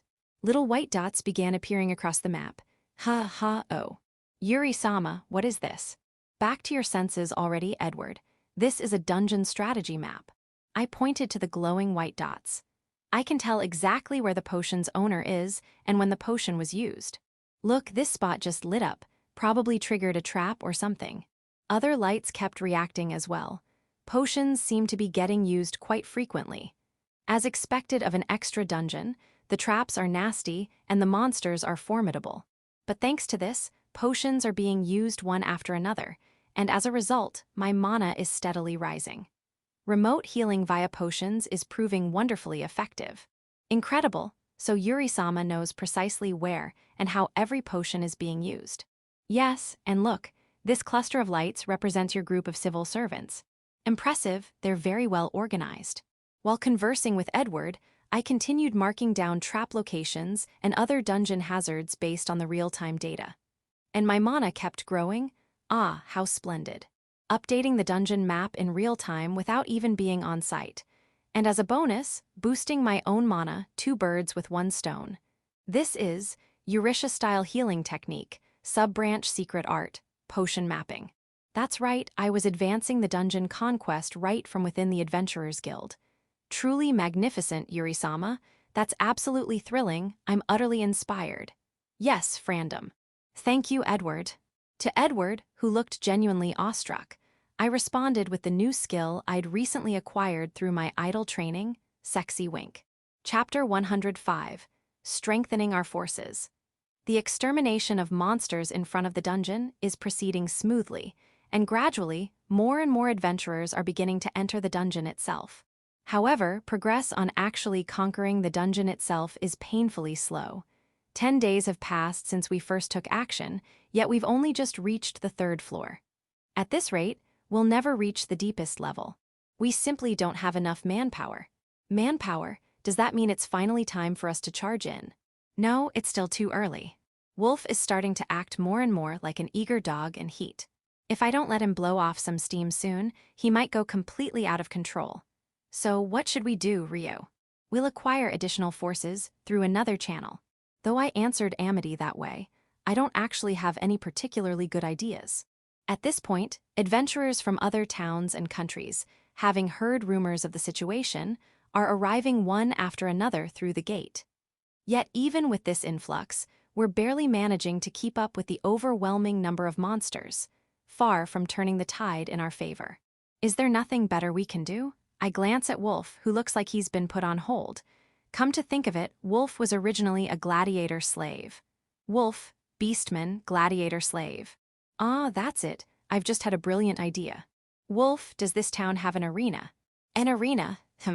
At the southwestern edge of Sanami, there's an arena of considerable size, though not as grand as the kingdoms. As expected of Nebula-chan, she provided the information Wolf couldn't. Then, are there gladiator slaves there? I'm not certain about that detail, but if there's an arena, it's likely that gladiator slaves are fighting there. Especially since Sanami is a city teeming with adventurers, I assume there are a fair number of debt slaves and criminal slaves as well. I see. So there are others who, like Wolf, fell from adventurer status into slavery. This is truly convenient. I understand now, then let's take our next step. Our next step? Yes. We'll liberate the slaves. Hi. Why? Leaving the three of them utterly bewildered, I immediately dash off toward Edward. In the guild's reception room, now practically his permanent post, my servant greets me with a beaming smile. To him, I present my new idea. Edward, could you use your authority to free some slaves? This is quite a sudden request. Will you grant me this favor? A servant's duty is to fulfill any wish of their beloved master. But might I ask for your reasoning? I intend to send them charging into the dungeon. Currently, we're suffering from a severe shortage of personnel attacking the dungeon, which is why our progress has stalled. Thus, I came up with the idea of liberating slaves who still possess combat capabilities, in exchange for sending them into the dungeon as our vanguard. But even among slaves, there are dangerous individuals, such as criminals. I'll handle that myself. So please, Edward, grant my wish. Yes, Frandom. Edward immediately salutes and agrees to my request without hesitation. He's such a pushover. On this day as well, the S-rank adventurer team Wings of Light charged ahead into the rampaging dungeon Sapphire and Ruby, revised. This was because Edward, the Lord of Sanami, had issued two official announcements. First, that this incident of dungeon outbreak would henceforth be formally named the Stampede. Second, that reaching the deepest part of the dungeon would very likely bring an end to this current stampede. Therefore, civil servants and adventurers alike were now all pushing forward toward the dungeon's deepest level. With a clear objective established, everyone was finally moving in the same direction. Yet even they, the four strongest individuals in Sanami, likely among the top tier in the entire Federation, were finding it extremely difficult to conquer this dungeon, which had undergone some sort of extra transformation. Hey, you all right? The four emerged from the dungeon utterly exhausted, having used up every potion they'd been given. Civil servants of Sanami greeted them with words of encouragement. Yeah, somehow. But seriously, 3-star grade is rough. Don't push yourselves too hard, Edel. You guys are our hope after all. These civil servants were official Sanami employees and professionals in dungeon exploration. However, their ingrained priority was safety above all else to avoid casualties, which meant they lagged far behind Edel's group in terms of actual progression. Thus, they had now fully shifted to a supportive role, cheering on Edel and his team. But hey, Edel, I've got some good news for you. What is it? His lordship just issued a new decree. He's going to liberate slaves and send them into the dungeon to aid in the assault. What? Even Edel and his team couldn't hide their shock. After all, freeing slaves was unheard of. Slaves were property, a means of control, and a method of crime deterrence. To liberate them, was this madness or an astonishingly bold decision? Edel couldn't immediately judge. Of course, it's not like they're being freed for free. They'll be fined according to their crimes, and if they can collect a corresponding value in dropped items, they'll earn their freedom. But wouldn't they just run off if given the chance? To Sly's perfectly reasonable question, the civil servants gave an unexpected answer. Well, we were surprised too, but apparently his lordship has secured a highly renowned curse mage, and as a condition for sending them into the dungeon, he'll place a powerful curse on them. Seriously. It was no wonder Sly was shocked. Curse mages were incredibly rare specialists.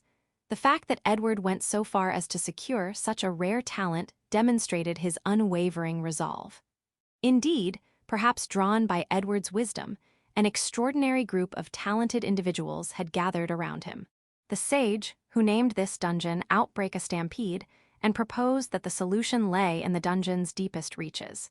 This sage was likely also the one who suggested the slave liberation plan.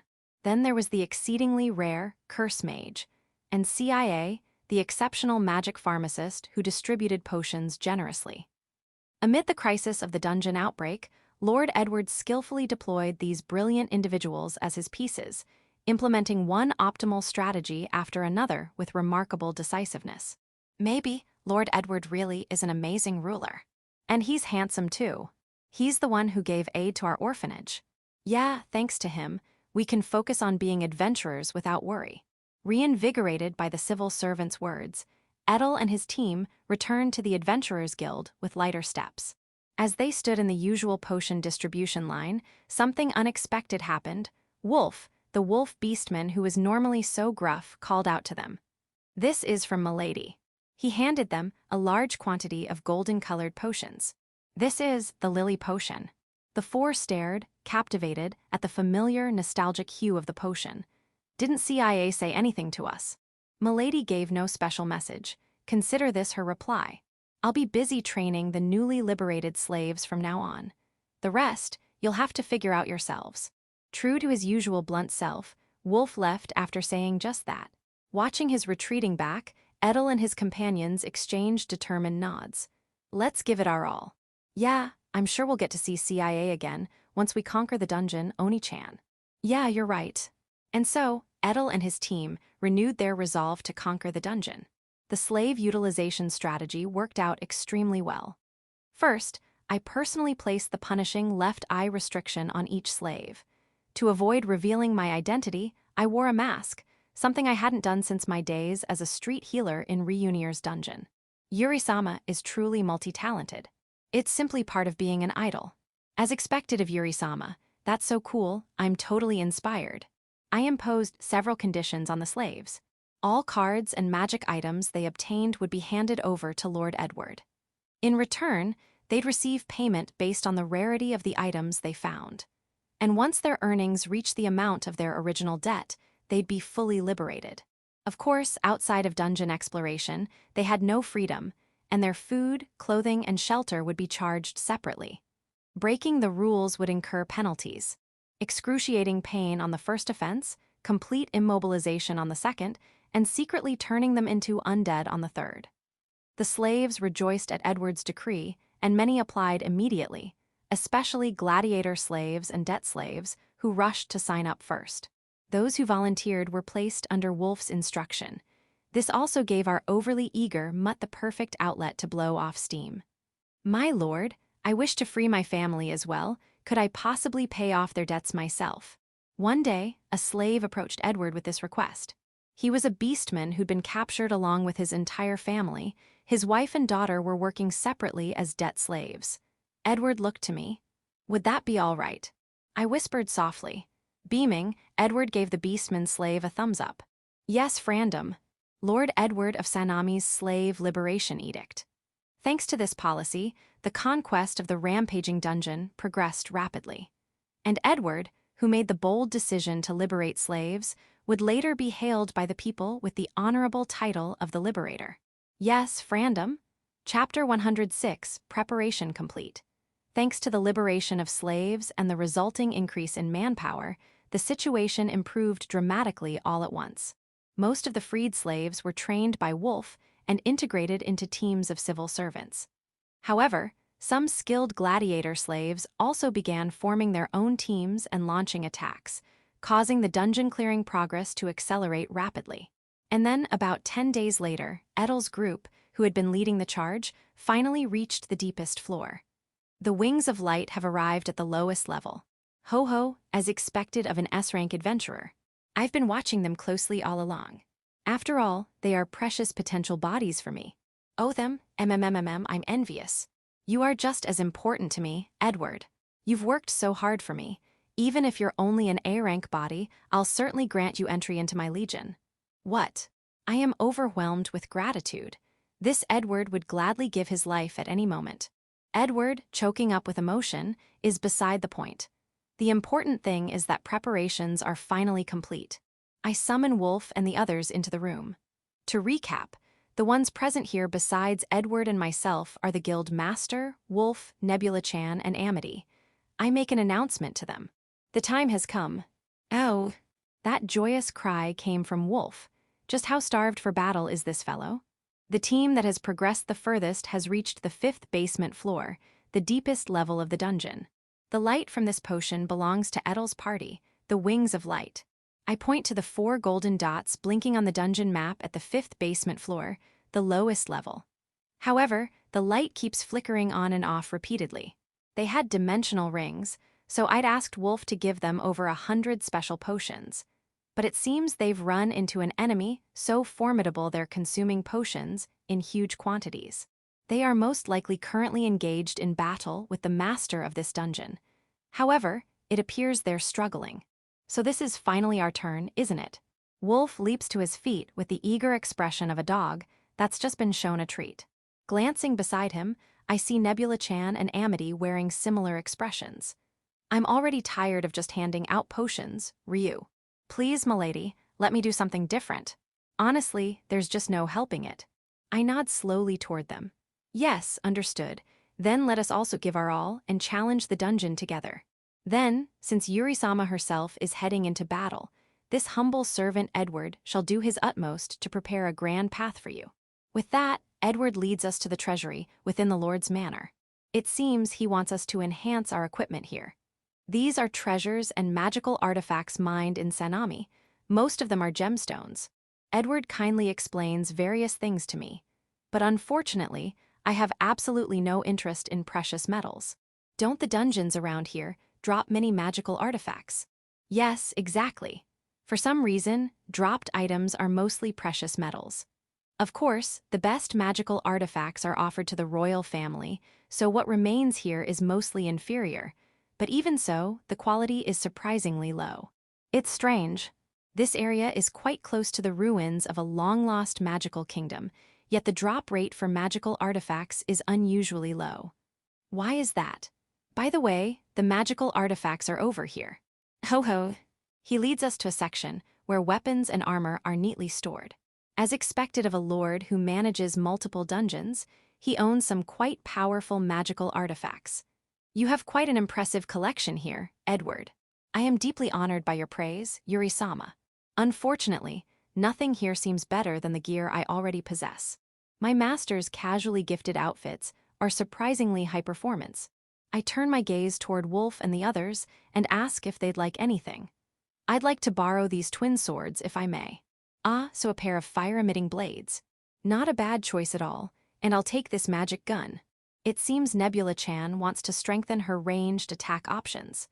As for Amity, she murmurs, I don't really need any weapons or armor, Ryu, while gazing curiously at the treasures in the treasury. Now that I think of it, I've heard rumors that dragons love precious metals. Maybe Amity is that type too.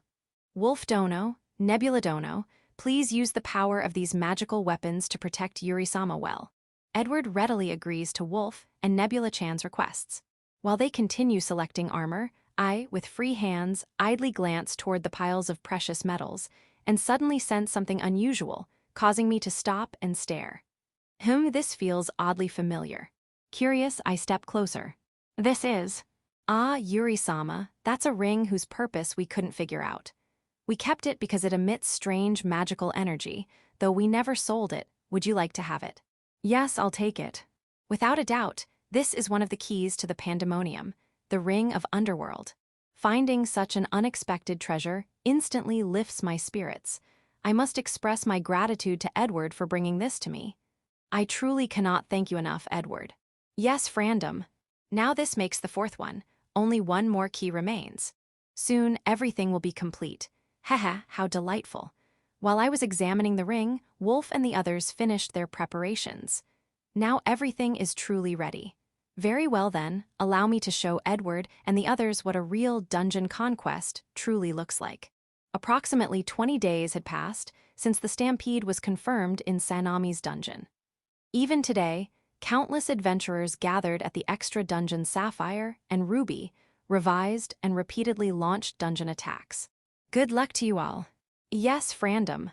This scene, unfolding as usual at the dungeon entrance, had become commonplace.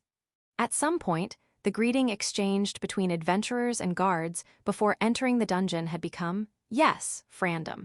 Few knew its origin or meaning, yet it had spread naturally among them. The town of Sanami was thriving in an unprecedented economic boom. The cards dropped from the dungeon yielded vast quantities of precious metals. As a result, many adventurers became wealthy overnight, and numerous former slaves gained their freedom. Moreover, new businesses flocked to the town drawn by these people, filling Sanami's streets with food stalls, street vendors, porters, and pawnshops. Sanami had transformed into the liveliest town in the entire Federation. And today, once again, a lone girl passed through the gate and entered Sanami. But she was no ordinary presence. When the townspeople saw her and her few attendants, a murmur rippled through the crowd. Oh, isn't that a Saintess? So the Holy Mother Church has finally sent a Saintess. The woman who had descended upon Sanami was a beautiful, graceful figure clad in the officially recognized vestments of the Holy Mother Church. Her name, Maiden of Power, Edel Rosemary Southampton, an officially recognized Saintess of the Holy Mother Church. We've arrived in the town of Sanami, Maiden of Power. Such incredible energy. It's like a festival. Prompted by her attendant, Edel nodded. Saintess Edel had been dispatched to Sanami to investigate the abnormal situation known as the Stampede. A rampaging dungeon posed an unknown threat to those who relied on dungeons for their livelihoods. If similar incidents occurred in other dungeons, it would severely impact people's lives. Such a scenario had to be avoided at all costs. However, Edel was bewildered by Sanami's unexpectedly vibrant atmosphere. Before arriving, she had assumed the danger here would be comparable to a battlefield. Yet in reality, the town overflowed with energy and the people's eyes sparkled with life. Edel had received orders from the Cardinal Council to assess the situation and provide healing if necessary. But they were supposed to be in mortal danger from the stampede, yet it's bustling like this. What's going on? Most likely, the local lord implemented exceptionally effective policies.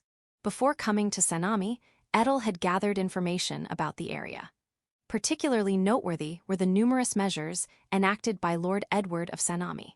Faced with a crisis that could have easily triggered economic collapse, Edward instead employed unconventional thinking, implementing one bold policy after another, and ultimately brought about an unprecedented economic boom. For now, shall we head to the Lord's manor? Yes, let's. To understand the full picture, she needed to speak with the Lord himself. Thinking this, Edel and her group headed toward the town center where the Lord's manor stood. Along the way, townspeople welcomed the Saintess' arrival from a respectful distance, offering prayers of reverence to the Holy Mother Church and gratitude toward the Saintess. Among those voices, Edel overheard something she simply couldn't ignore. But now, there'll be two Saintess, huh? Edel's head snapped up in surprise, but the townspeople, oblivious, continued chatting among themselves. With Lady Yuri, the Maiden of Healing, and the Holy Mother Church's Saintess, this town is safe now.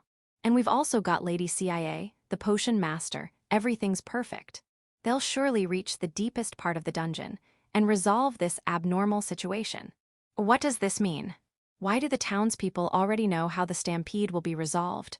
More importantly, who exactly is this Maiden of Healing, Yuri, who's being spoken of as equal to a Saintess? What on earth is happening in this town? As if answering her question, a sudden surge of excited voices reached Edel's ears.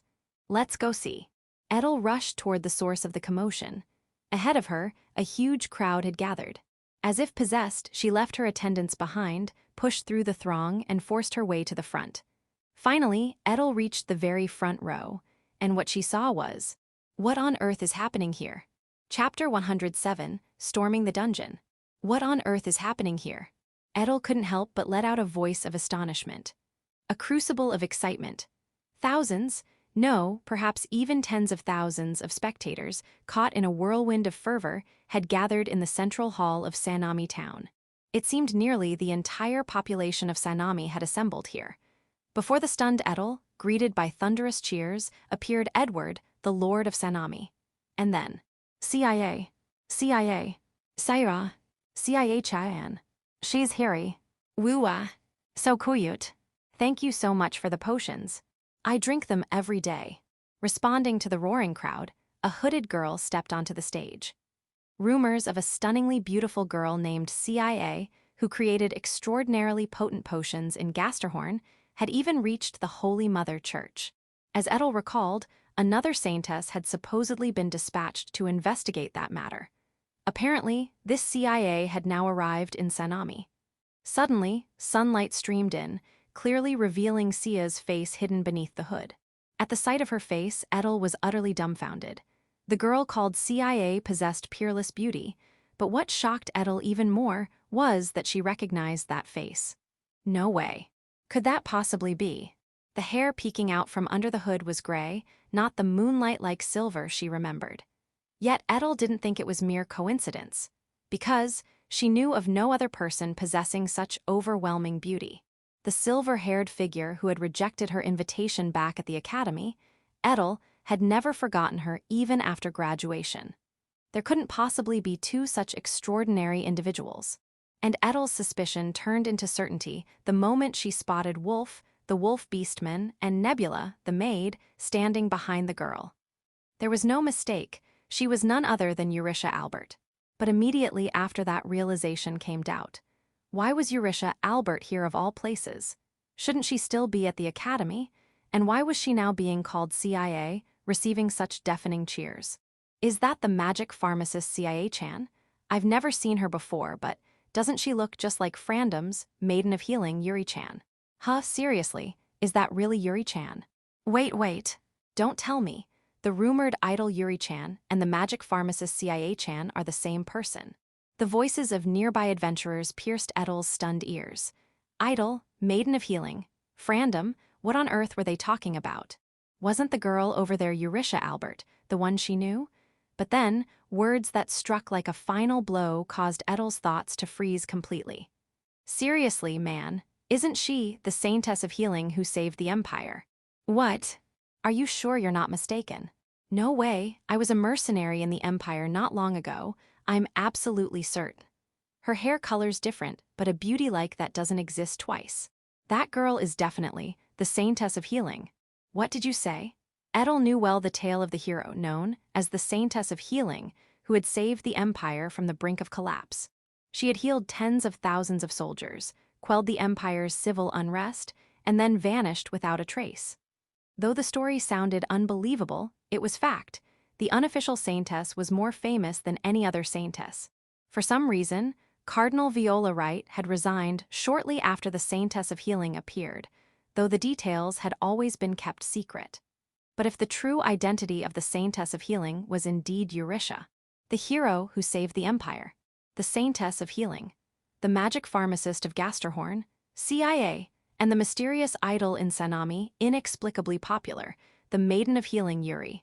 Scattered dots connected, forming a single line descending right before Edel's eyes, along with one undeniable answer.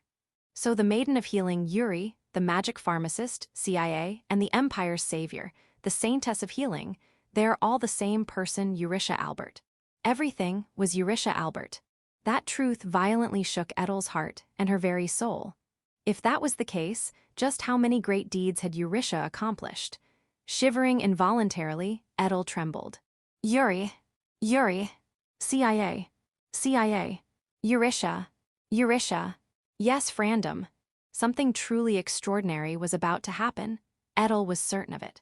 Resolved to report everything she'd witnessed to the Cardinal Council, she fixed her gaze intently upon the scene before her, as if committing a legendary hero's tale to memory. Amid the rising cheers of the crowd, I couldn't help murmuring to myself, oh dear, I'd worked so hard to keep my identity hidden, but with adventurers gathering here from all over the world, it was only natural someone who recognized me would appear. It seems my secret, that I'm Eurytia Albert, is finally out, but this cheering, I don't dislike it. Milady, what shall we do? There's no helping it now. There's no point hiding anymore. In the first place, if I unleash my mana at full strength, my dyed hair will instantly revert to its usual silver white. So this outcome was inevitable anyway, it just happened to occur right now. Since I've been exposed, there's no need for restraint. If I'm going to do it, I might as well use all the idle skills I've acquired and make it as flashy as possible. Wolf, draw the crowd's attention. Yes, leave it to me. Wolf took a deep breath and shouted at the top of his lungs. Listen up, everyone. Instantly, the adventurers, civil servants, and spectators fell completely silent. Wolf, your voice is way too loud. From this moment, we shall head straight for the deepest chamber of this dungeon, the one that triggered the stampede. The time has finally come. But fear not, for we have the light on our side. Light, meaning me? Wolf looked over at me with a smug expression. So that's how it is, then I'll go along with this momentum and give them the full idol performance. I raised my right hand and pulled a magical item from my dimensional ring. Then, in one swift motion, I cast off the hooded cloak I'd been wearing. FYI, my hair spread out, and from the tips upward, it gradually shifted back to its silvery white hue. At the same time, I changed my outfit into the idol costume my master had given me. After all, this outfit has the highest performance. Oh, and of course, I released a burst of mana to create a flash of light so no one could see the actual moment of changing clothes. When the light faded, the fully realized idol, Eurisha Albert, had descended. Striking a cute pose, there, perfect. Everyone must be utterly shocked. Gripping the microphone, I addressed the speechless crowd. Hello, everyone.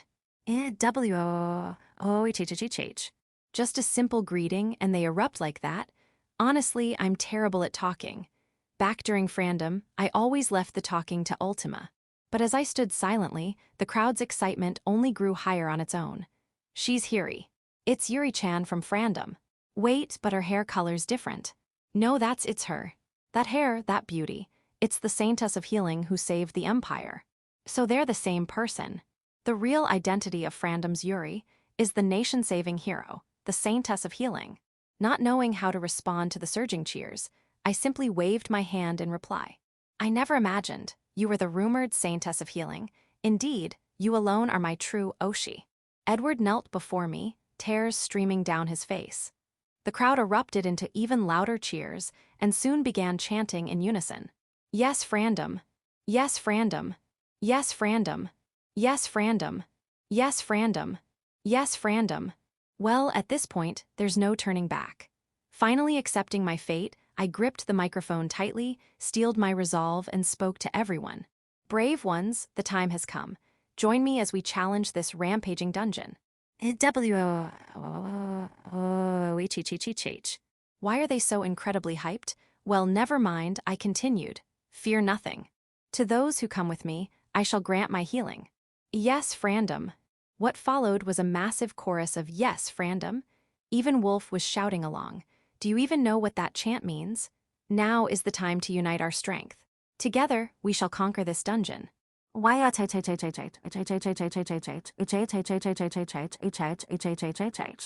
And so, I charged straight into the dungeon, leading a huge crowd of mysterious people all shouting, Yes, Frandom.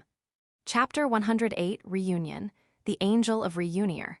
Leading hundreds of adventurers, I charged straight into the dungeon. Just as our prior intelligence indicated, an overwhelming number of monsters began pouring out. At this rate, if the four of us had attacked alone, we never would have had enough time, no matter how much we had. But right now, we are no longer just four. Yuri-sama, leave this to us. We'll protect CIA-sama. No, it's Yurisha-sama, right? She's the Saintess of Healing, I tell you. The adventurers who followed us took on the monsters all at once. Shouting, Yes, Frandom. As they eagerly rushed ahead to strike the monsters, they truly are wonderful servants. Thank you very much. I cast a long-range healing spell that grants continuous healing for a fixed duration, then kept running onward.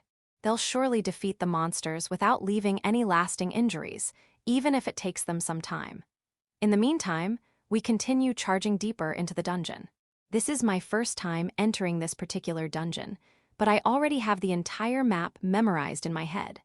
Following the shortest possible route, we cleared the first floor in just a few dozen minutes.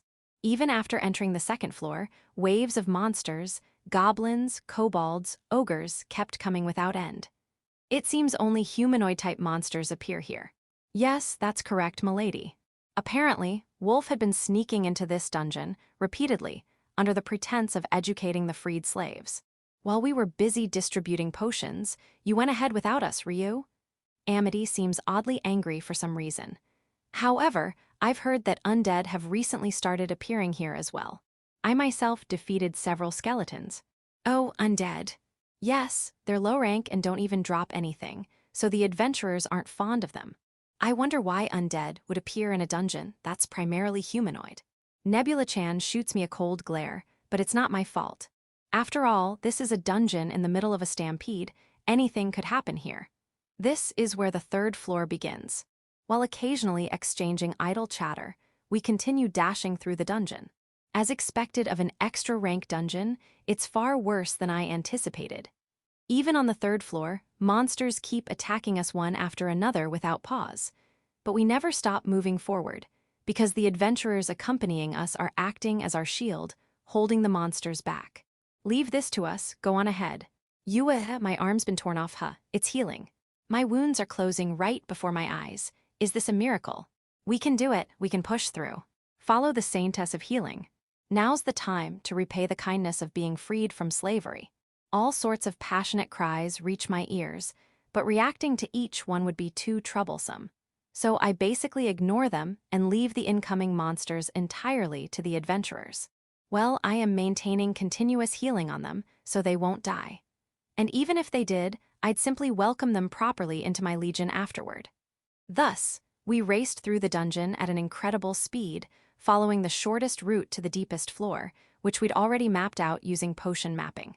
With each descending floor, the number of adventurers trailing behind us rapidly dwindled, but that's unavoidable. Without looking back even once, we pushed forward until we finally reached the deepest part of the fourth basement floor, and by then, only the 4 of us remained. We came through at an insane pace, Ryu. A normal conquest at this pace would have been impossible. Truly impressive, milady. So, this must be the staircase leading down to the lowest floor then. From below, faint sounds of battle drift upward. Most likely, Edel and the others are fighting down there. Yes, precisely, and below lies the boss. Are you all ready? Let's charge in right now. Wolf, the musclehead, bares his fangs gleefully and lets out a roar. I'm gonna go wild too, Ryu. Oh, that's unusual for the normally quiet Amity. I just feel so restless, like my whole body wants to go wild, Ryu. But it's weird, Ryu. Why do I feel this urge so strongly? That must be because your frustration has built up. Frustration? Nebula, how do you know that, Ryu? Well, after all, you were abandoned by Milady, searched everywhere for her. And just when you finally found her, you've been stuck distributing potions day after day. It's only natural you'd be irritated. Even I myself am feeling quite eager to go wild right now. Nebula-chan licks her lips with a strangely alluring motion. This is bad. I have no idea when their venomous fangs might turn toward me. We should charge in immediately, then let us go. Ew. For over 20 days, Edel and the others of Wings of Light had been challenging the dungeon almost non-stop. They dove deep without regard for day or night, fought relentlessly, and retreated only when on the verge of collapse. They'd already repeated this cycle more than 10 times. Ever since receiving a special large supply of potions from the magic pharmacist CIA, their stay inside had extended even further, and they kept diving in without even sparing time to return. Because otherwise, the overflowing monsters would prevent them from ever reaching the deepest point. But eventually, their efforts bore fruit. Thanks to their perseverance, they finally reached the 5th and lowest floor, the dungeon's deepest layer. What in the world is going on here? The moment they stepped onto the lowest floor, Sly instinctively choked out a cry. According to the dungeon map disclosed by Lord Edward, the lowest floor was supposed to be a relatively small area that ended quickly. Yet what spread before Edel and his companions was an unexpectedly vast space. Could it be the dungeon expanded? No, Esmeralda. Perhaps parts that were hidden until now have been revealed.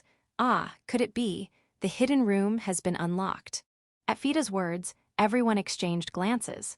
It was an old rumor, almost an urban legend, long whispered among adventurers, that a hidden room existed at the dungeon's deepest point. Even Edel's group, who had actually reached the deepest point before, had never found such a room. Despite searching thoroughly for a long time, they found nothing, so they'd assumed it was just a myth. But now, hey Edel, over there at the back I see something. At the far end of the dimly lit lowest floor lay a black, gleaming object. A massive gem-like thing rotated slowly, emitting a dark light. What is that? Could that thing be the cause of the dungeon's rampage? Hey Fida, can your angel eye see anything? But Edel immediately noticed his sister, beside him, trembling violently. This normal, what's wrong Fida? I can't believe it. That object is radiating an immense amount of mana. Immense, how immense are we talking? Enough to easily blow this entire dungeon away. If we're unlucky, it might even wipe out the entire region around Sanami. Hearing Fida's words, Esmeralda turned pale and nodded while covering her mouth with her hand. I've never seen magical energy this concentrated before. Even from this distance, just standing here makes me feel nauseous. Something like that is far beyond human control. A mass of ultra-high concentration magical energy, surpassing human comprehension. Such a thing sat enthroned at the heart of this deranged dungeon. All right, got it. Let's go back and report, but first, we need to investigate thoroughly.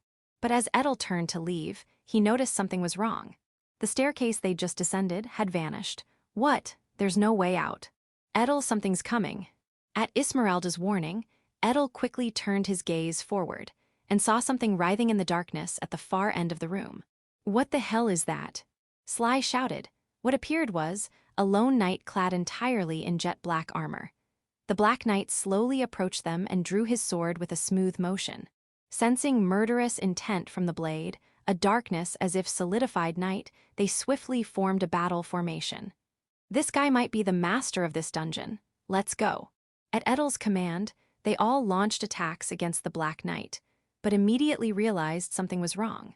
Both Edel's sword and Sly's magic gun were effortlessly deflected by the black armor. What the hell? It's too hard, our attacks aren't getting through. No, it's not hardness, it's physical immunity. Fida used her angel eye to appraise the enemy and instantly identified the cause. Physical immunity, a rare monster skill that nullifies all physical attacks. This Black Knight possessed an ability none of them had ever encountered before. If physical attacks don't work, then magic will.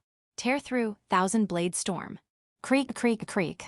With an eerie sound, even Esmeralda's magic was repelled by the black armor.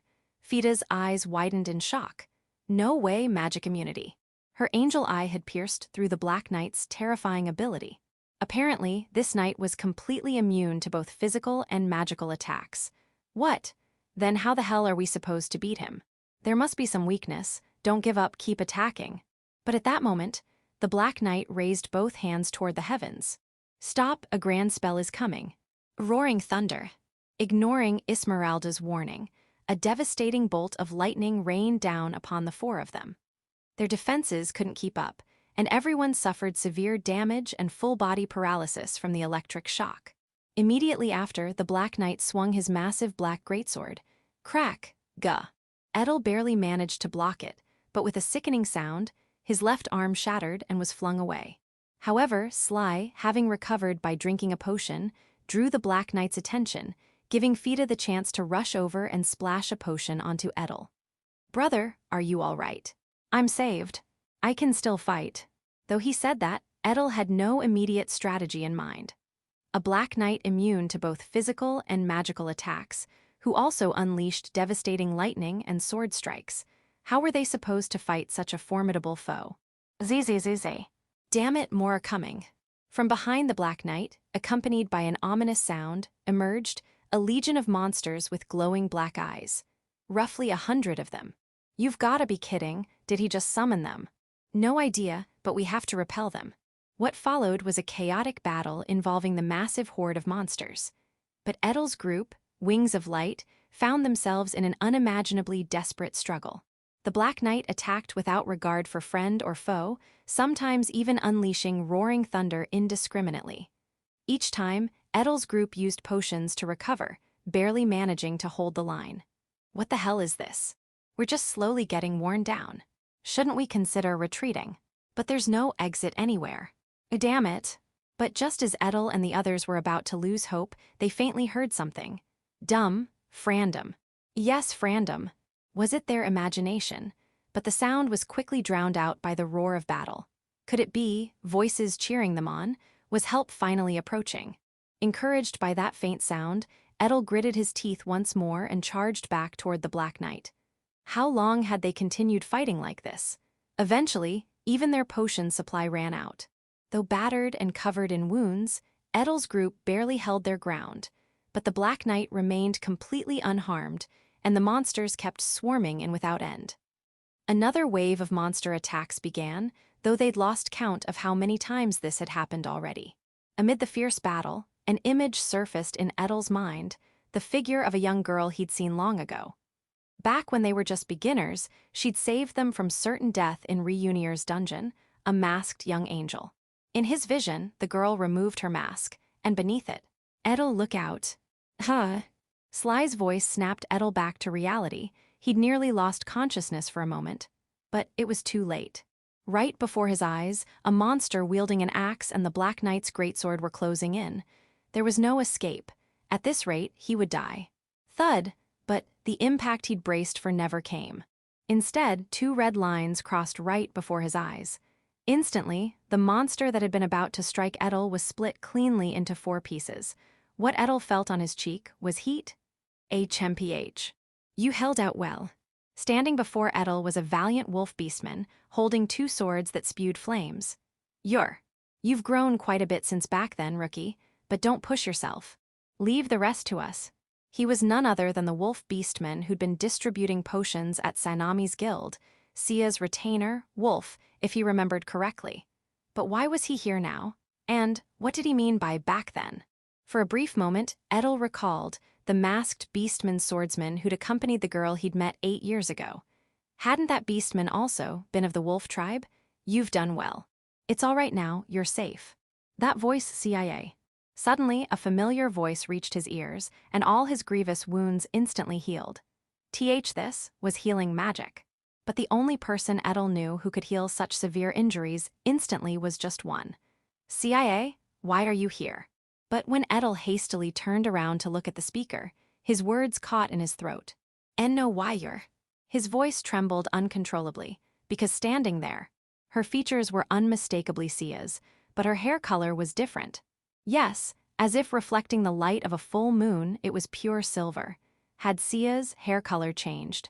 No, that wasn't it. She was CIA without a doubt, undeniably so, but Edel realized instinctively, this must be her true form, and this hair color and her heterochromatic eyes. I see. He'd been searching for so long. But the answer had been right beside him all along. It was you. Edel reached out toward the girl, smiling gently at him. She was the one Edel had been searching for all this time. You're. A single tear rolled down Edel's cheek. It was the first tear he'd shed in 8 years. 8 years ago. She'd saved the lives of him and his precious comrades. You were the angel of Reunier. Chapter 109, Saintess Salvation. You were the angel of Reunier, weren't you? Edel is muttering something, but I barely notice. My eyes are fixed on the far end of the plaza at the deepest floor of the dungeon. A massive black gemstone, radiating an ominous amount of mana and gleaming darkly. Gulping, I swallow hard. That must be the core. My heart races with excitement. However, to reach the core, I first need to clear away the swarm of nuisances appearing right before me. That black gemstone is our destination. Everyone, please carve a path for me to reach it. Yes, milady. Ryu. Understood. At my command, the 3 of them dash forward. Impossible, they are stronger than us who are S-ranked. HMPH. Rank means nothing before the strength born from devotion to our young lady. Wolf swings his twin blades, spewing flames, and strikes a cool pose toward Sly. It's just like a dragon. Today, Amity's going all out too, Ryu. Even Edel's eyes widen in astonishment as Amity transforms both arms into dragon limbs and rampages. Oh dear, you're bleeding. That won't do, it's such a waste. I mustn't let it go to waste, I have to lick it clean. Nebula-chan is licking Esmeralda's blood. Well, I suppose that's just barely acceptable. The trio, having swept away all monsters in their momentum, now charged toward the Black Knight, who seems to be the boss. But, Ryu. Our attacks were repelled. All of Wolf's group's strikes were completely deflected by the Black Knight. It's not mere defense, that's CIA, be careful. That Black Knight possesses physical immunity and magic immunity. And on top of that, a powerful lightning magic. Thank you, Fida. I gently touch Fida's cheek and wipe away the grime with my finger. Ah, Fida is delightfully soft as ever, such a wonderful texture. But don't worry, leave this to me. Monsters have already revived somehow. It seems the dungeon core in the back is reviving them. I see, so that's how dungeons work. Here it comes. While I'm lost in thought, Fida's warning voice reaches me. Lightning surges from both of the Black Knight's hands. Roaring thunder. I see. Indeed, that's a formidable spell. Few humans could cast magic of this caliber. As expected of the master of a 3-star dungeon. Milady, look out. Wolf leaps forward trying to shield me, but such efforts are meaningless now. Sanctuary. Dogagagagagas. Fierce lightning strikes down, yet vanishes before it can reach us. This was my first time using it against genuine magic, but it worked surprisingly well. If it can block spells of that class, I can safely say this technique is complete. No way, she deflected the magic. No, that's not deflection, it's nullification. Could CIA also possess magic immunity? Fida, even you can't tell. Yes, for some reason, I can't see CIA clearly. Too bad. Strictly speaking, it's not magic nullification, it's magic dissolution, but since it looks the same from the outside, it doesn't really matter. Young lady, that power is. It's just like that time Ryu. See, could that possibly be? The unique magic of the ancient great Saintess.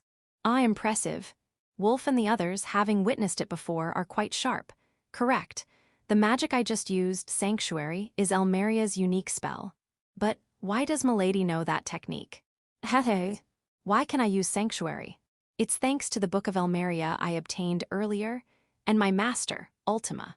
From the Diary of Elmeria, acquired in the Great Saintess dungeon, I learned not only the fundamentals of various healing magics, but also a startling truth. At the time she wrote that diary, Elmeria could only use healing magic. Yet later, she became known as the Great Saintess, gained numerous unique magics, and now reigns at the pinnacle of this world as an SSS rank undead. The ancient Great Saintess.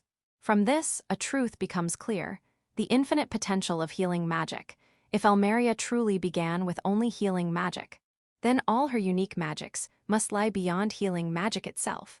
Since I, too, can use healing magic, it stands to reason I should also be able to use the same unique magics as Elmeria. But no matter how many times I tried, I couldn't. Though I had analyzed the incantations, I couldn't manifest them. Why couldn't I use them? What was I missing? The answer was myself. It was Master Ultima who revealed this to me. Ultima taught me the difference between gifts and skills. Gifts are innate talents bestowed at birth. Skills are techniques acquired through effort. Yes, people can grow. When I realized this distinction, I finally understood that I, too, had the potential to grow. Until then, I'd been focused solely on increasing my mana and strengthening my undead, completely oblivious to my own capacity for growth. But that was understandable. After all, in my previous life, I could only use necromancy, and even now I've only been able to use healing magic. But now I know I can grow. What I was missing was roaring thunder. The Black Knight, undeterred, unleashes lightning magic again. But no matter how many times he tries, it's futile. I infuse my healing magic with a small wish. I want to protect those precious to me. Wolf, Nebula-chan, Amity, Edel, Sly, Esmeralda, Fida. Everyone, my precious vessels. The moment that wish swelled within me, new information appeared in my appraisal vision. Extra skill Saintess protection activated. Simultaneously with the skill's activation, my healing magic transformed. Healing became protection. A sanctuary. Dogagagaga, fierce lightning crashes down, but before my sanctuary, it vanishes entirely. Here and now, a truth has been proven. Even gifts bestowed from heaven can be reshaped and applied through skills. Until now, something was missing in me, and what fills that gap is acquired technique. I have grasped a new possibility within healing magic. As a result, I am no longer merely someone who heals wounds. CIA. Wolf, Amity, Nebula-chan, please provide support. Edel, I'll leave the other monsters to you. Why you are? We will defeat that Black Knight. With Edel looking as if he wants to say something behind me, I step closer to the Black Knight. The distorted, dark mana emanating from him, yes, I sense the power of a demon. Monster demonization, could such a thing truly occur? But for now, reaching the dungeon core quickly is the priority. Generally, monsters spawned within dungeons do not become undead. Unless they were originally undead, like Backbeard in my army, they cannot transform into another form of existence. Therefore, I need not hold back against this Black Knight.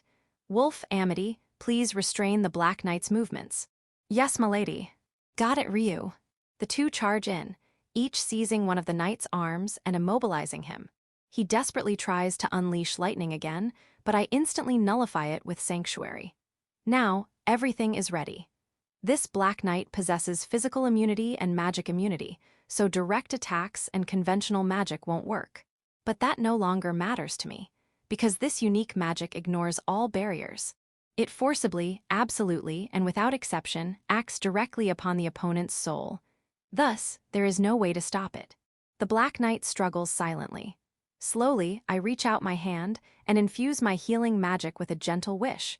May you find eternal peace. The instant that wish swelled within me, new information appeared in my appraisal vision. Extra skill Saintess salvation activated. Extra skill wheel of reincarnation activated. Now everything is prepared. Farewell, Black Knight. In your next life, please be born somewhere outside a dungeon. Saint Salvation. Chapter 110, Dungeon Core. When I unleashed Saint Salvation, the Black Knight's body was enveloped in light, and in the next instant, vanished completely without a trace. Oh, it was my first time using it, but it seems to have worked somehow. The Black Knight was swallowed into the wheel of reincarnation. Oh, milady, that power is. That's way too scary, Ryu. I don't want to get close, Ryu. Please, milady, don't be angry. Forgive me for occasionally treating you like a toy. Nebula-chan casually dropped something concerning just now. I'll have to interrogate her thoroughly about it later. Oh, don't worry, I won't reincarnate any of my precious bodies, so you can rest easy on that front. Still, that was truly impressive. Elmeria's unique magic, Saint's Salvation. It completely drained me of my mana. Elmeria, who can casually unleash something like that, really is an extraordinary existence. Cotton. A small card fell to the spot where the Black Knight had stood. It seems he dropped an item card. When I picked it up and checked, what was drawn on the card was a ring. Oh, this is. It was none other than the ring I'd been searching for, the final key to Pandemonium. I never imagined it would appear as a drop from a dungeon boss. What incredible luck. Perhaps this is thanks to my consistently good deeds. I've obtained the greatest treasure. I'd love to savor the joy of completing the set of keys, but right now, my priority is the dungeon core. Even though we've defeated the dungeon boss, the core remains intact, still radiating ominous mana. If we leave it like this, it'll probably revive monsters again. This black mana. As I drew closer, it became unmistakably clear. It seems the dungeon core has also been corrupted by demonic power. My appraisal clearly states corrupted by demon. Just like the Black Knight earlier, what on earth is going on? We can safely conclude that the dungeon's turn for the worse was caused by this demonization. However, I can't believe the demonization of both the Black Knight and the dungeon core is merely coincidental. After all, I've never once heard or seen phenomena like stampede or monster demonization before. If Ultima hadn't taught me about it, I wouldn't even have understood what was happening. If it's not coincidence, then this phenomenon must have been deliberately caused by someone. If the dungeon core was demonized by someone's hand. But no matter how much I think about it, I can't reach an answer. I could spin endless hypotheses, but without evidence, it's pointless to dwell on it now. First and foremost, I need to deal with this demonized dungeon core. Fortunately, I possess the power to repel demons. I extended my purifying left hand and began purifying the demonic energy clinging to the dungeon core. Then, the dungeon. Suddenly, a wall appeared behind us, completely cutting us off from where Edel and the others were. I see, so when the dungeon core returns to normal, it creates a hidden chamber like this. Most likely, in ordinary dungeons, the core is isolated in this manner, which explains why we've never found one before. But could an ordinary human even reach this hidden chamber surrounded by walls? Only someone with the ability to pass through walls, someone capable of creating dimensional gates, might possibly manage it. While lost in these thoughts, I continued purifying with my left hand, and eventually, the dungeon core stopped emitting black mana and shrank to the size of a small gem. It seems the purification succeeded. However, the mana I sensed didn't weaken at all. In fact, it felt even sharper, more refined. As I kept touching it with my purifying left hand, I realized, oh, I see, this is truly fascinating. It seems I can freely reshape the dungeon itself. Milady, what are you doing? I'm manipulating the dungeon. Does that mean you've become a dungeon master? A dungeon master, am I? I'm not entirely sure, but for now, I'll just keep operating it. I've expelled everyone outside the dungeon. This dungeon will vanish shortly. After all, I'm about to eat the core. If I consume the dungeon core, this dungeon will surely disappear. I can't let my precious bodies get caught in the collapse. That would be disastrous. You three will be expelled as well. Go ahead and wait outside. W8, milady. As I manipulated the dungeon core further, a small gate appeared before me, and Wolf and the other two were sucked right in. Oh, how just like Master or Almeria. Truly impressive, the dungeon core can create gates like this, magnificent. Alone in the now empty room, I let out a long sigh as I gazed at the dungeon core. And yet, what is this strange feeling? My left hand holds the power to purify demons. In other words, I might be the only one capable of restoring a demonized dungeon core to its original state. I happen to be in Sanami. And right in the dungeon closest to Sanami, a stampede occurred. It's as if they knew I would come. This whole sequence of events just doesn't feel like mere coincidence to me. It feels as though I'm being guided, or perhaps manipulated like a puppet on someone's palm. There's an unnatural intent behind it all. If this was indeed orchestrated by someone, then that entity likely possesses both the power to freely control demons and the ability to create gates that pass through even solid walls. As far as I know, only Almeria and Master possess the power to create gates. If there are others, then they must be beings equal to, or even surpassing, Master in power. But I'll think about that later. Right now, eating the dungeon core comes first. Such a massive concentration of mana, how exactly am I supposed to eat it? Well, thinking won't help. I'll just put it in my mouth and see. As I rolled it around with my tongue, it feels just like sucking on a hard candy, though it has no taste at all. Then, did it melt? The core I'd been rolling around in my mouth suddenly vanished. Did I accidentally swallow it? No, that wasn't it. BWAH. An overwhelming surge of mana flooded me from the inside. What in the world? This is. I could feel an intense torrent of mana welling up from deep within me. Incredible, absolutely incredible. It's as if an infinite spring of mana suddenly burst forth inside me. So this is what it means to eat a dungeon core. Now I understand. This is a place no ordinary person could ever reach. The one who can do it can no longer be called human. But by consuming the dungeon core, I've finally reached the same level as Master and Almeria. How wonderful, how liberating. For a while, I simply reveled in the immense mana surging within me. Looking back, perhaps I was a bit carried away at that moment. You could say I was momentarily tempted by darkness. The instant I gained this power, a thought crept into my mind. With this much power, maybe even I can use necromancy now. Fortunately, I already have all the keys to Pandemonium. And I've experienced firsthand from Master how to switch to black mana. I think I can manage it somehow. Maybe now, I can skillfully wield even the opposing force of necromancy. Once that idea took hold, I couldn't sit still. I couldn't resist such an incredibly tempting thought. I took the 5 keys from my dimensional ring, slipped them all onto my fingers, and summoned the black mana, the very root of necromancy. But, in the next instant, my consciousness, snap, vanished completely. End of Volume 2.